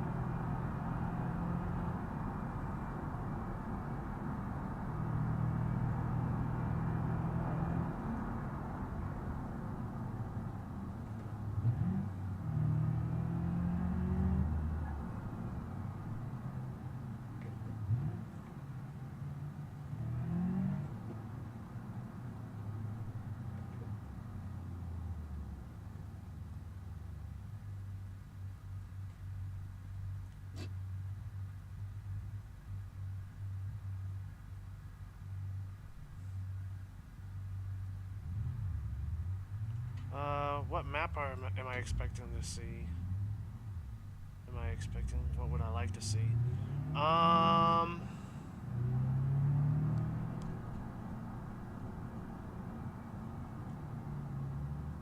am expecting to see a Japan map. In fact, I think that might be their next map. Their super secret map that they've been working on, I think, is an Asia, a map set in Asia. It doesn't have to be Japan, but it would just make sense because there's a bunch of Japanese cars in this game, and we have right-hand drive variants and no place to use them really. I mean, even in the mod scene, there's not very many places to use it.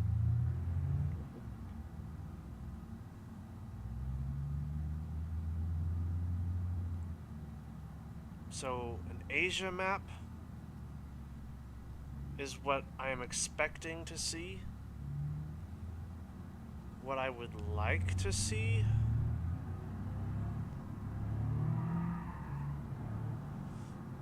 is Jungle Rock Island having its settlement put in. That's what I would like to see. I would like to see the mesh for the town to be completed for Jungle Rock and it to be placed, and we can have a reason to go there, like a role play, a real reason to go there. A settlement with a gas station and a dealership and all that. And I think I would use that map a lot more because then it would feel lived in. And also it would feel like a proper replacement for Dry Rock, because that was, to me, that was part of the charm of Dry Rock Island, was that it was partially inhabited.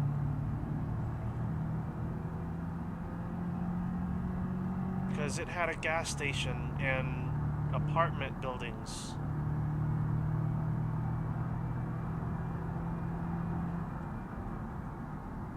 Carports. You know, we can't go vroom vroom in the carport now because there's no carports.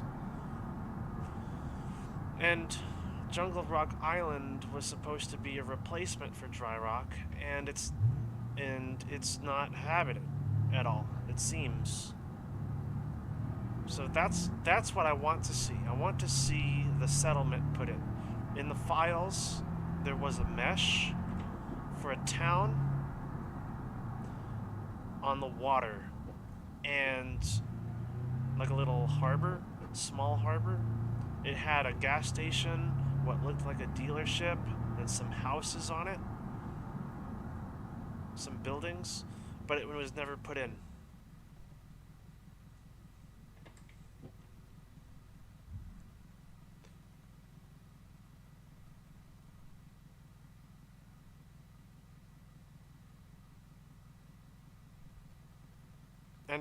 And the way the mesh was designed, it looked like it was supposed to go over the water. So it wouldn't take up any of the map space. It would just be an add-on to the map.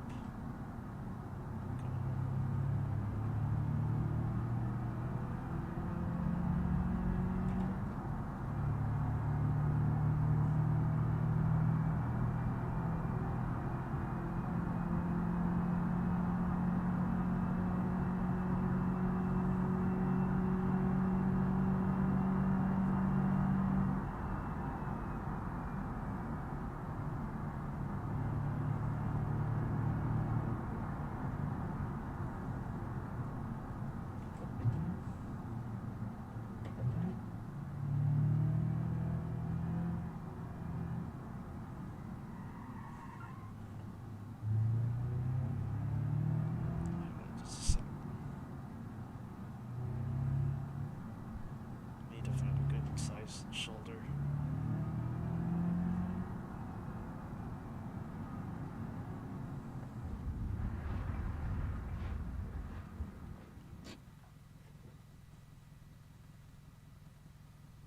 So like a refresh for Jungle Rock? Well, there is no Japan map. I mean, by the community.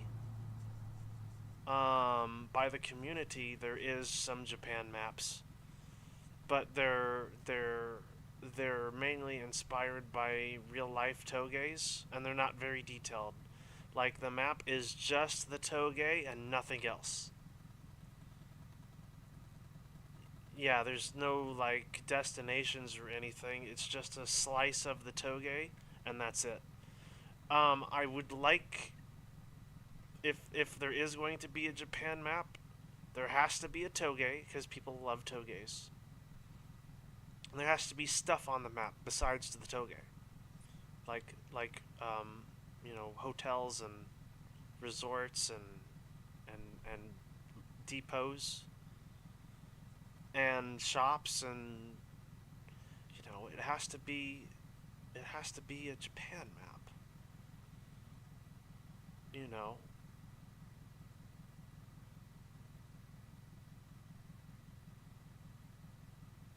and not just be like a small section of it. What I really like the thing that Car Killer is doing with the um, Yakuza maps. So he's doing a bunch of map ports from the Yakuza series in Beam. I have played those, and they are really, really cool, but they're really small. They're not the best for driving. They don't feel they have good fidelity, but the problem is the streets don't really connect. You can go down a street, and then all of a sudden you're out of bounds. So you don't really get the feeling, you know, of continuity. It's really hard. Like, I tried to. I wanted to do a session where I'm in the Hierarchy Arrow doing a bus route, and because all the roads are so splintered and all over the place, there was no way I could connect to them all and do the entire map. I really wanted to, though, but there was just no way, because the game that port is from is the Yakuza series, and you spend that entire game on foot. So it would be nice. It would be nice if the roads were connected, but they're not connected to each other.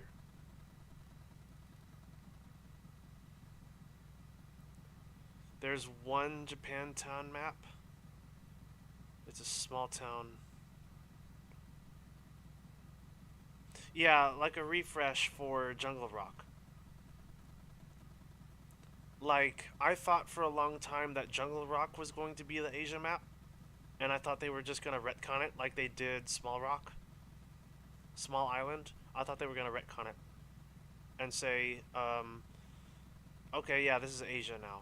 I mean, the location is based on Taiwan. They came out and said that, and it makes sense because the vegetation, it doesn't really look at all like Hawaii or any of the Hawaiian islands. Actually, it looks like somewhere else. And they came out and said, yeah, it's mainly based on Taiwan. And I'm like, well, okay. So I thought they were gonna retcon Jungle Rock Island, but they didn't do that. The big indicator for that was the positions of the bus stops and how they were on the left side instead of the right side.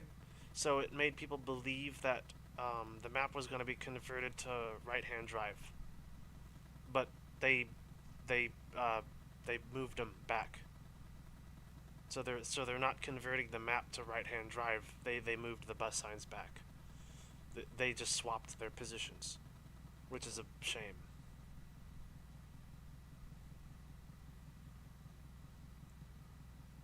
And the settlement, the mesh. I don't know where the mesh is. Somebody found the mesh, loaded the mesh, and nothing came of that either. That's one of the things I'd like to see. And that would make Jungle Rock Island feel very alive for me. It would make me use it a lot more.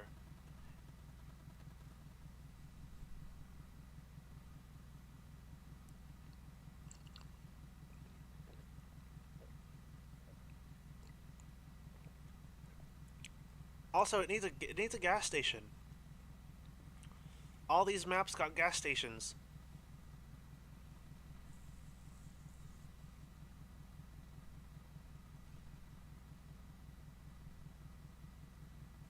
Johnson Valley has a gas station.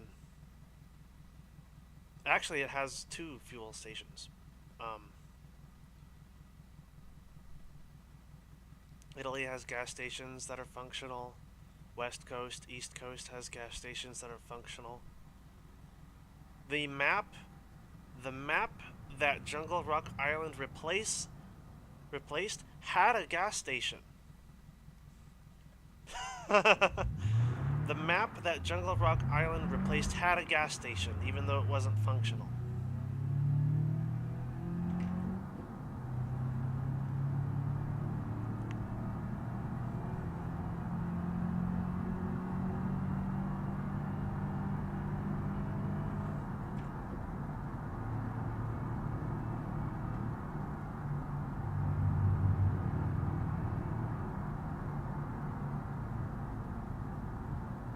Jungle Rock Island needs a gas station. It needs a dealership. It needs that mesh. I really do. I can't wait for that. I want to use Jungle Rock Island more, but it's hard to place.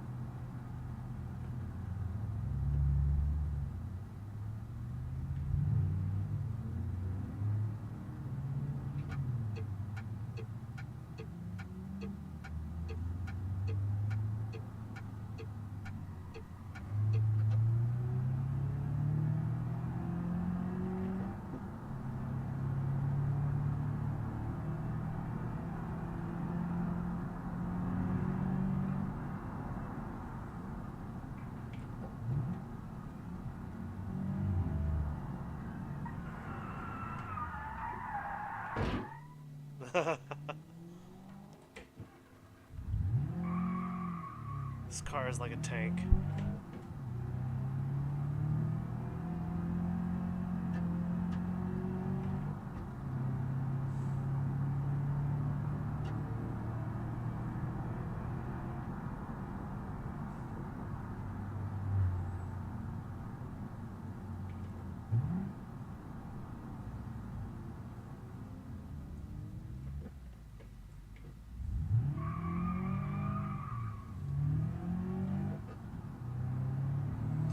You know what? It's very much like my Nissan. You know what?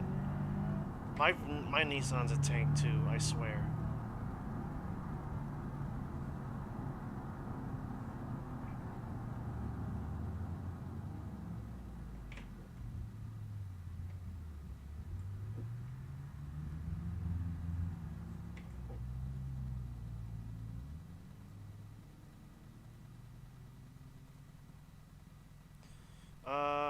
How long ago was this? Oh gosh, this was like 4 years ago. Wasn't there an expansion of Jungle Rock Island?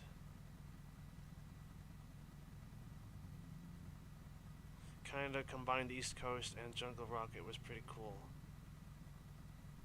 An expansion. It combined them. What? Not East Coast and Jungle Rock. They combined derby tracks with industrial. That was really cool. That was an official thing. They combined industrial site with not derby tracks. But with the rally courses, the dirt courses. The map that was added for the pre-race update. It had a rallycross course, a racetrack, and a dirt racetrack. And they merged that with industrial site. Even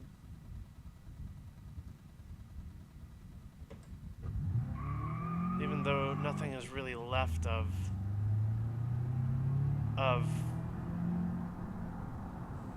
well, no, they share some aspects from each other, but and I mean they were on the same mesh anyway, and people were speculating that long before they actually did it, that they were going to merge those maps together. It was just they separated them because they didn't have the resources to do it back then, so they split those two maps. That's why they have the same map mesh, and so they merged them.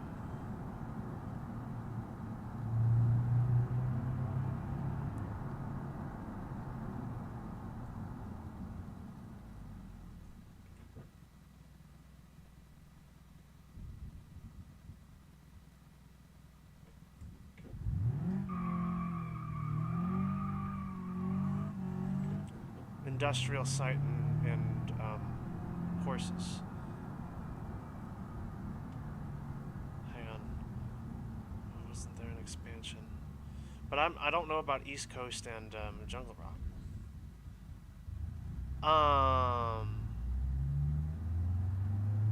I know at one point in time, Hiroki Raceway and East Coast were supposed to be on the same map. But for technical reasons, they split those two.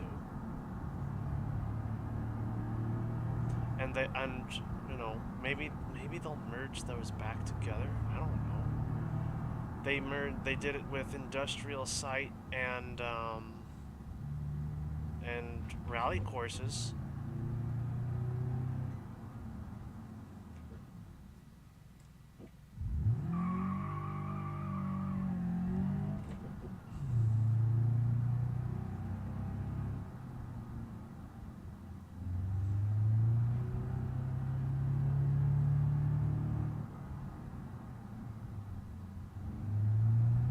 Maybe they'll remerge Hiroki Raceway and East Coast. And then it will be on the same caliber as West Coast.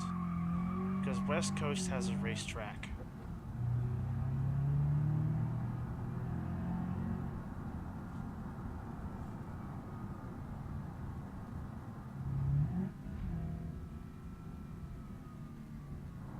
It was supposed to, like, the Hiroki Raceway was supposed to go into those mountains to the north, according to some concept art. And that might be where it is in the world, but they split it. Because we know from the signage that Hiroki Raceway is really close to Firwood.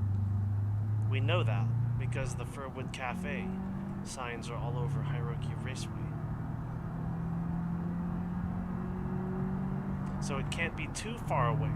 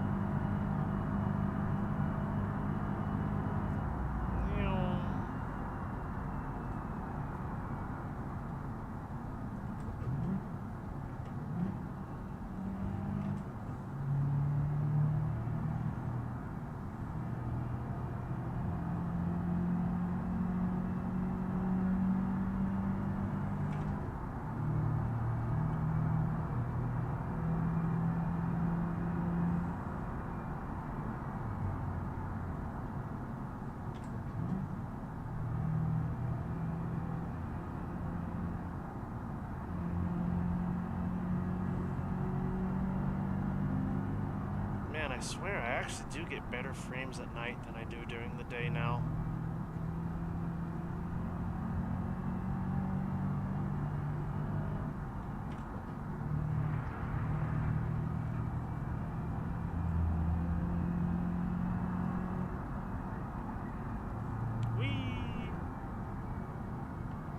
Whee! Oh man, the curb really saved us there.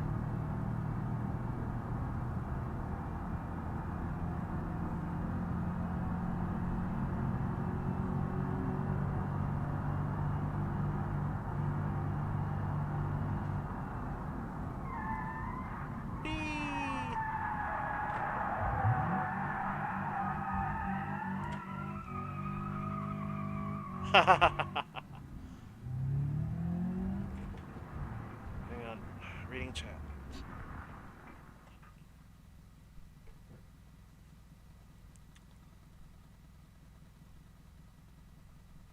How long left? Well, it's 7:26. So I think we're going into overtime right now. And that's fine. Because I did spend... Hey, we're in overtime right now. We did it. We did it. I did it. We won. I think can finally say that I beat the challenge aspect of the 24-hour stream. I did have to use my ETK to get this far, though. Let's see, where are we at on the speedometer? We have 252 miles. I like how our trip meter is broken. So, that brings the total up to... It was like 361 plus 252, 3, 1, 2, 3, 4, 5, 6, 1, 1, 2, 3, 5, 600 and... Wait. 3, 6, 5, 1, 6, 2 plus 2 plus 1, 613 miles? 613 miles? Let me make sure that's right. Oh, it was 347. It was 347. So 347, 7, 8, 9, 50, 9, 1, 2, 3, 4, 5. 599?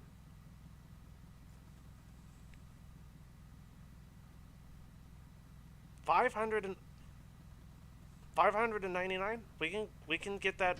We can go an extra mile and get 600.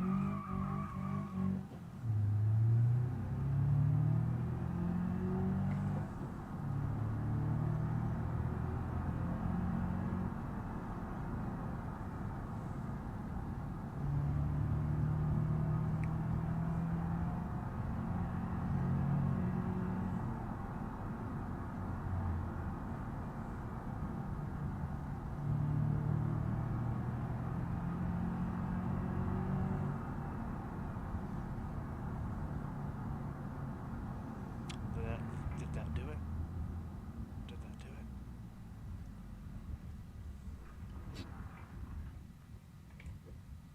Hang on, I need my flashlight.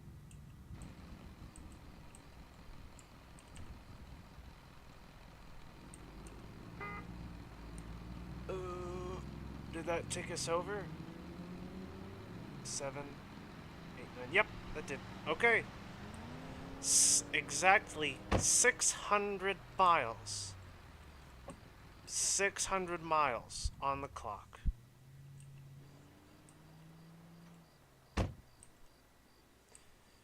So 24 hours and 600 miles. Wowee. Oh.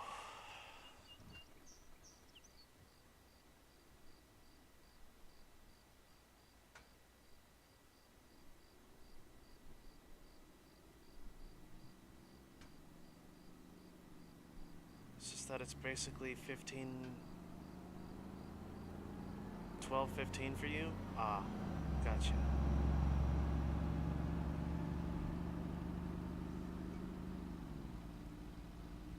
Yeah, well, it's just it must just be my time zone.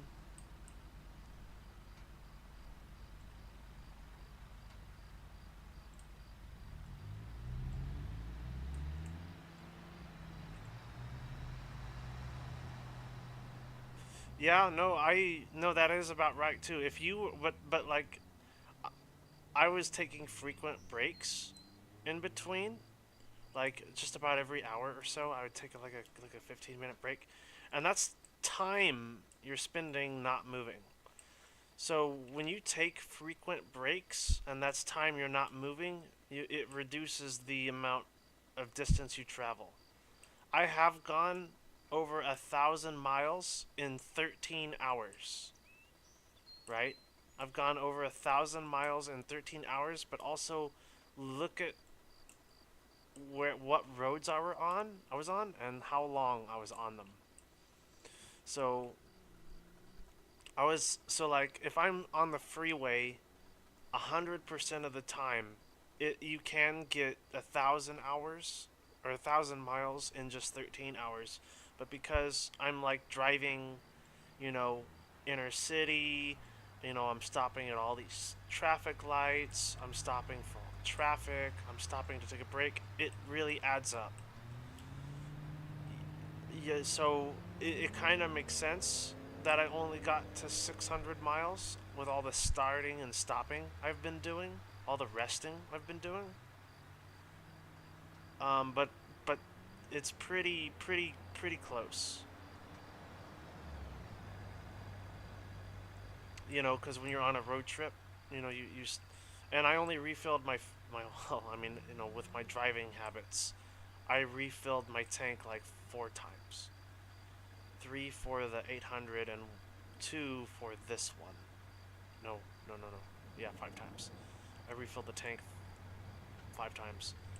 So, but that's just based on driving habit. That's more like what I would expect. And some people can get more. Like, my friend, the guy who his Ford Fusion brakes, he was braking on just pads or braking on just calipers. He didn't have any pad. He says he was able to drive 800 miles on just one tank, like one refill in his Ford Fusion. And I guess if you're only going 55 miles per hour on the freeway, you might be able to do it with just one tank. I went this long and I went through 5 tanks, but also on the ETK 800, I was also getting an average of like 6 miles per gallon. I was getting 6 miles per gallon, um, and that's why I was running out of fuel so fast with the ETK. This car is obviously much better with gasoline because I'm like full throttling it the entire time, and it's still got like half. Let me see. Yeah, it still has like half a tank, and I've been full throttling this car the entire time. So this car is much better with gasoline. This is a great car. Great car. No mods, no really any mods to it either. It's it's it's fine. It's great the way it is. You full throttle it all day and you drive it back home and it doesn't need to stop. It can just keep going. My 800, it's not even turbocharged and it gets terrible gas mileage. It would be even worse if it had a turbo. It would be even worse if it had a turbo. That's the thing. That's kind of why I went without one. Is if it had a turbo, it would consume even more gas.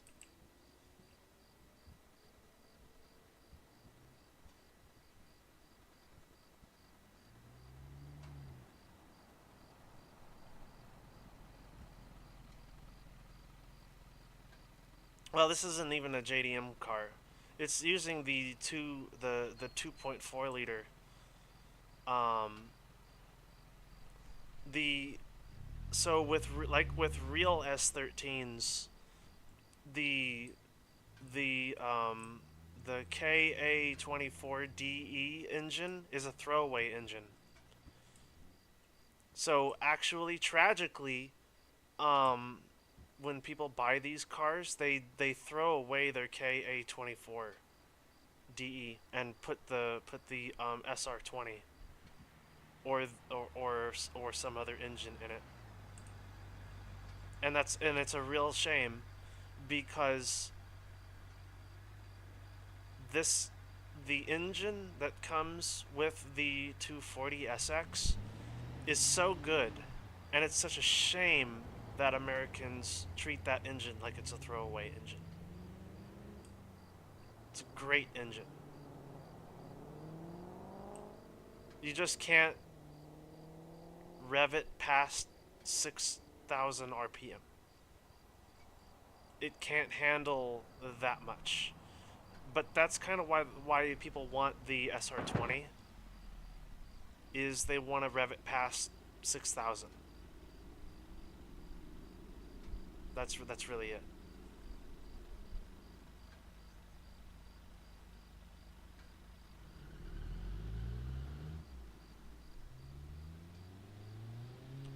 Um, you're speeding. That's why mainly people like to go with it. Oh yeah, I guess that's why it isn't really a JDM. Yeah, it's not. It's. I took the JDM panels and put them on because I wanted to do I put a conversion on the pole. I wanted a conversion because I love the fixed headlights from the Diana. A lot of people have. I know enough people who have done that to justify it. I would do it too. I like the fixed headlights on the Sylvia, and I would do the exact same thing.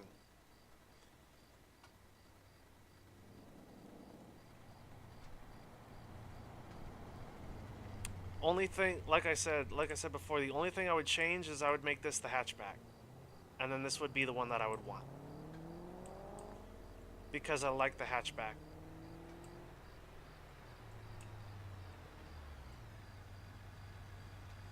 It's just a little bit more practical, just a little bit. I would have personally, I would have more uses for it because I would like to be able to sleep in my car, and with a coupe body, you really can't sleep in the coupe body, but in the hatchback, you can you can lay flat across from here to the driver's seat in the hatchback, but you can't with the coupe. I know that's really weird. Well, Joe, why are you sleeping in your car, Joe?